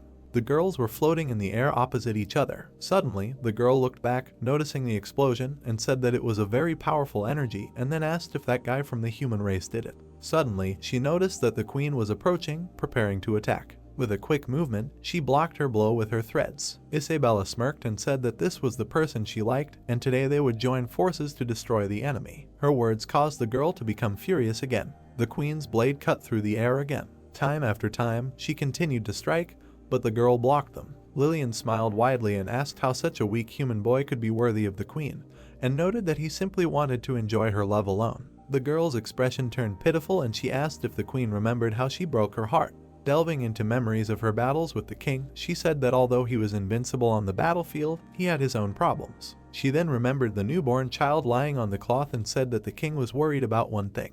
A man received his child from a maid. The girl said that all his children died one after another. The girl also remembered how the pregnant woman was sick and said that the king himself wondered if his bloodline was cursed by the gods. The woman stretched out her hand in front of her. The girl remembered this and added that over time, the demon king's lineage became weaker and fewer. A small snake suddenly emerged from her sleeve. The next second, its body was split. The king took the child in his hand and the girl said that at that moment he already understood that his time was running out. She watched him angrily from the side because she could not help. Isabella's mother was sitting on a chair, being pregnant. She was about to give birth. The king and the girl came to her. The man asked the people around him to take good care of the concubine and ordered that Lillian guard the queen at all times. The woman looked at the girl and affectionately called her by name. She looked down and asked her what she thought, whether she would give birth to a prince or a princess. Lillian calmly answered that it would be a princess. The queen chuckled and said that she just asked casually, but did not expect that she would really be answered. Suddenly the girl awkwardly turned away, apologized and said that she could not tell the difference when the question was serious, and when it was a joke, the queen immediately asked her if she wanted to touch her belly. Lillian blushed embarrassedly and asked if it was possible to do this. With a slight movement of her hand, she gently touched her stomach. A slight smile appeared on her face and she said that the child was moving. The queen replied that she thought the princess liked Lillian very much. The girl smiled happily when she heard these words. A little while later, Isabella was born.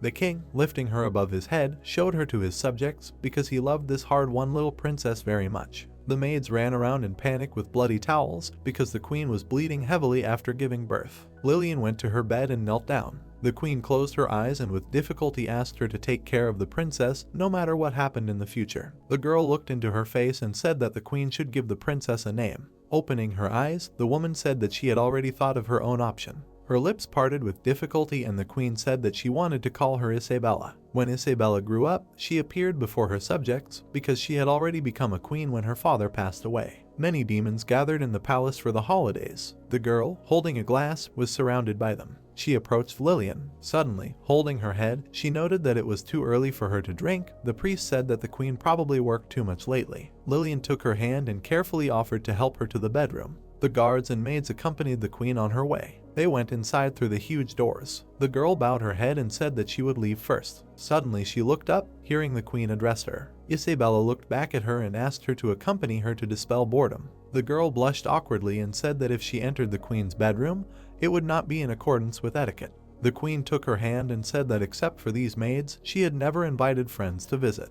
Isabella led her along. While she was surprised that she was called a friend, the queen said that she wanted to change her clothes for now. Lillian looked around and walked through the chambers. Suddenly she noticed a picture on the wall. The girl came closer and recognized the king and queen. Suddenly she looked back, hearing someone call her. The queen, wearing only a towel, asked her to help her take a bath. The girl sheepishly agreed to the order. Hot water flowed over the edge of the bath. Lillian gently wiped the queen's back with a rag. While she was diligently helping the queen, a thought occurred to her. Looking down, she noticed that the queen was indeed different from the previous king. The girl looked back at her subordinate and asked what these differences were. She remembered the appearance of the previous ruler and said that the late king was powerful and domineering, and his subordinates never dared to look at him directly. Then we looked at Her Majesty with a smile and noticed that the queen treated people with kindness, and treated them, the subordinates, with trust. Isabella closed her eyes and asked if she meant that the previous king did not do well enough. The girl immediately apologized and said that she behaved too willfully. The girl grinned and said that the queen was just joking with her and she was too nervous. Lillian looked away, agreed, and said that she really couldn't tell the difference between a joke and the truth. Isabella looked at her with a smile and said that she didn't have to be so formal in front of her queen. She smirked slightly and remarked that the queen's personality scared everyone, so the queen sometimes wanted to have close friends like her. The girl looked down sadly and asked if she was really the only friend Her Majesty had. While the girls were in the bathroom, the queen calmly replied that the high priest was only an elder to the kings. She then looked into the girl's eyes and confirmed her thoughts. Lillian looked at her with admiration and joy. After a while, one of the subjects knelt down and said that he had just killed several human prisoners. The queen looked at him and sternly asked if they really thought she knew nothing. The man was horrified to hear her say that she had long ago made a law not to harm people. They were getting rid of prisoners behind her back. Sasso touched his chest and turned to Her Majesty. Opening his eyes, he said that the war between them and the human race had been going on for more than 10 years, and it was reasonable for the gate pillar to kill some prisoners to strengthen the front line. The high priest bowed his head and said that the issue of peace between them and the human race was on the agenda, and the human race had begun to free the captured people of their tribe, so they should also show mercy, because enemies who surrendered and were captured for food should be killed. The queen turned to the high priest, but Sasso interrupted her. Raising his hand, he turned to the man and said that the gate pillar should stop killing people from now on. He looked at Her Majesty, not noticing the attack. Suddenly, an energy whip hit him in the face. His neck twisted and he asked why he was hit. Lillian replied that he dared to interrupt Her Majesty's speech. She flew into a rage, swinging the whip. Looking sternly into his eyes, she asked if he wanted to go back and continue to drag out his existence as a slave. She swung the whip again and called him despicable. Suddenly, the queen grabbed her wrist and told her to stop. The girl tried to object, but the queen turned to the man. With a calm expression, she said that she would not punish him this time, but next time, she would take his abilities back. Trembling in fear, he apologized and said that he understood everything. Isabella stood up from her throne and released a dark aura. She took a step towards her subordinates and said that the damn Nicks they had killed were warriors and mages of the captain rank of the human race. She frowned angrily and added that everyone knew that the pillar loved to rip out the hearts of enemies to strengthen its magical power. Streams of her energy permeated the space in the room, plunging him into horror. The men fell to their knees when she asked him if he really thought that the queen did not know about his tricks, after which they said that they did things for the empire and shed blood for it. The girl imagined how he sucked the strength out of people and said that he used a very cruel method to strengthen his magical power, after which he asked if he really thought that she would spare his life. The pillar trembled in fear and asked if Her Majesty really wanted to judge her subordinates because of simple human prisoners. Her face grew increasingly furious, and she said that if she gave him a chance, he would rip out even her own heart. A moment later, she cast a powerful attack spell. The people began to panic and beg her to moderate her anger. The brothers clenched their teeth, expecting an imminent death. Sasso frowned tensely, feeling a powerful pressure. Darkulo covered his face with his hands so as not to see what was happening. Lillian watched the queen's actions with anticipation. The girl frowned sternly, turned to Darkulo and ordered that the offender be placed on death row and executed immediately after the queen returned from negotiations. The man, without looking at her, agreed to the order. With a wave of his hand, he released magical bats. The man spellbound the brothers while they begged not to do this. The men began to scream, asking for forgiveness and mercy in the name of the late king. Isabella sternly replied that she was warning them again. Putting her hand on her belt, she said menacingly that from now on no one should harm the representatives of the human race. The subordinates, looking at her, agreed with the order. After some time, the queen and her subjects walked through the palace grounds. Lillian was burning with rage and said that men did such things and even dared to contradict the queen. The queen, without looking at her, said that even if someone in the future refutes her words, the girl should not do anything for her. Lillian was horrified to hear these words and said that she just wanted to support her authority. The high priest listened to them silently. The queen replied that her greatness does not need the support of others. She looked menacingly at the girl and noted that her vision of these actions differed from how it looked in the eyes of the queen. In shock, the girl fell behind the others. She turned pale and thought that she was helpless at this time because she did not expect that Her Majesty the Queen would be angry with her because of others. Isabella was sitting in her office all alone. She slammed the book shut and exhaled heavily. Suddenly, Lillian put her hand on her shoulder. The girl began to massage her shoulders. While the queen asked her if she was angry after being rude to her, the girl replied that a subordinate could not be angry with Her Majesty. She smiled sheepishly and added that it was clearly her own fault. The queen smiled and asked her what went wrong. The girl knelt down and explained that subordinates should not make decisions for Her Majesty without permission, let alone lynching others. She looked up at the girl and asked for forgiveness, saying that she would not dare to behave like that again. The queen chuckled, called her a fool and said that she was not angry with her, on the contrary, because she helped the queen breathe a sigh of relief. While she was being petted, Lillian realized in shock that the childish trick she had done was not completely wrong. Isabella thanked her kindly for protecting her and then said that officials close to the queen should not ignore etiquette. The girl closed her eyes with a smile and said that she understood everything. She continued massaging the queen's shoulders, asking for permission to do so. Suddenly, the girl slightly raised her hands. Smiling softly, she thought that Her Majesty was the most beautiful woman in the world. Suddenly, the queen interrupted her thoughts and said that she was reading documents sent by the human empire. The girl turned the page. Lillian asked if the humans had already outlined a place for peace talks. The queen confirmed this, but tensely said that it was all a little strange. The girl leaned towards her and asked if the queen did not want to end the war and why she was so sad at the moment. Isabella frowned angrily and said that the peace terms proposed by the humans were too harsh, which made her feel disliked. She imagined several dark silhouettes and said that the humans seemed to think that they were yearning for a truce and that the queen was afraid. Slamming her hands on the table, she said that she would continue to fight until the end. The girl agreed with her and said that she was the strongest king on the continent. The queen then imagined the silhouette of a human general and said that she would not agree to any of the terms, especially the terms of a man defeated by her father's people. Imagining the appearance of the high priest, she thought that if it was not for the sake of the people, the queen would not care about them. But in the end, the priest once said that peace talks would allow many people to live better lives. She imagined a meeting between humans and demons and said that as long as they treated the human race well, the human race would also treat the demons well, and peaceful negotiations were the best choice for both sides. The girl remarked that it no longer seemed surprising to her that Her Majesty wanted them to treat the captives of the human race well. After all, it was all for the sake of the people. Her Majesty looked at her with a smile and said that she understood her queen correctly. Suddenly, she frowned and remarked that the long-term war had depleted the national treasury too much, and only by ending the war would they be able to develop the race's economy so that they could live a good life. Lillian continued to massage her shoulders, saying that Her Majesty truly loved the people as her own children, and the subordinate's head was only stuffed with sawdust. But now she understood everything. The queen agreed with her and said that the people should be the most valuable wealth of kings. These words greatly surprised the girl, and she asked what it meant. Looking at the queen with her back, she listened to her words about Lillian being the most important subordinate of this queen. The girl looked away in embarrassment and said that Lillian should be more important than the people because she is the best friend of Her Majesty. Isabella answered with a smile that this was not so because the queen equally cared about her, the high priest, and all the people. The girl smiled, hiding her anger, and asked if the queen could not love one person and if it was possible to share her love with everyone. The queen lowered her gaze and answered in the affirmative, explaining that the king must have a mind capable of containing all his subjects. Out of anger, the girl could not calculate her strength and squeezed the queen's shoulder. Isabella removed her hand and said that she had hurt her. The girl immediately fell to the ground, apologized and said that she suddenly remembered that there were some things to do in her residence. Isabella asked if something important had happened.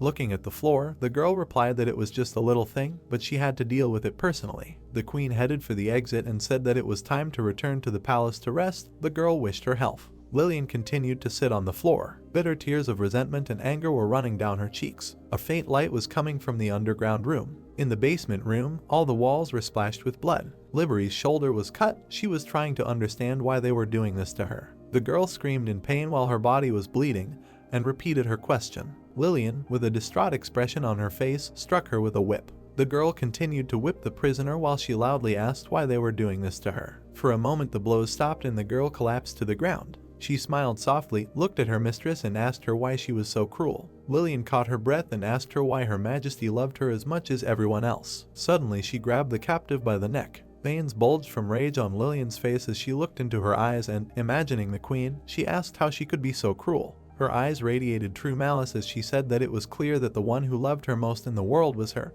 but the queen treated her so unfairly. Liberty began to lose consciousness from the strangulation and with her last strength turned to her mistress. Suddenly the girl threw her into the wall. Liberty passed out, hitting her head. Lillian raised her hands with a pitiful expression on her face, thinking that this was not Her Majesty, because she was just a fake. Inway approached them and called out to the lady. Standing in front of the girl, she said that the pillar of corpses had finally revealed itself. Suddenly, the girl went mad again and said that this guy had the intention of killing Her Majesty. Frowning, she told Isabella that the pillar of corpses had secretly contacted Angus of the human race, and she caught his hand. The girl remembered standing next to the man. Era said that she was going to tell Her Majesty about it at first. Remembering the dagger in the enemy's hands, she also noted that it was then that she learned that they had an artifact that could absorb the queen's magic. The girl remembered taking the dagger in her hand with a mad smile, and said that it was then that she decided to join their plan. Isabella looked at her sternly and said that after all that was said, she still could not understand her motives. The girl raised her eyebrows in excitement and replied that Her Majesty actually didn't know how she was hurting others. She waved her hand and shouted loudly that the queen said that in order to be a king, one must have a heart to contain all of her subjects, and so she decided to release her from her status as a king, and after that, she didn't need to love other people. Lillian's face turned into a crazy smile again and she said that now the queen can only love her alone, and she can always have her love. Isabella looked her in the eyes seriously and asked if she understood correctly that everything was done just because of this. The girl folded her arms and confirmed her words, and then asked if the queen felt her love. The queen released her aura and wondered why she didn't immediately realize that the girl was so perverted and crazy. Thorns began to form on her body as she spoke, that she truly considered the girl her confidant and loyal subordinate. Slightly lowering her head, she said that the girls should forget everything, because the queen was simply blind. Lillian smiled tensely and turned to Her Majesty. The queen assumed an advanced form and said that everything that happened in the past would end on this day. Xiang's cover was quickly blown. The youth looked at the Dyson sphere, inside of which an explosion was still thundering. Rising to his feet, he said that using dual Dyson spheres was indeed safer. He extended his hand in front of him and said that the enemy would get what he deserved. Suddenly, the circumference of the sphere began to decrease. The youth continued to hold his hand outstretched, squeezing the sphere tighter and tighter. Suddenly, the limbs of the enemy appeared beyond the sphere's border. A charred body fell out. The girl was able to land on her feet, sinking to the ground. While her body was melting alive, she asked the hero what kind of magic he was using and why it hurt so much. She transformed her arm again and said that his efforts to defeat her were simply ridiculous. In a quick movement, she lunged forward, transforming her arm. The skin on her paw peeled off before her eyes. Suddenly, her arm went weak and the flesh revealed her bones. Dropping her arm to the ground, the girl screamed loudly. The boy looked at her, holding the scroll, and said that he was surprised that she was still alive. Touching the magic circle on the paper, he noted that she would now be tormented by radiation, which would make her life even more painful. Streams of golden energy engulfed his arm.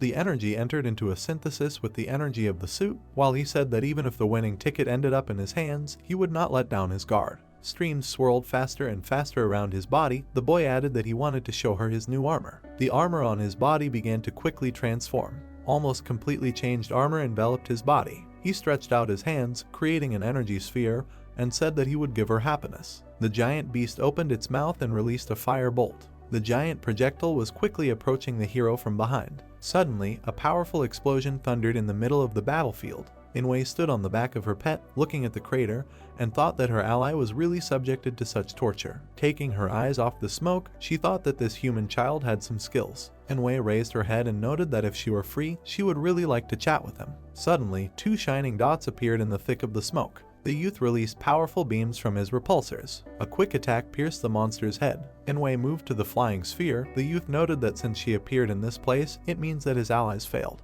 Keeping his hands outstretched, the youth ordered her to say what she did with them. The girl looked at him, thinking that he actually turned the magic attack into his own magic and released it, and then said that she sealed his friends and in a minute he would join them. The young man carefully watched the enemy, thinking that he thought she did not know what happened to Liberty and what state she was in now. Suddenly, they turned their attention to her when she said with a loud scream that she was in great pain. Liberty's body melted more and more with each passing moment, turning into a shapeless liquid. Suddenly, another growth appeared from her mouth. A small jaw broke at the tips of the newly formed growth. A small worm broke off from another body. The melted body fell to the ground, and the worm bounced a little further. Liberty crawled towards her ally, knocking her head, and asked her to kill Xiang. The young man noticed the worm that had appeared, hearing a cry that it was her body and that she was leaving. Pointing the repulsor at her, he decided that he needed to finish her off first. Inwei stepped between them and asked if he was afraid that she would kill all of his comrades. She looked at him sternly and noted that the fact that he was able to defeat her ally showed that he had some skills,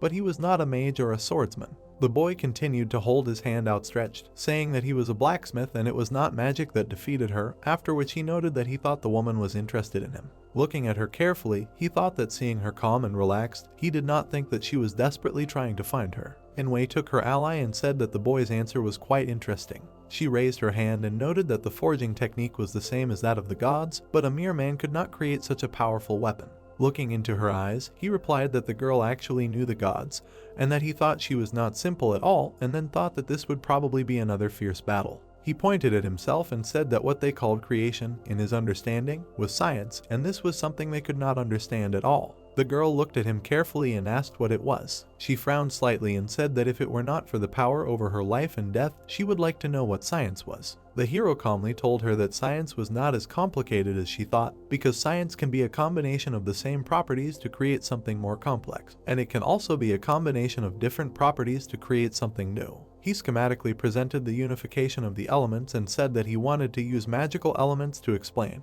That is, the combination of fire and soil will produce lava, the combination of water and wind can become ice, and this is the principle of science. He raised his hand and remarked that science had no limits. He furrowed his brows deeply, clenching his fist, and said that if they gave him a little time, he could raise the civilization of the entire continent to a level they could not even imagine. Inwei was very surprised to hear this and said that this was a remark that made the blood boil, and that he was the son of the prophecy that God had predicted. The youth jerked in surprise when he heard her say that he was the son of the prophecy who could defeat God and overthrow the theocracy. The youth wondered what she meant. He furrowed his brows and asked who she was and if she knew the director of the Royal Academy. Wei calmly asked if he meant Andre, to which the youth immediately replied in the affirmative. The woman looked him in the eye and said that they did not just know each other because they were good friends. The hero was very surprised to hear this and said that she was a big person since she knew about God and knew the director. The woman raised her hand when she heard the question about why she would become a subordinate of a demon and replied that she did not want to obey orders either, but she was not a big shot.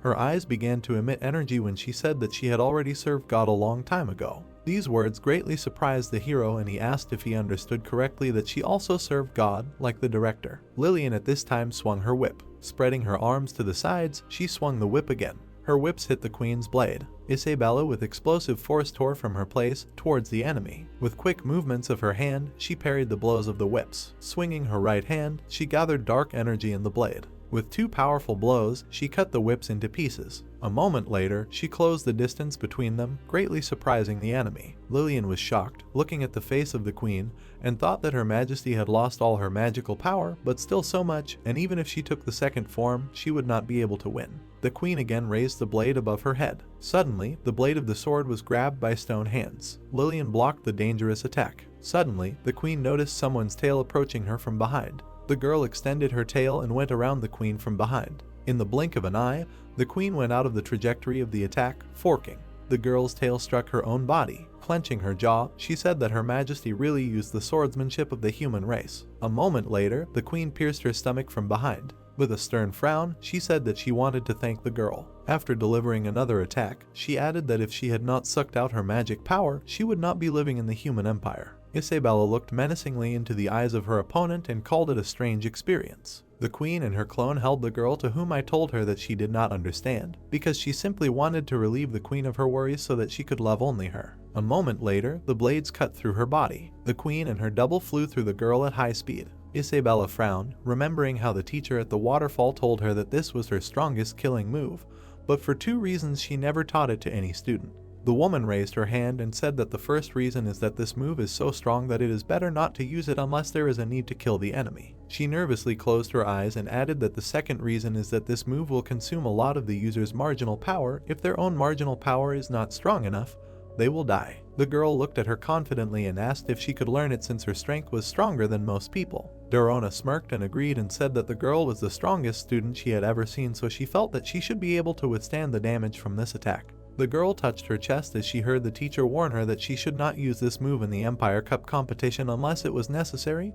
The girl replied that she would remember that. The teacher raised her hand and took a step forward and said that it was time to start practicing. At this time, Lillian's body was torn apart by the attack. It was cut into two pieces, but the worms were trying to connect them back together. The queen saw her opponent heal and thought that no matter how many times she was attacked, she could return to her original form. The girl laughed madly and said that the queen could not kill her anyway. Isabella gripped the handle of the blade and thought that she would use this strongest attack. She closed her eyes and the teacher's words about every inch of the continent containing invisible magic power sounded in her mind. She remembered the image of the teacher who said that this sword technique was to attract the magic power on the continent, releasing its boundary power and then combine to form a powerful sword aura. Isabella released a powerful energy. Streams of her aura quickly rushed around the opponent. Lillian looked at the queen in surprise and said that she felt a strange magic rushing inside her. A black cross appeared behind the queen. Her magic formed a giant blade hovering behind her. The sword continued to absorb the magic surrounding it mixed with the queen's powers. The soldiers watched in surprise as the blade continued to increase in size. Streams of dark energy swirled around the created sword.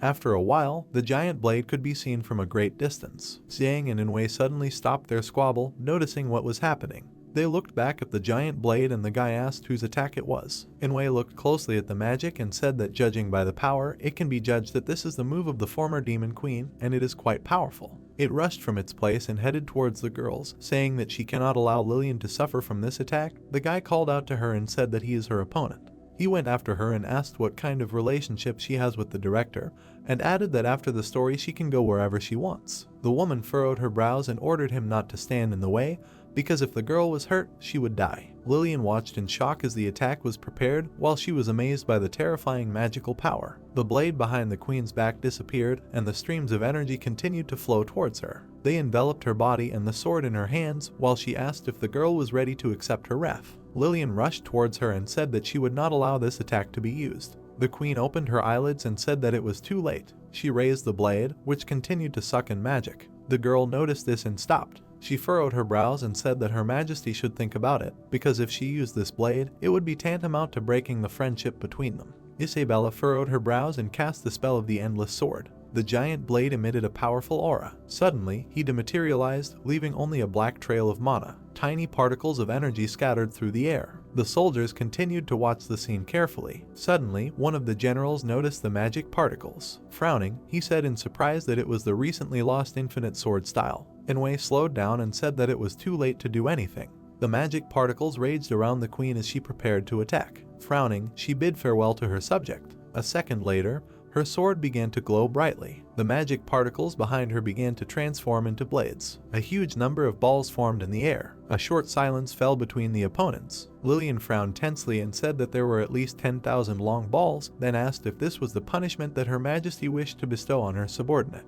The air shook with the queen's voice, saying that it was true because she would let each blade pierce Lillian's heart. She waved her hand, adding that she wanted the enemy not to have a chance. The magic blades rushed to attack following the queen's hand. They were approaching Lillian at an incredible speed. Spreading her wings and arms, she decided that it was too late to run away because she could only try to endure this. The girl created a dome of wings and strengthened it. The blades began to crash into her defense, breaking into pieces. Shock waves spread through the air from what was happening. The blades of the blades were destroyed upon impact with the shield. Isabella frowned, deciding that it was still difficult for her to release such a powerful magical force at once. Taking hold of the sword with her other hand, she ordered the blades to pierce her last defense. The stream of blades became even faster. The swords flowed through the air like waves, crashing into Lillian. The girl gritted her teeth and realized that this was too powerful and she could not take it anymore. The girl tried her best to hold back the attack, thinking that Her Majesty's magical power was no longer as good as before and sooner or later she would use it all up. Suddenly, the blades of the swords began to penetrate the defense. She noticed this in horror and thought that her defense was almost broken.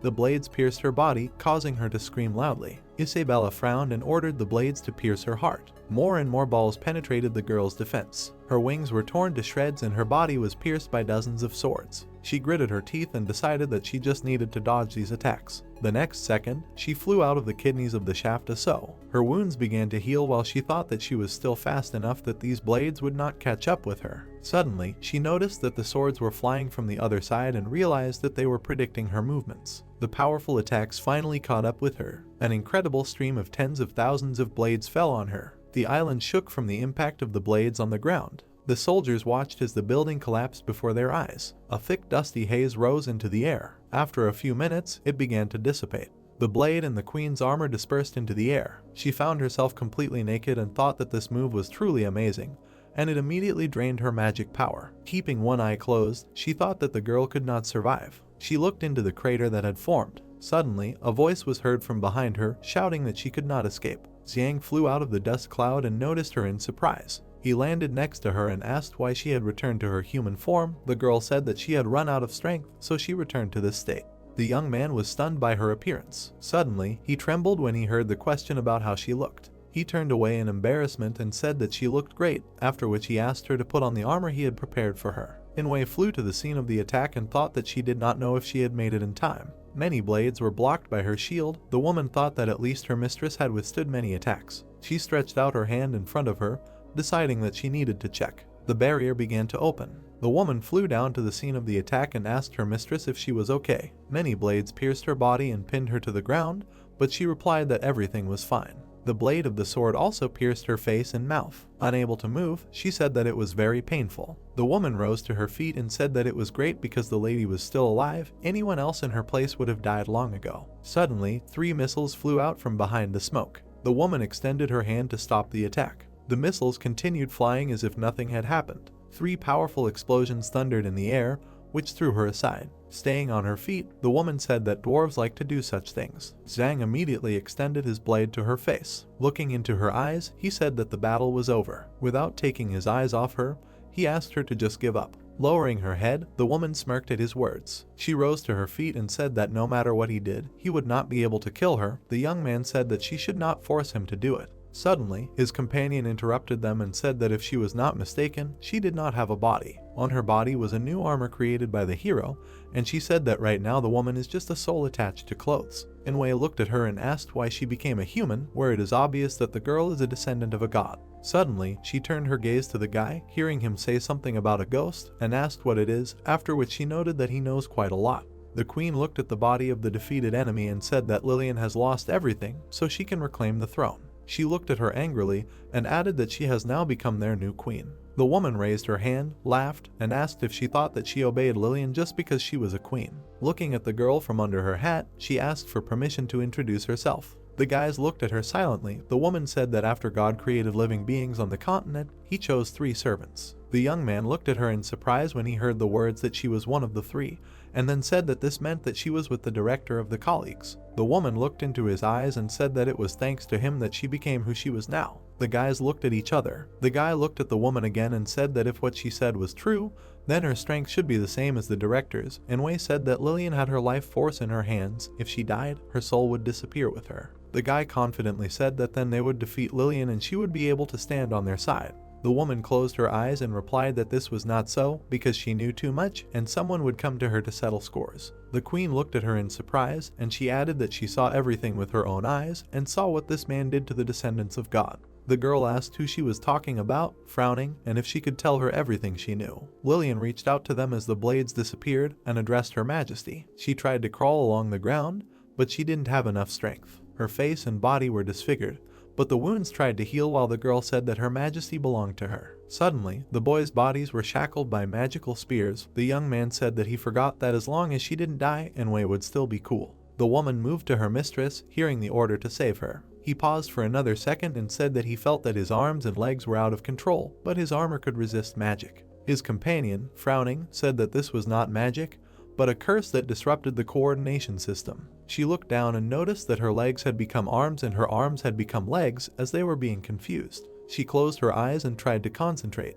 Inwei looked at them and said that they were really unlucky to have met her. The boy raised his eyebrows in surprise and wondered if all their efforts so far would be in vain. Lillian got up from the ground and asked the woman where their ally was. Taking out Liberty, she said that the girl was devastated and had now become who she was originally. The lady took her body in her hands. Opening the barrier, she looked at Liberty and asked how she became like this, but the girl replied that it was all that person's fault. The boy listened silently as she said that he was the one who made her like this. The lady smiled softly as her wounds healed and asked what about her magic power. The girl looked at her and awkwardly said that her magic was still with her, but she couldn't use it later, that her body would start to fester. Lillian lifted her up higher and said that her magic was not exhausted yet, so they had a chance. The girl happily said that the mistress was finally starting to take care of her. Zhang looked at the ally and said that the enemy had indeed given her magic power to this girl. Isabella continued to concentrate, not paying attention to him. Lillian interrupted him, telling him to shut up. She scowled angrily and yelled that when she recovered, she would kill him. Liberty agreed and said that Mistress would avenge her. Mistress's mouth opened angrily behind her while the girl said that Lillian would kill them by tearing them into pieces.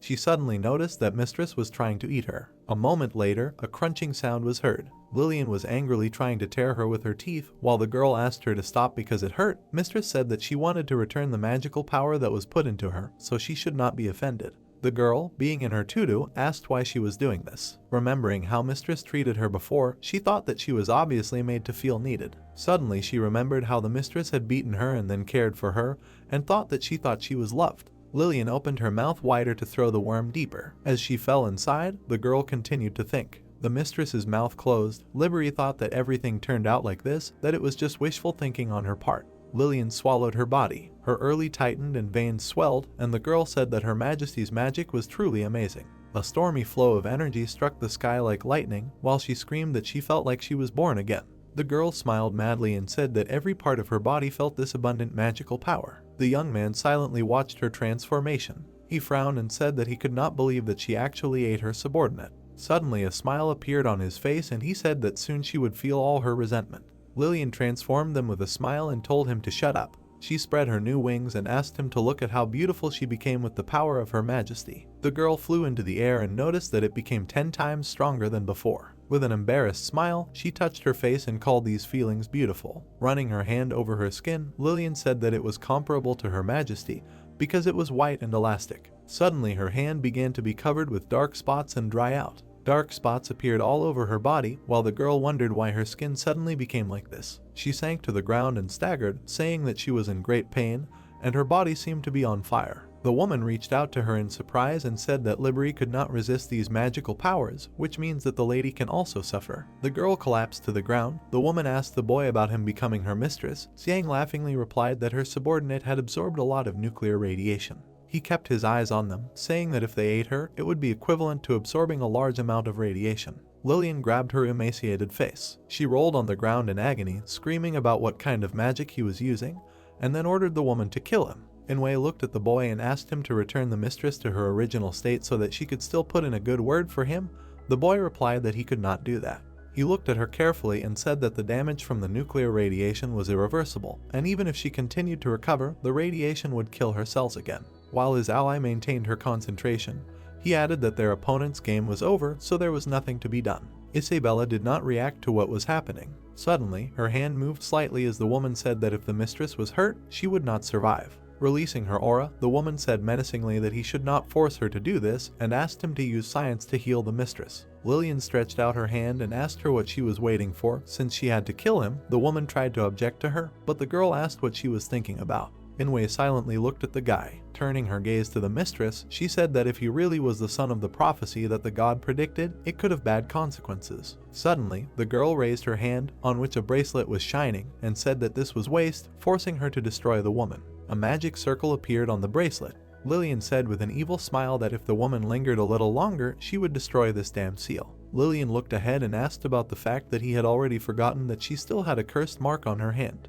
Bai stood in front of her and told her not to do it. Xiang pointed his finger at the pillar of calamity and said that he realized that he was obeying because of this thing on her hand. The short-haired girl opened her mouth wide and said that she wanted him to die. A magic ball appeared in the servant's hand. It grew larger and the creature in the hat said that the man should not blame him for this. The stars sparkled in the sky. Stone figures levitated in space and the statue of Ali shone. It was enveloped in yellow light. The figures stood on the table and one of them illuminated the others. In front of the statues sat a man with a book in his hands. The book slammed shut. Vasily held the textbook in his hands and said that it seemed that the spell worked. He looked ahead and said that he had not seen Bai for a long time. The pillar of calamity was enveloped in light magic. He looked at the sharp points that pierced his body and he said that it was the director's magic. The chains tied the body and he thought that he shouldn't have left them alive. Xiang looked forward and said what he remembered. A memory appeared in his mind of him and Ali standing in front of the blonde man and him casting a spell on them.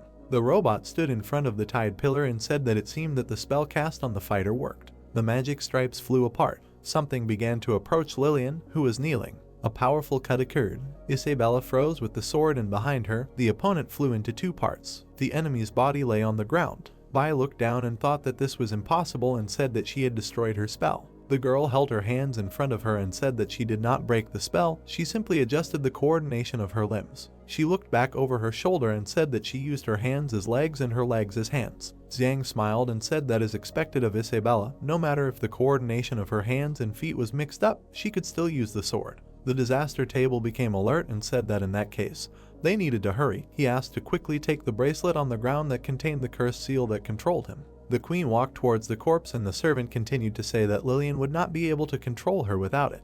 The girl reached for the bracelet and a portal opened next to it. The jewelry began to be pulled into the portal. Changing shape, it was stretched out into the portal. The girl froze with her hand outstretched. Bai was indignant. She narrowed one eye and said that she did not expect things to turn out like this. A magic ball formed above her head. 3 projectiles flew out of it. The outlines of people appeared on the ground. Ali, Emery, and Alina were lying with their eyes closed. Xiang looked ahead and said that these were their guys. The pillar of disaster began to be sucked into the portal and she said that he had calculated everything. Having plunged into the hole, she finally said that it was a curse. Isabella and the hero watched as the magic circle dissolved in space. The battle suit was released from its shackles. The girl looked ahead. The protagonist approached her and asked her what was happening, to which she said that she did not know. The queen's head recalled the moment when Bai said that she saw everything that man did to the descendants of the gods. The white-haired girl's face changed and she thought of Vasily. A flash appeared on the ground, engulfed in darkness. Xiang looked at the guys lying on the robotic stretcher and said that the team was very exhausted and he should start treating them right away. He looked at his wife and said that the throne was now hers, to which she replied that it seemed that not all of Lillian's subordinates had been gotten rid of. Someone was approaching them, saying that they could not escape. The guards stood in front of them and one of them ordered them to surround them. The lizard stood with swords in his hands and demanded that they hand over the majesty to them, otherwise no one would be able to leave here. Xiang looked at the opponents and said that Lillian had usurped the throne and asked them if they were in their right minds. A mortal body was lying on the floor and the hero said that he should look at the fact that she was not capable of the slightest resistance and they should greet the rightful queen. The guard got angry and asked why a certain person was interfering in the internal affairs of a demonic race. The protagonist looked at him with a smirk and said that if he had not convinced him, he could try his luck in a fight with them again. A substance appeared in front of Mitoso, rising upward, telling him to look into the eyes of reality. Darkulo appeared next to the guards, saying that Lillian had promised to avenge Togo's people, but she had lost. He kept his fingers on his hat and ordered Togo to serve the rightful queen and maybe Togo's majesty would restore justice. Xiang looked ahead and said that this guy was not bad. He had only just appeared. The hero stood behind Isabella, who said that she knew Togo's tribe had been massacred by humans and she could understand Togo's suffering. She was enveloped in dark magic and she said that thinking that Lillian would persecute her, she had no choice but to stay and live among humans. Mitoso grinned at her and she said that it would be wiser to swear allegiance to her now, and Darkulo looked at her while she said that the Dark Raven clan had already done so. The queen's magic spread to the opponents and she said that if he was still obsessed with this idea. Her eyes glowed red and she said that then he should not blame her for having to take action. The soldiers looked forward fearfully and recognized the former queen as the legitimate ruler. The lizard grinned and said that it was not that he was obsessed with something, but it was difficult for him to trust someone who had close contact with people. He squeezed the sword in his hands and said that he could not.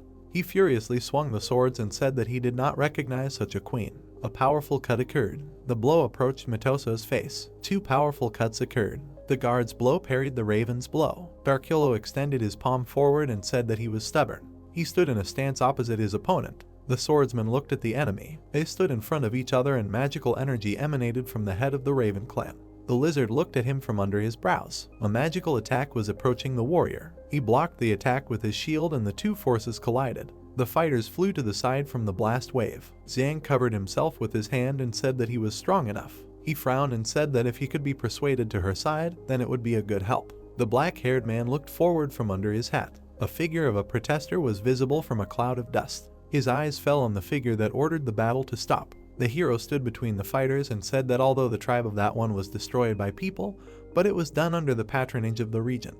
He frowned at him and said that after Isabella took the throne, they would have to settle scores with that one. The protagonist stood between them and he said that in the tragedy that happened to the clan, many secrets are hidden and asked to give him time and he will explain everything to him. The demon showed his fangs and asked about what else needs to be explained and said that in those people, in any case, there is nothing sacred. He stood up and said that now it is the end for him. The lizard tensed up and thought that no, right behind him is the Queen of Demons. His gaze fell on the figure behind the opponent and he thought that her strength cannot be conveyed in words. She stood and silently looked at him. Mitoso looked at the raven and thought that even with the pillar of darkness, the situation is clearly not in his favor. He calmed down and said that Sophos' brother was very lucky this time. The demon dissolved, saying at the end that he will make them, the brothers, pay for everything with blood. Xiang frowned and said that he was very stubborn.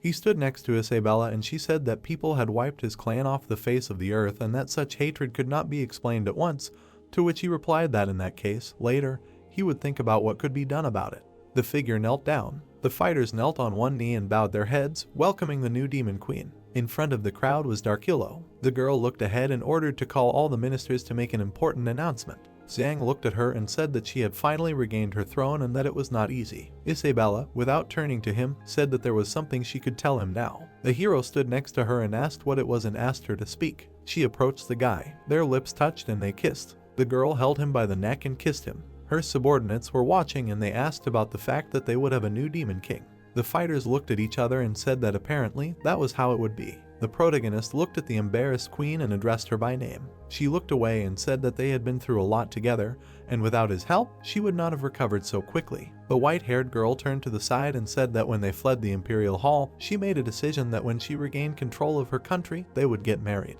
She waved her hand towards her wards and shouted for everyone to listen and said that in 3 days there would be an inauguration ceremony. Darkulo knelt while she said that she would be their new demon queen. She stood at a distance and ordered them to bow down. Isabella looked at the guy and said that they needed to get married before the inauguration ceremony and said that they had a lot to do in the next few days. She looked at the embarrassed guy and called out to him, and he asked again about what he had said. He was happy deep down inside, but he didn't show it and thought that he had finally managed to win the queen's heart. The guy stood in front of her and called her by name. His hands reached for her waist. He hugged the girl by the waist and pressed her to himself. Looking into her eyes, he said that he loved her. The queen looked at him embarrassedly and said that she loved him too. Lillian's head looked at what was happening and screamed that the man had left the ruler. The half-dead head opened its mouth wide and said that Her Majesty did not need to marry a man. That way she would only lose her status. Darkilo, without turning to the army, told them to go back first. The couple looked forward and Xiang said that she had absorbed a huge amount of radiation and wondered how she was still alive. Isabella looked at the guy and said that she could not be killed. The leader of the Crow tribe intervened in the conversation and said that Lillian was an ancient creature. He stood next to the couple and said that according to legends, even the gods could not take her life and said that she was a creature that could not be killed. The queen looked at her and asked what to do with her now. Mick looked at her and said that one way or another, she was the source of the radiation. They needed to find a place to bury the body. The sky was covered in darkness. They stood in front of the mausoleum of the demonic race. The white-haired girl walked next to her friend and said that only the royal family's Slenders could enter this place. After so many years, he was the first one she brought here. The head was lying in a box and the guy said that she was wrong and asked if this head didn't count. It lay motionless and the girl said that since it was immortal, let it stay here. They entered a huge gate. Xiang raised his head up and said that this was a very magnificent statue. Isabella looked at the monument and said that it was made shortly before her father's death. She stood in front of the monument and said that all the remains of the demon kings of the past rest here. The burial chamber was right behind the statue and she told her husband about it. The statue looked at the entrance and the queen said that her father said that even after his death, he would guard the demon kings of the past here. The hero smiled and said that he had the impression that her father was more of a warrior than a king. His gaze fell on the source of the sound, telling him to shut up, calling him a despicable person. The head in the box writhed in anger, asking what right he had to judge the previous king. Xiang got angry and told her to go, calling her a little trash, to which she asked him what he thought the box could somehow stop her. He looked at her sarcastically and said that there was a large amount of radiation in her body, which would take centuries to decompose, and asked her to stay there and process everything thoroughly. The frame of the box hit the shelf. The head inside asked not to do that. It looked ahead through the glass and asked not to be left here. The queen looked at her emotionlessly and said that she had done a lot of things and asked what she thought, that after that, she would let her go. Lillian, with tears in her eyes, said that she was no longer able to use magic and only wanted to stay with Her Majesty. She leaned against the glass and said that she would do whatever she wanted. Isabella looked at the box and said that she seemed quite sincere in her words and that she could let her go, to which Xiang replied that you can't be soft with her. He looked away and said that people like her do not bring happiness to everyone around them. The queen waved her hand and said that she should tell them everything they wanted to hear from her, and then they would see if it was worth releasing her. To which the guy replied that it was quite reasonable, and the head said that she would tell them the whole truth about what Her Majesty would like to hear. The white-haired one asked about who Bei was and why such a powerful figure obeyed her. The half-dead head looked ahead and asked the wish again and said that it had been a long time. The substance rolled down the hill and was caressed by the rays of the sun. The creature was in the forest and a deer noticed it. The deer approached the incomprehensible object in order to study it. It sniffed what was lying in front of it. The tiger watched the herbivorous creature from the bushes. The predator rushed at the prey in order to kill it. It landed next to the substance. It took the form of a predator and growled. The biomass in the form of a beast increased in size and opened its mouth wide. Blood sprayed in all directions. The biological creature lay near the remaining part of the predator in its original form. It was in a protective sphere. The girl stretched her palm forward and held the unknown creature in the ball. The blue-haired girl levitated above the ground and asked if he knew how much effort it took her to find him. She smiled and said that he was the last one. The girl flew through the window in the barrier. Ships were visible behind her. In her hand is a bright ball. In front of her, a view of a floating city opened up. She aimed for a tall building. Having landed, she sat on one knee. The girl told the man in the cloak that she was back. Something dark was visible inside the sphere. Raising her hand to her chest, she heard that she and Vasily had done a good job of closing all the doors that could threaten less advanced life forms, for which she thanked him. A glow was visible from under his cloak. He said that the girl would teach them how to use spells, as well as how to tame animals. Lowering her head, the girl replied that she obeyed. Vasily sat in front, saying that now he teaches them magic, Ivica teaches them how to wield a sword, and Inwei teaches spells and his students are called magicians, while others are swordsmen. But what should Inwei's students be called? Looking at her, the man asked what she thought about it, to which she replied that she did not know which option was better. With a smile on his face, Vasily said that since her spell was mainly used for support, to emphasize the difference between her and wizards, he would call such students priests. Smiling, looking at him, the girl agreed. The tall figure in front of them said that Ivica had already started building the bunker, and told Vasily to help her. The light still came from his cloak as he noted that in a few days, the city would be buried underground and all the gods would hibernate. Inwei closed her eyes and heard that her young master would take over the management for that time, and she would have to help him.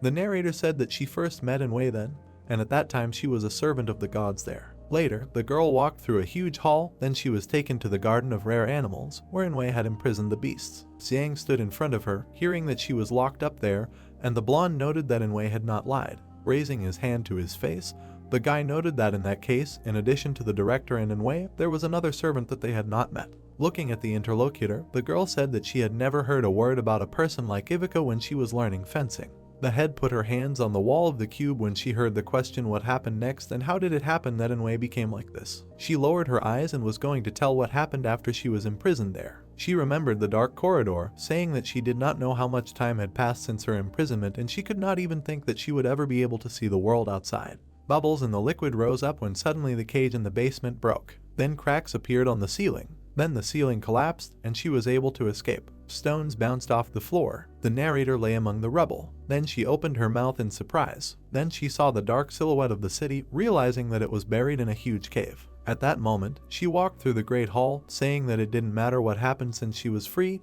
and tried to escape. A cloud of dust rose in front of her. A bright light appeared in the sky. Inwei appeared on horseback. Injured, she looked at Vasily, asking why he betrayed the young master. Frowning, he replied that there was no need to be so stubborn, since the king of the gods was their master. A glow appeared in his hand, and he told her not to take everything to heart and calm down, and then he would talk about her in front of the master. Holding her hand with her other hand, she told him that they promised to help the young master change the continent. A bright silhouette appeared behind her as she told the other man that he betrayed them. The girl looked down in confusion upon hearing her name. The glow from under the cloak grew brighter as he said that the girl was his favorite child among the 3 servants of the gods, but she helped a rebellious child create a weapon to kill the gods. Turning to him, the girl said that she did not regret helping the young master and asked the king of the gods to kill her. Vasily ran forward, saying that the girl was simply deceived. The king of the gods looked at him, hearing about leniency for years of diligent service. Then a dark substance peeked out from around the corner. Lowering his head, the king of the gods said that Vasily should not speak now. Under the hood, the light grew brighter with words about how he could even kill his own children, not to mention them.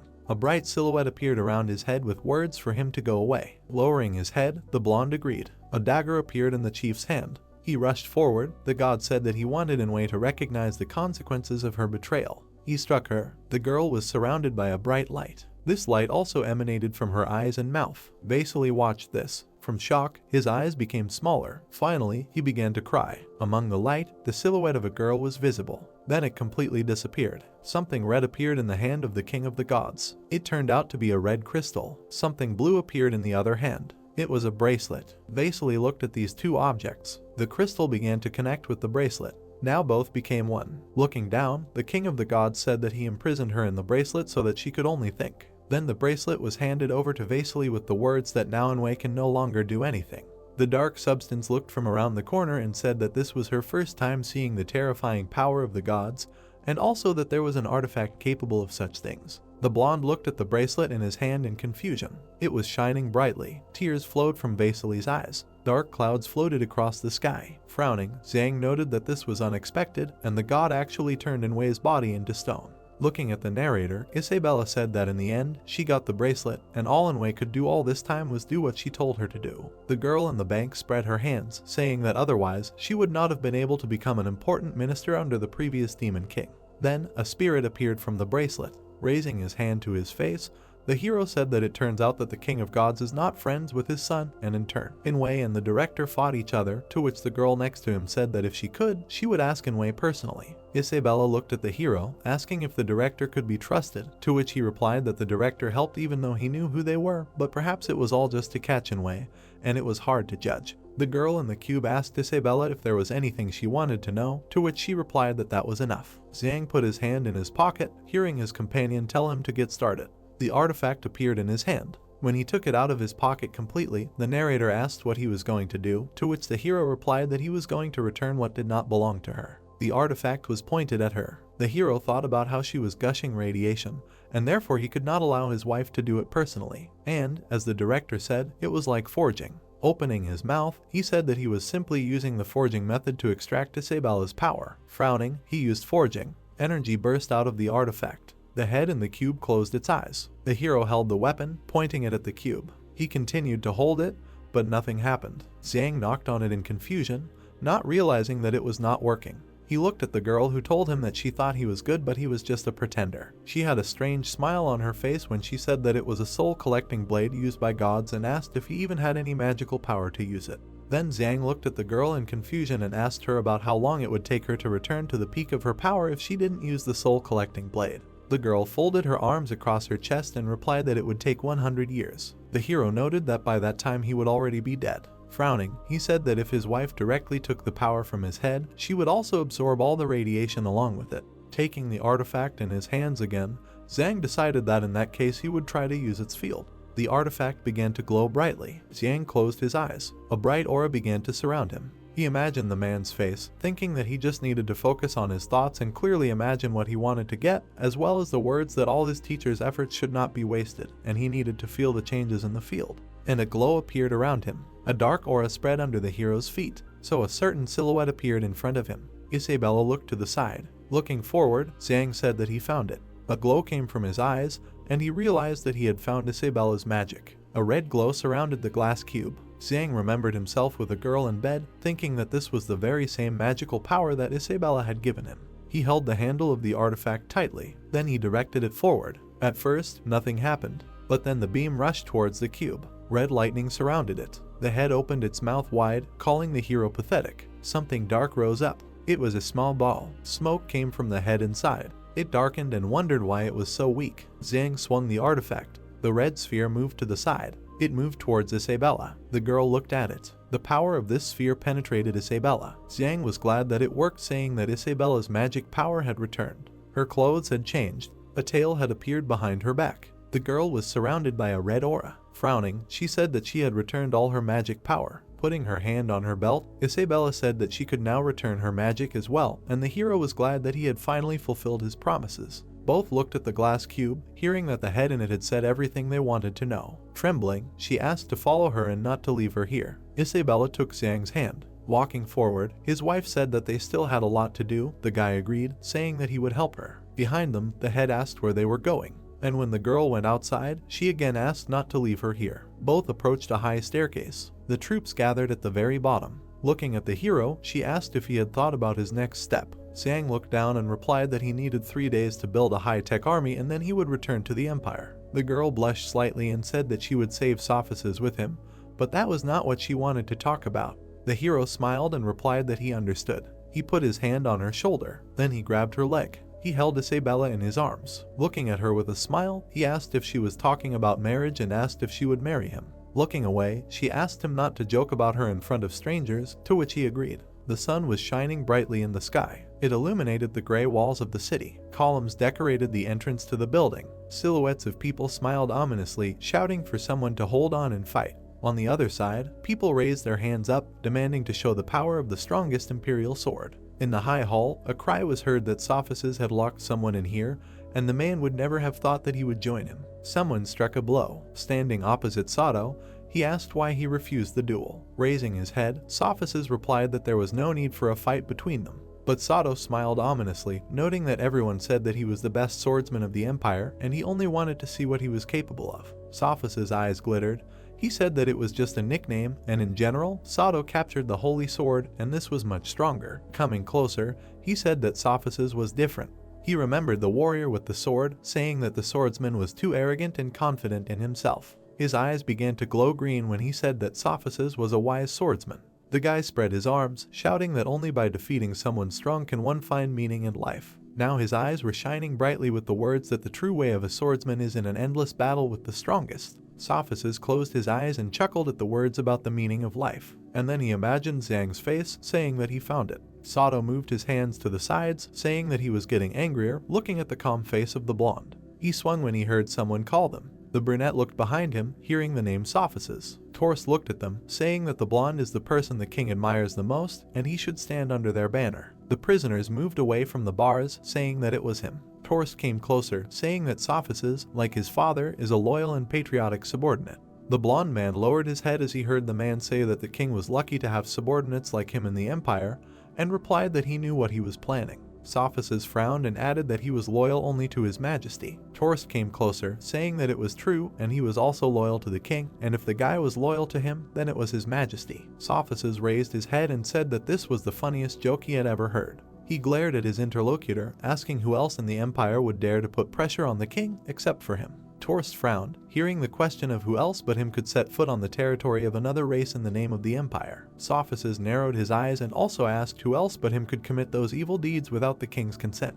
The man was surrounded by a red aura and he replied that the blonde seemed to have already guessed what he wanted to do. This aura grew larger, so it spread everywhere, even rising to the upper floors. This influence struck the other prisoners. They all fell to the floor. Words were heard among the cells that Sophocles was smart. Torst's eyes shone brightly and he asked how did he know all this. Remembering himself unconscious, the boy answered that in the kingdom he was seriously injured and Sang healed him with a divine stone. Several people concentrated their power. The boy said that back then he was on the verge of life and death and visions came to him. He remembered Guro, saying that along with what had happened in the empire and the rest of the world in recent years, he learned the whole truth and now he understood why his father became like this when he returned. Chained, looking down, Sophocles said that the man must have brought him to see a man turned into a godstone, and asked if he was right. Folding his arms, Torst replied that the responsibility for his father's death did indeed lie with him. Narrowing his eyes, he added that he had fought alongside him for decades and greatly admired him, always thinking that he was the backbone.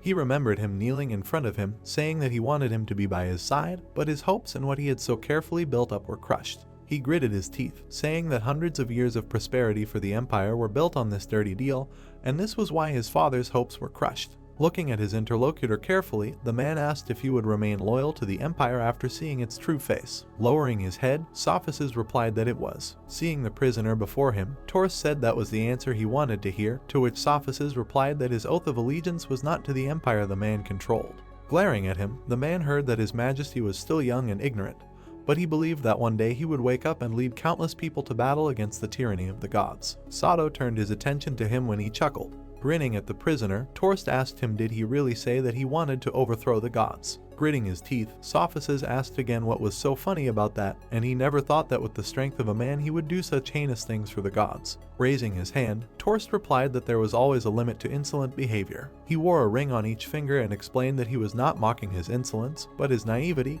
because he was still so young. The blonde man opened his eyes wide, amazed at the large number of divine stones. Frowning in anger, Sophocles added that he had killed many for them. Torst raised his hand above his head, telling him to see how terrifying the gods were. Then he clenched his hand into a fist. Magic circles appeared above his head. Sophocles looked at this in confusion. He clenched his teeth again. A bright light burst out from the magic circle. A moment later, 3 monster heads appeared. The heads were looking in different directions. Looking up, he said that he could create such a beast with just an effort of will. Sophocles looked up, wondering is this the true magic of the divine stone? Holding his hand above his head, the man replied that this was only a small part of what he could create with an effort of will. The beast's heads began to tremble. In an instant, they were destroyed. Clenching his fist again, the man said that he could destroy it in his own way too. A new bright glow appeared. Then a silhouette was formed. The baby cried loudly. Sato and Sophocles looked at the newborn child in shock. Holding his hand above his head, Torst said that besides the human race, any living being can be created only by his will. The blonde looked up, asking is this the origin of all intelligent beings? Looking at him, the man replied that this is what he learned from the gods, and by their standards, they are all insignificant.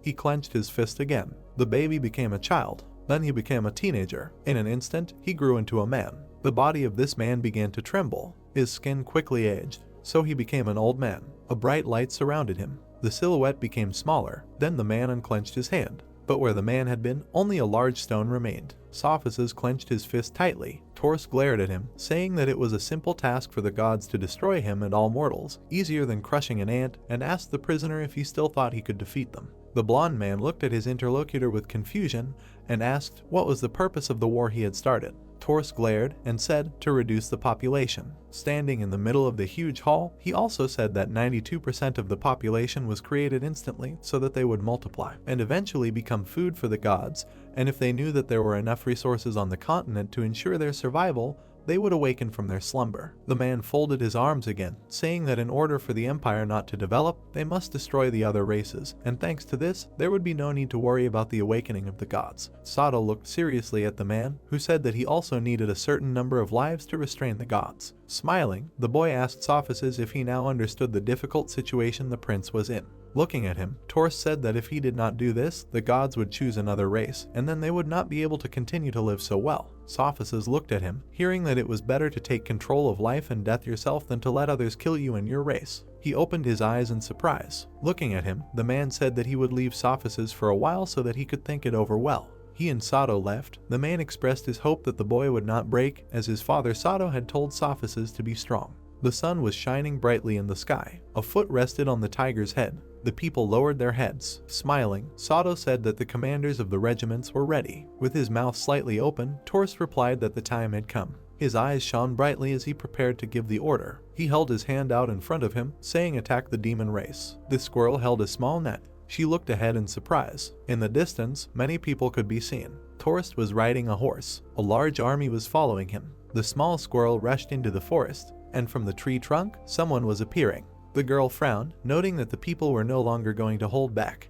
The butterfly rose from her hand, and she told it to hurry and tell the queen. She rushed upward. The bodies lay on the ground. The gatekeeper ran past them, telling the others to get out of the way. Rushing forward, he could not believe that Isabella had reclaimed the throne and they no longer belonged there. Looking ahead, one of them suggested trying to join the regent of the people, the other supported, noting that maybe they could even get a good deal. A certain figure appeared above their heads, demanding that they stop. The swing left bright marks. The demon covered the cut with his hand. The heads looked forward. The Lion King extended his paw, indicating that they had met again. He looked closely at his interlocutor. Both were standing by the cliff, and the two-headed one said that they had not seen each other for a long time. But the lion asked them not to pretend that they were friends. The blood of their common comrades was in his hands up to the elbows, and now he would avenge them. One of the heads looked at him in confusion, saying that it did not understand what he was talking about. The second one had already said that they were generals of the Beast King together. Someone stood behind, saying that in the tribe he secretly possessed the hearts of several generals, and then escaped and swore allegiance to the Demon King.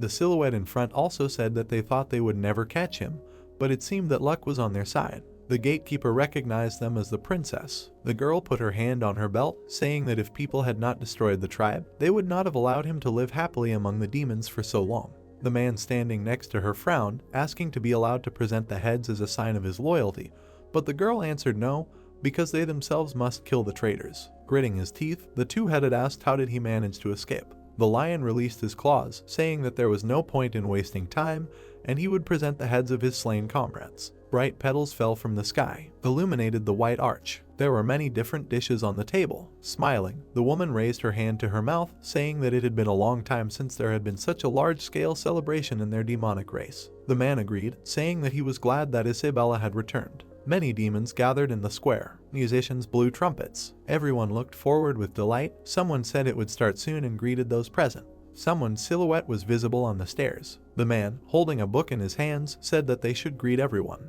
The hero climbed the stairs. One of the spectators asked with a smile, "This is the man the queen summoned from the human race," to which the other said, "Don't say that. After all, this is their new master." The hero walked up the stairs and was introduced as Yang. He looked at the people present with a smile, noting how many people had gathered. He couldn't show his excitement.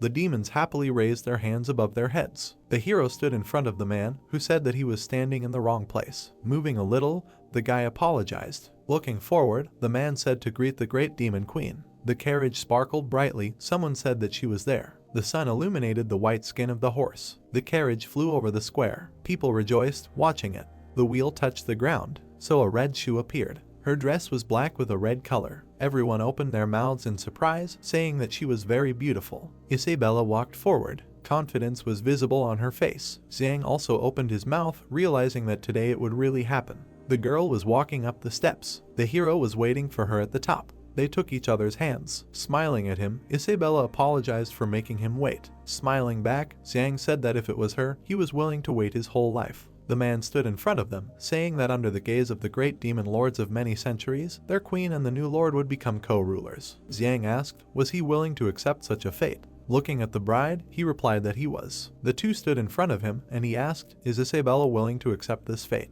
A little embarrassed, the girl replied that she was. Then the two turned to each other, and the man, as the representative of all the demon lords of all dynasties, proclaimed them husband and wife. They took each other's hands, saying that both lords would continue to lead the tribe into a bright future. Coming closer, she said that it was too late to regret anything. Xiang replied with an embarrassed smile that he had nothing to regret and was truly happy. The crowd loudly expressed their hope that the two gentlemen would receive the blessings of the demon lords of all dynasties. Ring boxes appeared in front of them, and now they could exchange them. The hero put the ring on the girl's finger. The stone on it sparkled brightly. When Isabella put the ring on the groom's finger, the word sounded that the exchange was complete. Both blushed when they heard that the groom should kiss the bride. So Isabella and Xiang kissed. The bright sun shone on them. The demons rejoiced. Music was playing everywhere. The guy in the hat looked at the piano. Music spread among those present.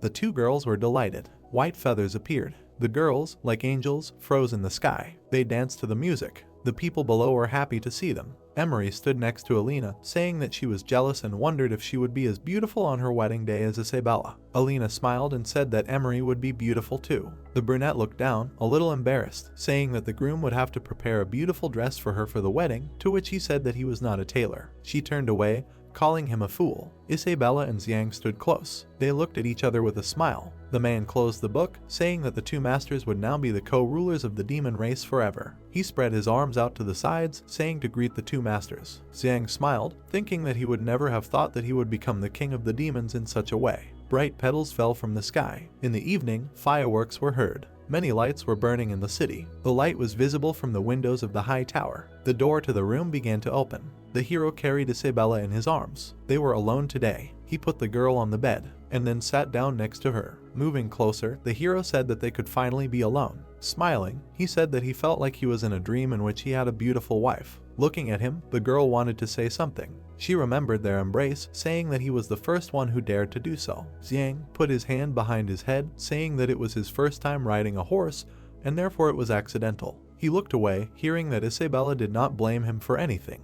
The girl remembered the silhouette on the stairs, saying that because of this, very few people dared to approach her in principle, be it the opposite sex or even friends. She also remembered herself as a child, saying that for her, status was still everything, and she never thought about what the world around her was like. Now, looking at him, she said with a smile that he was the only one who was not afraid of her image as the demon queen, communicated with her as an equal, and this was an amazing feeling that gave her a sense of peace. Smiling confusedly, the hero said that he did not deserve such compliments. Looking away, his wife asked if he remembered the night in the village. The hero imagined his wife sitting on the street, asking if this was the night. Lowering her eyes, she remembered that she had told him back then that when he helped him reclaim the throne, his mission would be over. Looking down, she wanted to say something, but Xiang placed his hand on hers, and then he put her down on the bed. Looking at her intently, he said that they could talk about it later, but for now they did not need more words. He kissed her. Embarrassment was visible on her face. The two of them lay on the bed. The clothes fell to the floor. Gray clouds floated across the sky. A drop of water fell from somewhere. It rushed downwards and fell under someone's feet. Absolutely white, Xiang stood in the middle of the water, not understanding where he was. Something dark stood behind him. He did not understand why he was not with Isabella and not in bed. Returning, he saw whose silhouette it was above him. Gritting his teeth, the hero thought that it was probably God. The silhouette began to lean towards him. Looking into his bright eyes, the hero could not understand what he wanted to do. His face appeared from the darkness. Now the unknown rushed towards Xiang. He came close to the hero. Frowning, Xiang noted that this was a god similar to Isabella and asked him who is he and what does he want to do. But he silently looked at him. Then he opened his mouth wide. The hero clenched his teeth, thinking that they were trying to eat him. From fear, his eyes became smaller. The hero raised his hands. After leaning on the bed, he asked if it was just a dream and why it was so realistic. Looking at his hand, he didn't understand if it was his and what happened. Isabella entered the room, asking if he was awake. The girl stood in the rays of the sun, wishing him a good morning, and heard the question, why did she change again? Embarrassedly looking away, Isabella replied that it was because she gave him 80% of her devil power, and because of this, she returned to her human form. The girl put her hand on the mirror when he asked why she did this and how she felt. Looking at her husband, Isabella replied that he should not worry, because all the women in her family transfer their powers to a man after the first time. Xiang saw his reflection in the mirror and said that from now on, he is the new master of the demon race and their true king.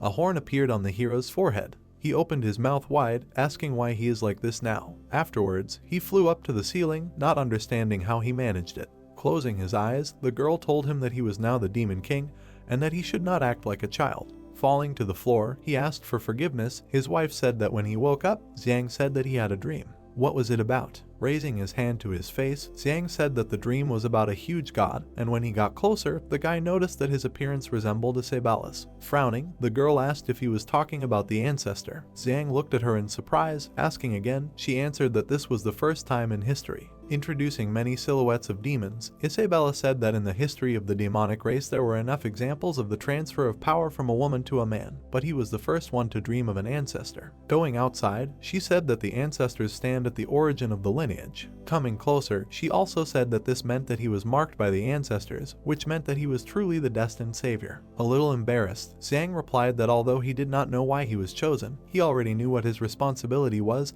and he would protect the demon race together with her. Smiling at him, Isabella agreed. A butterfly appeared outside their window, saying that there was an urgent report. The butterfly flew inside, saying that the leader of the human race was preparing an expedition to attack the demon race. Throwing itself to the side, it also said that the enemy was already halfway to their race, and would reach the borders of the demon territory by tomorrow. When the butterfly landed on Isabella's hand, she said that it was a tree spirit, and unexpectedly, the regent personally led the army on the expedition this time. Xiang frowned and said that if the regent was personally going with the army, it meant that humans and demons were officially at war. But he didn't understand what was good for humans in this war, and what the regent was trying to achieve by doing this. Looking at his hand, his wife said that she didn't know, and she had only started looking into the internal affairs of the state a few days ago, and had managed to find out that Lillian had made a blood pact with the regent. Xiang asked could this have something to do with the population control issue. Looking down, she said that it was, and after all, Lillian didn't care about the lives of her subjects, and in order to strengthen her power over the demon race, she sacrificed clans from time to time.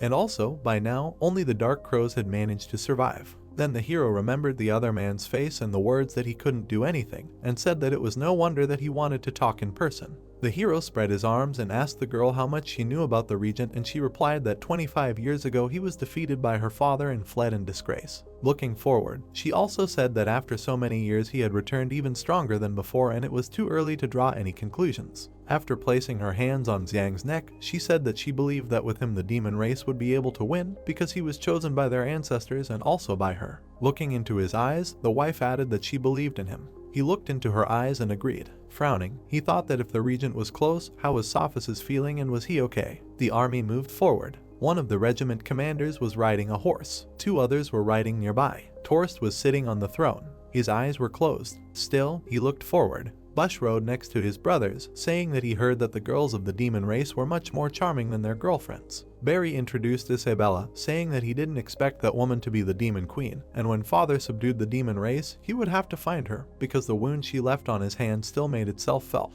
Seeing him rubbing his hand, Bush told him not to worry, because they would ask father to give him that woman. Buno said with a smirk that he would destroy the guy from the boxer class. Someone was flying above them. Emery sat next to the Cyclops, who said that the Empire's dragon regiments were here. Frowning, the girl replied that they were returning and that they needed to notify everyone urgently. The cliff overlooked the mountains. Isabella stood behind Xiang, saying that their army was on alert. The warrior's eyes were shining brightly. She also said that everything was according to his instructions. The communication systems were also set up. Each demon had an earpiece, and as long as a message was sent from the head office, all the soldiers would receive the order. There were many devices set up in the head office itself. The girl brought the microphone to her mouth, saying that at the moment the enemy was far away, they needed to check their condition and be ready for battle. Xiang clenched his fist, saying that in order to win this battle, they needed to start with the information component.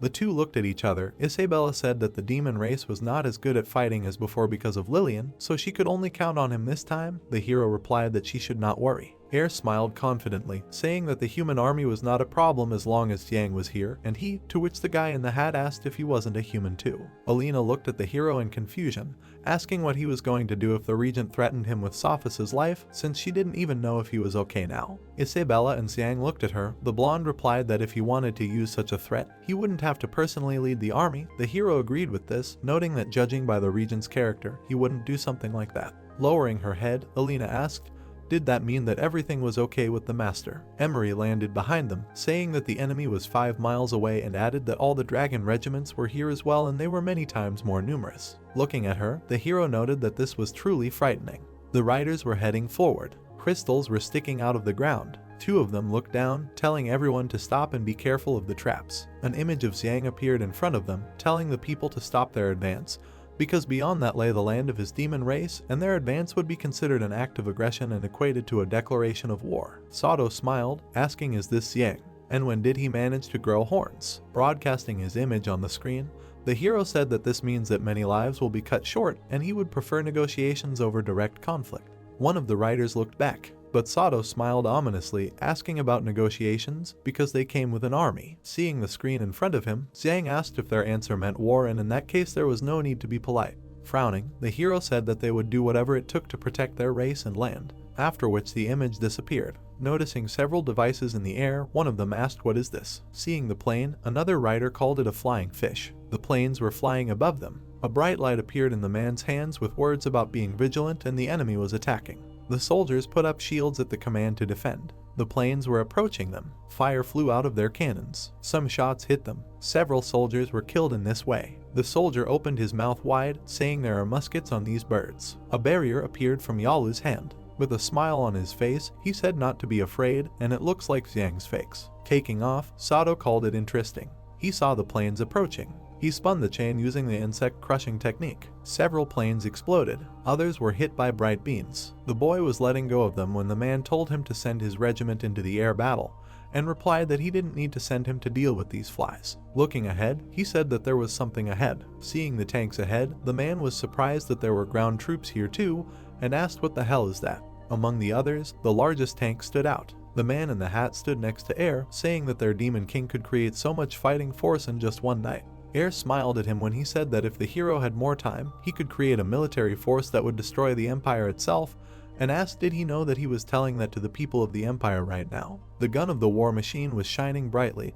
and the guy answered him, let him not forget whose side he is on now, and also that he is telling the pure truth, because they made the empire shake in horror. Someone said that this is called remote control. Inside, the driver's seat was empty. These huge things do not need a pilot. Xiang can control them from the rear. The hero stood with glasses covering his face, talking about the readiness of artillery fire. Isabella, who was standing behind him, said that his husband does not need to go to the front to control the army. Alina compared him to God. Seeing the hero, the blonde noted that with such strength they can win this battle. Meanwhile, a piece of debris fell near Sato. He turned to the soldiers, surprised that they were scared of children's toys, and ordered all armies to attack. The riders rushed forward. Screams were heard throughout the area. Taking aim at them, the hero noted that the target was found. He pursed his lips. Then he pressed the button, activating the launch. The cannons fired. A shell flew over one of the riders. He turned to see an explosion. Another one followed. Barry looked ahead ominously when his brother asked if they should play around for a while or if he wanted to wait a bit longer, and replied that he would let the cannon fodder from the regiments clear the way for them first. The tanks continued to fire. Air watched from above, noting that they were too powerful and the Imperial regiments were already on their last legs. The riders took cover behind their shields. One of them held a bright glow in his hand, and he told his comrade to change formation. The one riding in the middle of them replied that the men on either side of him would go left and right and let the flame and purple dragons attack from both sides. The man raised a red flag, ordering a change of formation. The other did the same. The army began to split up. Looking at this, the guy in the hat asked what they wanted to do, and Air replied that the enemy wanted to surround them and thus avoid pinpoint attacks. Looking at this carefully, he noted that this was a good move, but the hero may have foreseen this. One of the horsemen looked at the other. He moved his hand to the side and ordered the siege formation to be used. Xiang slightly opened his mouth, seeing that the target had reached a significant position, and activated the default function. The soldiers followed the horsemen. The man looked down. He and the soldiers were falling into the abyss, saying that there were traps all around. Part of the army continued to fall, and everyone was ordered to stop. Another horseman looked at the army, ordering them to stop advancing and remain calm. The soldiers looked into the abyss, wondering if there was any chance if they fell. The enemy army stopped in front of huge holes in the ground, wondering if there were really only 2 traps, and what should they do. The traps began to close, and the enemies thought it was an earthquake. When it slammed shut, someone said that one of the captains had fallen into it. Then another one rose into the air, ordering everyone to get out of the way. A glow appeared around his fist. He aimed his punch at the trap lid. Seeing no damage, he was surprised that there were not even any scratches. The man gritted his teeth, hearing that Xiang liked to use useless wood when forging, and the iron fist was useless. Frowning, Barry told him not to worry about those who had fallen, and to continue the attack. The man turned around and asked, "Is it even possible to use something like this on the battlefield?" He was still looking at the other man when the other one said that there was no time to be surprised and let them attack with the other captains in the center. Explosions were heard behind them with words about the army breaking through the center, and they would meet more serious resistance, but if there were traps there, they would not be fooled. Bush put his hand forward, saying that this was called the cannon fodder tactic, and that this way they would be able to break through the enemy's defenses faster. The man closed his eyes and agreed. The soldiers inside the trap looked around, not understanding where they were. Their captain opened his mouth wide, ordering them not to panic, and if anyone could make a fire, then let them do it, and they needed some way out and get out of here above to join the fight again. One soldier tried to make a fire. When his comrade hurried him, he asked him not to. A cyclops appeared in front of them, asking how are they here. The captain turned around, asking what happened and telling them not to panic. Someone's hands grabbed the man's leg. One of the soldiers fell to the ground, asking for help, and someone said to watch their step. Another received a blow to the head. The commander punched his fist, hearing that the enemy was hiding in the darkness, and heard the question, what should they do? A barrier appeared around. He pushed the demons away, and did the same to the others. Now the army was protected, and someone said that it was magic. The demons' eyes glowed in the darkness. One of the warriors said they are hiding in the darkness and will attack soon. The demon frowned, hearing that reinforcements had arrived and all troops should retreat. The demons began to retreat, shouting that they were running, and that they should be captured and interrogated to find out where the exit was. The ground was shaking. Gritting his teeth, the captain looked down. A worm appeared from under the ground, saying that it would eat people who wanted to harm His Majesty. Turning around, the commander asked, "What is this?" The worm threw the soldiers to the sides. Everyone shouted that it was a very huge bug. He used his tail to knock back a few more. Gritting his teeth, the man was surprised that perhaps all demons were like monsters. He looked at them with his bright eyes. The clouds floated high. On the ground, the riders rushed forward. One of them turned to the other, asking why his troops were moving in the center again. Gritting his teeth, he replied that the three princes forced him to, and they did not consider their lives at all. A shell was approaching him when he asked what were they even thinking. The rider smashed the shell with a chain. Clenching his fist, he decided that for now they would just advance forward, trying to crush their tanks, to which the other agreed. One of the tanks was right in front of them. Clenching his fist, Air said that the enemy is approaching. They had earphones in their ears, through which they could hear that they did not need to take any action. Looking forward, Zhang said let them get closer. The tanks continued to shoot. A bright trail destroyed them. Two riders rushed forward. One of them told the army to follow him, and is expected of the Empire's Dragon Regiment. With such a leader leading the way, they would win this battle. Cannons emerged from the large tank. Air and his comrade stood on its roof. Barry smiled ominously, saying that this was exactly what he wanted, and they were all his father's soldiers. A bright bolt appeared near the cannons. Afterwards, the beam shot forward. When it hit, it scattered the enemy army. The commander looked forward in fear, not understanding what kind of magic it was, which he could not sense, but its power was devastating. The tank continued to deal damage. The soldiers were destroyed. The hero looked forward silently. He remembered the time he spent with Isabella and her question about whether he could defeat the human troops. Then he looked up, saying that he did not want to use nuclear warheads until there was no other choice, because using them would cause an order of magnitude more casualties. He also thought that if it was at all possible, he would prefer negotiation over war. Isabella looked at him with a smile, asking what if things didn't go his way, since after all they didn't have anything to offer in the negotiations. Zhang stood up from the bed, answering that in that case there was no other way, and now that he was the Demon King, it was his responsibility to protect the demon race. He looked ahead sternly, deciding that his world was full of cruel and merciless people who had been brainwashed by militarism and were waging crazy offensive wars. He remembered the people in green uniforms, saying that they treated the people of the countries they invaded inhumanely, especially his own countrymen. Then he remembered the nuclear explosion, saying that later the 2 atomic bombs killed countless people and they also forced them to greatly reduce their appetites. But still he didn't consider them victims. The guy frowned and said that the situation here was different and that the people of the Empire did not want war, it was just a cunning game by the regent. The girl put her hand on his shoulder, saying that she had not mistaken him, because if you were one of those people who used all those highly lethal weapons without blinking an eye, it would be terrible. Looking at him, she added that he was the king and would do everything for his people. Looking at his wife, the hero said that he understood what she meant and would weigh the pros and cons. Then he looked ahead, saying that if they did not listen, then later he would apologize to Sophists. Now the hero also looked ahead, thinking about the people. Seeing the battlefield, he mentally asked them to stop. The army and the tanks were separated by a deep ditch. The soldiers stood at the cliff, saying that this explosion destroyed half of the forces. Someone asked what about the captains. There was a smoking trail of soldiers everywhere, saying that they had rushed forward and probably sacrificed themselves. Barry rushed past. With an ominous smile, he told everyone to follow him and find Xiang and Isabella. Air stood on the roof of the tank, saying that even though it was the second time on the battlefield, he saw how many people's lives were erased in moments. He felt uneasy. He gritted his teeth when his comrade said that this was a war and replied that they were still living people. Squinting, the guy in the hat noticed something. 2 commanders were heading their way. The man aimed his beam forward. The guy reflected it with his scythe, and Air said that they would deal with each other one-on-one. A powerful explosion sounded when their fists touched. The man frowned, wondering if the guy in front of him was even a man, because his flaming fists were overwhelming, just like his teacher's style. Air opened his mouth wide. He created a whirlwind of fire in front of him. This threw the man back. Turning around, the commander was surprised that he couldn't even handle a child. An opponent appeared next to him, telling him to concentrate and not get distracted while he played with him. Swinging his scythe, he said that this was his advice. Air saw the man in front of him. He pounced on him, using a fist of storm and fire. A tail appeared above his head. This blow threw the guy back. Another commander released many lightning bolts. His opponent immediately disappeared, appeared next to Air. Looking ahead, his comrade asked if he was okay and who just attacked him, to which Air replied that it was the prince of the empire. He and his 2 brothers can turn into dragons. Standing opposite, the guy in the hat was surprised that they were the sons of Torst. Air asked why are they here. 3 dragons stood together. One said that their interlocutor was the one who betrayed the empire and the teacher. The commanders behind frowned.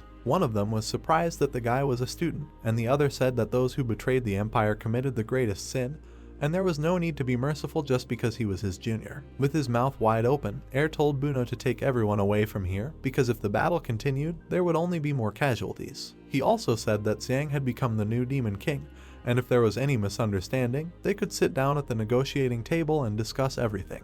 The opponents stood opposite each other, and someone told him to shut up, calling him a traitor. Clenching his fist, the commander said that let him not think that because they have the advantage. The demon race can dictate their terms to the empire, and they should not underestimate them. The dragon told the other commander to sort things out. He raised a signal flare above his head. A bright flash appeared in the sky. The soldiers raised their hands in joy, saying that this was a signal that the griffins were coming. Air gritted his teeth, not understanding how it was that he had never even heard of such a thing, to which his comrade replied that he had not been destined to take part in the war with humans, so it was only natural that he had not heard of the Griffin Regiment. Looking ahead, the boy said that in the war between demons and humans, he had often made them suffer. The troops gathered in front of the tanks, the interlocutor adding that every warrior in the Griffin Regiment was at the level of a dragon knight, and they were the strongest in the empire. Birds appeared in the sky. People stood on their backs. One of them smiled widely, rejoicing at the beginning of the war. The other offered to crush the enemy. They approached the tanks. The dragons rushed forward, saying that they would hit the jackpot if they killed those 2. The commanders followed them. Touching his hat, the boy told Air to stay put and let him deal with it himself. He asked in surprise, did he really want to go against everyone by himself? Letting go of the hat, he replied that this was why the demon queen left him here with him. His eyes began to glow brightly. Wings appeared behind him. The dragon gritted his teeth, noting that the enemy could also change shape. The second noted powerful magic. Darkness rose above his head. Looking at this, the commander said that he was trying to lure them into a trap, so they were covered by a dark dome. Looking around, Air said that he could not see anything in this darkness. The boy simply looked forward, hearing that he should not move, and agreed. One of the dragons waved his arms, asking where his brothers were and telling them to be vigilant because they might try to attack. He wounded another, for which he apologized. He put his hand behind his back, not understanding what kind of magic it was, and he felt that it was not easy to get out, but his brother replied that they would find the third one, and then a way out. Both looked back, hearing a scream, and realized that it was the voice of the third brother. They saw a silhouette in front of them, saying that they could barely see it. They were shocked, asking who did this to him. He lost his hand, saying that he did not understand. It hurt him a lot. His eye sockets were empty. He said that he did not know who blinded him. One of the brothers began to run up to him, saying that they would get him out of here. Dark hands reached out to him, and he asked what grabbed him. They watched as these hands lifted him off the ground. The other one gritted his teeth, asking what they should do now. The brother next to him answered that they needed to get out of here. Both went in the other direction, deciding to retreat. Meanwhile, lightning struck the tank. 2 more bolts of lightning struck more tanks. The man on the griffin raised his hand above his head, saying that all the chariots needed to be destroyed. Cannons appeared from the tank. Several more cannons followed. They targeted the griffins. Xiang pressed the button and used the launch. The missiles flew forward. The guy raised his staff above his head using the shield of light. The missiles crashed against it. The hero pressed his lips together and thought that the Griffin regiment had its own priest who supported them, and it was no wonder that they were known as the strongest army in the empire. 2 Griffin riders flew forward. One of them said that their priest would cover them, the other replied that everything was fine. So the rest rushed forward, but one of them was hit by a beam. The rider looked back and asked what happened, because they were covered by a magic shield. The beam immediately pierced his head. They saw Isabella in front of them, saying that these were the air forces of the demonic race. Frowning, the girl ordered all the griffins to be destroyed. The griffin riders watched as the enemy's attacks pierced their shield. Someone said avoid attacks. The priest gritted his teeth, wondering at the uselessness of their defense, but his comrade suggested looking at the enemy's equipment. They saw the weapon in the demon's hands, saying that their attacks could break through the defense. Pointing his hand forward, the rider ordered to return fire. Whirlwinds appeared in front of the griffins when using blazing fire and storm, and then a fiery whirlwind headed towards the demons, but the fire crashed against the barrier protecting them. Emery was surrounded by a bright aura. The enemy said that it turns out that they have a priest capable of such protective magic. One of the griffin riders raised his hand, ordering to kill her, but Isabella rushed next to him, saying that if they want to get close to Emery, then first let them ask her sword about it. So the swings left dark traces. Alina watched this from afar. Smiling, one of the demons heard that there was almost nothing left of the people, and asked when will they be able to play with them, to which another demon replied that there was no need to worry and until their king gave the order. The girl raised her eyebrows in surprise, thinking that the prince still hadn't taken any action. One of the riders flew towards the demon. 2 shots hit him in the griffin, and he said that it was close. Xiang appeared in front of them, telling the demons to be careful, because he was going to win without losses. The hero clenched his hands, hearing that they were glad that he was here, so they would definitely win, and told them that although the initiative was still in their hands, they still needed to be careful, because he promised their families that he would return them safe and sound. The soldiers looked at the sky, wondering why the Griffin regiment was suffering such losses. The warrior was confused, asking about the elite, and are they really that easy to defeat? But the man next to him told him to shut up, because now is not the time to indulge in despondency. An explosion was heard near them. Several more explosions scattered the soldiers. Someone asked what they were and heard that they were huge stones soaked in kerosene. Catapults launched them, and a demon standing nearby said that the enemies should be well fed. Alina rushed forward, thinking that if this continued, the Empire would definitely lose. When the demon asked where she was going, she replied that they were doing well, so she was giving him command.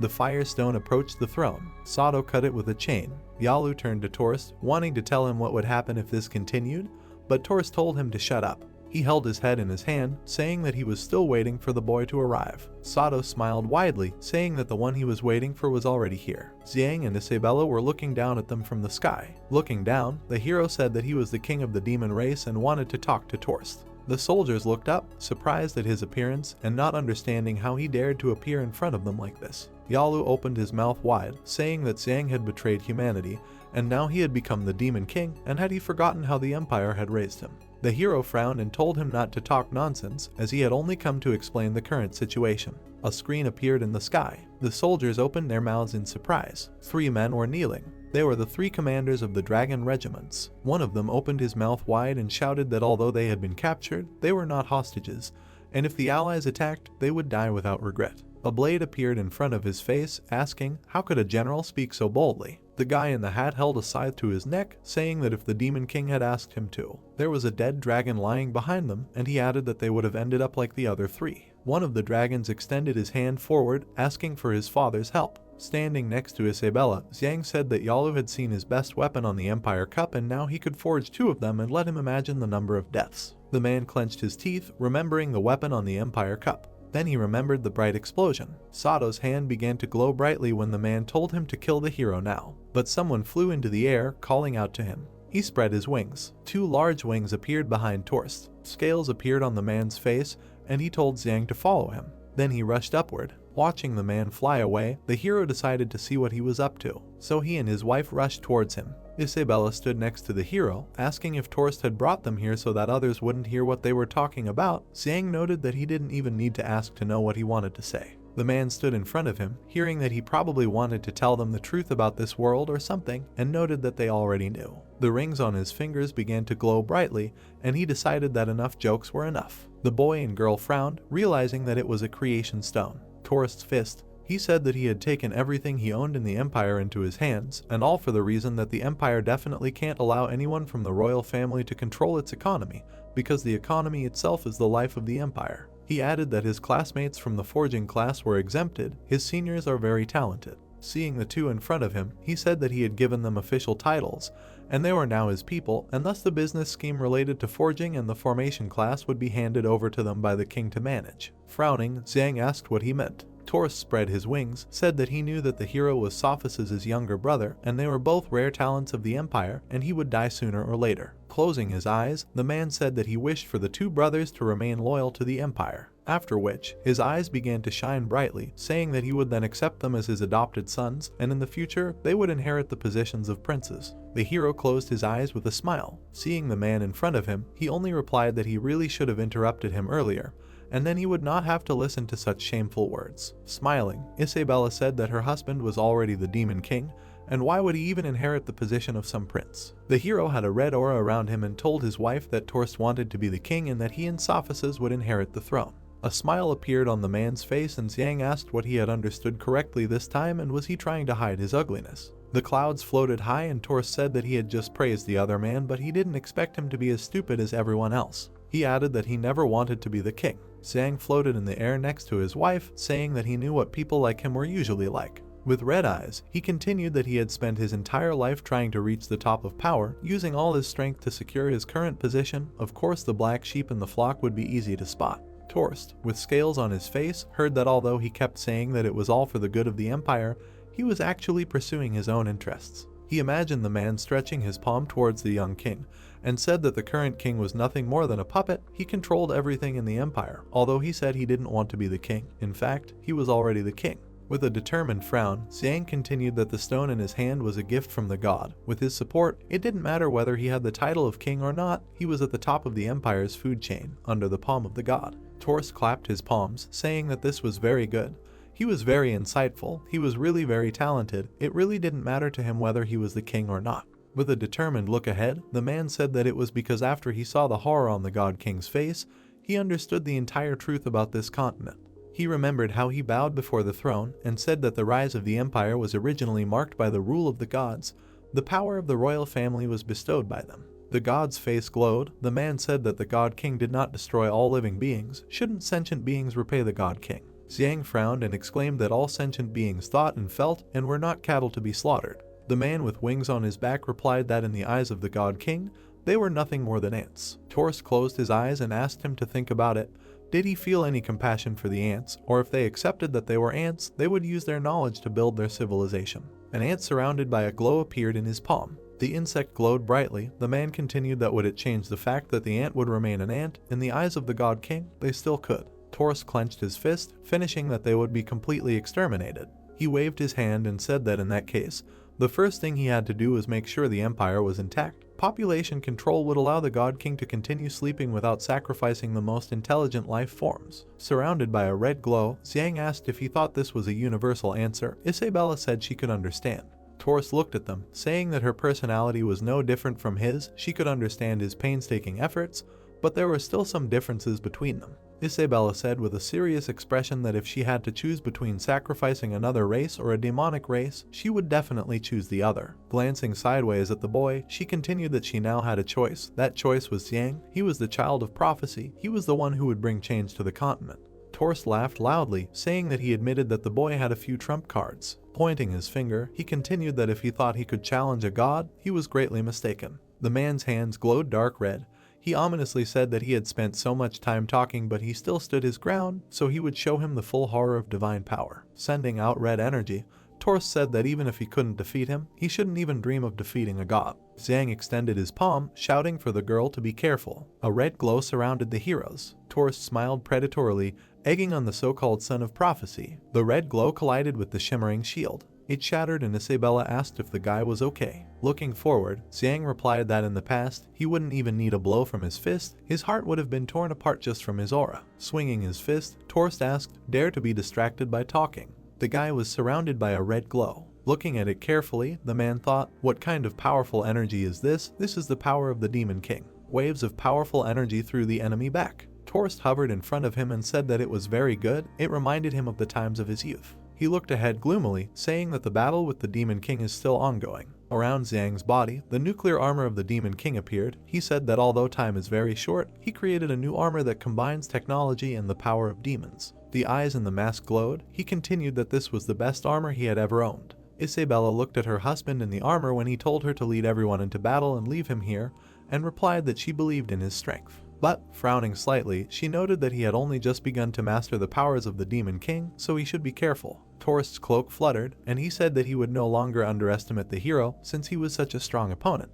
He clenched his hands into a fist, noting that if he underestimated him, he would definitely lose. Xiang pointed at the man, telling him to let him see the so-called greatest power of the empire. Bright beams burst out from the triangles surrounding him. They approached Torst. Their reflection could even be seen in his eyes. He surrounded himself with a barrier. The beams stopped at him. Looking at this, Xiang was surprised. The barrier now surrounded both of them. Standing in it, the hero was surprised that he could not move. Torst immediately approached him, so he struck. The man struck again, saying that he would now wake up his opponent, frowning, but added that even the previous Demon King had difficulty in the House of the Gods. The blows left bright marks. Receiving them, Xiang thought about the fact that he still could not move, and perhaps it was because of him. Both were inside the sphere, and the boy thought about what to do next. He noticed a gap nearby, and also that he could now move, surprised that this was possible. Torst stretched out his hand forward when he realized that he had to take advantage of the chance now. Xiang stopped the blow. He grabbed the man's hands, saying that now it was his turn. Xiang held back the onslaught of his opponent. Gritting his teeth, Torst asked him, does the hero really have such terrifying power? The guy's eyes were shining brightly in the armor. He said that he had no idea how much, and he could tear his arms to shreds right now. Thinking that by using the demon's power, he activated nuclear energy and then converted it into pure power, and it turned out great. The red aura surrounded the man when he said that the guy was crazy. The sphere around them turned red, and Xiang thought about what will happen this time. Now the enemy grabbed his hands, and he noticed that his strength had increased. He kicked, approaching his face. The man said that in the red divine house, his punching power increases by 20 times. He punched him, saying that his strength is nothing, then suddenly appeared behind the hero. So Torst struck. Blood came out of Xiang's mouth. He saw a battle in the air. Then he noticed a gap behind him and realized that the magic had weakened. Xiang was surrounded by a blue circle, and he noted that it was just like the blue magic back then and decided to counterattack. Several beams merged into one. Torst created a golden barrier in front of him. The beams bypassed it. He looked at it calmly. The man frowned, and the protagonist thought that the color had not changed. Would he be able to protect against the laser? Looking closely, he thought that it seemed that the gold color could improve defense and weaken the attacks of others. Hovering in the air, he thought that after several attempts, it seemed that although his magic was invincible in this area, it was not without weaknesses. First of all, this field has a range. If he left it, would the effect disappear? Rushing forward, he thought that he would try to distance himself from close combat. He broke out of the field. Looking at himself, he thought that the color still had not changed. But then tentacles wrapped around him. The protagonist was pulled back, and he thought that this area could track the target. The man raised his fist and said that he really thought that he could break out of his divine area like this. There were 4 rings on his hand. Looking at himself again, the young man thought that the color had changed again. He frowned and did not understand what it was. Lightning appeared in the air. The young man saw streaks on his suit. He spread his arms out to the sides and did not understand why his suit was dissolving. The man frowned and said that in his area, the armor was just a piece of metal. The guy moved forward and asked how about such metal. He raised his hand and used the power of the Demon King, saying that he could still defeat him. After striking, he told the man that his abilities could not be used at the same time. The man flew away. The young man looked around. Looking closely, he thought that at the moment, each color of this magic had its own effect. He realized that blue was stopping time, red was increasing combat power, gold was absolute protection, and purple was corrosion. He thought that despite the power, the effect of each of them lasted about 20 seconds. Raising his hand, he thought that during this period, the field would affect the target, and this effect would not stop even when the target left the area of effect. The mask on his face began to crack, and he thought that the effects of each color could not be used in combination, otherwise his attack would not work. And the divine stone on his ring just now, each time this magic is used, 1 divine stone is consumed. The mask partially fell off, and he thought that he did not know if his magic would have a cooldown. The spikes on his hand activated, and a cannon appeared. He frowned and thought that the purple field had only a few seconds left. Pointing the cannon at the enemy, he thought that he would destroy him before he had time to change the magical color. And then he fired. The bullet flew straight at the man. He frowned, and then his plaza caught fire. The warriors stood nearby and talked. One said that since the master wanted to negotiate with the enemy, he He should, but the second interrupted him, asking what was going on. Were they really going to continue the fight? A glowing ball appeared above their heads and everyone screamed. Yalu opened his mouth and shouted that this dialogue was interrupted, and this super weapon was made by that guy. Sato frowned and said that such a small power does not matter to the master. The guys covered themselves with their hands. The man gritted his teeth and asked what happened. Light began to ooze from the sphere. Isabella hovered in the air. She turned her head and thought that's Yang. An object began to fall from the sky. It hit the ground and raised dust around itself. Everyone crowded around the flying machine. The door opened. The protagonist hovered in the air and told the soldiers of the Empire that their commander was defeated. He turned his head and added that they no longer need to fight in this battle. The soldiers raised their heads and could not believe that their commander was dead. The protagonist turned his head when he was called. Og opened his mouth and asked if he really defeated the regent. The youth opened his mouth and said that no one has ever escaped the power of nuclear energy. Snow began to fall from the snow. The soldier started looking around and was surprised that it was snowing. The people turned to see the screaming soldiers who didn't understand what was happening to their bodies. The man's body started to turn to stone and dissolve into thin air. The man frowned and said that it was the regent's technique, and then he raised the coma over his head. The guy turned around and asked why he was doing that. A protective dome formed over the three people. The soldiers were trying to escape. Sato raised his hand and ordered the soldiers to stop. Yalu opened his mouth and asked why he stopped. Didn't he just say that he didn't need to worry about the master?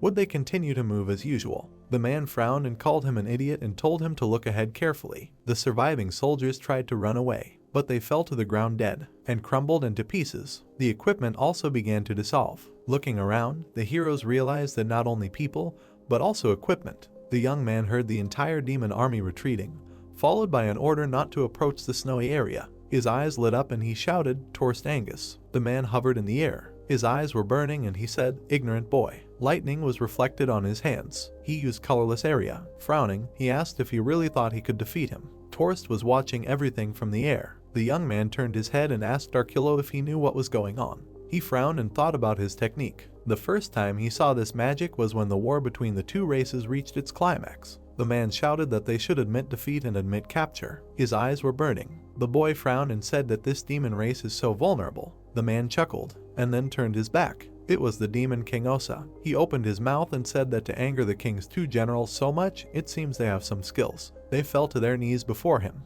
The man grinned and asked the demon King Osa to stop talking nonsense, and he charged. Snow fell to the ground. Darkulo looked around and said that at that time, the regent could not compete with the previous king.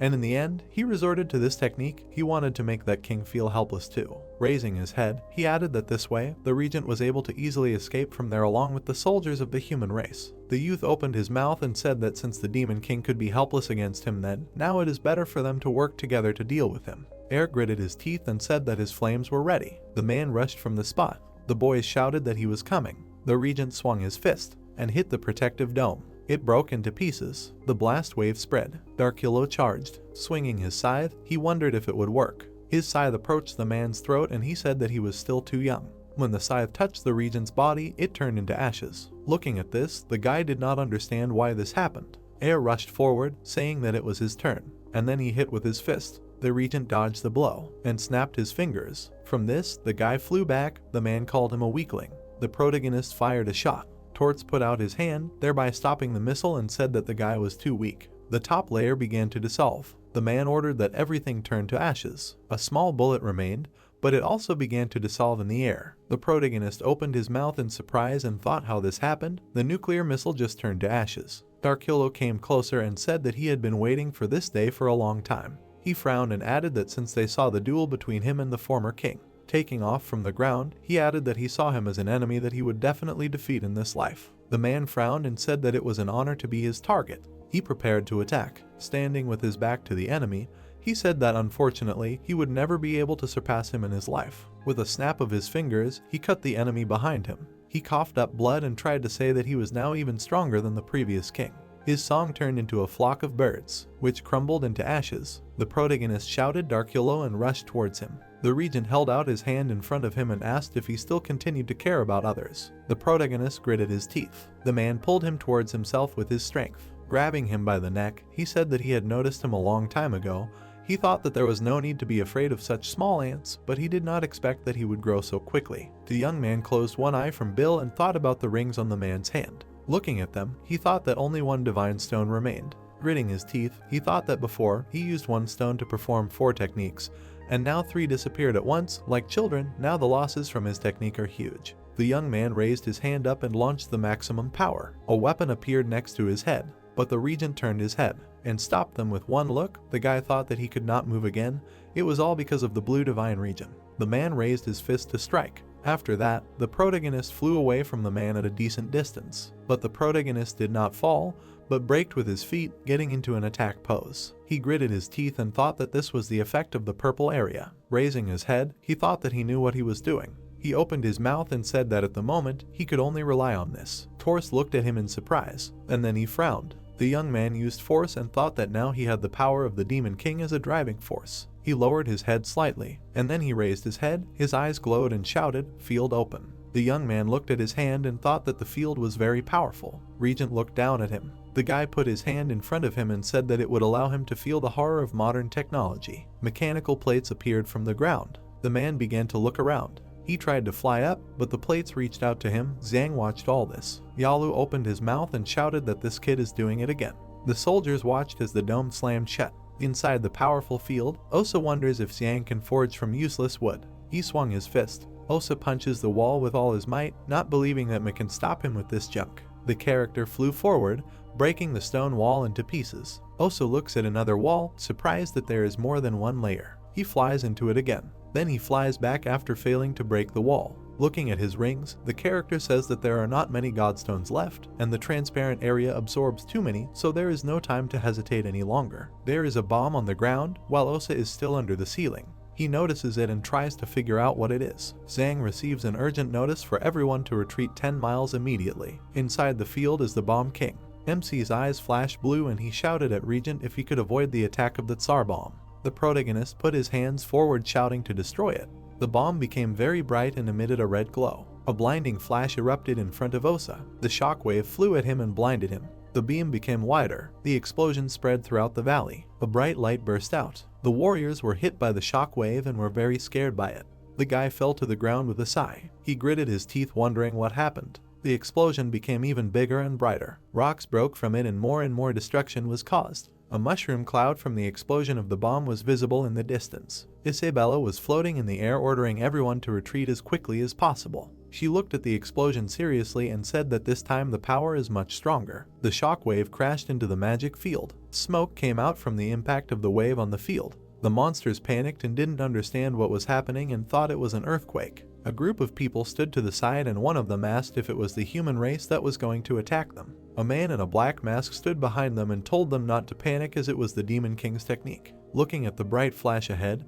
they realized that this attack was not caused by the Demon King's power. A flock of magical creatures flew forward. The warrior frowned when his comrade asked what kind of destructive force it was and he guessed that it was because of the Lord. The explosion destroyed the entire valley and from the ground a question was heard asking if their lord was alive. A soldier on a flying creature screamed in fear that demons were chasing them. Isabella flew after them, ordering them to destroy the enemy army when they tried to retreat. The men lay dead on the ground. Many warriors died after the explosion and destruction and smoke were left everywhere. A pile of molten metal lies on the ground. Yalu emerges from it, saying that the shockwave was too strong and he can barely stand. Gritting his teeth, he thinks that hell lies before him. The character sees Sato standing in front of the explosion, asking if he is okay. Sato heard it behind him and cannot believe what just happened. With fear on his face, he asks if their master has really lost. The soldiers are frightened after the explosion, thinking it was magic. The surviving warriors run away in fear, saying that their lives are more important, while Yalu shouts for everyone to stay put.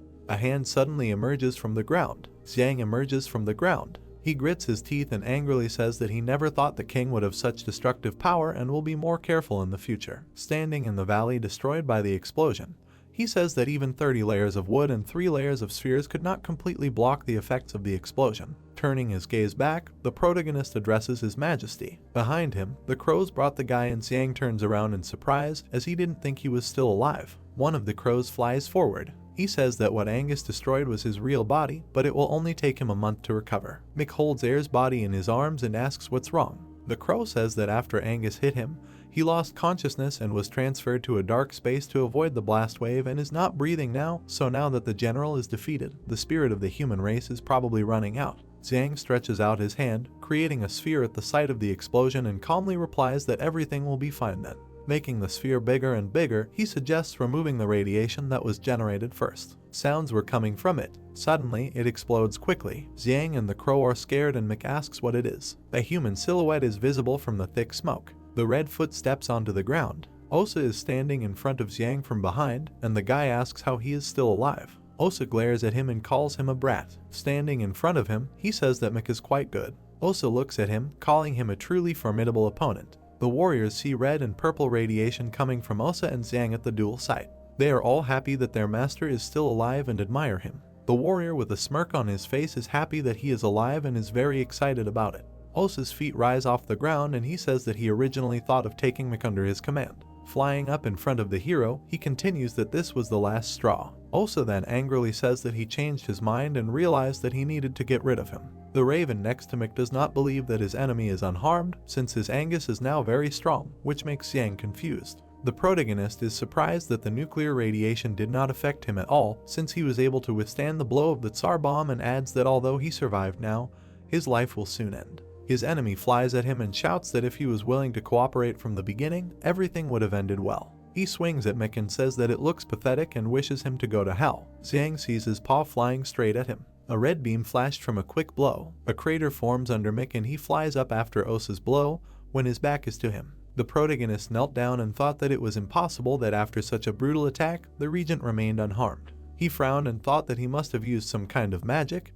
Then even Wrens could not withstand the nuclear radiation. The regent flew at him. Looking at him, the protagonist thought that he used the colorless area again, which meant that the rings on his hands were destroyed. He spread his arms and used the field activation, thinking that since the Tsar Bomba could not kill him, he would do it again. The man crashed into a rock that suddenly appeared. He raised his head up and asked if he wanted to repeat the same trick again. The young man flew to the side. A ball formed in the middle of the desert, and then it exploded. The soldiers were thrown back by the blast wave.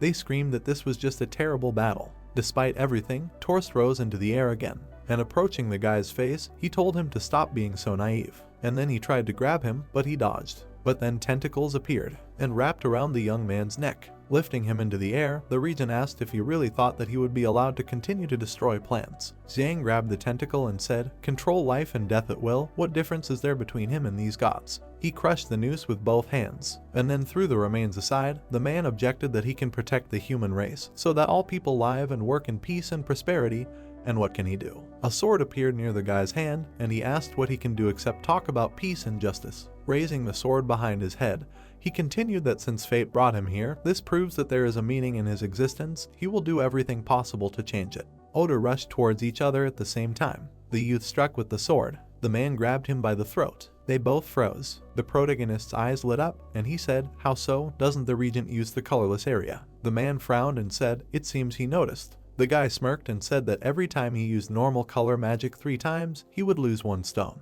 Recalling how the man was suspended in mid-air, he said that when using a colorless area, that level of magic required the consumption of 3 divine stones. Smiling, he said that he had already used 7 now, which meant that he had just used another high-level magic to counter the force of the explosion. The protagonist opened his mouth and added that in other words, he could only use a colorless divine area once. The regent, holding his throat, said that the smarter he became, the less he wanted to leave him alive, to which the protagonist said that he would then use 3 stones to escape this trap. The veins on the man's body bulged, and he said that the guy was basically thinking correctly, but he still hadn't guessed. His eyes lit up and he added that he was going to use the 3 divine stones not to reflect the damage, but to return all these injuries to him. The protagonist looked at him in surprise and asked again. Isabella frowned and thought that Zhang should hold out. She was flying at a great speed and thought that she was here to help him. She was already above the rivals. The man raised his head with clenched teeth, thought that this creature really wanted to secretly attack the master. A leg appeared next to the girl. She tried to reflect the blow, but failed and flew to the side. Seeing that she fell, the protagonist began to call her. On the other side, Alina sank to the ground from him. She looked at the guy who asked if she had gone over to the regent's side. He looked straight ahead and saw a blue light. He frowned and thought that it was a blue area again. Isabella was standing in a cloud of smoke. She tried to cough and thought that it was quite a strong blow. Then her hand was grabbed. The second hand fell on her throat. Alina, pressing her to herself, ordered her not to move because she still had the strength to hold her. Watching the blue area, she said that the master was the only one who truly cared about the empire. Frowning, she added that she knew that Xiang was not the real Sophists. The blonde looked at her with hatred. Birds carried a white guy out of the blue area, but the area swallowed them, and they froze. Looking around, he thought that now he could not do anything for His Majesty. The regent, still holding the guy by the throat, said that his attack just now was terrifying. He frowned and continued that he had to spend 3 divine stones to defend himself. Holding a glowing sphere over his hand, he added that it goes without saying that no one on this continent could withstand his attack, but he had black divine power. The boy's eyes widened in surprise. Regent frowned. The sphere in his hand floated a little, and then began to grow. The man said that his black magic area was able to host any attack and then collect it. The young man gritted his teeth and thought, no wonder that Tsar Bomba couldn't destroy him. He absorbed part of the explosion's energy. Torst frowned and said that he would return everything to him now. He lifted the young man even higher. The blonde opened her mouth and screamed, no. She rushed forward, and Alina rushed after her. When she was level, she clenched her fist and applied Density Plus. After applying 30 times the density of the blow, the blonde flew back. But she did not fall, but slowed down. After which she angrily gritted her teeth. The sulfuric divine power was brought to the protagonist's face. It penetrated his forehead. The blue area crumbled into pieces, and the regent stepped back. The young man grabbed his head. Everything around him was floating. His hand began to burn, and he did not understand what was happening. Staggering and stepping back, he asked what was happening to him, and said that he felt strange. Isabella opened her mouth and called him. Bleeding, she moved forward, saying that he must wait for her.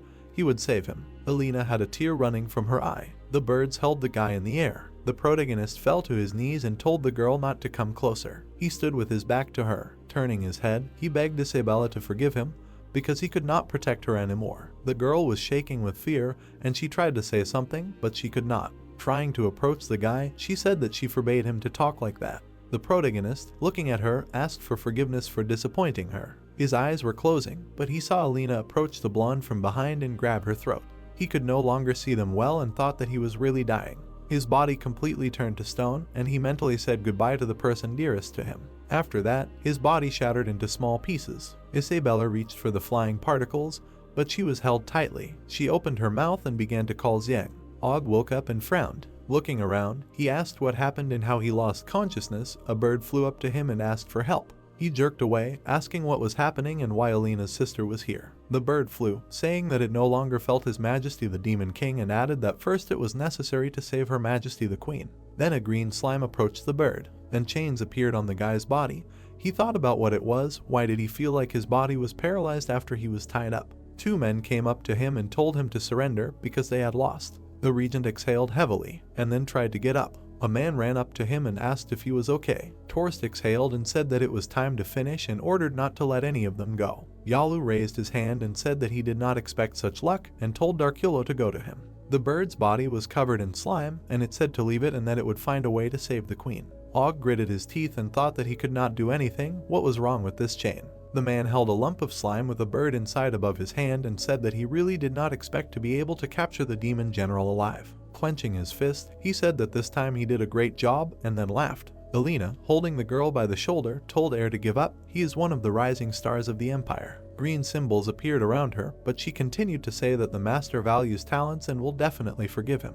The man looked around and clenched his teeth and said that this is a technique for holding the pastor class. Emery, folding her hands in front of her, shouted that Air should take advantage and find a way to save the queen. She was on top and shouted that the guy should move faster. He tried to tear his hands out of the chains, and because of the effort, they broke. Air tore Isabella's body from the girl's hands at Alina. Turning around with tears in his eyes, he shouted that she betrayed them and he will never forgive her. The girl looked at him in surprise. Emery approached them and asked how the queen was. In response, she heard that she did not answer like that. The brunette, slowly, so as not to scare, approached the girl and asked if she was okay. The blonde had a blank look and tears were flowing. She did not react to anything. The chain hit the ground. The boy gritted his teeth and turned towards the sound. Sato was standing there, swinging the chains, saying that they would not be able to escape. The master ordered to kill them. Air prepared for the attack and told Emery to fire the queen from here as soon as possible. The man made a face and said that he remembered this boy.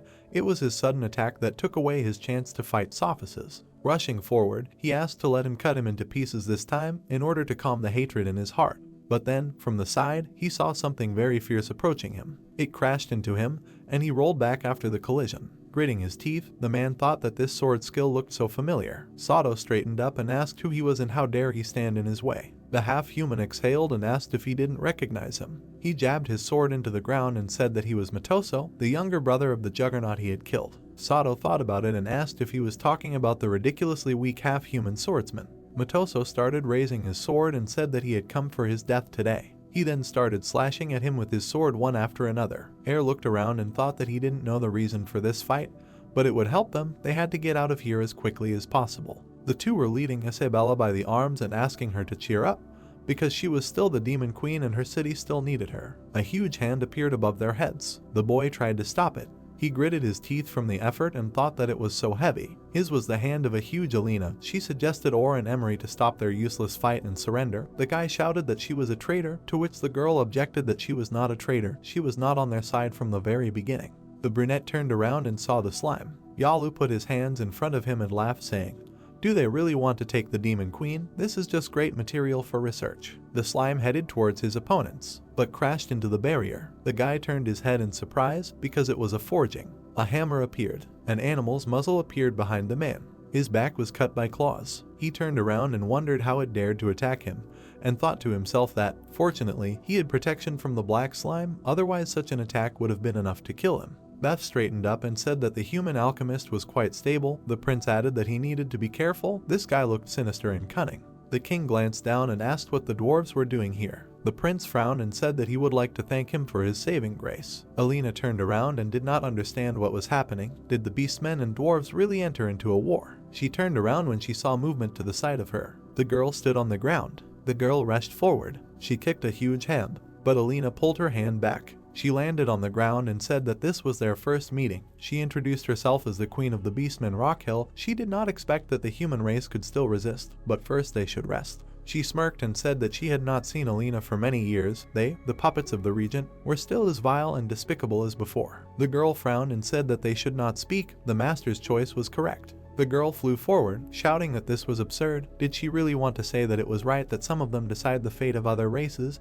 This was just ridiculous. Alina swung and used 30 times the density of the fist. Rockhill used a strengthened rabbit kick. There was a collision. Og was surprised by how powerful it was. After the impact, the girls flew apart in different directions. The pink-haired girl used a twofold strengthening of the leg strength. Alina turned her head when a flash appeared next to her. A huge number of such flashes began to appear in the air. The girl began to turn her head trying to see something. Rockhill used a double boost to her attack during the flight. She was heading straight for the second girl. She suddenly shrank in size. There was an explosion. The girl hung in the air and thought that the fact that she had shrunk was just great, and there were only 4 times left. She rushed to attack, and she began to strike one after another, but Alina pushed her away and she fell to the ground. Beth appeared from behind and prepared to strike. He struck with his paws, but the girl shrank right before his eyes. The king gritted his teeth in anger, and the girl hit him in the face. Rockhill swung her leg and said she shrank again. There were 3 times left. Then she struck with her leg, and Alina shrank even more and said that this was expected from the smartest in the beast race. Og frowned and thought that the beastmen were so strong, but Alina also had a lot of strength. It was scary. Everyone raised their heads when the teacher Martin appeared above their heads. He called air. The man opened his mouth and asked how they were. After a long wait, they arrived to support them. The guy turned and asked the man if they and the dwarves had arrived to support them. The man ran up to them and said, yes, they were all here already. Looking at the blonde, he asked what happened to Isabella. Looking down, he asked what happened to Xiang because he hadn't seen him since. But the thought with teary eyes interrupted him and tried to say something, but because of her tears, she couldn't do it well. The bald man turned his head to the other side and asked why they were all looking like that. Maybe he was injured. Could someone explain what happened? The guy said no. Gritting his teeth, he said that Xiang left them. Martin's eyes widened in shock and he couldn't believe what he was hearing. He clenched his fist and asked how this could happen. Looking at the boy, he said to take Isabella away from here. She was in a bad mood and needed time to recover. The two looked at him and said, okay. The bald man's eyes lit up and he said that he was going to settle the score with those who had harmed his students. A sword cut through the air. The two prepared to attack. Sato chuckled and said that this was too weak. We're both brothers only good at these tricks. Mitoso opened his mouth and shouted that the bastard should shut up. Another explosion occurred. Lightning flew around Yalu and he screamed to be released immediately. The prince watched in silence as lightning struck the sphere from within. He frowned and thought that as long as the red granite walls were constantly rebuilding, he could be contained. He hoped the others were doing well too. Rockhill and Beth prepared to strike. They attacked Alina at the same time. The girl raised an eyebrow and asked if they really thought the blue one would be so easy to deal with. She increased in size and scattered her opponents in different directions. The man, watching this from above, shouted that the humans were gaining the upper hand. Others, flying, shouted that they needed to help the human race as quickly as possible. The guy turned and was surprised by an explosion. Someone shouted that they needed to be careful because a huge number of enemy troops were approaching from behind. The dwarf air forces were ready to attack. They were joined by a clan of beasts. Alina frowned and thought about what a large reinforcement. She clenched her fists and looked at the sky where the enemy troops were. The dwarf capital was hanging in the air. Regent straightened up and looking up said that weaklings like to stick together in groups. Martin landed in front of him. The man frowned and asked if it was really Mr. Martin. They hadn't seen each other for so long. The bald man frowned and shouted that he had beaten his student. His face expressed hatred. Torst exhaled, closing his eyes, and said that this was not what he wanted. The teacher frowned and asked if he did not want to attack other countries and trample on the lives of others. His personal order, who did he want to blame for the murders he had committed? Then he put the magic weapon forward and added, filled with good desire, morality, righteousness, he was actually committing murders and inciting hatred. He would not allow him to continue this evil. The cannon fired. The bullets flew straight at the man. The devices were behind the hero. A column of dust stood in the air. The red-haired man covered himself with a shield. His gaze was gloomy. The bald man looked at him and wondered if he was tired. He must have been exhausted by the battle with Xiang. The cannons continued to attack. Magic chains crawled out of the ground. Torst stood and looked forward. Suddenly, a large explosion occurred. The heroes flew away from the explosion. The brunette looked to the side and told the master to give orders. The man frowned and thought. Rockets were flying in the sky. People were flying on birds when someone shouted, "The gnomes are attacking strongly in scattered order." The red-eyed man looked to the side angrily. A battle was taking place when shouts were heard that the demon army was attacking with renewed vigor. They were being attacked by 3 races at once. The monster spread a force that sent the heroes flying into the air. The two stood among the explosions and listened as they screamed, retreated, asked for help, asked not to approach. The red-haired man closed his eyes and said, he did not expect the battle to be like this. He opened his eyes and frowned when the hero said, he did not expect this child to devastate his magic like this. Torst clenched his fist and said to run. The battle situation is unsatisfactory, but the greatest hidden danger has been eliminated. Enough. The green-eyed man looked away and replied, yes. The heroine was fighting with her opponents. Suddenly, she opened her eyes wide when someone shouted, everyone retreat. The man appeared with loud sounds and shouted that it was over. The guy looked away when he heard the shout, everyone retreat, and he asked what. The bald man frowned and shouted, he is not going to leave. The shots continued when the green magic began to affect them. The chains flew in the air. They circled above the man's head. From the shots, the chains began to crumble. The sword pillar sat on his knee and told the teacher to beware of the chains. If he gets tangled, his physical strength will be weakened, to which he replied, half human. The heroes stood when a girl landed on the ground next to them. She frowned when someone explained that she was Sophus's maid. Thanks to her, the regent knew about their location. The bald man opened his mouth wide and shouted, so they can't be put down. The red-haired man opened his mouth slightly. Then he opened it wider and shouted to stop the fight. The red-eyed man's power spread around as he shouted for everyone to stop fighting. The heroes looked forward. The brunette man spread his arms and shouted, great, it's the master, retreat. The knight turned around and when the commander shouted for everyone to retreat, the two stood huddled as one of them asked if they would let them go so easily, to which the other replied, can't he feel this terrifying borderline power? This proves that the other side still has energy reserves. The man squeezed the handle tightly. The teacher gritted his teeth, frowned and shouted, wants to leave, invading other races and hunting his students, how can he let him leave so easily? A girl appeared behind the hero, telling him not to be so impulsive. The cat lady looked into the distance and said, he is Martin, right? The border force that the regent just showed shows that they still have the strength to deal with them, and she looked at the brunette and continued to say that the man next to him did not have a very good grin. Then she looked away, standing next to the pillar of swords and said, with their strength at the moment, they will not be able to stop him, even the former holy sword, that is. The elder brother Matoso was defeated by him.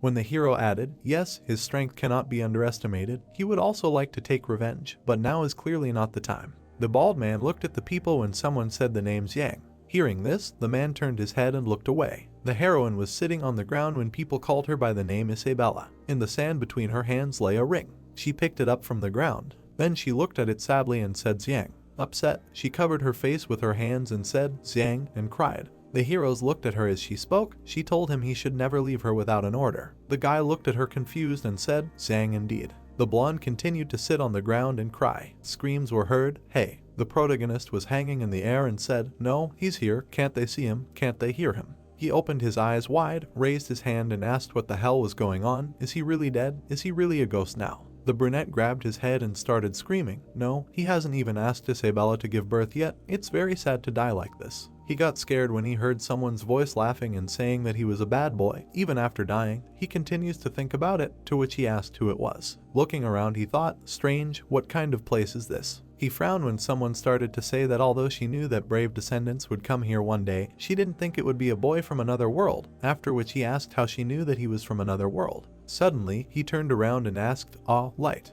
A magical tree appeared behind him, and he said what it was. The protagonist rushed forward. Then he raised his head up and thought, this tree is so unusual. Approaching it, he asked who was talking to him and what kind of place this was, to which the heroine replied, this is the soul space of the Zeal continent, a place where everyone converges after death. The young man smiled and asked if this wasn't the underworld. Clenching his fist, he added, so she controls the souls of this world, with the head of an ox and a horse, black and white impermanence. The tree lit up when the unknown woman answered, he really is from another world, saying incomprehensible things. Red stars were burning in the sky. They were shining when the heroine added, but he was able to get here. Her silhouette approached the guy when she said that this meant that he inherited her lineage. The girl fell silent and hung in the air. The protagonist opened his eyes in fear and asked, is she Isabella? The lady descended to the ground and answered, it must be, and he is talking about her only descendant. Looking at her, the brunette thought, no, except for the similarity in appearance, her horns and skin are different from Isabella, and said, if Yobe is her descendant, then she. The red-eyed looked at him and answered, that's right, she is the ancestor of the demon race, the child of the god king of Andaman. The protagonist looked at her in surprise and repeated, she. The heroine looked ahead and told him not to panic. If he got here, it means his life has come to an end. What could be worse than this? The young man closed his eyes, crossed his arms and said, well, she was right, but he had just married Isabella, so if he just died in another world, would he be able to come back? He frowned when the girl told him not to worry, she had a way to bring him back to life, to which he asked if she shouldn't use the creation stone. The blonde turned away and replied no, the creator gods could only shape the flesh of beings from the Zeal continent, and he. Raising her head, she added that he was summoned from another world. The brunette looked sideways when someone said yes, Angus had turned his flesh to ashes. Someone stood in front of him and said if he wanted to restore his body, he could only rely on the young mistress. The man smiled when the boy asked Principal Bayanwei, that is to say his ghost was summoned by the school principal, but why is he here? Standing in the clearing, he asked if he had died too, to which the hero laughed in response. He patted the protagonist's head and narrowed it down. He really is a capable guy. He even inherited the young mistress's blood. The blonde laughed, touched the guy's head and said, this is really unusual, let him apologize for taking advantage of them a little, when the teacher added, this child acts a little differently. No wonder he was looking closely at him, after which the man laughed, and the brunette asked him to wait. He was a little uncomfortable. Let him not touch his head. The red-eyed looked away and said, knowing that he would definitely do this to achieve his goals, he protected them. He thanks the director for air and the others. The hero continued to pat the guy's head, smiled and said, he likes smart kids like him, when he asked, this is not the end, right? The protagonist crouched down, asking, so he wants Bayanwei to help them deal with the regent. The man closed his eyes, smiled and replied that the regent was never their target, he just always had means of protection, so they should be careful. The guy thought and said, I understand, they probably didn't like that he died either, and since he inherited the royal lineage, and now that he has a certain value, they came to him. What criteria did he meet to be chosen as a savior? The girl looked at the guy and said let him tell him about their gods first. She began to tell a story. How long ago? The lady narrated that the gods used the stones of creation to create various intelligent beings. She continued to say that among these races, the heroine noted that people have always been the most devoted to their gods. Devices were flying in the sky. They were covered in fog. People were standing on a ship and a magic ball was hovering in front of them. The girl remembered that unlike other creatures, and she added that the gods do not need to eat, but they must absorb the energy of the stones of creation to survive. She noticed that the stones not only supported the life of their gods, it turned out that they also allowed them to gain great forging ability to develop their civilization. The lady said that it was impossible to ensure a constant flow of creation of gemstones. Soon, due to the constant mining, they began to deplete. She said that her father, who was the leader of the gods, the highest decision maker, the heroes were kneeling. Then the lady said that he decided to implement a bold plan in order to reduce the consumption of gemstones. She smiled, looking forward. Her father did not intend to put his entire people into hibernation and wait for the continuous reproduction of life forms on the Zeal continent. because they, created by the creation stone, can be processed again into creation stones, and no matter how intelligent they are, in the eyes of the gods, they are just food. The girl walked to the cliff. A guy stood behind her when she said that tomorrow the last group of the clan will also enter the sleeping area and fall into a deep sleep. She turned and said that they would wait until the father also fell into a deep sleep. The red-eyed girl looked at the brunette and added that they would leave this place. The heroes approached each other. They held hands when the hero said Andaman's name. The guy looked at her and asked if she was really going to give up everything for him. The blonde opened her mouth and answered, even if the gods turn ants into another intelligent life on the continent, she knows. She put her hand on the young man's cheek and added, they, like them, are happy and sad, they have feelings and thoughts, they are all the same. The blue-eyed guy looked at Andaman and said that she was the only one who thought so. Suddenly he frowned and added, Madam, they will not think so, never. They became even closer when the girl said, perhaps it will not happen now, but the children they will unite will show them a different future. The red-eyed girl smiled and added that after seeing this future, the clan members, waking up from sleep, will definitely change their minds. The heroes hugged each other when the guy said, okay, he will look forward to such a future. The blonde, closing his eyes, called the young lady. Looking at the couple, he added that the master was calling her. The lady looked forward and answered, okay. The man was sitting on the throne when his daughter told him that all the preparations were complete. Everything was going well. The hero's face was illuminated when he answered, great, but now the plans have changed a little. The girl opened her eyes in fear and asked, have they changed? Red chains appeared. Suddenly they fettered the heroine's body. People were surprised and shouted, young lady. The heroes stretched out their hands forward when one of them said that they would do it. A cage appeared around the blonde. The brunette frowned and grabbed the sword. Then he swung. The blonde extended his hand as a magic circle appeared behind him. Portals appeared above the heroes. Swords began to come out of them. People dodged them as they began to fall. The young man took the girl's hand and asked if everything was okay, to which she replied yes. The clans hung in the air with their arms outstretched. The heroine closed her eyes and asked for forgiveness. Suddenly, she used magic power. Flashes appeared around the heroes. They began to lower their heads. People hung in the air as the girl's father said that. He then screamed that Andaman had failed him so much. The blonde was on her knees as the man screamed that she had failed him. She then raised her head and replied that she had no intention of being his enemy. When everyone in the clan fell asleep, they would leave. His face lit up brighter as he screamed that she was thinking too simply, she was a child of God. The two looked forward as the father continued to say that her every word would affect the god race. Falling in love with a human would be the greatest shame of their race. After which the girl said to her father, although all beings other than the gods were created by him, they are no different from them, they all have emotions in their own he. The man stood up and asked, emotions are the last thing the gods need. He has no feelings for her. She is only a being he created over an endless existence. Now she will lose her right to the blessing of the gods. Looking at him, the lady said, Father. The cloaked man looked at the couple and said, Bayanwei has committed an unforgivable sin. He no longer obeys her. Let him put it away. The blue-haired girl looked forward and asked for forgiveness from the master. With her mouth slightly open, she said, because the young lady made her realize that she was never a thing, much less someone's weapon. The brunette frowned and told the Lord to forgive them. The young lady was carrying his child and they wanted to leave this place to live a normal life. He fell to his knees, bowed his head and shouted, for the sake of their long-standing loyalty to him, let them go. The man extended his burning hand and shouted, how dare he? The clans were surrounded by power. The earth shook. Sitting on the throne, the hero shouted, how dare they do this? His face glowed as he asked, have they forgotten who gave them life? Lightning appeared around as he said that they would receive divine punishment. The heroes were inspired by the huge knights. They raised their swords up. The people did not lower them. A golden magic cross appeared above the guy's head. Suddenly, the knight struck. The dark-haired man raised his hand and frowned. There was a bright flash. The hero turned around and told Andre to quickly take the young lady and run. The blonde closed his eyes and answered, okay. He grabbed the girl's arm and told her to come with him, to which she replied, no. The young man opened his mouth wide and shouted to leave. The man's hand was above the boy's head as he asked if they really thought they could escape. His face lit up as he said he didn't expect a mere human being to cause such a commotion. The brunette looked at him and frowned. The hero used a power that struck the brunette like lightning. The red-eyed girl frowned and shouted Bayanwei. The girl put her hands on her chest and replied that she understood. The boy opened his mouth wide and grimaced as he was in the center of the magical power. Manipulating the power, the man said that for their disobedience, he would return them to their original state.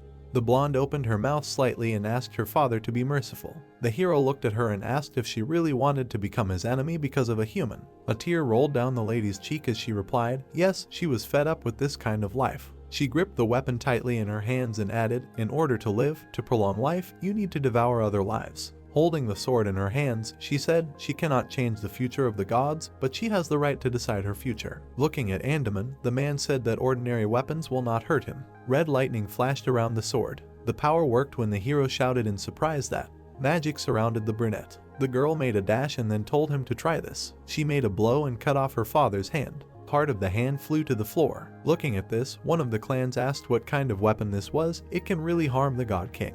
The heroine grabbed the guy and they went forward. The lady turned around when her father called her and said that she, holding the sword in her hands, the blonde asked her father to let them go. The man's face beamed as he said that it was a premeditated plan. She was a god too. Why dwell on it? He walked up to her and added that if she didn't rely on the creation stone, neither she nor her child would survive. The red-eyed girl frowned and replied that when that time came, she would die along with him. The hero looked at her and said, now that she had made her decision. Then Andre appeared behind the girl, ordered by the king to act. The green-eyed man looked forward and said, no, him. His eyes looked scared. The people looked at him, frowning. The guy stood silently. Magic power appeared around him and he rose up. The hero's faces darkened. The clans hung in the air, closing their eyes. The blonde turned around and shouted, damn. The men put their hands forward. The chains bound the heroine's hands. They enveloped the whole body. The guy and the girl were also trapped. The red eye frowned and told her father that he had subjugated Andre. Looking at the people from above, he replied he was the first intelligent life form he had created with the creation stone. From the moment it appeared, he could manipulate it as he wished. His face shone brighter as he added, the price was only to consume more creation stones. The young man became angry and shouted, that was how he knew about them. The man laughed and replied, if it weren't for the deep sleep plan that was still in the works, he would have dealt with it long ago. How dare he let Andaman have such a rebellious idea? The clan looked ahead and told the young mistress to come to her senses. She should admit her mistake to the God King. She shouldn't hurt her relatives because of some ants. The girl closed her eyes, frowned and shouted, that's enough. Opening her eyes, she added, they are self-willed gods. People were hanging in the air and asking what? She was also a god? Why? The blonde opened her mouth wide and replied, that's why she knows how greedy and arrogant they are. Looking forward, the heroine said, the creation stone is almost exhausted due to their excessive desires. Frowning, she added, to become a god, he abused the divine stones to create other lives as servants and build a magnificent palace. Remembering her father's plan, she said, greed kills them, and now they must kill the life they created. It takes 100 intelligent beings to make them live for one day. Then she asked if they were really gods, even if they were. Suddenly, she added, they are ruthless gods of death. Magic sparks flew around as the man told Andaman that she should throw away her feeling called kindness. He stretched out his hand. Then he crossed his arms and added that no life would sympathize with its own food, as long as that life needed food to survive. If it sympathized with food, it would perish. Suddenly, someone called the girl and she turned her head. Hanging in the air, the blonde said, although the master could control his will, but he opened his mouth and added, he did not want her to leave. The heroine looked at him as he continued to say that the master promised him that if she did not leave, he would stop mining the divine stone in the future. He agreed to leave them with Ivica together, therefore. The blonde opened her mouth and asked, so he betrayed her and Ivica so easily. A tear flowed down the green-eyed man's cheek as he asked for forgiveness from the young lady and asked her to believe the master. The red-eyed woman looked away and sighed heavily. She threw the sword to the ground. The man laughed and said, good, very good. This is what his child should have done. Then he extended his palm forward. The sword was in a magic box. Suddenly it slammed shut. The man picked it up. Then he gave the case to the clan and told them to take it and put it away. The chains released the heroes. The blue-eyed man was scared when the man said, and now, with the help of magic, he lifted the guy into the air. People opened their mouths wide when the heroine asked her father what he was doing. Looking at the brunette, the hero asked what was so special about him. The girl looked at her father and said, he promised. The blonde looked forward in fear and asked the master to forgive him. The lady gave Excalibur. They were not going to leave. He promised him. The glare shone on the floor when the man said that gods should not keep promises to their servants. The young man opened his mouth and thanked the God King for giving them life, but suddenly he frowned and screamed, if they live to be eaten, he would prefer. He approached the hero and added, never to be created. Looking at him, the God King asked, and this is the so-called skeleton of man? Oh, then as he wishes. There was a red flash as he added that he had recycled it back. Using his magic power, he said, back to its original form. The girl looked at what was happening in fear and said, no. She made a dash and shouted to her father, no. Suddenly her legs were shackled by chains. She was confused and looked back. The clans were hanging in the air, stretching out their arms. The heroine stretched out her hand and shouted, no, Ivica. The guy's appearance dissolved as he said, young lady. Looking up, he added, young lady, he never. The blonde opened her eyes wide as he said that he would not regret. He began to lose consciousness and said that he loved her. Suddenly the hero disappeared. Above the man's hand, a small red stone glowed. The red-eyed one looked forward. The two opened their mouths in surprise, shouting the name Ivica. The green-eyed one was shocked and said to the master, he said the same. The hero put his hand on the armrest. Sitting on the throne, he ordered the sinners Bayanwei and Andaman to be crushed, to which the clans replied, yes. The stars were shining in the sky. The brunette frowned, looking forward and telling the director that he had betrayed Andaman. Standing in the clearing, the man replied, yes, he was too naive at that time. Trusting the words of a god was a big mistake. The blonde came closer and said it was from this moment that Andre understood what gods really were, although she had blamed him in her heart countless times. She looked forward and added, but she knows that he couldn't do anything about it. The protagonist put his hand on his hip and said, it's not that he can't understand it. After all, he was created by the God King. The God King has the power of life and death over him. Could it be that the King of Gods still controls his thoughts? The hero thought for a moment and replied, it took him hundreds of years to find a way to resist manipulation, but opening his eyes, he looked at the finger and added that he could not get rid of it now, otherwise the King of the Gods would be alarmed. The protagonist looked at the girl and asked, so how did she escape after all this? The heroine looked ahead and replied, at that time, the dream plan was already in the implementation stage. Since the heavenly prison where they were kept was no longer guarded by anyone, the magic sealing the door weakened. She recalled how the explosion happened. The ladies ran away as far as possible. One of them was pregnant. The girl narrated that after Bayanwei came for her, she escaped from the capital. She stood on the edge of the mountain. The heroine held her stomach. Then she stopped absorbing the power of the creation stone and became very weak. Suddenly, she turned around. Behind her was a ship, the beginning of the dream plan. The gods sank into the ground and she waited outside for 2 days, but did not wait for Bayanwei. Recalling the moments from the past, Xiang thought, the gods are buried underground. That is, the temple that he and Isabella went to is the ruins of the capital of the gods. Raising her hand, the woman told the young lady that she was destroyed by the God King back then, so she could not come. The blonde looked down and replied that she guessed it. At that time, in order to be able to safely give birth to a child, she could only continue to run. Suddenly, she paused and began to narrate, but at this time, she closed her eyes and thought, ah, damn, no, now is not the time. Andaman looked into the distance and said that there is no water source nearby. We must endure just a little longer. Then she fell to her knees, clutched her stomach and screamed, ah, how painful. From the intense pain, she lost consciousness. And when she woke up, she raised herself and said that, standing up, she began to scream, not a child, where is her child? The girl screamed when people stood at the entrance to the cave. They were standing next to the baby when the heroine said that they were one of the branches of intelligent life, the demon race. The heroes brought her the child and the brunette said, she woke up, her child was healthy and very cute. The baby was lying in the crib and sleeping. Taking the child in her arms, she said, this is her baby. The child born to her and Ivica inherited the genes of the human race and the race of gods, and this is a completely new race. She feels this, although she has lost the abilities of the gods of creation. But at the same time, he inherited the magical power of the human race and will not be controlled by the gods like the human race. The people came out of the cave. A crowd of demons stood in front of them. Andaman narrated, at that time, the civilization of the demon tribe was far behind the human. There was not even a complete language. Looking at them, she said, now that they know that she is from the race of gods. Then she lowered her head, looked at the baby and added, from now on, and explained, since demons are born with great magical power, she made a decision. Holding the baby up, she said, the children of this child will be their kings. He and his descendants will lead them against the human race and even the gods. She opened her mouth and added, they are no longer demons. They will have their own name, the demon god race. The stars were sparkling in the sky. The red-eyed man opened his mouth wide and said, it turns out that this is how the demon god race came to be, and thought, thus, the bloodline of the races and demon gods is the key to fighting the god race. The blonde man narrowed his eyes and said that the demon king does not need to absorb the power of the creation stone like the gods, but powerful magic can be extracted by the gods. The protagonist was surprised and thought, so that is why Lillian was able to take away Isabella's magical power. He turned his head, looked at Andaman and asked her if she could fight the God King with them. She remained silent in response. Then she opened her mouth and said, after her child became the Demon King, her body came here. Stretching out his hand, the man said that the young mistress refused to use the power of the creation stone, so in this world, the physical body is constantly dying.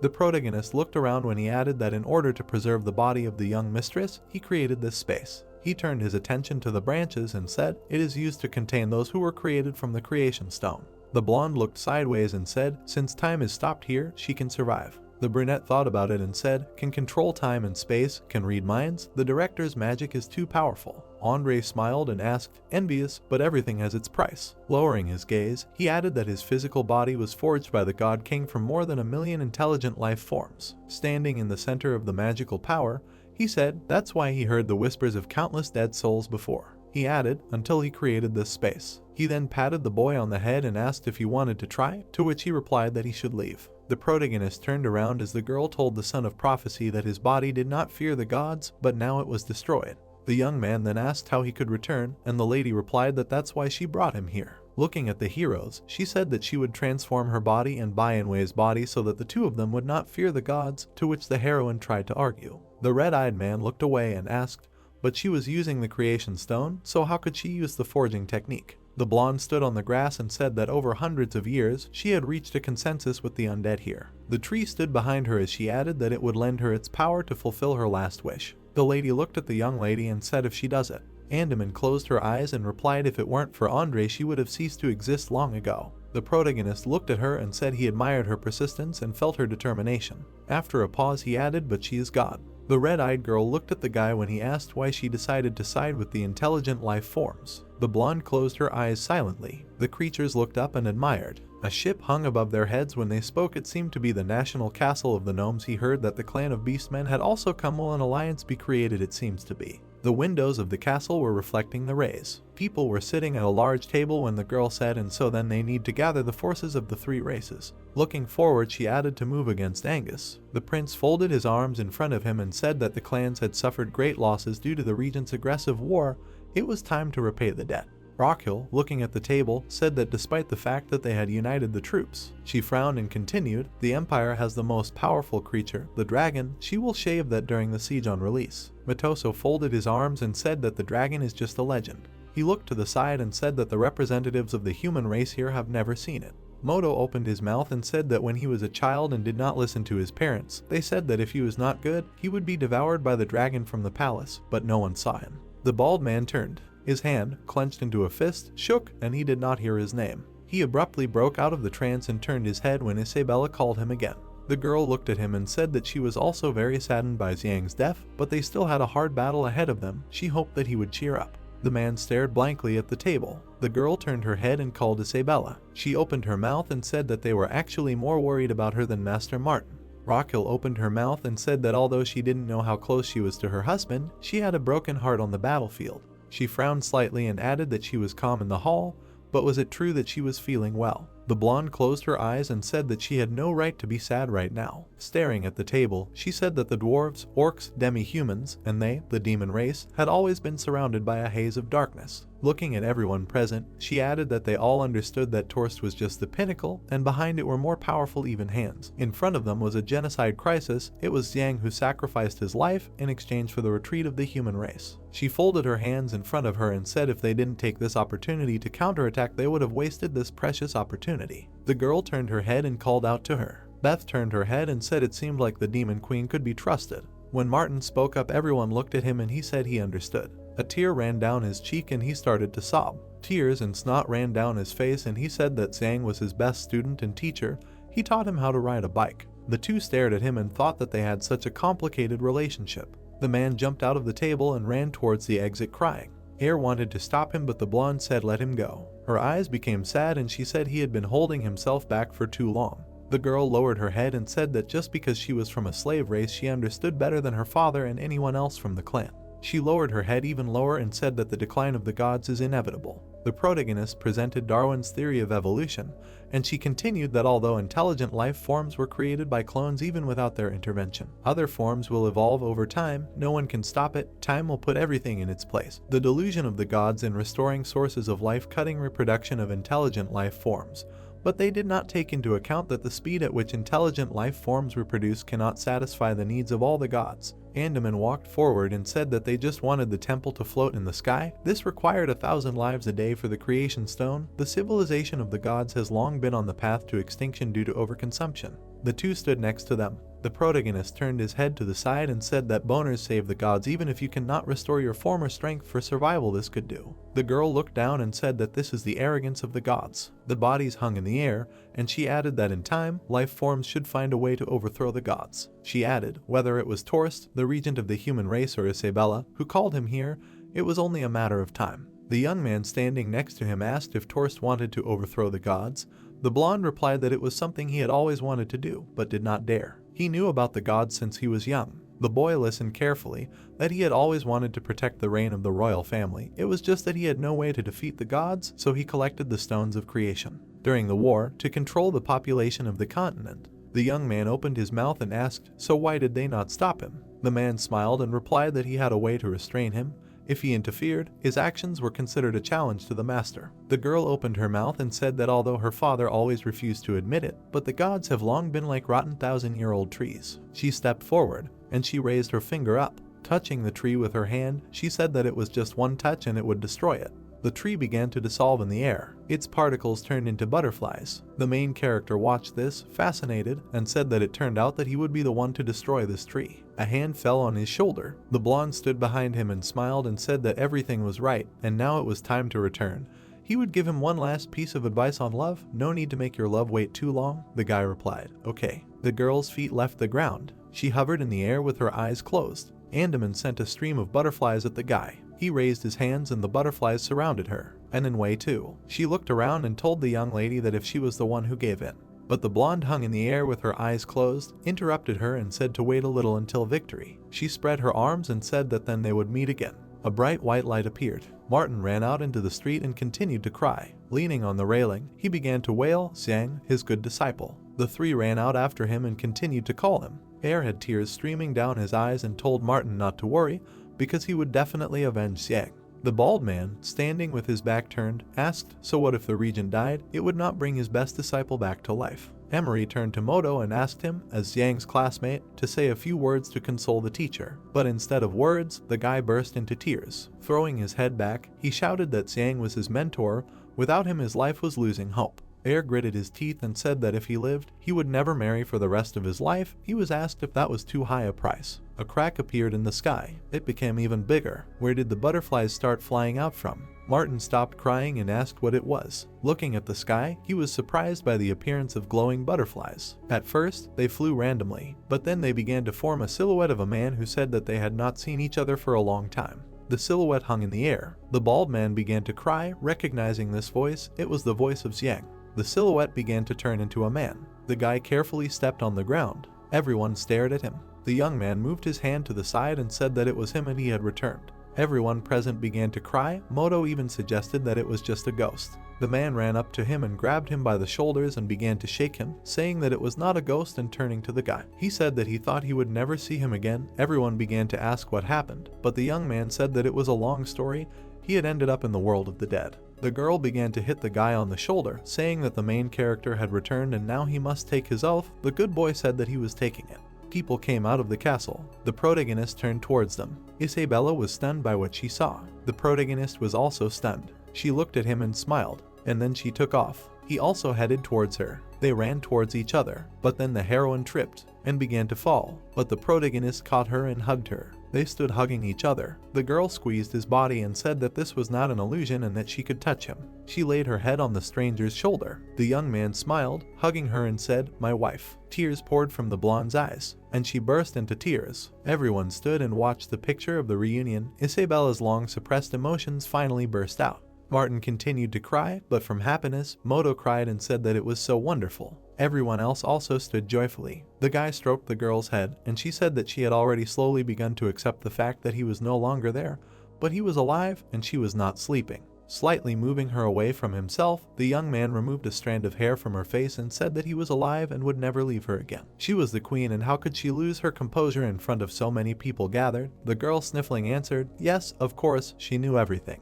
The pink-haired girl's attention was drawn to what was in the sky. There she saw Mr. Andre, who greeted everyone. Having landed on the ground, he said that he had not seen everyone for a long time. The girl turned her head when everyone began to ask if that was Lillian behind him, why he was with her. The girl turned and replied that she was not such a cheap Lillian, she was Bai and Wei. The blonde raised his hand. A portal opened next to him. An object appeared from there, and he said that it was a sword that killed gods. The protagonist laughed and said that the God King was so stupid that he gave it to some kid for safekeeping. The man turned his head and told him to be careful with his words, he was still his director. The girl said that the young mistress put all her magic power into the god-slaying sword, and only those like Isabella, who had a demonic bloodline, could inherit it. The blonde looked at him in surprise and asked if she was sure. She turned her head, and the young man smiled and said that he would explain everything later. The writer opened his mouth and said that they should go back and prepare. They had 2 days, they would wait for everyone in the empire. He smiled and said that the final battle was beginning. 4 of them looked at him attentively, and 2 stood there frowning. Then the back with his companion rose into the air and flew away. Night fell, the bright moon illuminated everything around. In the silence of the room, a laugh was heard and asked not to do this again, because it tickled. The girl lay pressed against the guy and asked, "His body, the same as the previous one?" The main character dispersed and answered, "As far as he understands, his previous body was destroyed by nuclear energy, the current body was created by Andaman, who sacrificed her soul." He looked at the blonde and continued, "As for her, she is a descendant of the gods." He looked at the ceiling and said that earlier Lillian stabbed her in the back with a dagger and simply sucked out her magical power. If it were someone else, he would immediately become a stone of creation. Stroking the girl's head, he said that the reason he was chosen as the son of prophecy was probably because of his human personality. He could not be recycled by the gods. Isabella stood up and asked if this meant that his current body was the same as his previous one. It had great spiritual power and would not be affected by enemies. The young man looked at her and replied that it did, but he was sorry that the magical power he received from her was gone. Isabella pressed herself against the hero's chest and said that he had returned to her and that such magic was enough. The red-eyed girl stood up and smiled, saying that in addition, his strength was his mind and that it should be used to defeat the regent and the gods behind him. Shaggy immediately looked at her and said that after her words he became more confident, and offered to try the sword that killed gods, to which she immediately asked again. There was a moon above the mountains. The blow of the blade was able to demolish several mountain peaks. The protagonist couldn't find a place for himself watching this and said that this was a destructive wave from a simple swing, and this sword was too cool. The demon queen looked at her blade and lit up with a rainbow color and said that as soon as she picked up the sword, her body began to absorb strange magical energy, to which Xiang said that perhaps this was the power left by Andaman, and she would not be very comfortable for some time and perhaps they should try later. Suddenly, a huge stream began to penetrate the girl and she closed her eyes, saying that she could not stop this magic in any way and felt uncomfortable. The reincarnated one, seeing how her horns grew, became alarmed and mentioned this, saying that the size was at the level of Andaman. The girl touched her head and suggested that these were the horns of the gods, to which he said that in the end, she also had a lot of the blood of the gods and having inherited the magic of her ancestor, she probably became closer to the gods. Looking at the limbs sticking out from under the cloak, the guy said that the only difference was that her tail had grown too. She immediately approached him and said that she felt that her magical power had not only returned, but had become more powerful than ever, to which her husband immediately said that she was now like a tiger with wings. He looked away and suggested that they defeat the regent together, to which she immediately said that although it was good that he had such a fighting spirit, there was one but. Shaggy put his hands on her shoulders and asked what happened, and whether it happened because of unfamiliarity. She was very embarrassed and turned away, saying that this was not the case and that she wanted to have a child before this war began, to which Xiang said that he apologized and was only thinking about trying out the sword. The blonde smiled a little and said that on the night of the wedding she could not conceive a child, and then with her own eyes saw how he died, so before the big war, she hoped that she could have a child from him, and offered to do it right now. Shaggy was also very embarrassed and asked whether it was necessary to rush so much, and asked whether it would be here and now, but he was asked not to talk nonsense. In one of the mountains there was a deep cave and that's where everything happened. 2 days later, in the Empire of People, the sun was shining over the castle. The blonde girl walked to the prisoner. She looked at his wounds with horror and quietly turned to him. Tears were streaming in her eyes and the bespectacled girl asked how they could do this to him. But he, without raising his eyes, ordered not to approach. The wounded one, lowering his head, said that he was not her master and her master was the regent. Alina looked at him with tears in her eyes and asked if he knew what happened in the battle. Byrne immediately popped up in their heads and said that he had told them everything. The shackled one sank down and said that he did not hate her for hiding her identity, and did not hate her for betraying her all these years. The girl extended her hand and, continuing to cry, said that it was a forced measure, and the prince did not really want to kill the hero and always valued them both very much. She lowered her head and asked that he wake up and that the Lord is the one who is most devoted to the empire. Sophists looked away and said that now neither the empire nor the gods are important. The girl was wildly scared when he exclaimed that they were the ones who killed Xiang and said that they had just met him. He immediately went berserk and asked to tell Torst that if he did not kill him now, he would kill him later. And as for her, Alina looked at him in horror. The prisoner lowered his head and said that from now on they did not know each other. She lowered her head and said that one day he would understand. The girl ran away in tears. The blonde just stood with his head lowered. Lightning ran along the chains. At that moment, Byrne walked down the street with a basket. All the townspeople were alarmed when they heard the battle horn. The brown-eyed man looked up and thought that this was from the border town. It must be an army of demons. He jumped up and thought that he should report this as soon as possible. On the first day of the siege, the captain of the Black Dragon Regiment stood on the wall and reported that there was a huge one here. He frowned and asked with a smile about the unification of the three clans and then said that it was an honor for the Empire. A multitude of organisms burst out of the flying fortress. The flyers were actively flying over the fortress. Mushroom had looked at the monitor and said that the mobile troops were ready to land. Martin, sitting nearby, said that the territory had been scanned and all objects had been detected, including insects. Pinkhair, surrounded by warriors, said that she did not expect that the day would come for the beast race when they would proudly stand before the Empire, but she was still waiting for this day and asked the commander-in-chief to direct them. Everyone was watching the Empire through a panoramic projection. Shaggy looked away and asked to return the hostages in order to undermine their morale. Greenhair, with a satisfied look, pressed the button and accepted the order. The door opened in the flying fortress. A shuttle flew out from there. It immediately made a turn at great speed. At this time, the Imperial School was in perfect order. The guards were crowded together protecting the door. At the table, a mocking question was heard about the fact that they had sent some greenhorns to keep an eye on them. Dorona looked away and said that they were not being held back by these soldiers, but by the order given by the director back then, namely that the school teachers should not interfere in internal affairs. He moved his hand away and asked if Yalu had gone to the front and asked why they should sit here doing nothing, to which her friend said that this was stupid, because this was the foundation on which the Imperial School was created. She looked up and said that if they, as teachers, went to the front, it would affect their students. Mumu, during the quarrel between the two friends, laughed and said that he could understand that everyone was under house arrest and asked what he had to do with it, to which the alchemist told him that his student was also one of the fugitives. But suddenly they were instantly calmed down by a polite address. The director appeared in front of them with his assistant and said that Torst was really funny since he decided to lock them all together, but it would save time on searching. Everyone immediately rejoiced at his arrival, and the swordswoman said that he must have been preparing before appearing here. Vasily walked a little forward and said that she was right and he wanted to ask them to join him.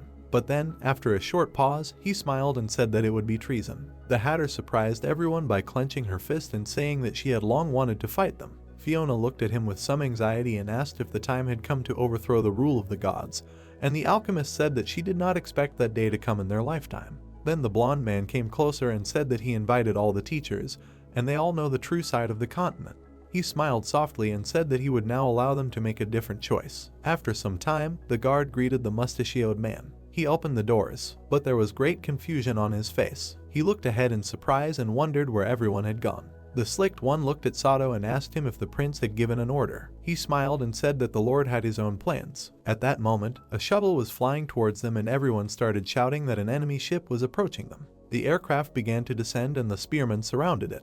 The mustachioed man looked at the open door and asked if it was the three captains and was surprised that they were actually allowed to return.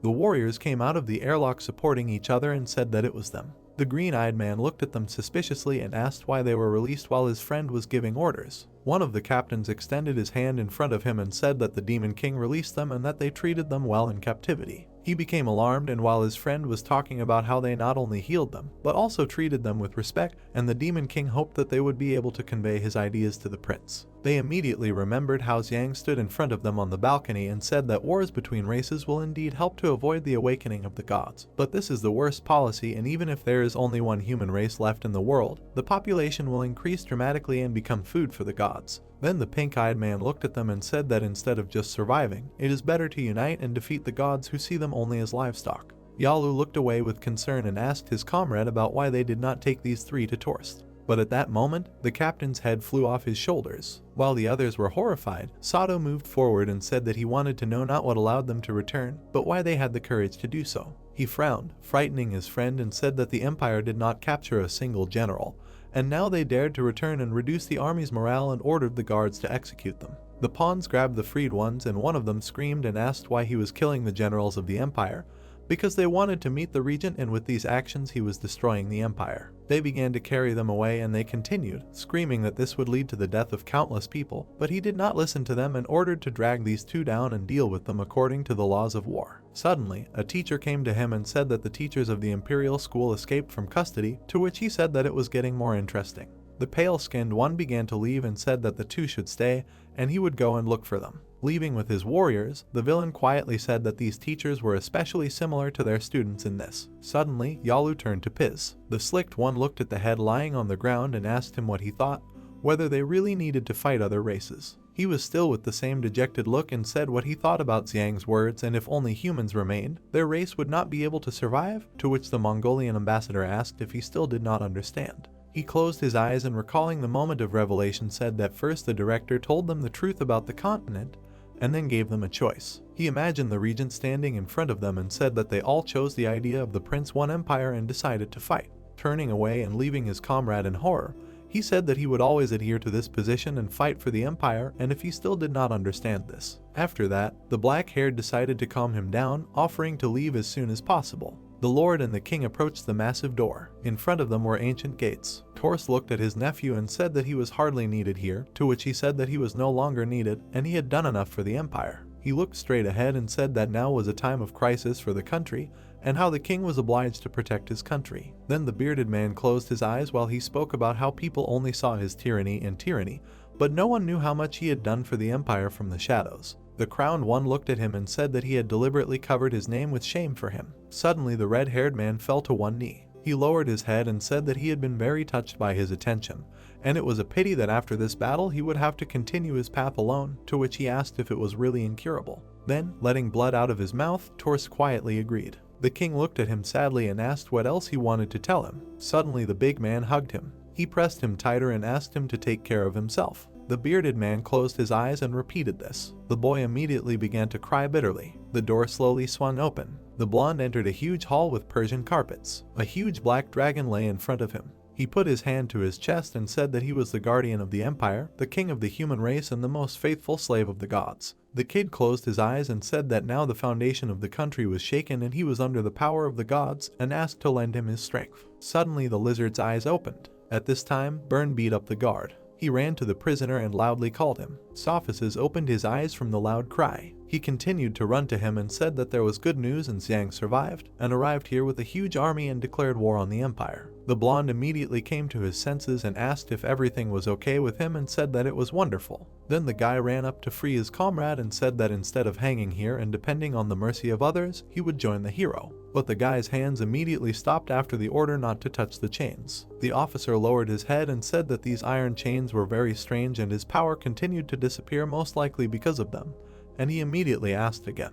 Green energy was running along the shackles, and Sophisis said that these chains may seem flimsy, but they contained a strange magical power, and he assumed that Sato had made them. He looked at the guest and said that he should run, and while they were fighting the protagonist's army, nothing would happen to him. Then the blue-eyed man got furious, while two shadows flashed behind him and asked how he could leave him here, and he was immediately warned. There were two changed ones behind them. Bern was able to dodge the claw attack. The second opponent was behind him. The guy turned around seeing the approaching attack. Splashes of blood flew to the sides. He found himself surrounded and was asked to leave it. The purple-haired man looked around and said that they were just a couple of small fry. He moved his hand to the side, filling it with energy, and said that if he retreated, how could he talk about being a former champion of the empire? The guy created two blades with a smile and said that he had to demonstrate his strength. The hunters rushed at him with a wild smile. He stood in a stance and prepared to answer. Suddenly, they were all scattered in an instant. Shaggy was shocked and dumbfounded, asking what happened,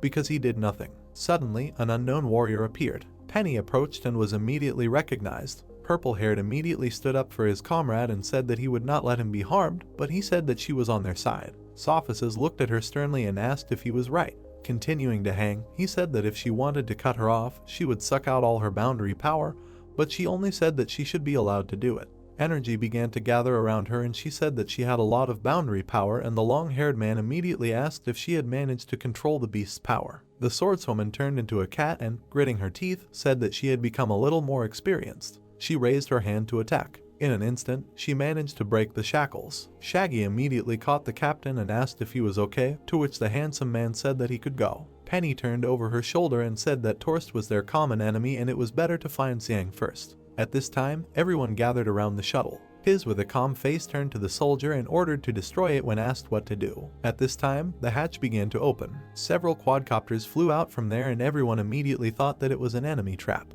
When the drones flew away, everyone immediately noticed it. Yalu looked at it and thought that this was the Demon King's trick again. One of the devices quickly flew over the houses. The drone hovered in the sky and displayed a message that the Demon King Xiang of the Demon God race was calling them and that he was the commander-in-chief of the Alliance army that was responsible for attacking the Empire and asking them not to panic. A crowd of people stood in front of the guards and a man said that he recognized him. He was a student of the forging class and a child, pointing his finger, asked that if this was not the champion of the Empire Cup. The flying machine displayed a hologram in which the hero was visible, who spoke about how his alliance consisted of various races that had been oppressed by the regent and that over the years the empire continued to wage many wars with various nations. He stood in front of the screen, saying that the population of all these nations was in a desperate situation, but in any case, there was no justice in war at all, and there was no peace without war, and he said that even in this case, he did not want civilians to suffer from the clashes. His message was followed by the team, while he asked the citizens of the empire to flee their state and not become accomplices of the leader and said that they would also try to show restraint during the attack. The protagonist frowned and said that he assured them that as soon as the common enemy of all nations was defeated, they would retreat and return the empire to the hands of the civilian population. The community was wary and the bald man asked why they were keeping them here if it was obvious that a war was starting, to which the blue-eyed woman agreed with his words and offered to organize the evacuation of the people. The guard was furious and looked at the people, menacingly asking what they wanted to do and said that this statement was issued by the enemy to undermine the morale of the human army and said that now the empire is in danger. And the leadership gave the order to protect the entire capital from external threats and threatened that none of them will be able to escape from here. The soldiers stood in front of the crowd and said that those who do not follow the order will be killed, to which questions were heard from the crowd about what they were doing, because they are not fighters and why they need to go to the front lines. Vasily was hanging above the ground with the teachers and the girl on the broom said that the guy who addressed the empire is a student of the forging class and noted that he is very kind, since he gave the civilians time to evacuate, to which the director said what it seems, Regent really panicked this time. He furrowed his brows, saying that as part of the empire they had to protect their homeland, but as Xiang said, they had different views on life with the bearded man. Hong stood next to the cook and they were told to lead their students to help evacuate the civilians, which they understood. Dorona looked over her shoulder at the blonde man, who was ordering her to go to the prison to free everyone the Lord had imprisoned, to which she thought that she would soon be the hero who would save Sophices. Vasily addressed the man and Fiona, telling them to organize their students to help the alchemist and the old man and to go to His Majesty and protect him. The red-haired girl followed the headmaster on a broom and asked about why such a fighting unit in her person would be sent to some prison and said that she would go to the front lines to fight alongside him. He looked at the girl who held her fists in front of her and said that if something were to threaten him, she would be able to protect him, to which he asked about his protection and was surprised by the amount of concern in his direction and said that she just wanted to protect Martin. The girl got angry and thought that he could play along with her in front of so many people and said that this was nonsense and she was afraid that he was too old to withstand several blows from Regent. In front of Fiona in the sky was the blue-haired girl and she said that this was the ancestor of Bai. She smiled, saying that as the younger sister of that one, it was a great honor for her to fight side by side with that one today. The girl stretched out her hand forward and asked if she was Emery's teacher and said that he wanted to share something, saying that earlier she broke her student's staff and that this was her best staff and she wanted to give it to the black-haired girl. The redhead held the gift in her hands and the bearded man said that this thing looked powerful. She held it and asked why the ancestor did not give it to her personally and said that she would be very happy. The blue-haired girl looked down and said that she was too optimistic, to which she asked again. Vasily watched as the professors flew off to the indicated tasks and said that they should go forward and praised them, saying that they were the strongest teachers in the empire. Ancestor Bai looked over her shoulder at the director and said that it seemed that he had been waiting for this day for a long time. He looked ahead and said that this was his only chance to improve. The drone hung over the kingdom and the hologram of Xiang said that he ordered the soldiers to wait at the different exits of the empire. A powerful blow occurred. The drone was destroyed and the hero's fading hologram said that after they left the empire, they would immediately organize something for them. The people were scared and the crowd began to ask about why he disappeared and what they should do now. The archer stood on the edge of the wall and said that everyone should start listening to him and said that they needed to let the demon army to their wall. He stretched his hand forward, saying that no one would be allowed into the empire and that no one should go outside without the prince's reason. Martin sat at the monitor and said that they had lost contact with the drone. The hero looked at the team from behind and said that it was time to act, to which they told him that the commander-in-chief only needed to give the order. He looked forward and said that he and Isabella would stay here and the rest would secretly infiltrate the empire and then unite with allies inside and outside. He showed a diagram that depicted the targets and the team, and he said that they would split into 2 teams. The first group would go to free the prisoners from the prison, thus it would be easier to attack from the inside, and the second group would be responsible for finding the little king, hoping to use him to restrain the Lord. Matoso stood next to Isabella and said that the empire was currently under strict precautions and the blessing of the magic circle, and asked how they would be able to get inside, to which the queen said that her husband had long thought about this problem. Flying demons began to descend from the huge ship. The blonde guy looked to the side and asked what it was. Several blows were made on the ground. Something was moving underground towards the walls. Flasks were burning brightly in the laboratory. In the glass box there was a winged creature. Suddenly, 3 of its eyes opened sharply. The next moment, the cage was broken by a blow of wings. Shaggy stepped on the ground and mockingly asked if they thought that it would be able to hold him. He adjusted his hat on his head and said that it was rare to get a chance to get inside the empire, so you need to look around. Darkulo approached one of the flasks and said that it looked sad all the time it spent here. Coming closer, the Hatter offered to let him out. He held out a scythe from the shadows and said that after this he should become obedient.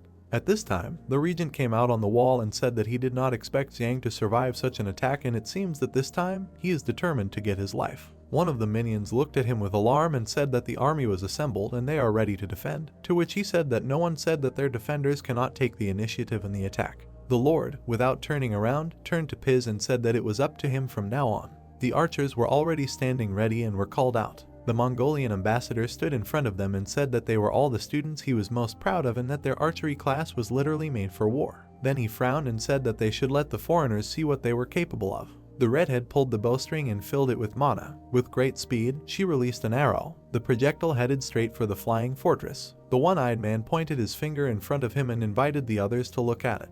A shimmering projectile was flying straight at them. Everyone immediately tried to move away as a hail of arrows flew at them. The flyers immediately began to maneuver, and the riders wondered where so many arrows came from. The Cyclops covered himself with his hands and said with horror that they would not be able to repel them. But suddenly everything turned out to be in order. A protective barrier appeared in front of them. Shaggy stood next to his wife and asked not to act rashly, because since people sent them a generous gift, they should respond. Anti-aircraft systems immediately began to open the floodgates. The lower flaps with tubes fell out from below. Pink-eyed stretched out his hand in front of him and said that otherwise it would be rude of them. A huge number of shells flew out of the flying fortress. Warheads were already approaching the regent. Explosions and flames covered all their walls. The Lord looked sternly ahead and conveyed that the attack was really powerful and the hero was truly talented. Inside the giant wall, many magicians raised magic circles and held the barrier, shouting that the attack from outside was too harsh and they needed to hold on and not let the wall collapse. The silver-haired one tried to hold on and ordered to cheer up. The tired magician was already closing his eyes and said in a languid voice that he no longer understood what was happening and said that he suddenly wanted to sleep. When he fell, everyone immediately called out to him. The magic circle lost one division and everyone was very worried about the threat of disappearance. The head dropped to her knees and suggested that it could be a hypnotizing spell. Suddenly, Ancestor Bai began to slowly approach them and said that she had resisted for a very long time and was apparently the strongest among them. She looked at the enemy with a smile and said that unfortunately there would be no reward or answers for her perseverance. The director appeared above her and said that he was very sorry to destroy the magic circle he had created. He narrowed his eyes and said that without it, the Xiang army would not be able to easily launch an attack on the empire. The dwarf sitting at the control panel turned to the commander-in-chief and said that they had blocked all their attacks. Then the hero looked at him menacingly and ordered all the missiles to be fired and the gate to be blown up. A series of missiles flew out from the flying fortress again. The walls of the castle were no longer surrounded by a barrier. The explosion scattered several people to the sides. The mustachioed man approached the Lord and said that the magic wall had collapsed. Suddenly the regent raised the ring up. He scared his subordinate by telling him to send a regiment of griffins. The archers covered themselves from them in the midst of the explosions and said that their arrows could not cause them any harm. Suddenly their teacher stood on the wall and using magic said to let him destroy their protective wall. A spear of lightning appeared in his hand and he told them to watch carefully because this was the most powerful arrow on their continent. A magic bow appeared in his hand and he said that the power of this arrow was enough to compete with hundreds of spells of the highest rank.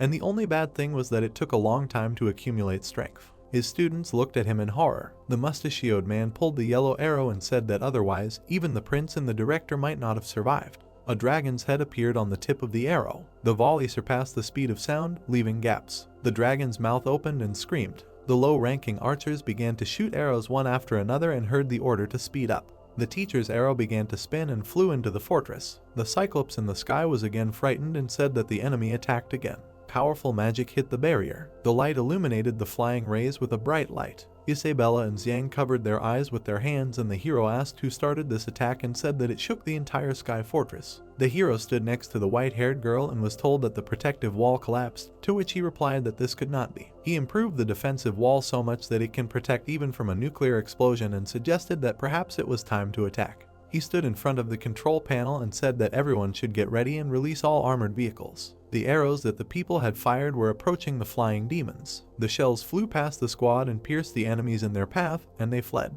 The sky fortress also absorbed the blows and explosions. The protagonist's face changed and ordered everyone to join the fight and said that they should continue the bombardment and noted that they could not stop the missiles. He turned to his wife and asked her to go with her to the battlefield. Isabella looked at him with a smile and agreed. Their hands touched each other. The defensive wall suffered explosions. The citizens fled, screaming about escape and that the enemies were already nearby. A huge boulder was flying at the people. Tentacles appeared from the ground, which stopped the boulder and saved the people who were perplexed. The teachers landed on the boulder and announced the beginning of the war. Hong spread his arms and asked them to just run and save their lives. The guards stood in the way of the people, ordering them to stay put and saying that those who ran would be considered traitors, and another asked about where this old woman came from who dared to disturb the hearts and minds of the people and ordered the ringleaders to come down and fight. The teacher looked upset and said that it seemed that he really did not have much authority in the empire, to which the student told him to let him decide. The huge plant held the soldiers, and those who were on the stone ordered the people to run and save their lives, promising to help them. Dorona and the girl in the hat moved along the deserted street. They were approaching the entrance to the prison, in front of which stood guards. The mustachioed man extended his sword forward and ordered them to stop and not come closer, saying that this was an imperial prison which belonged to the forbidden area. The dark-haired girl's hand shone with a bright light and she said that it was an obstacle, to which the red-haired girl said that then let it disappear. The girl, swinging her sword, jumped on the guard. A drill emerged from under the soldiers' feet, knocking them off their feet. The partners froze and one of them asked what it was, to which the other said that she did not know and suggested that it was another invention of Xiang. From the cabin of the drilling rig, conversations were heard about how he asked Moto to go further and now they were only at the door, to which he apologized and said that he had made a mistake. Aishi looked questioningly at the machine and remembered a familiar voice. Martin's head appeared from the mechanism, saying that wasn't that Dorona with a girl in a hat. His partners were standing behind him and he was asking about how they were going to join the operation to free him from prison. The black-haired girl looked ahead, saying that it was a coincidence, because they also came here to free the prisoners, and then she noticed the girl on the broom missing. The red-haired girl hung on the bald man's neck and said that she was very happy to see him again. She looked at him with tears in her eyes and asked where he had been and said that he had not sent anyone to send her a message. The teacher closed his eyes and said that he was sorry that he had brought so much inconvenience to his best friend and asked her not to worry because he was doing well. Matoso closed his eyes and asked that maybe they would stop flirting and said that they still needed to hurry to save Sophices, to which Dorona asked who he was and assumed that he was a half-human. He looked at her and introduced himself, saying that judging by her stance, she was a swordswoman, to which she confirmed his words. The black-haired girl looked away and said that his swordplay must be at a high level, to which he asked her if she wanted to fight.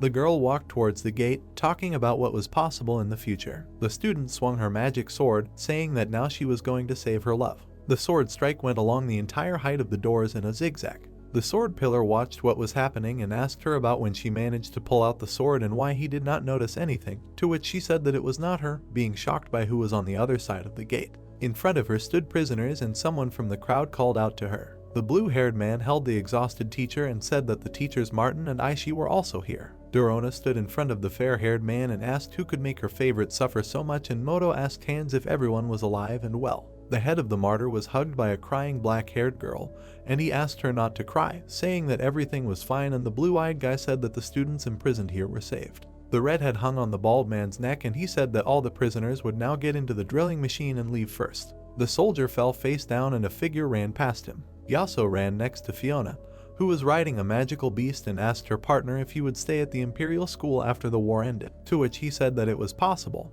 because Vasily promised him that he would continue to accept his challenges when everything was over. Dark magic began to envelop the beast and the rider, and she asked what happened at her call. The bearded man looked towards the creature and asked why it stopped. The redhead looked ahead and asked if he didn't feel it and said that a powerful force was spreading ahead. Red light was pouring out of the half-open gates and dark, powerful energy was coming out of there. Yaso looked at the doors and said that it was powerful and majestic, maybe it was the most powerful creature from the legends. The drilling machine was breaking through the soil, twisting pieces of earth in the direction of the mechanism's rotation. The machine stopped on the surface and the girl with ears asked about where they were and why it was so dark. To which Bart said that he had searched all the other places, this was a forbidden part of the palace, if the king was not here, then he most likely escaped. The girl folded her hands in front of herself and said that maybe the little king had really been transferred and offered to return, to which the son of the king of the gnomes agreed. As the vehicle moved forward, questions could be heard in the cabin about why the vehicle was shaking, whether it could be an earthquake, and whether the commander-in-chief's attack had spread to the palace. The vehicle passed falling boulders and someone in the cabin shouted that it looked more like everything was about to collapse. Something alive was visible on the surveillance camera screen and a crew member asked if they could see it. The creature's huge tail was digging a path in the ground and its actions were causing huge chunks of rock to fall. A column of dust quickly rose in the city. A huge object fell in front of Yaso and Fiona and the bearded man said that the palace was collapsing and that it was time for them to leave. Martin looked ahead and asked what the vibration was and Aishi, hanging on his neck, said that she had a bad feeling about this. Dorona, holding sophices, called out to the teachers and asked them not to stand there and leave. The couple watched as the forging teacher and the redhead left the building and his partner said that they would first leave the city while she and Martin went to see what was going on. To which the dark-haired one said that they would first find Xiang.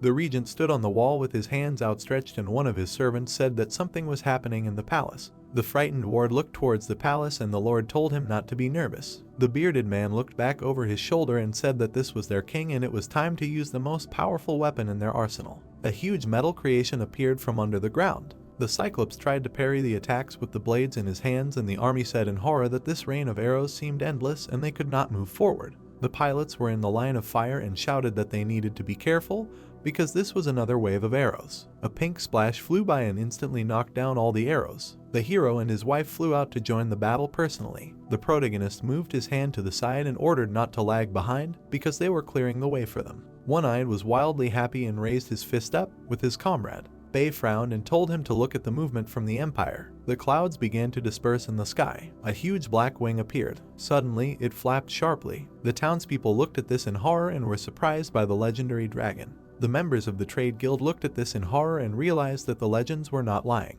The Hatter, sitting on Martin's back, mentioned that he was simply huge and wondered if Xiang was going to fight him. On the roof, there was a rider under the shadow of a tail. She looked ahead in horror and thought that this was the Empire's last trump card. The majestic lizard immediately flew up in all its glory. On its forehead was a small figure. The king was inside. A small bird was flying under the tail of the legendary creature. The slime sitting on the bird's back demanded that they not stop, because it wanted to take a closer look at this giant lizard. The hero looked at this and said that no matter what it was, together they could defeat it. Together with his wife, he immediately headed forward. The lizard cast a languid look at them. After opening its mouth, a purple sphere appeared. The dragon began to gather dark energy. He released a monstrous volley right in front of him. Half of the city was blown apart. The soldiers began to burn alive from the furious flames. The dark beam was able to take many lives. The volley began to rise higher and higher. The regent used the magic of the golden divine region. The shield protected them from the volley. The protagonist and Isabella looked at the huge amount of energy that the lizard was releasing.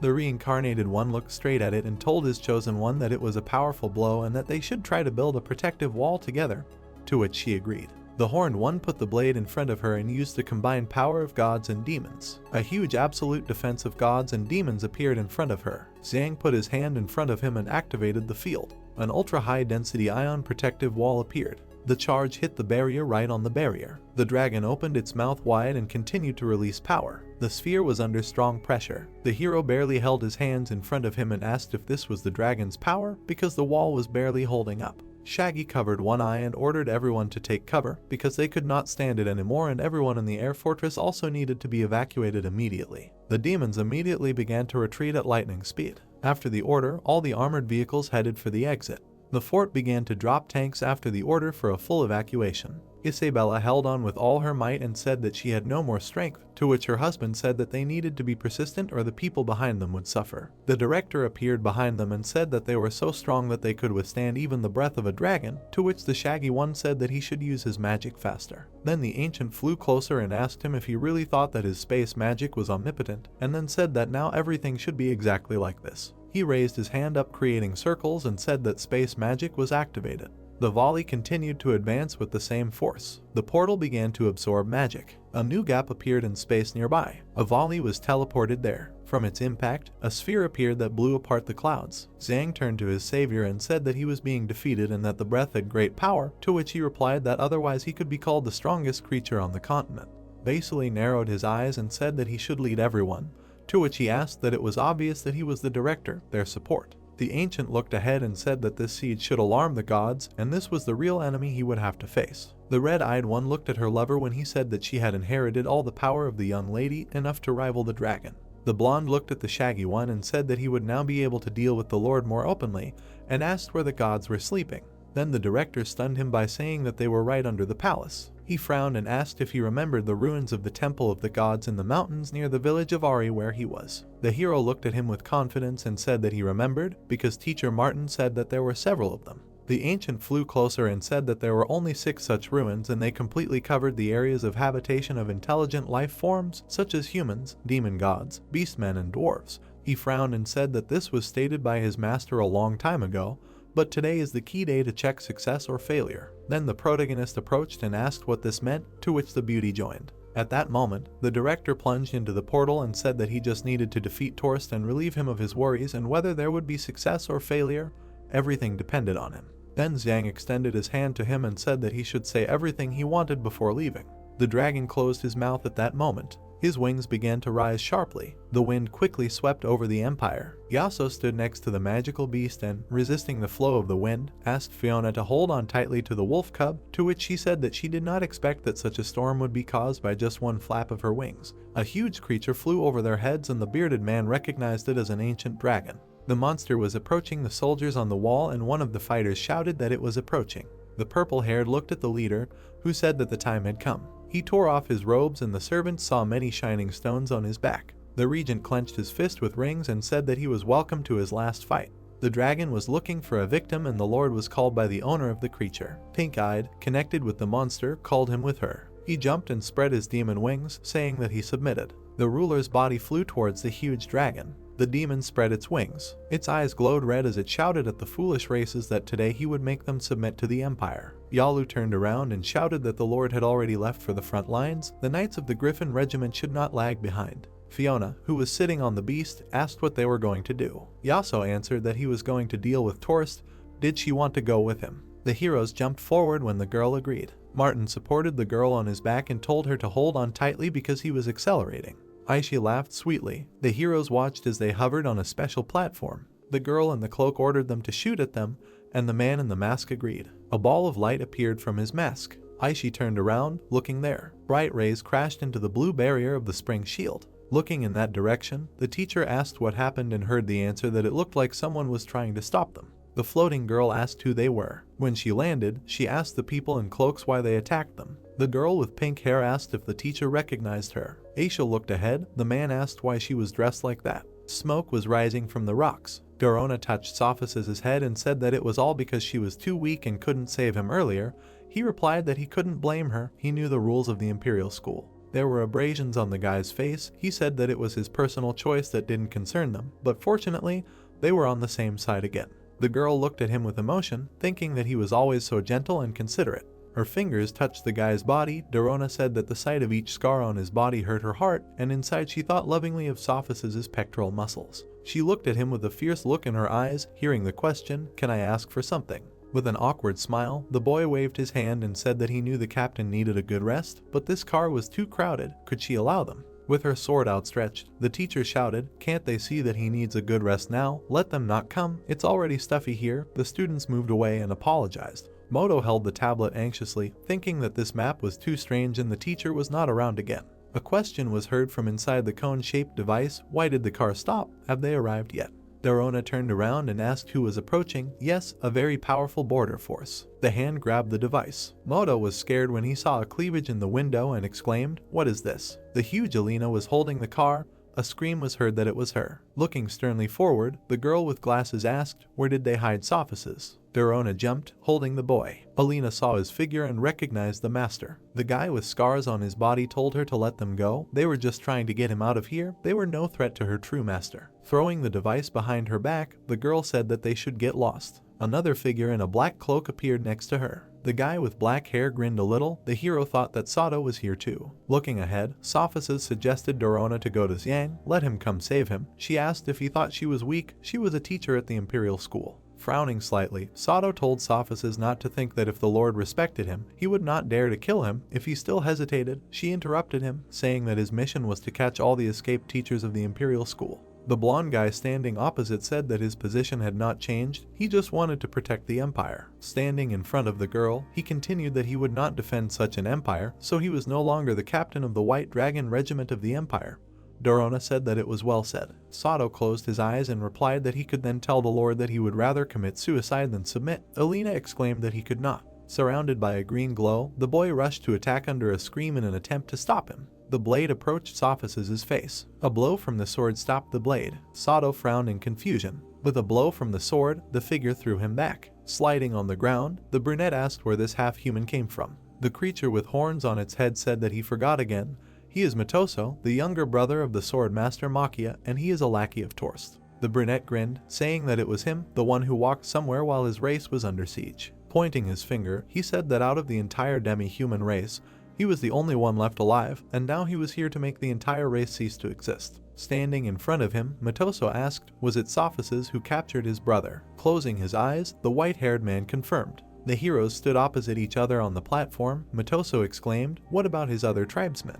The boy laughed, saying that he did not understand the words of humans. With a predatory smile, he exclaimed that he was the only one left of his kind on this continent. There were no other demi-humans besides him. They were all sacrificed to the gods by the Lord. The demi-human remained silent, and then quickly approached the brunette. With tears in his eyes, he swung his sword and exclaimed that he would avenge his race. Sato blocked his blow with his sword and exclaimed for him to try. The girl with glasses called out to him. Dorona, standing behind, told the maid that they were alone. She continued, "What do you think? She won't let them go so easily." The girl smiled at Sophices, who was trying to interrupt her, and told him to just stay away. It's a woman's business, and thought to herself that she was furious every time she saw this demoness clinging to Sophices. Looking forward, Alina told her not to think that if she was a teacher at the Imperial School. However, she didn't have time to finish because she had to jump away from a bright beam. Resolutely opening her mouth, she exclaimed not to be underestimated. Holding the sword, Dorona asked, is she trying to say that she is also good at fighting? The girl in glasses glanced sideways at the burning sword.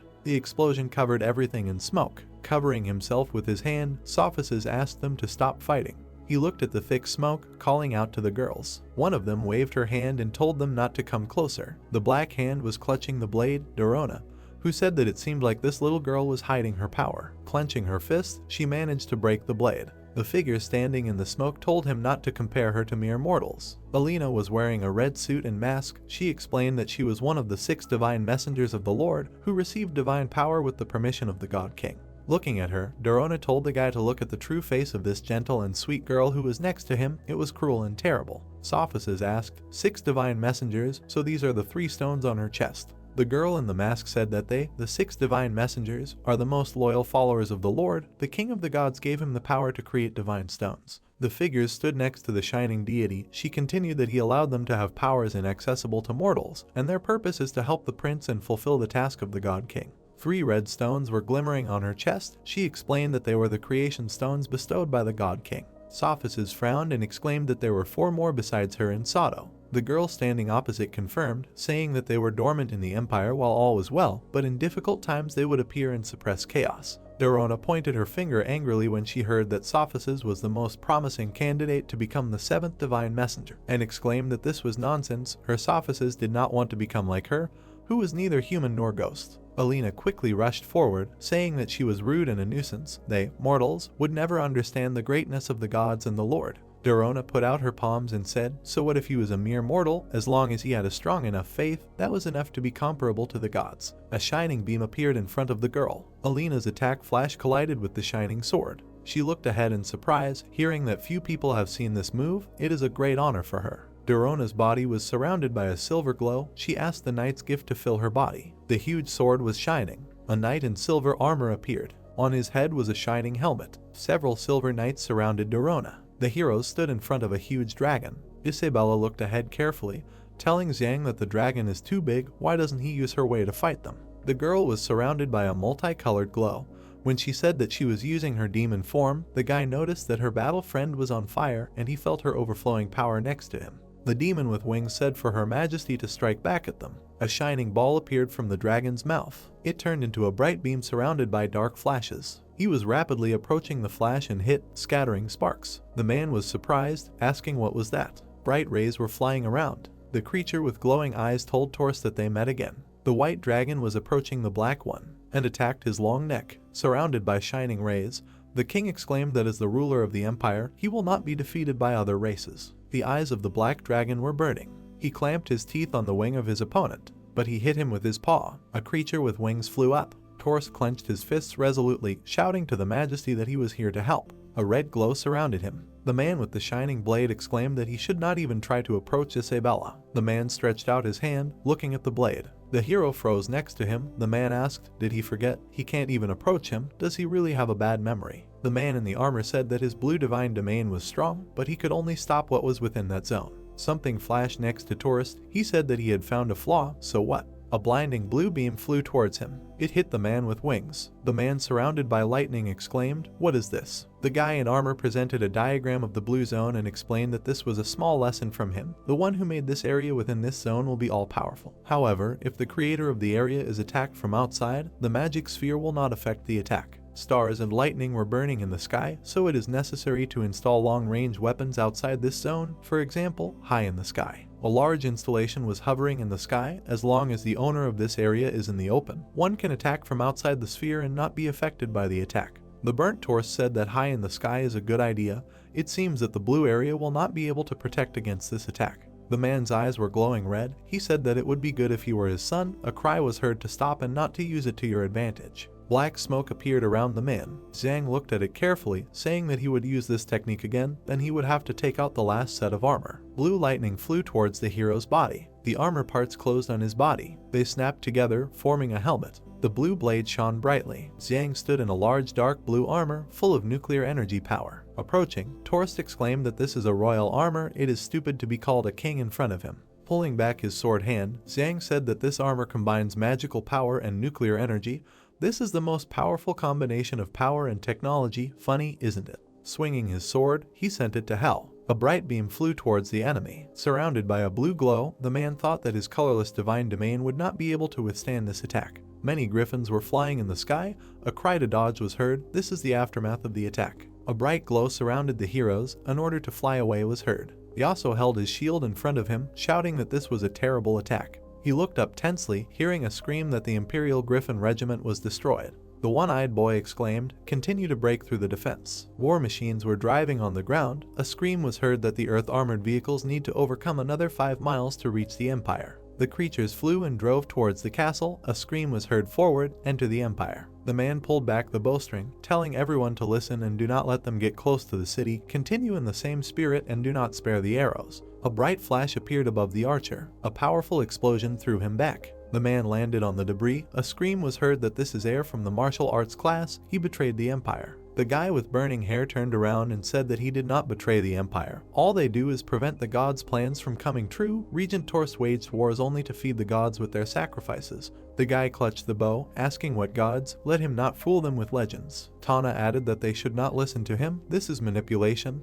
He is undoubtedly a traitor to the Empire. Releasing several arrows, the man said that this is true and ordered to take it. Bright rays crashed into the green shield. The girl stretched out her palm, protecting air with a green ball. A scream was heard that this is a student of the pastor class. Emery created a defense and shouted at the guy to hit with all his might. She will protect him. Rushing to the attack, he agreed. The teacher held the bow in front of him, saying that although he is not comfortable with close combat, the damage he will inflict on him will be greater. His foot was stuck in an orange liquid. He looked at it in surprise and asked what it was. Nanai behind him replied that it was the most delicious and sticky syrup. He jumped up with glowing hands, saying that as long as he was immobilized, the army's losses would be reduced. Tana sent bright beams forward, ordering everyone to protect the teacher. Yellow projectiles flew towards the guy. However, they crashed into the shield he created. Surrounded by bright lightning, Nanai thought it was an arrow with lightning magic. Air, with burning hands, exclaimed, calling out to him. The man looked at him resolutely, saying that he had better take care of himself. The arrow was only half charged.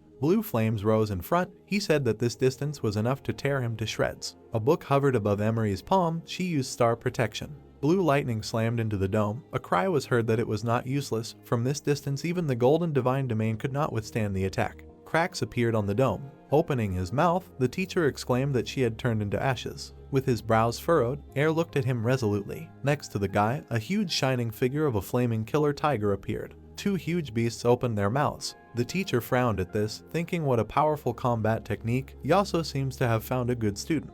A powerful explosion was heard on the wall. The girl sat on the flying ray and called out to Air. Tana clung to the bow and called out to the teacher. In front of Nanai was a bright shining frying pan. He thought how hot it was. If not for these iron pans, he would have already been boiled. The guy in armor looked forward, noticing something. There was a huge hole in the wall. He said that the giant wall had practically melted. The man was sitting in the smoke. A bright lightning was approaching him. Words were heard asking him to stop. Air with flaming hands said that although he did not know the whole truth, he knew one thing for sure: each of them must create their own destiny and not be under the power of others. The man looked at him calmly, saying that he was able to defeat him, that this meant that he already had the level of an imperial teacher. There was a red stone on his chest. He said that he had decided to be unconditional with the prince, so he was ready to die. The guy standing opposite with flaming hands said that he did not want any more victims. They were actually doing this for the good of the empire, just differently. The enemy's body was surrounded by a red glow. He said that this was the last thing he could do for the prince. The girl waved her hand, calling out to the teacher. An arrow flew up. He apologized to the students. Many red arrows flew out of the flash. The heroes stood in the smoke, asking what it was. They urgently needed to find shelter. It was the teacher's arrow rain. Emery, holding a book, told them not to worry. She would stop this attack. One of the arrows was flying towards her from behind, and they called out to her, urging them to be careful. Fiona's body shone brightly. Many flashes appeared in the sky. The red rays collided with the golden barrier. A cry was heard that the golden stars blocked the arrow rain. The girl with the book happily called out to Fiona, the teacher. The girl had wings like a butterfly on her back. She heard that it was really dangerous. If they didn't have time, she would have been hurt. Fiona, hovering nearby, answered Air that most of the students had gone to evacuate people. They should help them. The guy with burning hands asked if she knew where teacher Yaso was heading, and she replied that he had hurried to deal with tourists, and she was going there too. Looking forward, the girl said that she was afraid that the war would spill over into the entire empire, so the people's safety was entirely up to them. The students were very upset. One of them said that the teacher was gone. What should they do? The guy with flaming hair asked what they were looking at. Even if they were on different sides, they were still students of the same school. The guy's hair was burning. He added that they should go with them, protect the people. Sending them to the front lines was wrong and inhumane. War had nothing to do with it. The girl looked at him in surprise, and then, without turning around, she told her comrades that he was right. They should protect innocent people first. The embarrassed Emery covered her mouth with her hand, thinking that Air was becoming more and more mature. He was so manly and charming. A paw flashed past the black dragon's muzzle. The teeth closed on it. The armored tail moved. The dragon struck the enemy with its tail. Green flames burst out of the light dragon's mouth. It flew forward as a bright flash of color. The king gritted his teeth and exclaimed that his dragon would not lose. The black dragon's eye was glowing red. A beam of purple flame flew forward. The bright flame collided with the body of the light dragon. Zhang in armor watched it tensely, calling out to Isabella. Tourist approached him, raising his fist, and asked, "Dare to be distracted in the battle with this king?" A bright flash appeared between the opponents. Clenching his fist engulfed in red fire, he said that the answer was worthy, but it was in his colorless realm. There were many flashes around the man. He said that he was invincible. The flashes crashed into the dome around the guy. Resolutely looking forward, Zhang in armor thought, "What a rage, so that's why he is impossible to approach. He will do it again." The man noticed the beam behind him. He put out his hand, defending himself from the lightning. The hero approached him with a sword, thinking that this was the vulnerable point. The guy in armor noticed the glow. A bright beam of his attack flashed very close. Looking with glowing eyes, Xiang thought that even if he added a buff, there would still be space magic, the same strength as the main one. Torse behind him raised his hands behind his head, shouting, would he give him time to think? A bright attack beam flew forward. Sending red flashes forward, the man exclaimed that he would not give him a second. Xiang looked at the red balls approaching him. A shining shield appeared around him. Purple light struck the dragon's body. Looking forward, Isabella in the form of a light dragon thought that her husband was in a very dangerous situation. She must end this battle as soon as possible. The black dragon continued to release purple fire at her. The young king laughed, saying that the demon queen was destroyed by his dragon's breath. However, a girl with a sword immediately appeared next to him, and he was surprised. Swinging her sword, Isabella said that the king of the human race had long lost his royal dignity. Looking forward furiously, she asked to let him put an end to all the evil in the empire. The sword collided with the dome. Alina's attack was intercepted by one of the blue knights. She looked at the second one approaching from behind. She raised her leg, swinging it to strike. Another huge knight raised his axe above her. Looking back, the girl thought that this was not good. The impact raised the ground. Covering himself with his hand, Sophices called out to Alina. The fist hit the knight in the jaw. A stone on the girl's chest lit up. One of the red stones glowed with fragments. The fist hit the blue knight. The others were covered by the shadow of a huge palm. And then the huge hand slammed the knights into the ground. Alina increased in size, looking down, and said that more. In the form of a giant, standing in the square, she told Dorona to use everything. Sophices, standing next to her, told her to stop it. Looking up, he continued that he only now thought of one thing. Alina opened her mouth in surprise and asked again when she heard the proposal to start all over again.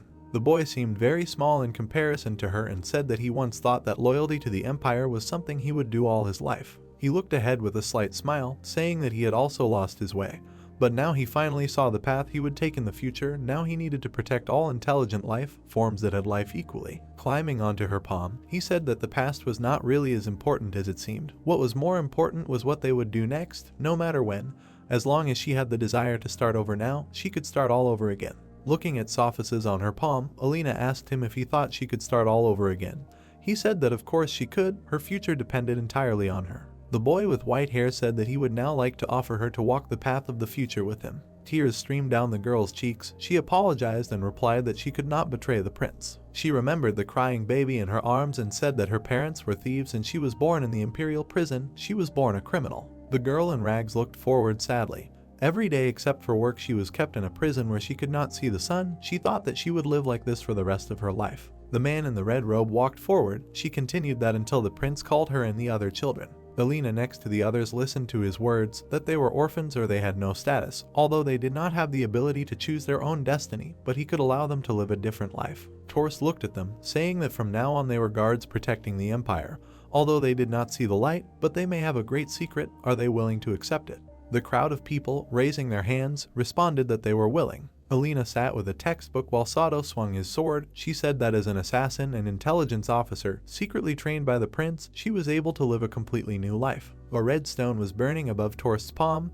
The prince also showed them the creation stone. The man stood in front of the kneeling people and said that they were all the most loyal dark guardians of the empire, and now was the time for her to increase her fighting power. The red crystal was surrounded by a glow. The man said that although the creation stone had great power, not everyone could withstand it. This time the decision was in their hands. Standing in front of the people, Torst said that he did not want to force them, because those who were ready would have to endure the pain that ordinary people could not withstand. Sato smiled next to Alina. They heard that they must be loyal to the empire and die without regret. The boy stood surrounded by red lightning.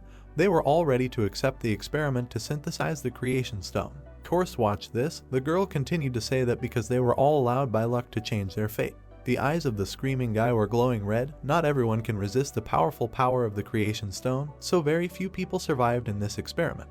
The bodies were covered with cloth. They made great sacrifices, but no one complained. Alina was surrounded by red lightning.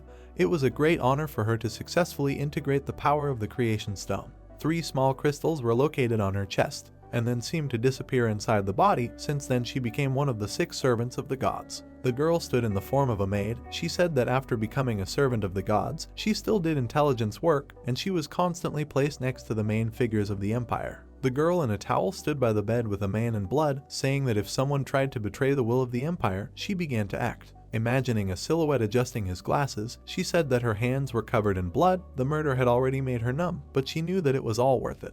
The man pointed at Sophices and said that this was her new master, the commander of the White Dragon Regiment. Alina, in her maid uniform, bowed and said that from today on, she would be responsible for the master's meals and daily life. He extended his hand to her and introduced himself as Sophices. He looked at her attentively with his outstretched palm and asked what her name was. The girl in glasses replied that her name was Alina. They shook hands, and words were heard that he would take care of her in the future. The girl cried while Sophices said that she had done too many stupid things for the sake of the empire. Did she want to continue killing endlessly to pay for the service? Standing on her huge palm, the guy said that perhaps his father decided to commit suicide because he lost his faith, but they, the living, still had the opportunity to choose other paths. There was blood at the corner of the guy's lips. He said that she should use the future to pay for the sins of the past. Now it was not too late. Closing her eyes, the girl replied that she really could not. She turned around, hearing the words that since she was so obsessed, there was nothing to say. Many knights and Pegasi were floating in the air. The armored figures glowed blue. Dorona, sitting on a Pegasus, said that since she chose a path different from Sophices, she should put him in his place. They will not talk to her anymore. Resolutely looking forward, the girl with white hair said that Sophices had already convinced her with good words. If she did not know how to cherish it, she should wait to regret it. The guy standing on the palm of her hand shouted at her that he did not want to see them quarrel with each other. Alina looked at him and said that Dorona was right. Since she chose this path, she should let him go. With her mouth slightly open, she said that this should be the last time she kissed him. Kissing the guy's head, Alina said that she fell in love with him and put Sophices on the ground. Tears were streaming down his cheeks as he bid her farewell. Looking forward with determination, the girl ordered to approach. Dorona on the Pegasus raised her sword, shouting for the entire army to follow her orders. She extended her sword forward, as did the other knights. The huge Alina crouched, and with a sharp movement, she jumped up. She approached, clenching her fists. Many knights flying towards her seemed like small sparks. A blinding light appeared in the air. Aishi looked at the light in the sky. Standing next to Martin, she heard that the battle there was quite fierce, and replied that she did not know who was fighting. Aisha stood next to them and said that being in front of them, they could still be distracted and focus on other things. With a sweet smile, the girl asked, "Are they underestimating them?" Looking forward with determination, the blonde in the hat said that they couldn't blame them. They had been hiding around her for so long that she still couldn't believe that she still treated them as disciples. Standing in front of the cloaked men, Aishi said that after hearing what they had just said about the 6 servants of the gods, she still had a question. Since Torst had so many strong people under his command, why was he still timid? Looking forward with determination, Aisha said that it was because she still didn't understand the terror of the God King. The prince had controlled the population just to keep him from waking up. She presented a map and explained that there were 6 temples left on this continent by the Protoss, and the locations of each temple covered the spectrum of intelligent life forms on the continent.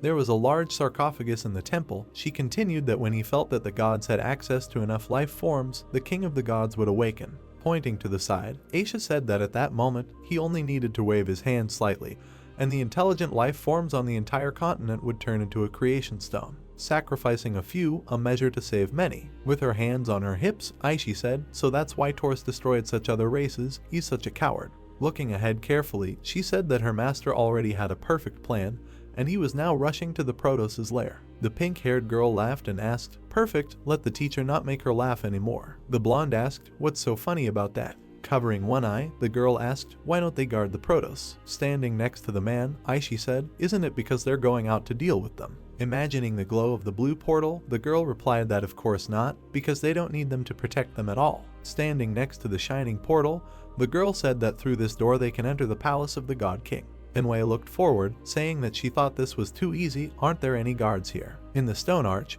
there was a bright swirl of the portal. Words were heard that this has always been a forbidden area for the royal family, and Torst obtained this place through the creation stone, but both of them have never entered inside. Stepping forward, Vasily said that now that Xiang is holding him, if they encounter any difficulties, they can only watch what happens. Suddenly, someone's silhouette appeared in the portal. The blonde said that someone came out. It seems like they started the mechanism. Enwei, who was standing behind, began to say in surprise, "Isn't it?" Looking at the long-haired brunette, she continued, "Ivica." Vasily's eyes glowed green. He said that it made him very angry. The girl took a step. Looking forward, Aisha asked the teacher to obediently stay here and not go anywhere. Aishi looked forward resolutely, saying that 3 against 1, she was really flattered. Walking next to the 2 monsters, the pink-haired one confirmed, saying that she was the strongest teacher in the empire. How could they be careless? Words were heard that Martin had received the opportunity to get out of here. She was afraid that she might accidentally hit him. Clenching his fist, the man replied that he could not leave his best friend behind. Aishi closed her eyes in annoyance, saying that she had said this many times. A bright beam flew forward along with a scream that she was not his best friend. Several green whirlwinds flew towards the opponents. Aisha waved her hand. The whirlwinds collided with an ice barrier. Looking forward resolutely, Aishi said that this was ice magic. She also has a little. Spikes of ice flew forward. They crashed into a triangular high barrier. The girl with pink hair put her hand forward. Looking to the side, she called out to the iron spider, and he said that he understood. Several magic seals appeared above the blonde's head. Sharp ice flows flew out of them. Looking at this, Martin said that this was super high-level magic. It was simply breathtaking. When the smoke cleared, he made a surprised sound. The metal tool touched the ground. Holding it on his hand, the mustachioed man said that it was too easy to find. He pulled the spider out of the ground, ordering it to come out. Looking at him, Aishi said that this was a good job, let him just kill it. The masked man with the body of a spider looked forward, saying that he was caught first. Sharp pincers rushed forward. They pierced Martin's body. Jumping into a hole in the ground, the spider called him with it. He dragged the bald man with it. Turning around, Aishi called out to him in fear. The vines had wrapped around the girl's leg. Gritting her teeth tensely, she wondered what was that. The black vines were holding the blonde's arms and legs. The blonde, who was being held by the branches, said that she couldn't use her power at all. Standing below, Aisha told him not to waste his time. She stood next to the wooden monster, saying that Akoda's wood magic produced wood waste. It was the hardest material on the continent. She had never seen anyone who could escape from its shackles. Resolutely looking forward, Aishi replied that it was wood waste, which reminded her of that boy, Xiang. Looking forward tensely, the pink-haired girl heard that he was the smartest person she had ever met, but it was a pity that her disciple Renz had been defeated by him before he had fully learned her magic. A symbol shone on the girl's forehead. She said that she was not Renz. She would release all her magic power to deal with her. Aisha created a magic seal, shouting that this was bad. Her power suddenly increased. Huge ice floes appeared next to the cross. They quickly moved towards each other. The blonde's laughter was heard from the ice. Stretching out her hand, Aisha said that she was a magic teacher in the Empire. If it were not for the secret mission, she would not be worthy of becoming her teacher. Cracks appeared on the ice floe. A blinding radiance burst out of the ice. A cry was heard that it cracked. What happened? A bright flash illuminated the ice floe. Aisha shouted that this was impossible, his wood waste, plus her boundary magic. The heroes covered their faces with their hands. Words were heard that there was a secret joke about this, about the Imperial College. She should tell them. The girl with black wings on her back said that there was a teacher rotation in all the classes of the college, except for. The hat flew up, surrounded by a glow. Aishi continued that the teachers of the magic class, hers. She caught the hat, saying that for more than 100 years, it has never changed. Aishi, in a beautiful suit with a staff, put on the hat, saying that she had not fought seriously for a long time. Akoda extended his hand forward, and Aisha angrily exclaimed that this old woman, who was more than 100 years old, was pretending all the time. Roots shot up around the girl. Akoda attacked her, flying from above. Aishi, with glowing eyes, put out her staff, asking how she talked to her teacher. A blinding huge flash appeared. Akoda flew forward, holding a spike. Powerful waves of energy spread throughout the city. Sophus's hair fluttered. Dorona carried a normal-sized Alina in her arms. Approaching the guy, she said that she thought she loved him. There were bloodstains on the girl's face. Her friend said that until the very end she was still saying his name. Standing in front of him, Sophus said that he wanted to take her away from here with him. There was smoke behind the girl. She called him to go. Dorona turned around. Hearing the question of where they wanted to go, the Empire was their home. Sato held the enemy on a chain and smiled widely. Looking at him determinedly, the white-haired girl asked what he did to him. The brunette threw the half-human forward, saying that since she needed such trash, he would return him to her. Dorona ran to him, saying that he was Makia's younger brother. How come this guy wasn't hurt at all? Matoso, with his eyes closed, replied that he had no chance to use sword techniques. He sucked out all his strength. His older brother could be defeated this way. There was a bright green glow around Sato, and words were heard that he was a magical swordsman who could absorb the power of others. The white-haired girl stood in front of Sato and was told that during the battle with him, she should not touch his chains, which she understood. The girl called the souls of the knights who stood behind her. They rushed into battle and someone said that it was really powerful. She rushed after the creatures and was not going to stand on ceremony any longer. The fighter swung his magic and said that she had just finished the fight with Alina, but she could still use such a summoning and said that it was really good. The chain approached the spirit and the black-haired man said that her knights were just food and nothing more for him. The creature was divided into 2 parts without much effort. The girl watched as the soul was pulled into the chain and thought that it really absorbed souls. She looked askance and thought that it seemed that it was no longer possible to deal with the moves formed by extreme forces. Her heavenly fighters were defeated by the blows of the chain. In 3 blows, the girl destroyed the murder weapon into pieces. The blonde was next to Sato and he said that he did not pay attention to how she approached him. Her sword rushed at the enemy. The opponent easily dodged the threat and said that her weapon was too slow. His eyes shone with a green light and he shouted that there were many shortcomings here. The blow cut off the hand that held the chain. Matoso winked and happily said that this was great. The enemy smiled widely, leaning down and asked that this was not a hand and said that this could really make him so excited. Something began to move under his cloak and he said that then his hands would grow. The black-haired man tore his robe and said that he would look at her like that and asked how many times she could cut them off. The blonde looked at him and asked what kind of monster he was. He smiled widely and said that he was not a monster, he just used his power better than her. He stood with his arms grown and said that those he defeated could also use their power and said that he was very strong now. The girl rushed at him with a sword and shouted at him not to talk too much. She hit him and said that she was not like his previous opponents. A column of dust rose above the city. A drilling machine was making its way underground. Xiang stood above Moto, asking if he knew the direction. Han said that he was going in the wrong direction and that it should be on the other side. To which the guy with glasses said that he had a bad sense of direction, and they still let him drive the car. He noticed the teacher's face on the windshield and he shouted that it was Martin. The bald man's body was carried away by mechanical tentacles and the guy asked why the teacher left again. The blue-haired man looked ahead and said that something had dragged the mustachioed man away and asked the driver to find a way to return the teacher, to which he asked to look at him. Mechanical clamps rushed into the hole from above. The professor examined the metal hands and did not understand what it was. The mechanism moved upward and Moto said that they should already be outside the city and suggested that everyone get out. The drill broke out of the ground at speed. Everyone in the cabin was scared and the hero asked him to move slower and asked everyone to hold on. The car slowed down and stopped on the road. A city was shown in front of the creation. The protagonist stood next to a confused guy and said that he almost died in a car accident, to which the interlocutor replied that at least they were safe now. They looked at the soldiers in front of them and the guy in glasses asked how they could be here, soldiers of the Empire, to which the protagonist said that maybe they never left the Empire at all. A huge army surrounded the mechanism and someone shouted that these were enemies who had infiltrated the territory. Mick looked ahead with a grin and said that it seemed that a fierce battle could not be avoided. Someone called out to his partner and, turning his head, Moto saw the teacher. Martin was holding a mechanism that looked like a spider and he was talking about them running away because there were insidious enemies here. The green-haired man jumped off the transport and said that the bald one was in danger. How could the students just leave? He looked ahead and said that he should be allowed to be the leader of the forging class. Martin was held in his paws and he shouted that his student should not be a fool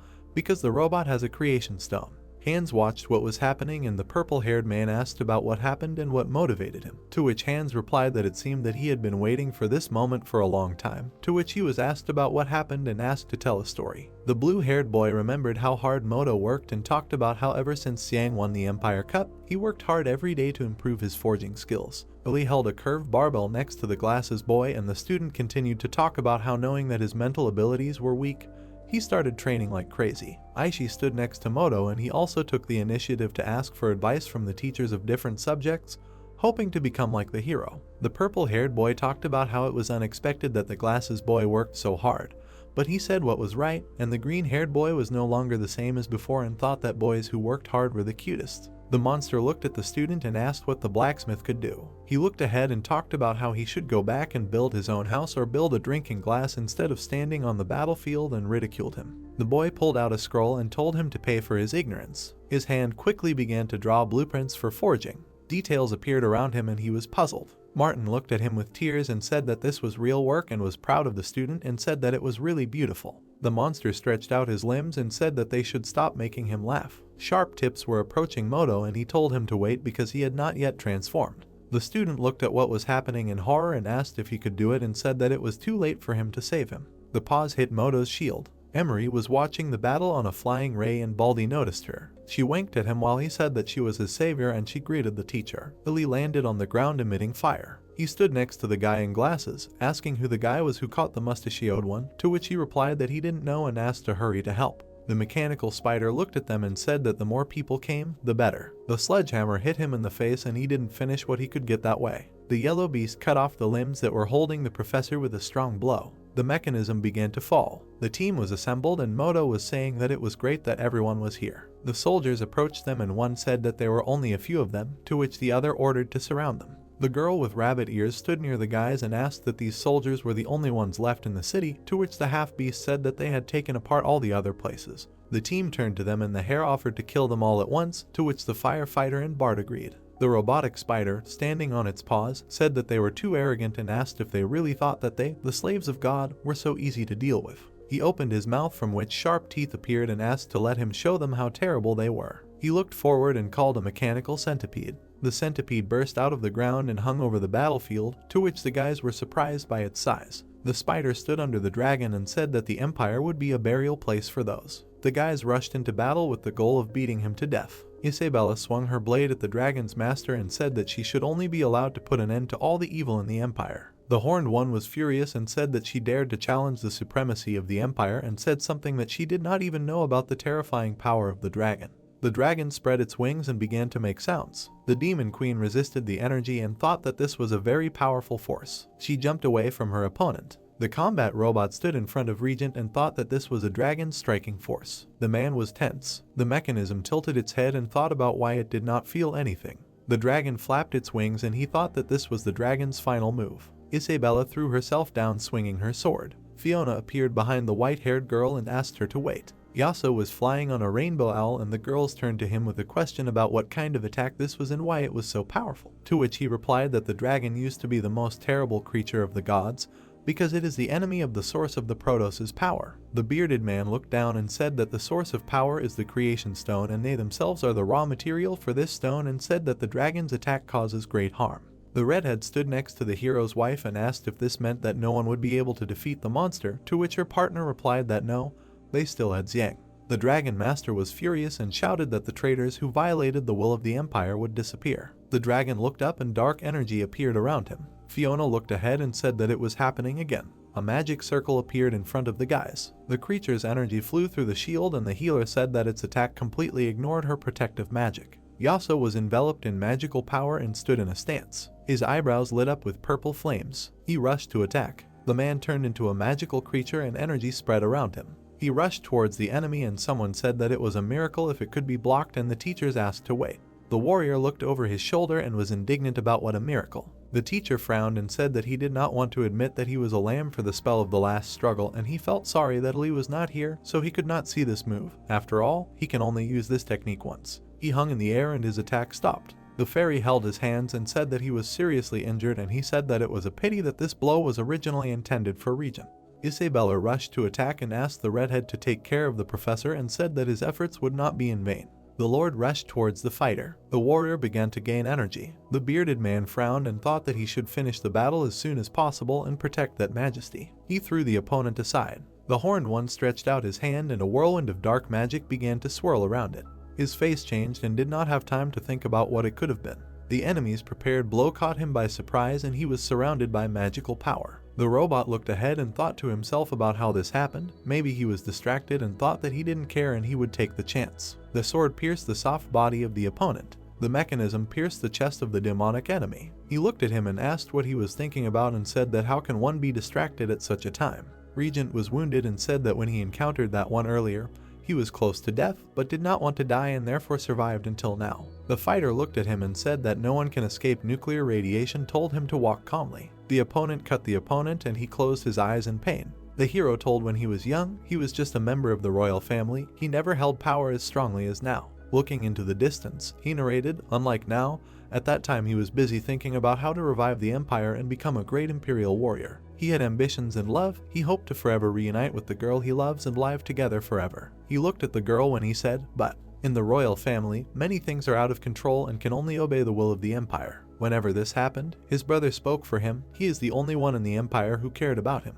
At the persuasion of his brother, his father chose to compromise. At that moment he was very happy, until his father poisoned her. The boy opened his mouth wide and shouted, Why did he do this? All this clearly has nothing to do with her and he is obviously his son. How can he? The king frowned and replied, Rebel, since he is his own son, from the moment he was born, he was destined to act according to the will of the empire. The prince fell to his knees when the hero added, Political marriage is also for the empire, it is impossible to refuse. From that moment on, he truly understood what the will of the empire is. In the royal family, everything personal must give way to him. After his father's death, he helped his brother rule the empire, making it stronger. But in the war between the human race and the demon race, his brother was killed in battle.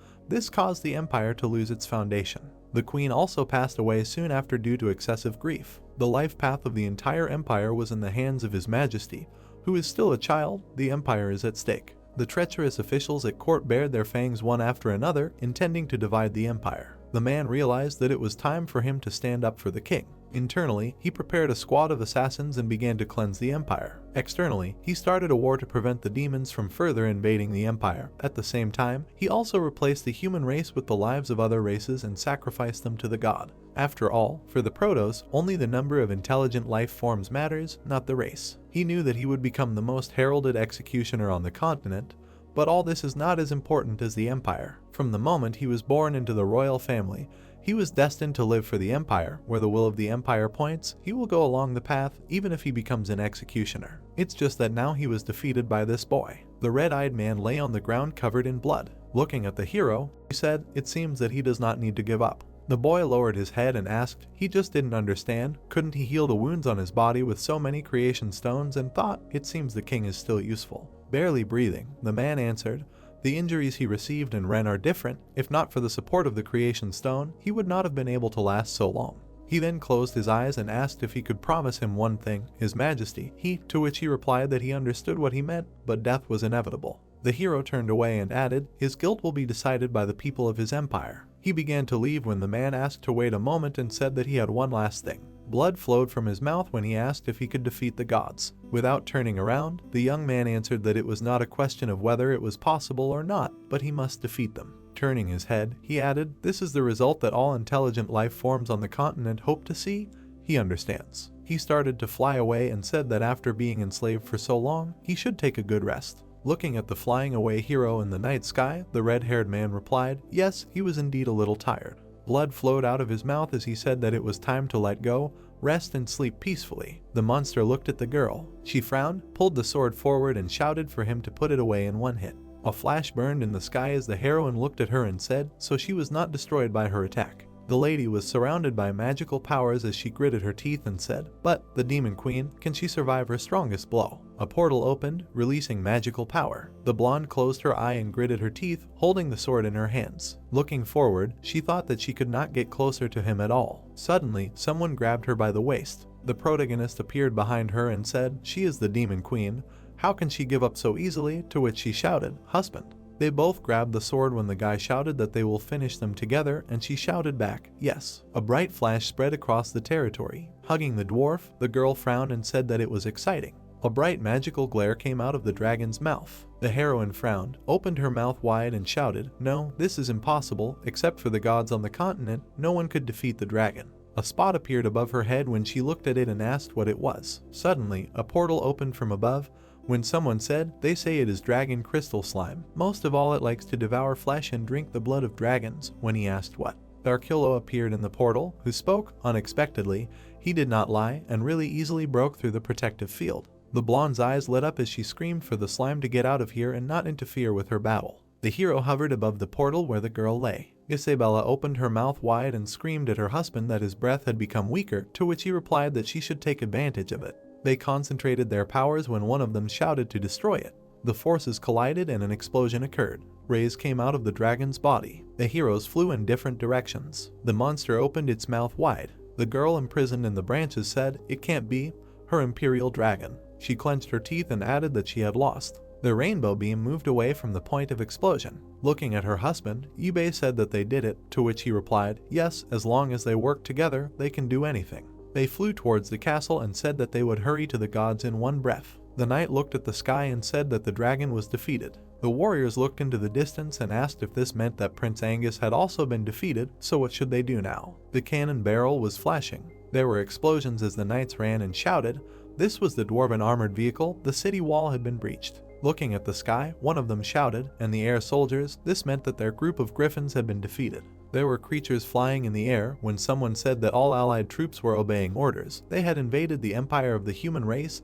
Let them try not to harm civilians when interacting with the imperial troops. Looking at the tanks, the brunette said to try to capture all the imperial soldiers alive. The hero raised his head and asked, it seemed that the war was ending here already. The man looked into the distance and said that he still felt unpleasant looking at the army of demons flying in the sky of the empire, when the boy told the teacher that everything would be fine.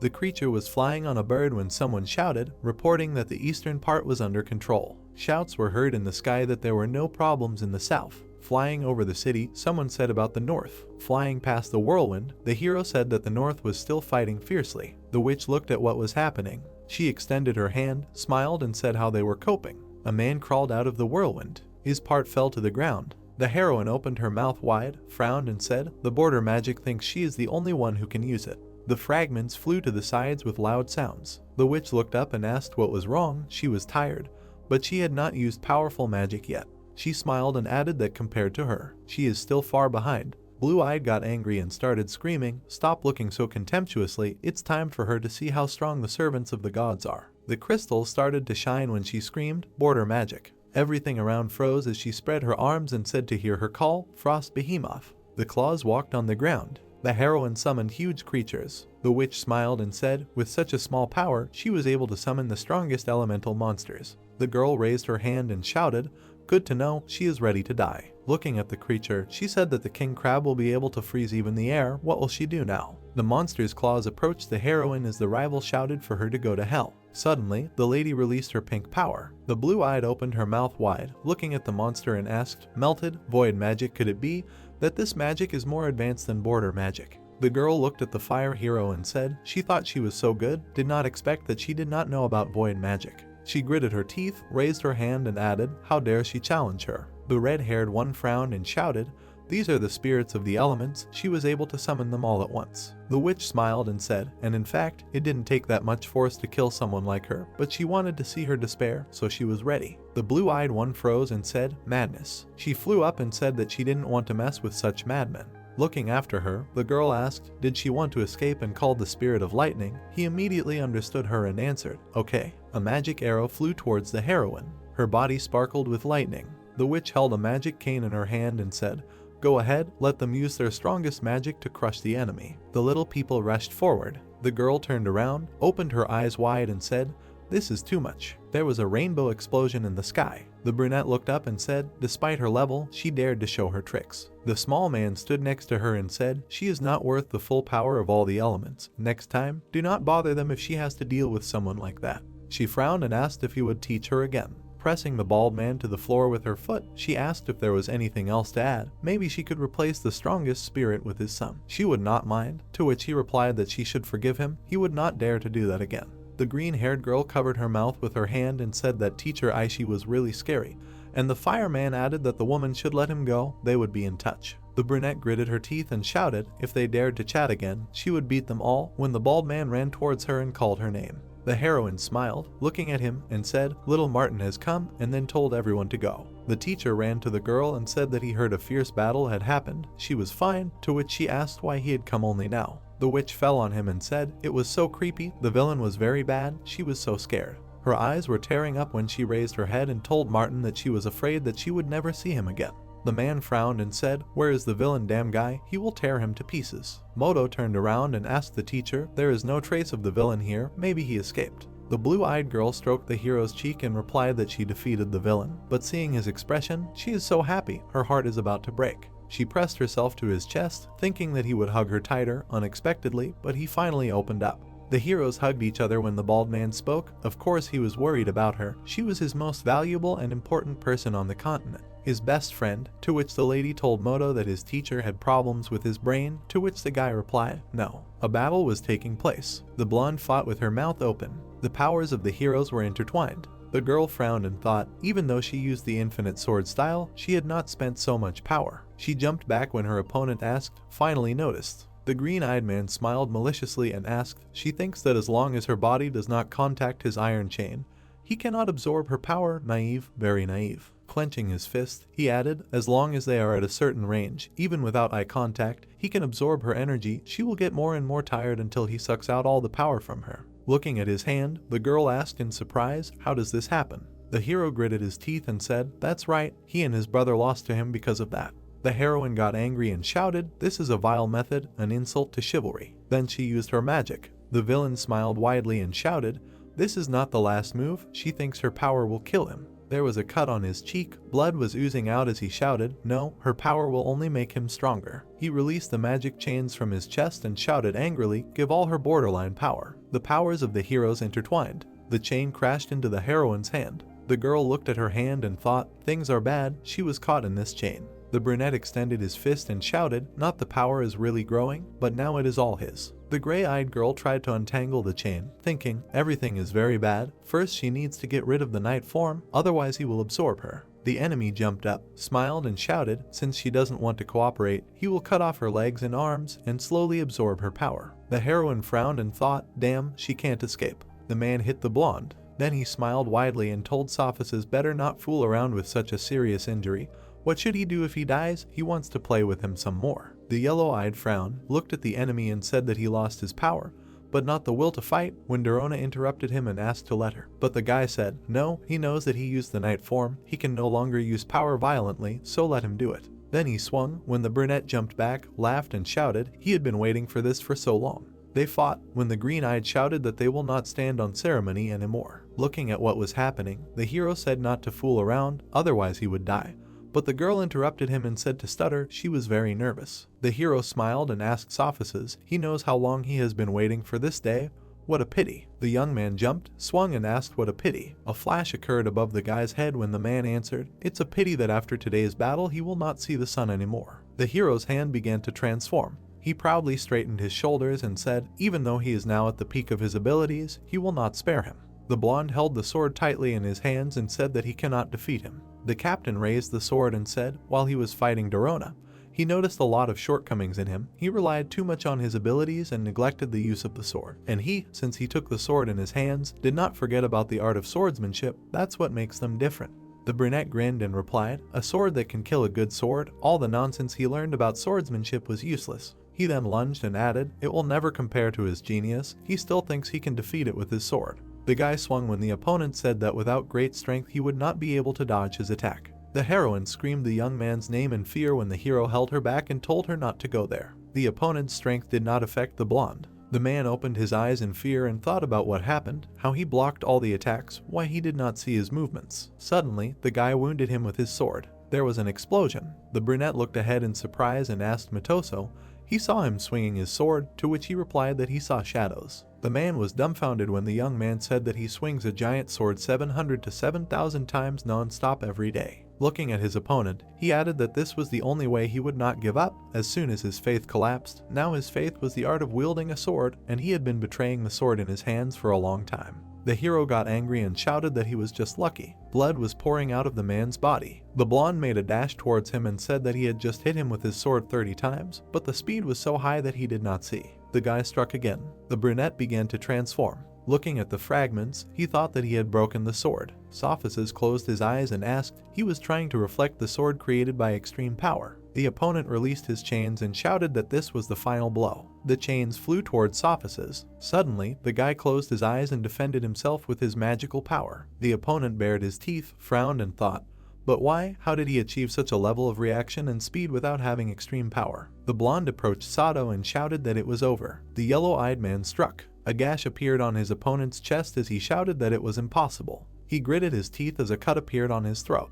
The young man turned away and began to walk away, sword in hand. The people were shouting Sophus' name as the brunette stood still holding his neck and asking if he was killed. The girl ran up to the hero and asked if he was hurt, what was wrong. If something happened to him it would be even worse for her. Sato looked at the heroes, laughed and shouted. He thought it would be an amazing move. Frowning, he added that he slightly grazed his neck. He continued to say that it would take him a minute to heal such a wound when the guy took the lady by the shoulders and said that they would go meet Xiang and the others. The man's head was spinning as he shouted out where he was going. They weren't done yet. He then looked down and thought what happened. Why couldn't he feel his legs? He fell to his knees as his head fell off and thought, why is this? His head was lying on the ground as he thought that he had cut off the excessive force in his body. Recalling the moment from the battle, the brunette thought, that's right, it seemed like he only made one strike, but in fact, he quickly swung countless swords. He remembered the hero hitting him and thought, it seemed like that was when the extreme power connected to his body was completely cut off. He smiled and continued his thought. He didn't expect there to be such a big gap between them, as he said.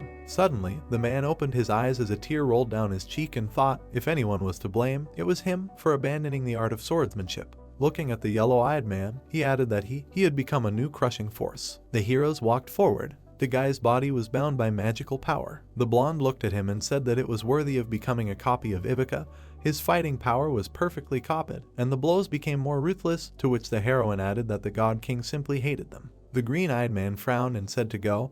This portal leads to the Protos lair, to which the lady replied that she had waited too long for this moment. There was a portal in front of them when the guy said that the history of the continent was opening a new page. Then he began to dissolve in it. The portal was hovering in a huge galaxy. Looking forward, the hero said that this was the throne. Remembering, he shouted, exactly, he was their original master, the Protos King. The heroes made a dash. Then they stretched out their hands and used magic circles. Their powers went towards the throne where the king sat. His face was shining. Suddenly, their powers began to dissolve in the portal. A black hole appeared behind the people. The young man raised his hand as the black hole sucked in their powers. The man turned his head and said, it seems she was well prepared. The red-eyed woman frowned when he added, unexpectedly, but she was even able to bring back Wei, whose body was erased by him. Looking ahead, the blonde told the master that he was now leading the Protos people into this dark place. Frowning, he asked if the Protos really had a future. The heroes hung in midair as the king replied that all intelligent life forms on the continent were created by the Protos. They were the past and future of the continent. Lowering his head, he added, in short, they are the creators, the beings they created. Intelligent life forms must take the initiative, bring offerings to them to show their gratitude. He raised his hand and said, intelligent life has the ability to reproduce and their number is large. Only a part of them can make gods immortal. This is a small effort, and he is so fussed, he thinks it is good. Looking at the man, the boy replied, lives can never be counted. Perhaps he will never understand this. Life is emotions, connection, any life is important. Then he frowned and added, life can never be destroyed, the feeling that connects them is love. The hero calmly told Andre that since he created him, after so much time, he only understood such a trifle. Then he raised his hand and added that he had failed him too much, it would be better to erase his surface consciousness as soon as possible, he would become his servant again.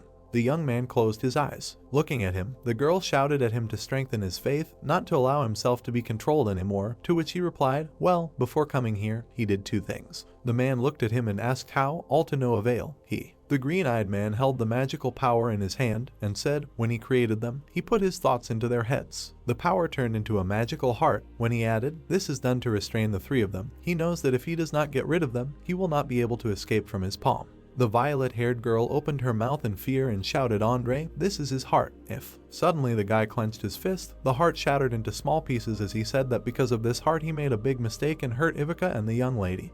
He doesn't need it. The girl looked at the hero and asked, is he really not going to give himself a chance? There is no other way. Looking at Andre, the master said that he was his most devoted servant, but unfortunately. After which he raised his hand, magic balls appeared around him and he added, he gave up everything that he gave him for these low intelligent beings. That's the point, he has nothing to regret. Plans of the guy began to appear from the portals. Looking at them, the blonde shouted, here it is, they were all copies of Ivica. The man looked ahead and said, he thinks that creating life is no different from creating a tool. If one breaks, he will just make another one, and he is obviously broken. The iron creature lay on the ground and smoked. The robot's head was torn off and also lay on the ground and smoked. Suddenly, someone's paw stepped on the iron creature's parts. Beth looked down, exhaled and said that the guy was really tough, to which the lady replied, everything was finally decided. The bald guy with a burning head closed his eyes and said, without further ado, they would hurry up and meet Xiang. The cat girl looked at him and said that he looked very tired. Did he want to rest first? To which he replied, everything was fine, he had temporarily removed his combat uniform, that was enough for now. The heroine extended her hand and said, this is the painkiller ointment they usually use, maybe he should take it, to which the guy became embarrassed and replied, why? The brunette ran up to the hero and told the lady not to worry, she would cure air herself, to which he asked her what was wrong with her. Rockhill looked at her seriously and asked why she couldn't take care of him, she wasn't his, when Beth said, it's scary when the princess starts going crazy. And the dwarf added, here comes the show. A quarrel arose between the girls when Emery waved her arms and shouted that she was Air's personal doctor. She could use healing techniques, to which the pink-haired girl asked a question. Amazing healing techniques, the black magic from the clan is also very strong. Penny approached the people and said that the empire was destroyed by their coalition forces, and King Angus was defeated by Xiang and others, to which the girl replied, great. It looks like the battle is over. The yellow-eyed one frowned and replied, no, the Protos is behind the Empire, this is their last enemy. The bald man raised his fist and shouted, then they will fight them all together. Sophices approached the hero and asked him to bury her properly, for his sake. The boy looked at the commander and told him not to worry, they would take care of everything, and asked if he would go with them now that everything had calmed down. The blonde frowned and replied, the villain behind everything had not yet appeared, and they could not leave like this. There was an explosion in the castle. The people turned around and someone shouted that something was wrong with the castle. The yellow-eyed man looked at the hero and asked if he could do him a small favor, to which he replied to speak. Smoke was billowing above the castle. Magic flashes flashed across the sky. The heroes frowned and landed on the ground. Explosions were happening in front of them. The Ivica clans rose up one by one. The master was hovering in the sky, saying, yes, it is clear that the human race is working hard to develop. He looked down on the empire. His face lit up as he said that he really was the most loyal servant. The blonde looked up and asked, the wall in front of him made him, the creator, proud. He frowned and added, if the Protoss wanted to rebel, he would destroy them all. Looking at the boy, the man replied, this future is predetermined, everything they have now for reproduction. Everything still happens according to his will. Extending his hand in the sword, he added, moreover, it was he who brought the Protoss' rebirth closer. In other words, he dug his own grave. The girl opened her mouth and asked what he meant. Was he going to turn all intelligent life forms on the continent into a creation stone? Frowning, the green-eyed man replied, yes, he always had the power of life and death, to which she asked, so he is not ready yet. The heroes' clans made a dash when the boy shouted, first they will deal with the problems in front of them. A magical battle began. The king raised his weapon up and shouted to obey his orders. His face shone brightly as he said that the hexagonal altar was open. Magic power was spreading over the castle. The heroes were moving through the sky on creatures. Hearing loud sounds, Air raised his head and asked what it was. People were flying in the sky. The heroine looked at the protagonist and said, such a large-scale magic, could it be? To which he told her not to be nervous, the director might be fighting a Protoss. Glare illuminated the mountains. A bright beam came out of the device. It was directed upward, illuminating the area. The beam continued to glow. The man held his hand up and said that today his family would descend to the ground again. Red radiation spread over the empire. The heroes were scared when the bald man asked what was happening. His body, to which the girl answered, and she felt like all her strength was gone. The three fell to the ground when the hero asked Dorona, she feels it too, his body has become so weak. Isabella's body was glowing with red magic when the protagonist grabbed her and asked what was wrong with her, to which she answered her husband, she feels her strength slowly fading. The heroine closed her eyes as Yang screamed at her not to fall asleep, to wake up and not scare him like that. Ivica's clans surrounded Andre. He narrowed his eyes and looked at them and said, finally this moment has come. The beast looked at the girl and told Andre that he was a bastard. He said that he had a great plan. Bai writhed in pain and said, if she knew, she would not need him to share her physical body, at least she can still live in the state of the soul. The hero listened as she said that there was no need to be sad, their relationship as a master and servant was ending now, they should go. The blonde closed his eyes and told her not to worry, just need a little time. The guy fell to the ground and shouted, damn. All the heroes began to fall. Lion was also lying on the ground.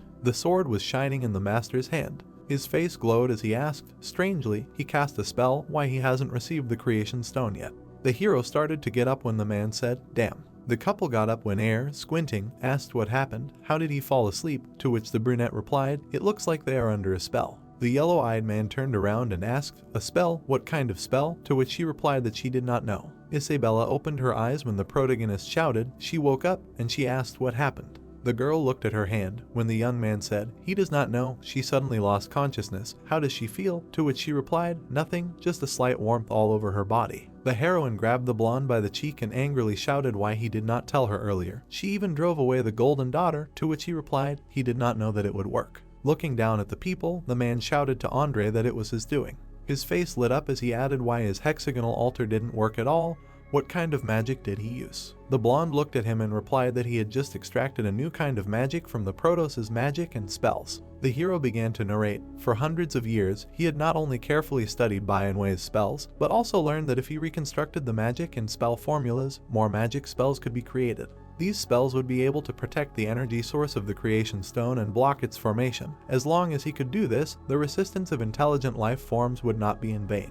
But to be honest, he couldn't unleash this massive magic. Once the hexagonal altar was activated, all intelligent life forms without exception would become the Protoss' power. So he tried to improve the spell. He intended to use the Protoss' power to cast spells and protect all intelligent life forms. Only in this way would intelligent life forms have a chance to survive. The master hung in the air and asked what a dangerous move. Wasn't he afraid that he would kill him and Bai and Wei before he launched the hexagonal altar? The two looked at him as he added, even if they could avoid being absorbed and lose him, who would lead them to fight against him? The guy closed his eyes, smiled, and replied he was not their leader, he was a humble leader. He then opened his eyes and added who would succeed him and become the new leader to save all intelligent life forms. The man laughed and asked he was the strongest life form created by him. Who else besides him would dare to fight against him? Pointing his finger forward, he asked if they had a weapon. He thought they would have the skill too. Suddenly, he used magic power. The heroine spread her arms, covering the guy. A magic beam flashed from the castle. It was aimed towards the ship.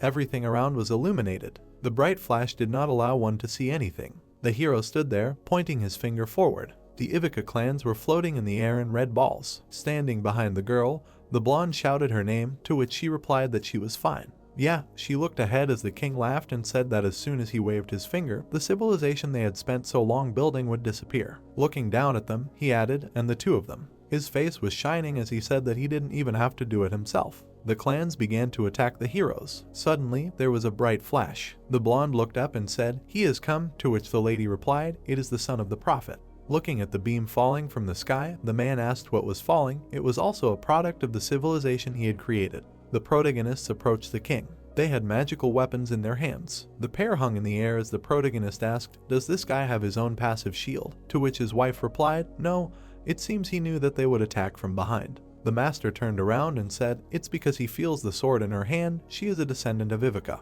Andre appeared behind the heroes when the blonde said that things were bad. The man put out his hand and said how dare he dare to kill him with Ivica's sword. Suddenly, he launched a magic beam. Looking at what was happening, the protagonist said that this was the magic of the leader, to which the girl replied, "It was very dangerous. If not for Andre's move, he would definitely not be able to withstand the blow." The guy took a step forward and told the guys that this was the creation of the god of the continent Zulu, so let them be careful. The green-eyed man held his hand when Zhang told the boss his hand, to which he replied, "Everything is fine, a small wound." Looking around, one of the heroes said to concentrate, the liar will not let them rest. Suddenly, a magical hurricane occurred. People looked at him when the blonde said, "A girl is still a girl.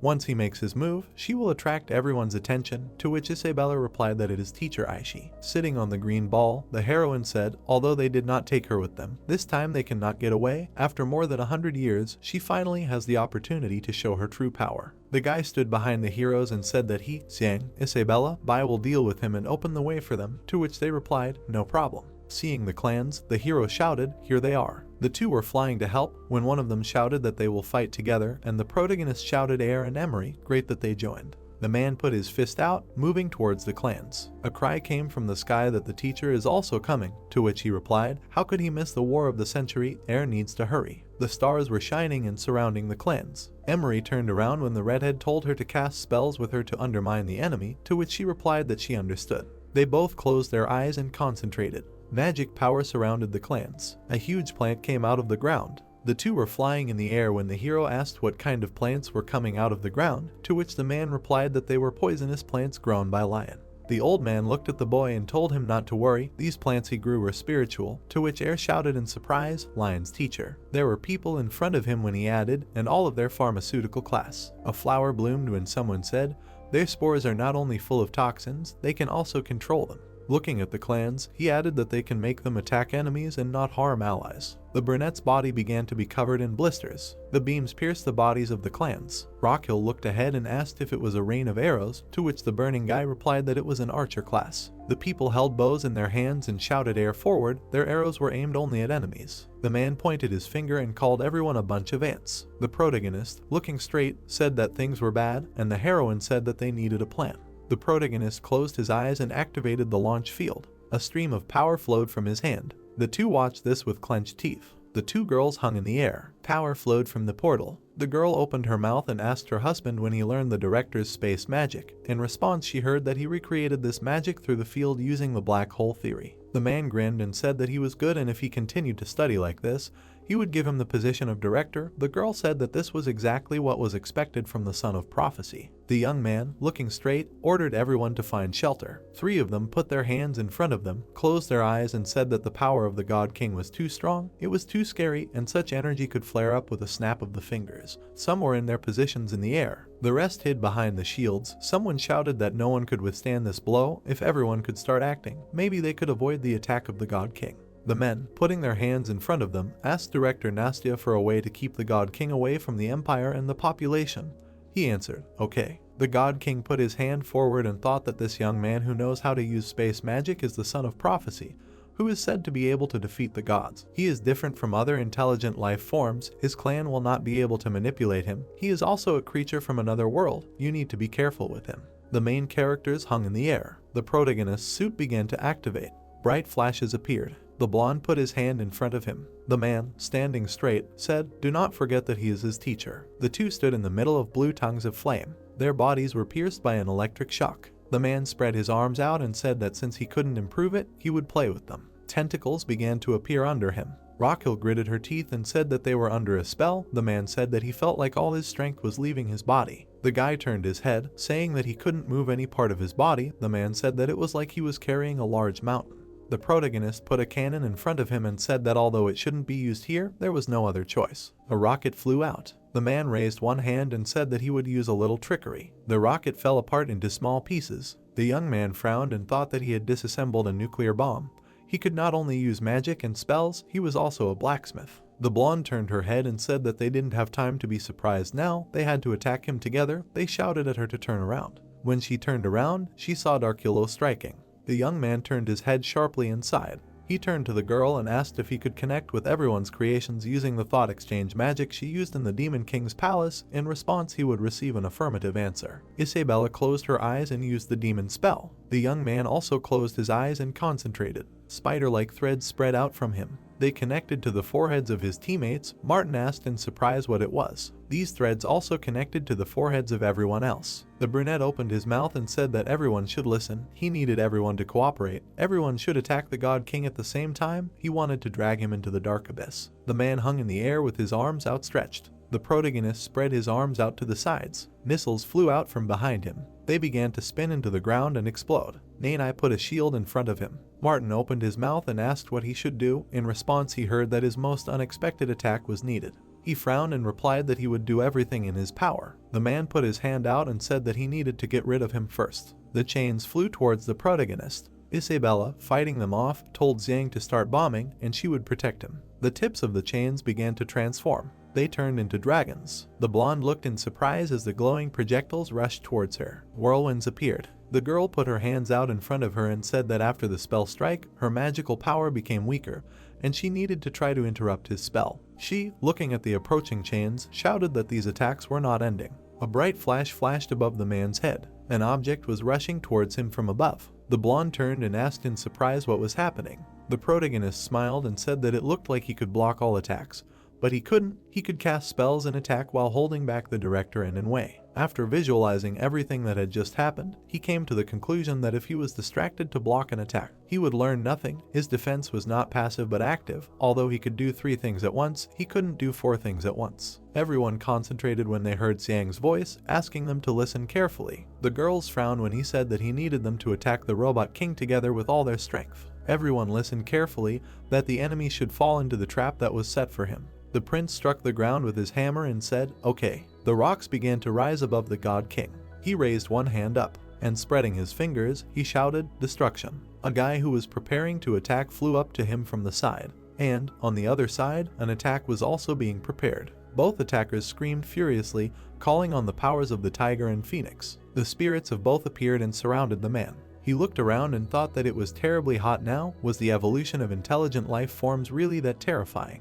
He formed an iron sphere around himself, which exploded. Martin caught Yasso and asked him to hold on, but in response he heard that he was already at the limit. The girl, holding the guy by the shoulders, asked him to wake up. The blonde frowned and said that the binding magic was removed. Holes appeared in the sphere. The man, looking around, said that it was a terrible move, because she melted several sacred trees. He raised his head and saw burning stones falling on him. He spread his arms and a protective sphere formed, which the stones hit. The director put his hand forward and said that in order for them to destroy his defense, they must force him to focus on one thing. Flashes appeared around the man. He looked at all this and repeated that all these actions were ineffective against him. And with the help of his powers, these sparks crumbled into small pieces and flew in different directions. The protagonist fired missiles at him, saying that he would not let him relax. There was an explosion. The God King raised his head and said that their constant attacks were already starting to irritate him. The guy behind him swung. "The two of you prepare to attack." The enemy leaned back slightly and said that he really found a gap. The young man smiled and said that Sophisis was great and he was sure that it worked. But contrary to expectations, the two flew away from the force used. The blonde held his sword in front of him and told Xiang not to stop. The man spread his arms. Rockhill clenched her fist and flew towards the enemy. The girl cut the air with her claws. Spikes began to rise from the ground. They flew past the God King. In ways Thorn only slightly grazed his stomach, but he pierced the pink-haired girl right through. Beth first rushed to the princess, but a hammer appeared in front of him and an order was heard not to go there. The director raised his hand up. A portal appeared above the enemy's head, and the priest raised his head and asked Vasily why he was so disobedient. He lowered his hands down and used release. The protagonist looked down and told the teacher Martin that it was necessary to act right now. The ground began to crack. A mechanical spear approached the man. Small hands reached out to him, and he did not understand what was happening. He began to be pulled back. The girl put her hand in front of her and ordered to pull him into the dark world. A portal opened and a ship flew there. The portal closed. The man was pushed backwards. He used his power and the spear crumbled into pieces. The director turned his head and told Martin that he did a good job. The young man frowned and told everyone to listen, because now is the time to resist with all your might, and the so-called god should see the power of ants. Isabella grinned. Air looked at the girl. The director stood with his mouth open. He also listened attentively. The Lion King hugged Rockhill. Penny clenched her teeth. The prince clutched the hammer in his hands. Martin turned around. Dorona listened attentively. The man stretched out his hand forward and said that this was all just funny if they wanted to lure him to this place. Isabella opened a portal and swung her sword. She tried to strike, but only hit the protective sphere. The God King turned around and asked to stop making these senseless attacks. He threw his head back, spreading his power in different directions. New portals opened up from his creation, and he said that these were small tricks. Sparks flew towards him, but he managed to use his protective sphere in time. Different forces fell on him from different portals. Martin fired from 2 cannons at once. The prince fired at the portal. All this flew into the protective sphere. The protagonist asked the director to use space magic to hit him. He agreed. The girl put her hand out and asked if it would be possible to open 5 portals at once. She could try. She spread her arms and 5 small spirits appeared. The red one blew fire. All 5 began to use their powers, directing them each into their own portal. The 5 powers were directed towards the man. He stepped back and shouted that this was enough and that they had managed to anger him. He raised his hand and the ball sucked in all the powers. The blonde opened her mouth and shouted that he had absorbed all attacks. The guy said to continue attacking him because sooner or later he would show his weakness. Everyone continued their attacks into the open portals. The man held a sphere that absorbed forces above his head. He looked down, called Vasily, and said that he was a servant of the gods, but he forced him to betray them and commit a heinous crime. The blonde clenched his teeth. The man extended his hand and continued, "Let his death shock all intelligent life forms." A huge force was moving towards the director. The protagonist, looking at this, shouted, "Now!" Portals opened on both sides of the God King and 2 prepared to attack. The girl shed her teeth and struck the first blow. The blonde also struck, and then said that his magical protective sphere was stronger than the blade.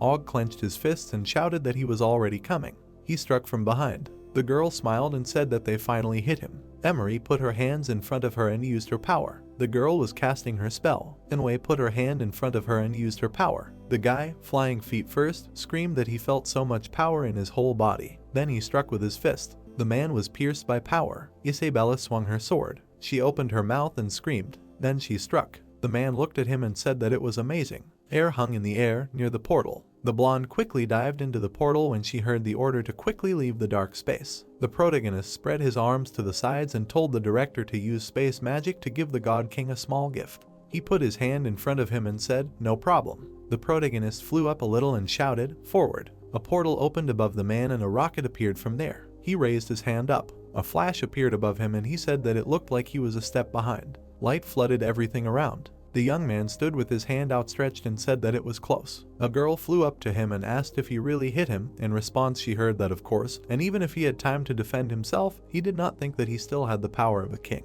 The director looked to the side and said that even though he was stuck in another dimension, he felt that his aura was gone. Air frowned and asked if this meant that they had defeated God. The girl exclaimed that it meant the war was over. The girl frowned and said that it was true. She did not feel her breath. They had won. Everyone simultaneously shouted that they had won the battle. Isabella flew up to her husband and asked if he was okay. He smiled and replied that he was okay, and there was no need to worry because he was just tired after using several shields at once. A blonde man appeared next to them and said that Xiang was now the hero of the empire. No, he was the hero of the entire continent. He put his hand on his chest and asked to do the honor and allow him to hold the Imperial Knight ceremony. The protagonist rushed to him. He hung on his neck and said, crying, that it was all his fault and he was wrong. Sophists pushed him away and, holding him by the shoulders, said that he was a fool brother and should not blame himself for anything. He still had a lot to cope with, and crying was not good. Everyone else gathered around them and began to shout that Xiang was great and he was the biggest hero because he saved the whole continent. The young man laughed and said that they were all exaggerating. How could he have done it alone? Martin looked at him and said that it would be good if he became the king of all races. The girl put her hand on his shoulder and said that she was for it. The young man looked at everyone in surprise and asked again to become the king of an entire race. The director, walking towards him, said that the royal family was overthrown. New laws must be established. In any case, he is already the king of the demon race. He chuckled and added that the dwarves and beastmen were here too, they should choose him too. The guy resigned and tried to say that it was not good, and thought to himself, what the hell, why did he feel like something was wrong? He bowed his head and asked how he could rule so many races alone. The dwarf prince knelt in front of him and put his hand on his chest, asking Xiang to accept his cordiality. The guy recoiled and asked what he was doing and asked him to get up. He turned his head to the other side, so the Lion King and Rockhill bowed their heads, saying that from now on the beastmen respected him. The guy shouted that he never wanted to be their king. His wife came to him and said that everyone trusted him so much, and if he did not accept their offer it would be unethical. Air smiled and said that he should not worry, he and the director would help him. The blonde put his hand on his shoulder and smiled and said that they would all be there. The protagonist's eyes widened in surprise and he thought that something was wrong, but he couldn't figure out what it was. The girl came out of the dust clouds. She frowned and said that he was just a bug. How dare he make her wait for so long? The protagonist scratched his head when he heard the question, the chosen rescuer at such and such a level. The blonde lifted her chin with one finger and said that it seemed like she would have to train him to become her true king. The young man laughed and thought that the battle with the Protoss was over. He thought that since the God King was wiped off the face of the earth, the other members of the God race did not wake up. But he thought about the capsules and realized that without the God King's spell, they would forgive forever. The young man approached the director and said that his drone could constantly survey the area if he was not well. He frowned and added that they could send people on duty. He and Inwei finally got their freedom back. What about? But he was interrupted. Vasily interrupted him, saying that they had lived long enough and had nothing to lose. He closed his eyes and added that 2 of them were here, so if something strange happened to the Protoss, they would cope. The blonde came closer and said that if he did not want to part with the director, then he should visit him more often. The guy replied that he respected the director's decision.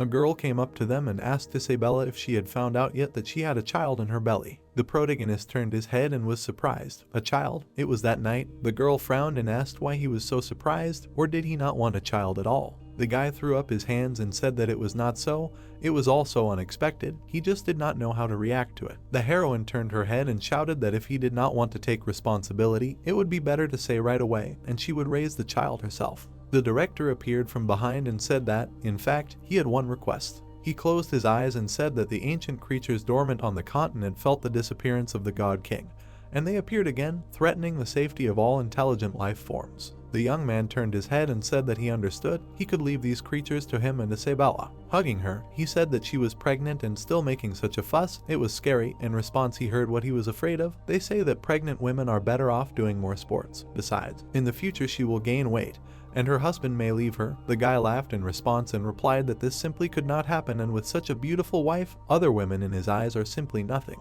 Air watched them go and grimaced and said it was disgusting. The protagonist raised his head when Martin called him. He came down to them and offered to return to the Empire with him. Everyone was ready. The coronation ceremony would begin soon. The young man was surprised and asked again, coronation. The streets were illuminated by the sun. Pili went outside and saw a huge number of people. Moto smiled and said that Xiang was so handsome today. Martin wiped away a tear and said that he was so proud, like his teacher. Air raised his hand and called Xiang. The girl pulled him by the hand and told him to calm down because everyone was looking. The guy stood with his foot on the step. The Lion King held the crown on a pillow. The young man finished climbing the stairs. He smiled slightly and confetti flew at him. The girl extended her hand and said that they needed to swear an oath of allegiance. Everyone bowed and the girl said that the clan representatives promised on behalf of the entire clan to respect His Majesty's Yang from now on. The young man's head was placed on the crown. The crowd began to shout, "Long live Xiang, long live the empire of the Xiang continent." They continued to chant it. Isabella and Sophists watched this, smiling. The protagonist watched the joy of the people and listened to how they praised him. He smiled. Then he closed his eyes. A pillar of Zelenogora's light appeared. The people raised their heads and began to lament. What is this green light in the center of the capital? It seems that a fierce battle is still going on there. The protagonist was in a sphere with his eyes closed. Many spheres hung in the air with people inside. The creature spread its said that they, stupid intelligent creatures created by him, they and the Armada want to defeat their father using other civilizations. It spread out all 6 of its arms in different directions. Looking at the protagonist, he said that since he couldn't stop his insignificant fantasies, then let everyone else dream of him. The young man had his eyes closed. He smiled while looking at the baby. The blonde poked the baby's cheek and said that he had finally fallen asleep and asked her to take him away.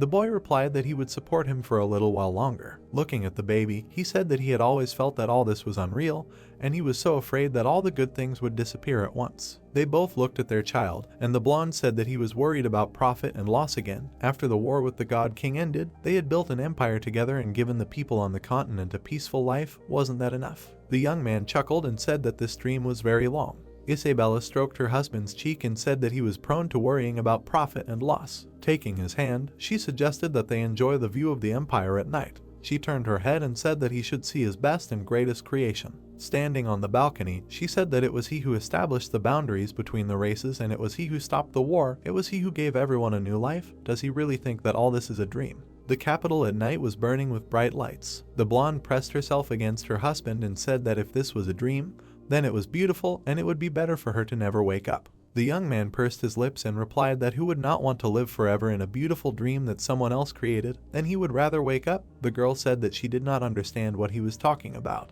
Looking into the distance, the guy continued that the God King was indeed strong. He could see the hearts of people, and it seemed that now everyone was immersed in sleep. He smiled slightly and added that most of all he wanted to live such a beautiful life with Isabella, but since she valued love most of all, it meant that her greatest dream was family affection. Touching the baby's cheek, he said that beautiful things easily frighten people, but he made the wrong calculations. Such trousers are nothing in the eyes of a time traveler. The blonde interrupted him and said that it was all real and she felt all the emotions, and their children were everything. But the protagonist outlived her with his hugs and said that he also felt that all this was real. They had been in this dream for a whole year, and during this time he had confirmed it for himself many times. Looking at the night city, he said that everything was too good to be true, so good that everything looked artificial. The girl listened attentively, that he knew that it was not easy for her, but from the future in their hands. He smiled sweetly and said that although there was a lot of uncertainty in the future, no matter how difficult it would be, because he would always be there. Holding the child in her arms, the girl replied that she did not expect to be drawn into this illusion for such a long time, and not be able to free herself.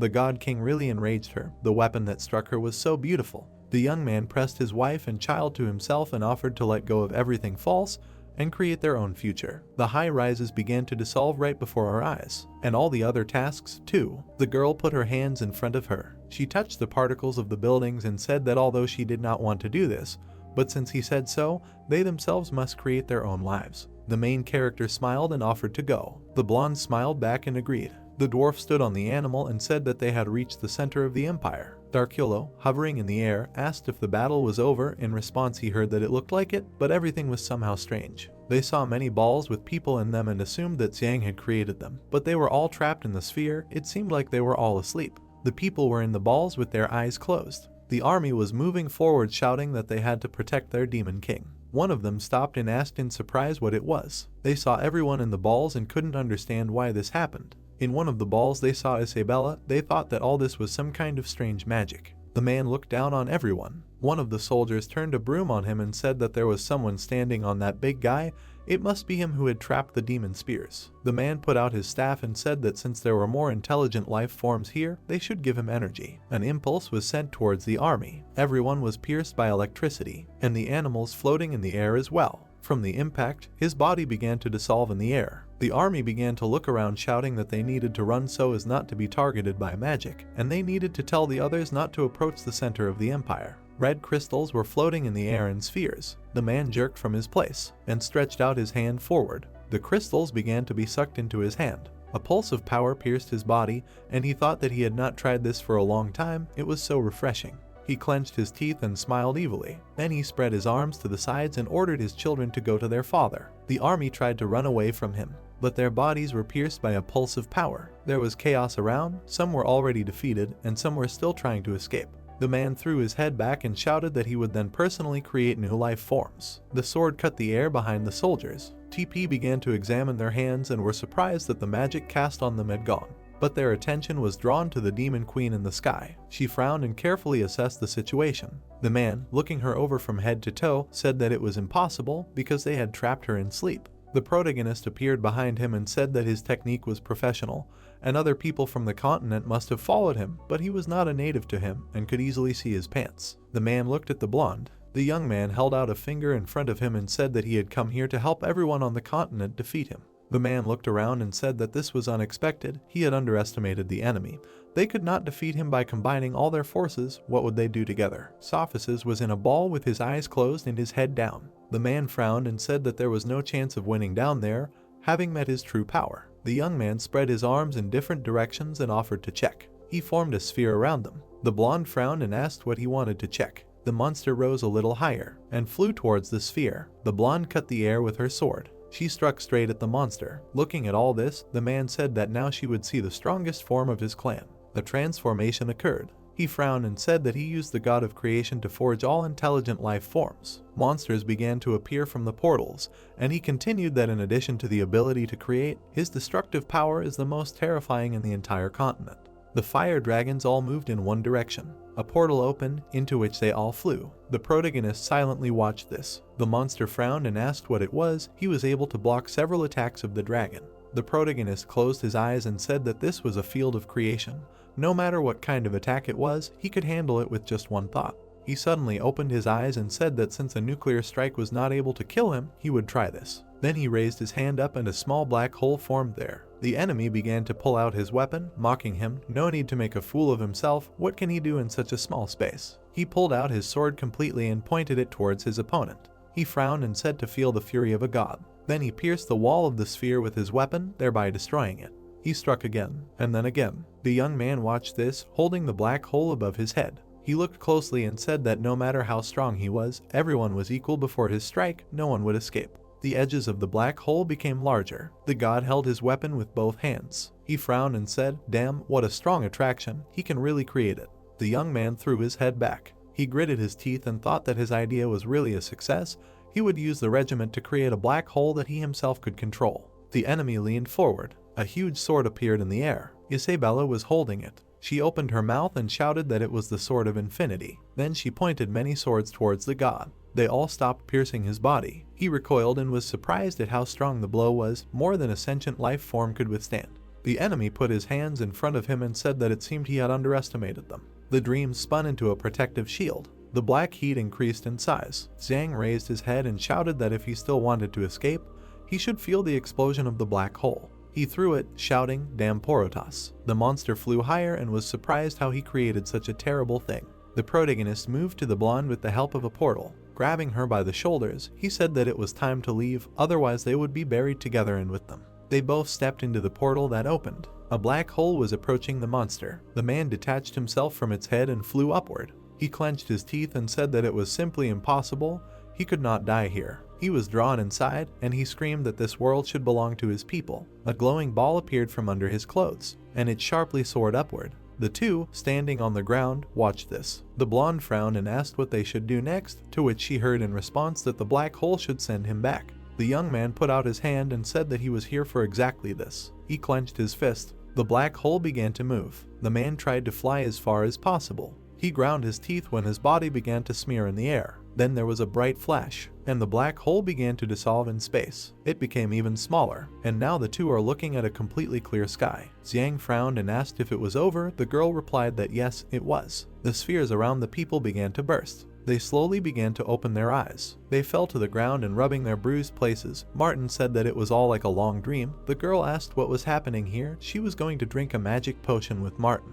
Dorona turned to Sophisis and asked if they had hallucinations down there, to which he replied that it must have been so, otherwise they would not have returned here. He turned his head and said that the dream seemed so real, and then asked what was in her dream. The brunette was embarrassed and replied that it was about nothing, all about the same thing. The protagonist glanced at everyone and said that it seemed like everyone had gotten out of the illusion. Someone asked them if they had defeated the God King.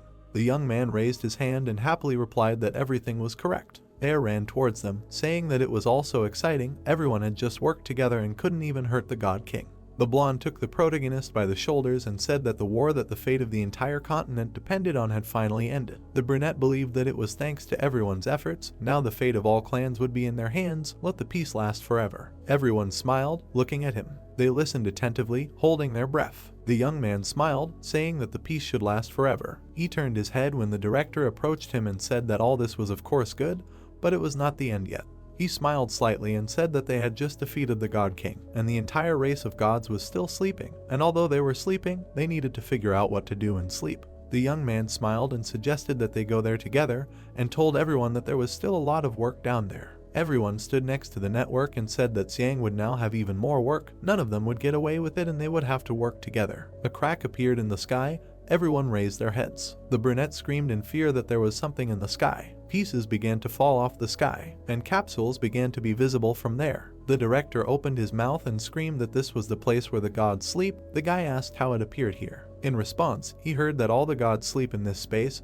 Only Vasily and the God King can open the passage to this place at will. A man appeared in the crack and called out to a boy named Xiang. Everyone stared at the villain in amazement, and the protagonist exclaimed that he could not believe that he was able to escape.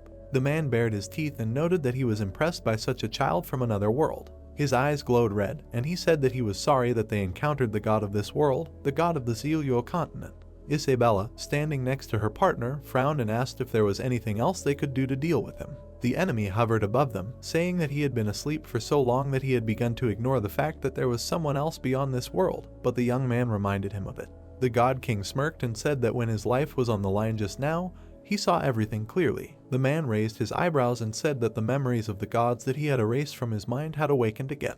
He visualized a meteorite and said that over 1,000 years ago, he and another child were exiled to another world. Images of children appeared in his mind, and the villain said that they came here and soon after, they met the locals of this place. They stood in front of the men with sticks, and the God King said that their instincts made them strike at the people and kill them easily despite their young age. The king remembered how their victim writhed in pain, and the children themselves received a red crystal. Then he said that these people became the source of their power, after which they settled there. The marks on the villain's face glowed, and he exclaimed that after many years, they became the masters of this place, and all the memories came flooding back now. Martin, Aishi, and Air stared at him indignantly, realizing that the gods did not create them, and everything in the legends was a lie. The protagonist looked at the interlocutor and muttered that he believed that they were divine creators, but did not expect that they were just uninvited guests. The brown-haired man and his partner frowned, and the guy promised that he would do everything to drive him away. The God King raised his glowing hand and offered to remember the difference between them first. A dark sphere appeared on his palm, and he said that for just a moment he understood the principle of this small black hole. Everyone stared at him in amazement, and Xiang was surprised that he could create it with just one look. Red crystals appeared on the creature's back, and the man said that he originally wanted to save all the races for storage, but now he had a bold idea. He spread his scarlet wings, near which a magic circle appeared. The crystals began to pierce the cells. They pierced the protective layer with their tips. The shining stones touched the face of the withered man. The God King arched and loudly asked all the clan members to give him the rest of the divine power. Fiona and Naina's eyes widened, and the girl asked if he really wanted to take the power of all the gods for himself, and the man noted that this would be the extermination of his own race. Vasily flew up, engulfed in magic, and his partner asked him not to let the enemy do this. The villain bared his teeth and declared that the sacrifices of the clan members would not be in vain, and everything here would be destroyed. The body of the other god in the cell almost completely dissolved. The crystals detached from the other sections. The man bared his teeth, gathering red divine energy in his hand. Xiang and Isabella looked at the opponent with alarm, and the young man shouted to attack all together. Aishi, Martin, and Air hurried to activate their abilities. Fiona, Tana, and Emery attacked from a distance. The director approached the enemy along with the magic of his allies. The villain raised his hand, tensed, and bared his fangs. He threw a cloud of energy forward and shouted that all who would go against his clan would be destroyed. The ball approached, tightening the space around itself. The girl frowned, standing behind the blonde, and shouted at him to quickly move the black hole because all attacks were absorbed. Vasily extended his hand, creating a magic circle in front of him. The red-hot sphere began to attract his energy as well. The man's eyes widened, realizing that even space magic was distorted. The director smirked and told Enwei, who was standing behind him, that it was time, and she replied that she didn't expect them to go this far. The protagonist looked up at Vasily and his partner, who asked him to help destroy the enemy. The brown-haired man and his wife lifted off the ground, and Xiang shouted at the director to move out of the way so that he could block the black hole. Inwei smiled, and the blonde man said that he wanted to use her to activate this magic. The man turned around and added that he was the largest creation stone in the entire Zeoluo continent. Aishi jerked forward, shouting for the old man not to do something stupid, but Martin stopped her. Vasily smiled and noted that the sorceress had long wanted to take the director's place. He turned around and resolutely looked forward with his partner, declaring that he was officially handing over his position to Aishi. Inwei put out her hands, from which a glow emanated, and knitted her eyebrows. A blue dome was forming around them in the black hole. Sophisis covered himself with his hand and squinted, noting the powerful force. The sorceress tried to get to the director with tears in her eyes, but she was held tightly despite her screams. The protagonist donned armor and walked through the sphere. Isabella jumped back and called him. The young man turned around, noticing that his wife could not go further. The guy stopped when he heard the director's voice. They were standing opposite each other on a large clock. The blonde smiled and explained that he created this temporary space where their consciousness is not affected by time. Vasily looked resolutely at Xiang and added that he must explain what this magic does while casting spells. The protagonist frowned and asked to give him a little more time if this power will cost the director's life. The blonde squinted and replied that this magic requires extremely enormous power and it can be activated by sacrificing Inwei and himself. Xiang frowned and stated that they would not sacrifice him to defeat the God King. The man smirked and corrected him, noting that this magic was not for defeating the villain, but for protecting the world. He placed his hand on the boy's shoulder and said that he had to build a barrier to protect this world from further invasions by the alien race. The hero sweated and asked again. The man closed his eyes and explained that ever since Protos fell asleep, he had been trying to correct his mistakes, so he tried to learn more about their civilization. The director narrowed his eyes and added that he had long known that they were aliens, from their type of magic and other records, so he had spent a lot of time searching for multidimensional space. He remembered sitting surrounded by hundreds of books. The man closed his eyes and said that he had gradually begun to understand that there were many great civilizations in places that could not be seen, so he tried to open the gates leading to different worlds. The blonde imagined himself crossing magic circles and said that he had seen the greatness of civilizations in other worlds. Vasily watched the memories from different universes with wide eyes, continuing to watch until they found him. The man noticed a rift in the air and someone exclaimed that someone had broken into the spatial passage. Vasily flinched in fear and asked who was speaking. A spear appeared from the hole in the air. The blonde created a magic circle to reflect the blow. He frowned and exclaimed that it would be rude to greet guests like this, even if the man had broken into this dimension. Vasily pushed the spear away and shouted that they were taking it for themselves. The weapon flew into the rift again. The director looked there warily and asked if they had really disappeared. Two bright flashes appeared behind him and a voice said that no life form can enter here without permission. The blonde turned around when he was called an intruder. He barely managed to put up a defense against the attack. Vasily widened his eyes, looking at the attacker. It was a huge knight in armor and a mask, and the director realized that it was a life form from another dimension. The opponent was silent, and light emanated from his eyes. The mage furrowed his brows, holding his hand out in front of him, and exclaimed that it did not matter who he was as long as he was not going to let him go. Fire magic was approaching the opponent. He made several swings with his weapon, reflecting the attack. The knight narrowed his eyes and cut the air. The blonde frowned and noted that the opponent's skills were very good, so he had no choice but to strengthen his own. Several meteorites were approaching the man from another dimension. He held his weapon out in front of him to reflect the magic. The flames left a burn on his face, and he gritted his teeth. The man gripped the hilt of his sword when the fire touched his hand. He dropped the blade, and the stone on his armor began to glow green. The opponent looked at the wound on his cheek. The knight raised his hand, and the fire began to be sucked into the crystal. The director frowned and mentally noted that the left hand was the opponent's strongest weapon. The enemy stood, attracting the magic of the wizard to himself, and the latter realized that all his meteors had been absorbed. He concentrated the energy and sent a huge meteorite back. The red-hot ball was rapidly approaching the blonde. Vasily summoned 2 new circles and said that he had not fought so seriously for a long time. The knight shuddered when the voice ordered him to stop. The meteorite split, not reaching its target. The director turned around and muttered that, "It turns out, there are more powerful creatures." A bright light appeared behind him, from which a voice said that his servant tried to stop the invaders of multidimensional space, for which he apologized. The wizard turned around and asked if he really spoke their language. The glow appeared behind the knight, and the voice replied that while they wanted to communicate with other civilizations, the information they were transmitting could be understood by anyone, and that the blonde was not the first living being to try to get here. Vasily looked after the knight as he left and said that he did not want to offend anyone and did not even think about getting into another dimension, but only came to find answers. The blonde frowned and said that he had found them now, because with the stranger's power he would definitely be able to help his world. The guardian almost disappeared, and from the rift they replied that they already knew what had happened in their world, and the meaning of their existence was to maintain balance between the worlds. The magician looked at the light, and the voice continued that as a result of long observation, they realized that although some ancient gods had invaded their world, not all of them had caused harm. Vasily opened his mouth, looking at the scraps of memories with the protagonist and Isabella. The bright light was blinding, and the voice said that it was true that the invaders used their natives as food, but they gave something in return, namely civilization, so it was a deal. The director frowned and exclaimed that it would be an unfair deal. The narrator visualized the image of the gods and said that they taught the savages magic, the art of swordsmanship, forging, and so on, so that they could reproduce better. The blonde stood in front of the glow, but the interlocutor said that he thought he could understand this with his mind, but apparently he was wrong. The light shimmered, advising the wizard not to rush to refute his vision, because what happens in any world depends on his subjective consciousness,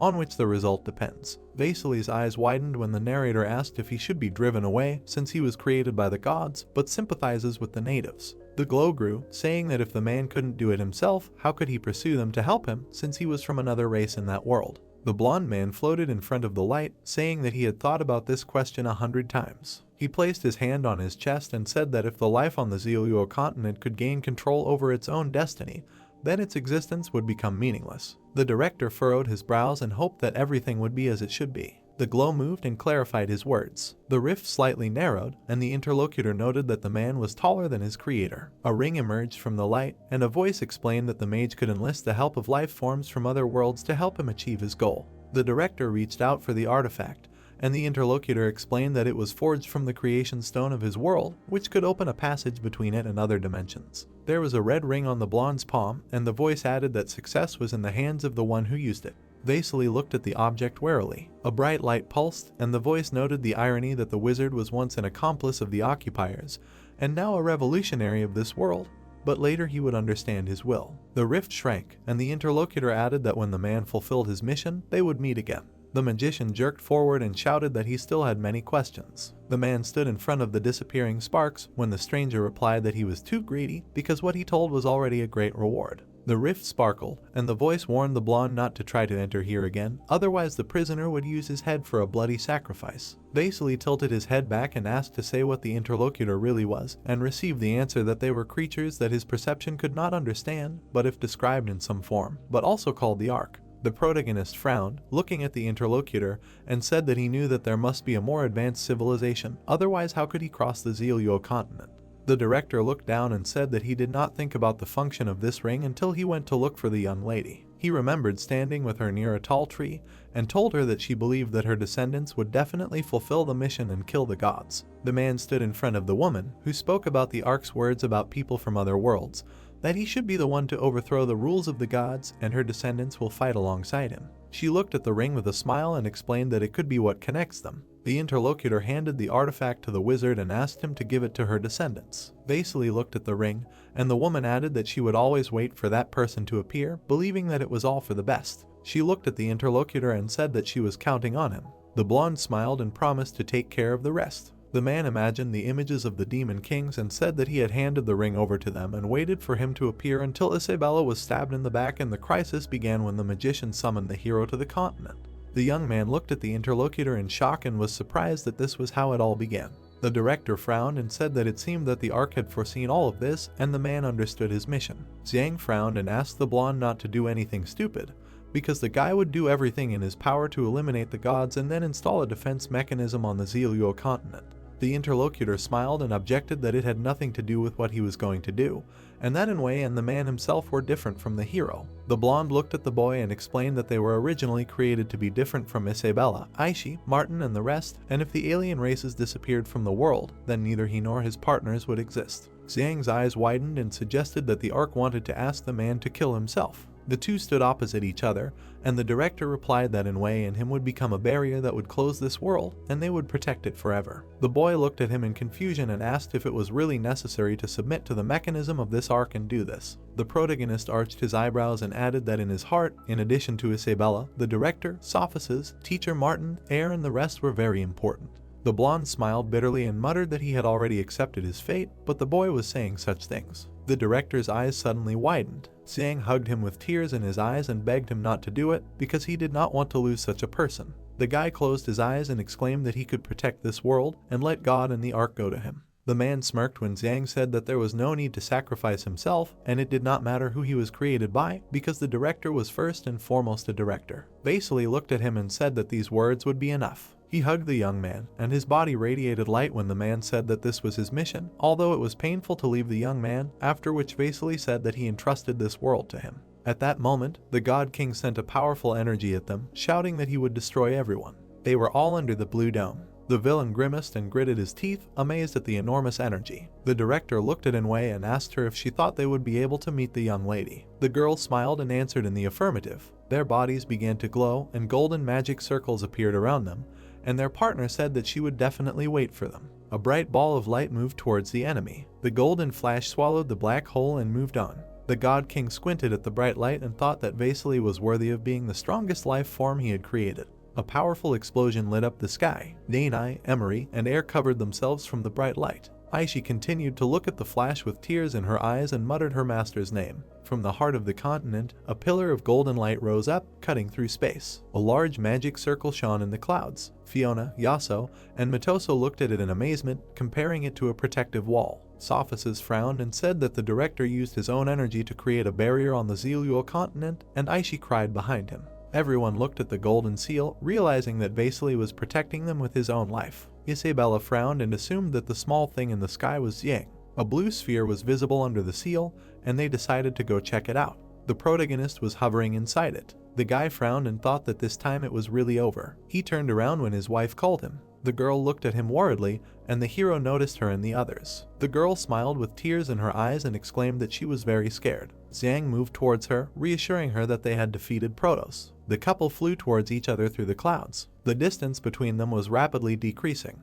The protagonist hugged the girl and joyfully said that it was finally over. The blonde closed her eyes and smiled through her tears. The others looked at them cheerfully, deciding that it would be better to leave them alone. Zhang looked at his wife and asked if she would go anywhere with him. The Demon Queen looked at her interlocutor with determination and said that she was ready to go anywhere with him. The guy turned around and said that he had come to the Zeluo continent so long ago that he wanted to return to his world and look around there, and the girl asked if it was possible to do so. The young man took his wife's hand and said that their wedding ring was the key that would help open their two worlds. They held hands, and Zhang suggested trying to open the gate. The spouses touched their foreheads, and the hero closed his eyes. A rainbow glow emanated from their hands. A ray of light opened a rift in the sky. Moto, Sophists, and Martin looked at them with interest, and the bespectacled man asked what the protagonist was doing. Isabella and her husband looked at the light, and the girl asked if this gate really connected the two worlds, to which the young man replied that he did not expect it to be like this. The guy turned to the blonde and said that by opening the passage, they might be able to find a way to save the director and Inwei, to which the demoness replied that she would definitely go with him.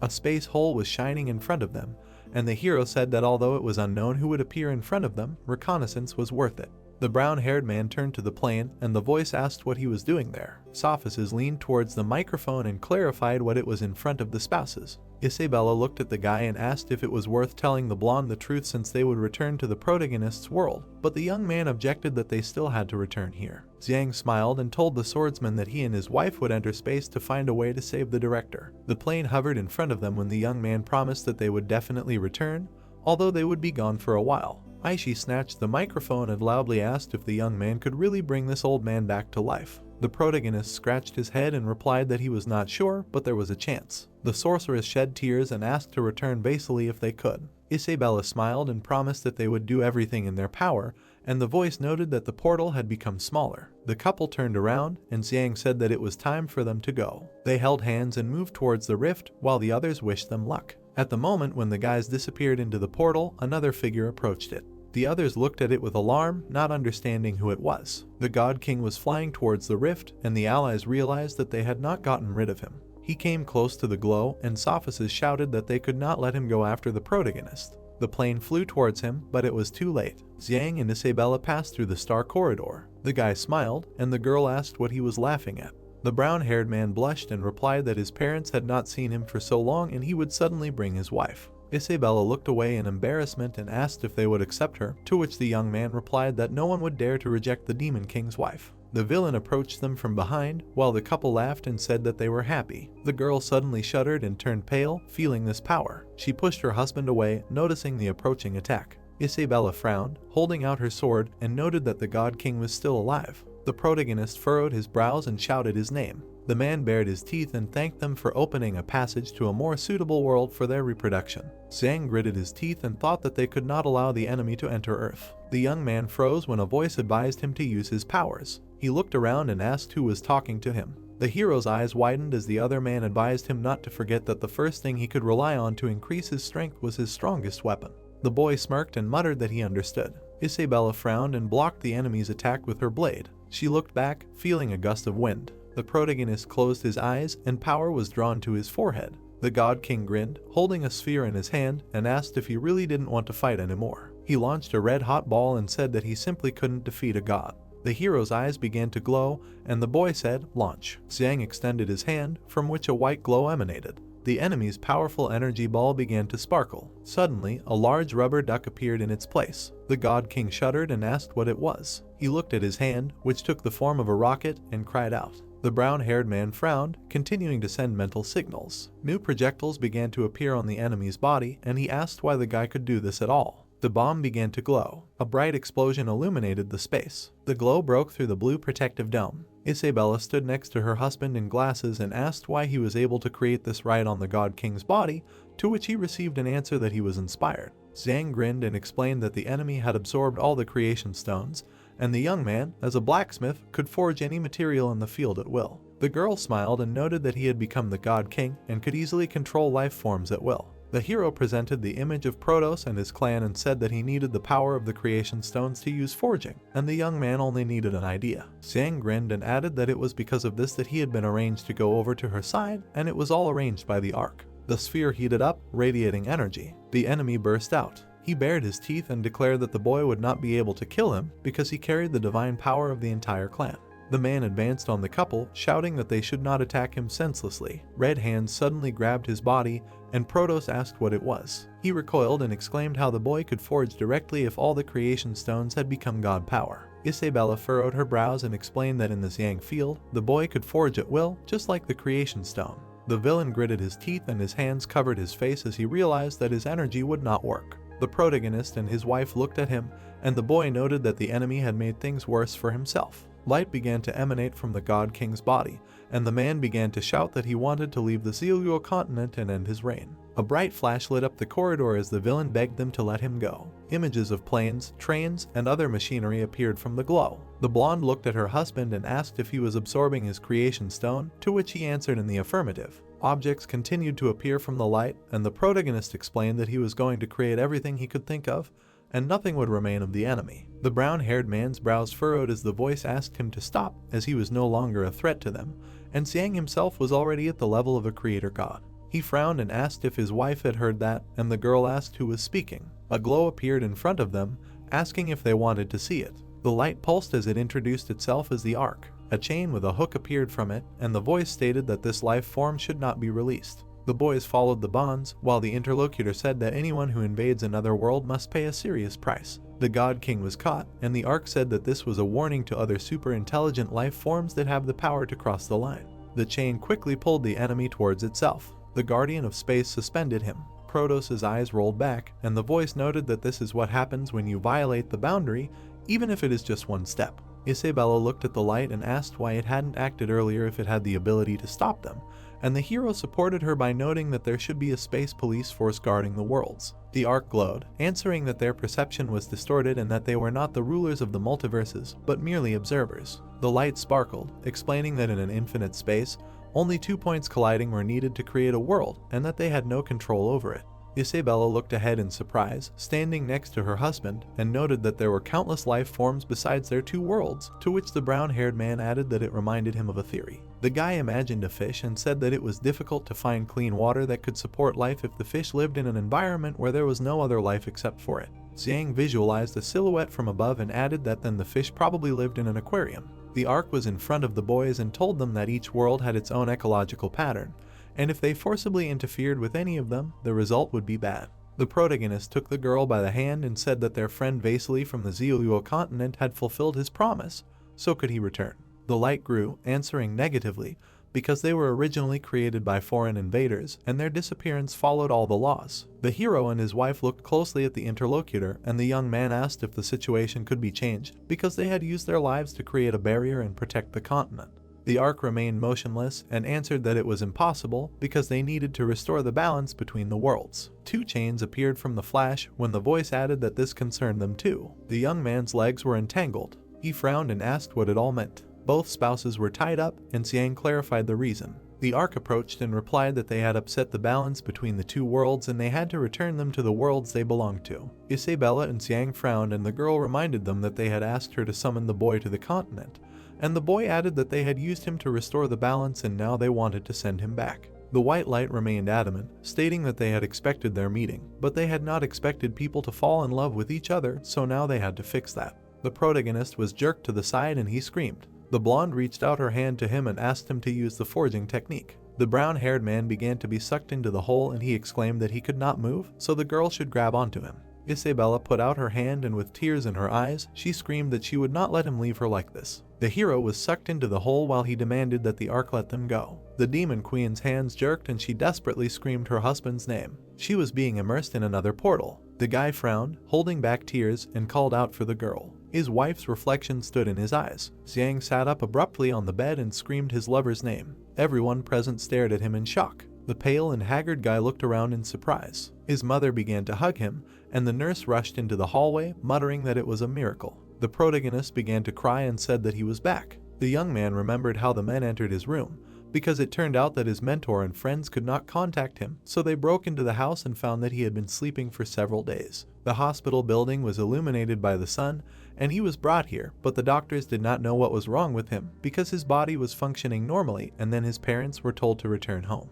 There was a photo of Xiang with his father and mother on the shelf, and the boy remembered that he had been sleeping for more than a month, and everyone said it was a long dream. The hero sat up in bed and thought that the days when he lived on the Ziyuo continent were real, but the boy did not tell them too much, and no one would believe it. The brown-haired man looked out the window and mentally noted that, having returned to the real world, he had lost the ability to forge in the magic circles that he had imprinted in his memory. He looked at the high-rise buildings and realized that he could not return. The boy looked at the city from the car with indifference. The woman turned to him and asked why he was so gloomy, and then offered to buy him the latest game console. The father looked at the boy through the mirror and offered to invite his mentors and friends from the institute for dinner, because thanks to them, the boy was found on time. Xiang did not tear himself away from contemplating the city and replied that he did not care. Their car was stuck in a traffic jam. The woman looked at the road in surprise and asked why there was so much traffic on the weekend, and the man replied that many people had to go to work today. Xiang shuddered, noticing something outside.